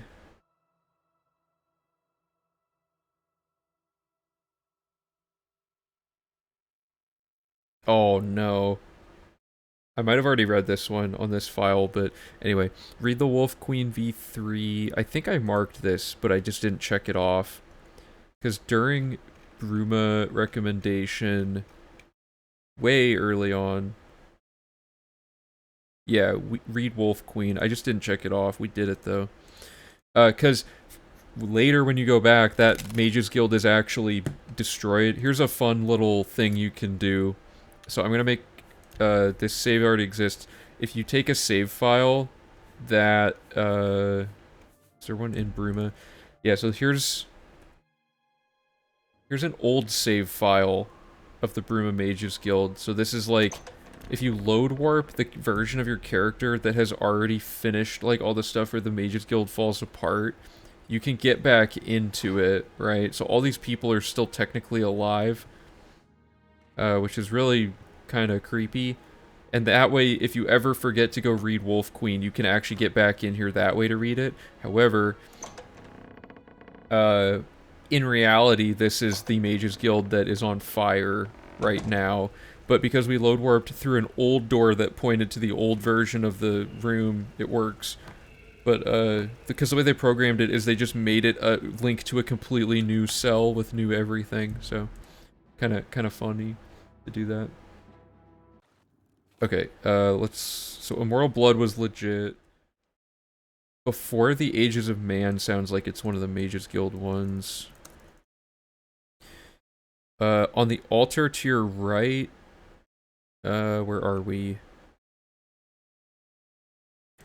Oh, okay, we can get this when we talk to the man for the Mage's Staff. Go back there, King University, let me double check this. Essentially, yeah. It's more that, like, that door exists as, like, 2 separate timelines or whatever.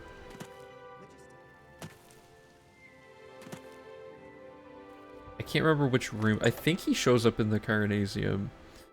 Yeah, so he talked to... I like how he's still here. And then, before the Ages of Man, I read this. Let me see if it's in the guide then, if I already read this.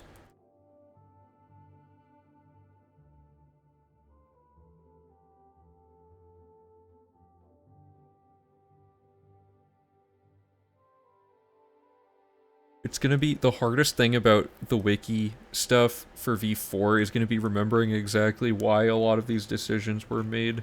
Like, I might have to go back and rewatch a lot of the routing stuff, but like, I don't know, I think it's sufficient enough to show people the route logic on like a small level, or like a general level, I mean. Okay, so what we want to do is Mage's Staff quest. Staff dude. Plus, what's the book before the Ages of Man? Okay, and then Black Arts on Trial is the Kalindal book from the beginning of the run. I just probably wasn't notating skill books that early. Plus, Black Arts on Trial. And we did read it, I just didn't check it off. But just to be thorough, I will go look again.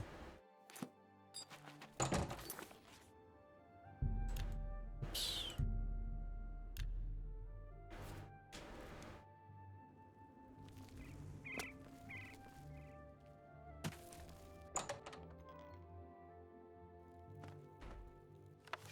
Yeah, so you already read it.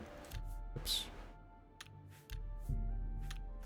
Okay, we're closing in here. Rain's Hand V4. That might be the Thieves Guild one. 2920.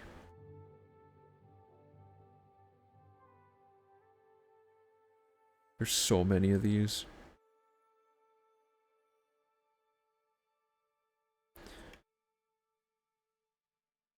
This is the chapel in Breville. Maybe I just hadn't checked it off yet.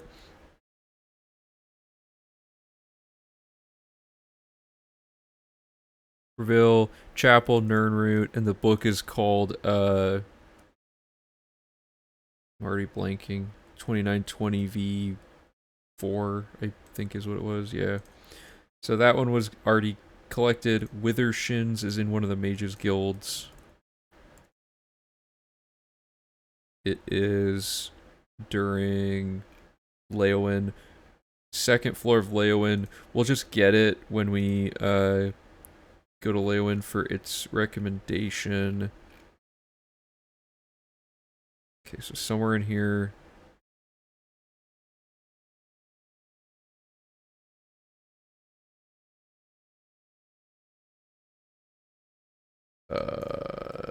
DeGale. Is there something? Oh yeah, DeGale only for Loadwort Mages Guild. DeGale twice. Sidrasa plus Invest, and then Withershins. So let me go grab Withershins really quick. That one is second floor east. Okay.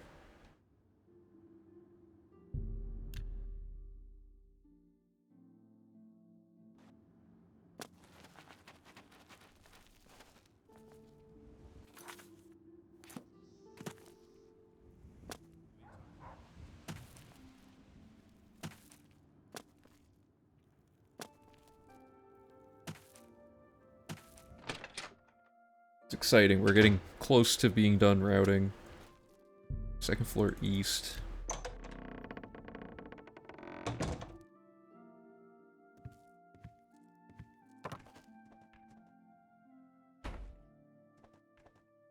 Probably shouldn't have knocked all those over. Oh, it's this. Looks worth 200 gold. What could it possibly... Why is it worth that much?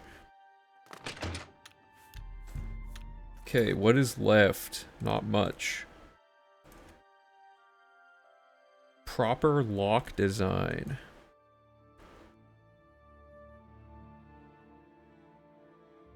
This is... after Thieves Guild. Okay, we can't get to that one yet.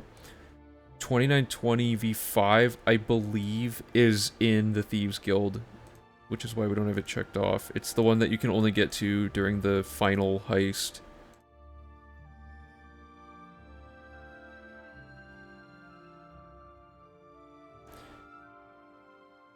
Just write V5 and see what comes up.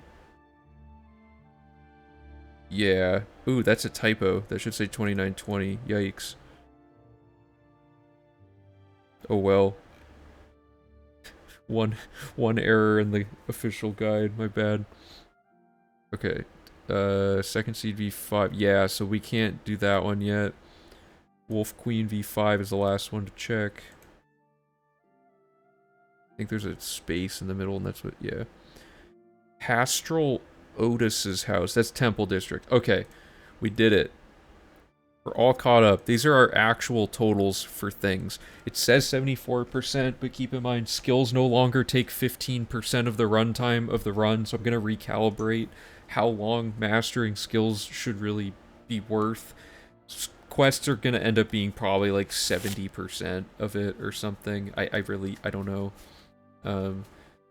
Stores invested in is very close to being done. We have one more artifact, which is the Augmentinium, and a handful of skill books, which most of those are random. We'll get those all checked off next time, and surprisingly not many faction ranks maxed out. That's because there's like so many quest lines that are not quite done. The only part that's going to be a little messy is probably Imperial City. But okay, so I think this is good for today. That was like a ton of progress. We went from... where did it start? We did this much routing. Well, I'm not going to count skill books yet because it's not solved. Apparently, something weird happened. But yeah, we got all this routed. That's like a ton of good stuff. So next time we'll basically just be taking these final things and connecting them to this little chunk that we figured out like a long time ago. We already did arena. Actually, yeah, let me clean up some notes really quick. Marksman training, destruction, acrobatics. None of that. Yeah, none of that. This is all old stuff. At some point we have to go to the temple. We have to get Nord from Dark Brotherhood. Yeah, okay. Notes are all good and caught up. We have like some stuff here. I will... I'm trying to think of like when I'll stream next. Tuesday potentially would be like the earliest. I'm busy tomorrow, so yeah, either Tuesday or Thursday. It seems to be when I'm usually available. Yeah, so we got like a lot of stuff done. Got a lot of followers and stuff today too. So thanks, Trenton, Schwarzweltler, Davidine Ross, Coldheart 2236, Femta Godhand 619, Shonky Soul for the raid, AI95, Primekek TV, Thoric Bag, and Val Swanson. Thank you all for following. Really appreciate it, guys. Tons of fun today working with everybody. Good progress. So I gotta go eat though now. Yeah. Tuesday or Thursday. One of those 2 days most likely, unless like some insane scheduling issues come up like out of nowhere. So yeah, thanks again, and I'll see you guys all next time. Check the Discord if you want to see, or if you want to be hanging out and talking about the project between streams, as always. And I'm probably going to be working on another YouTube video at some point this week as well. I don't know if it'll be done in time because it's quite an undertaking, but yeah, anyway. See you all next time. Bye, guys.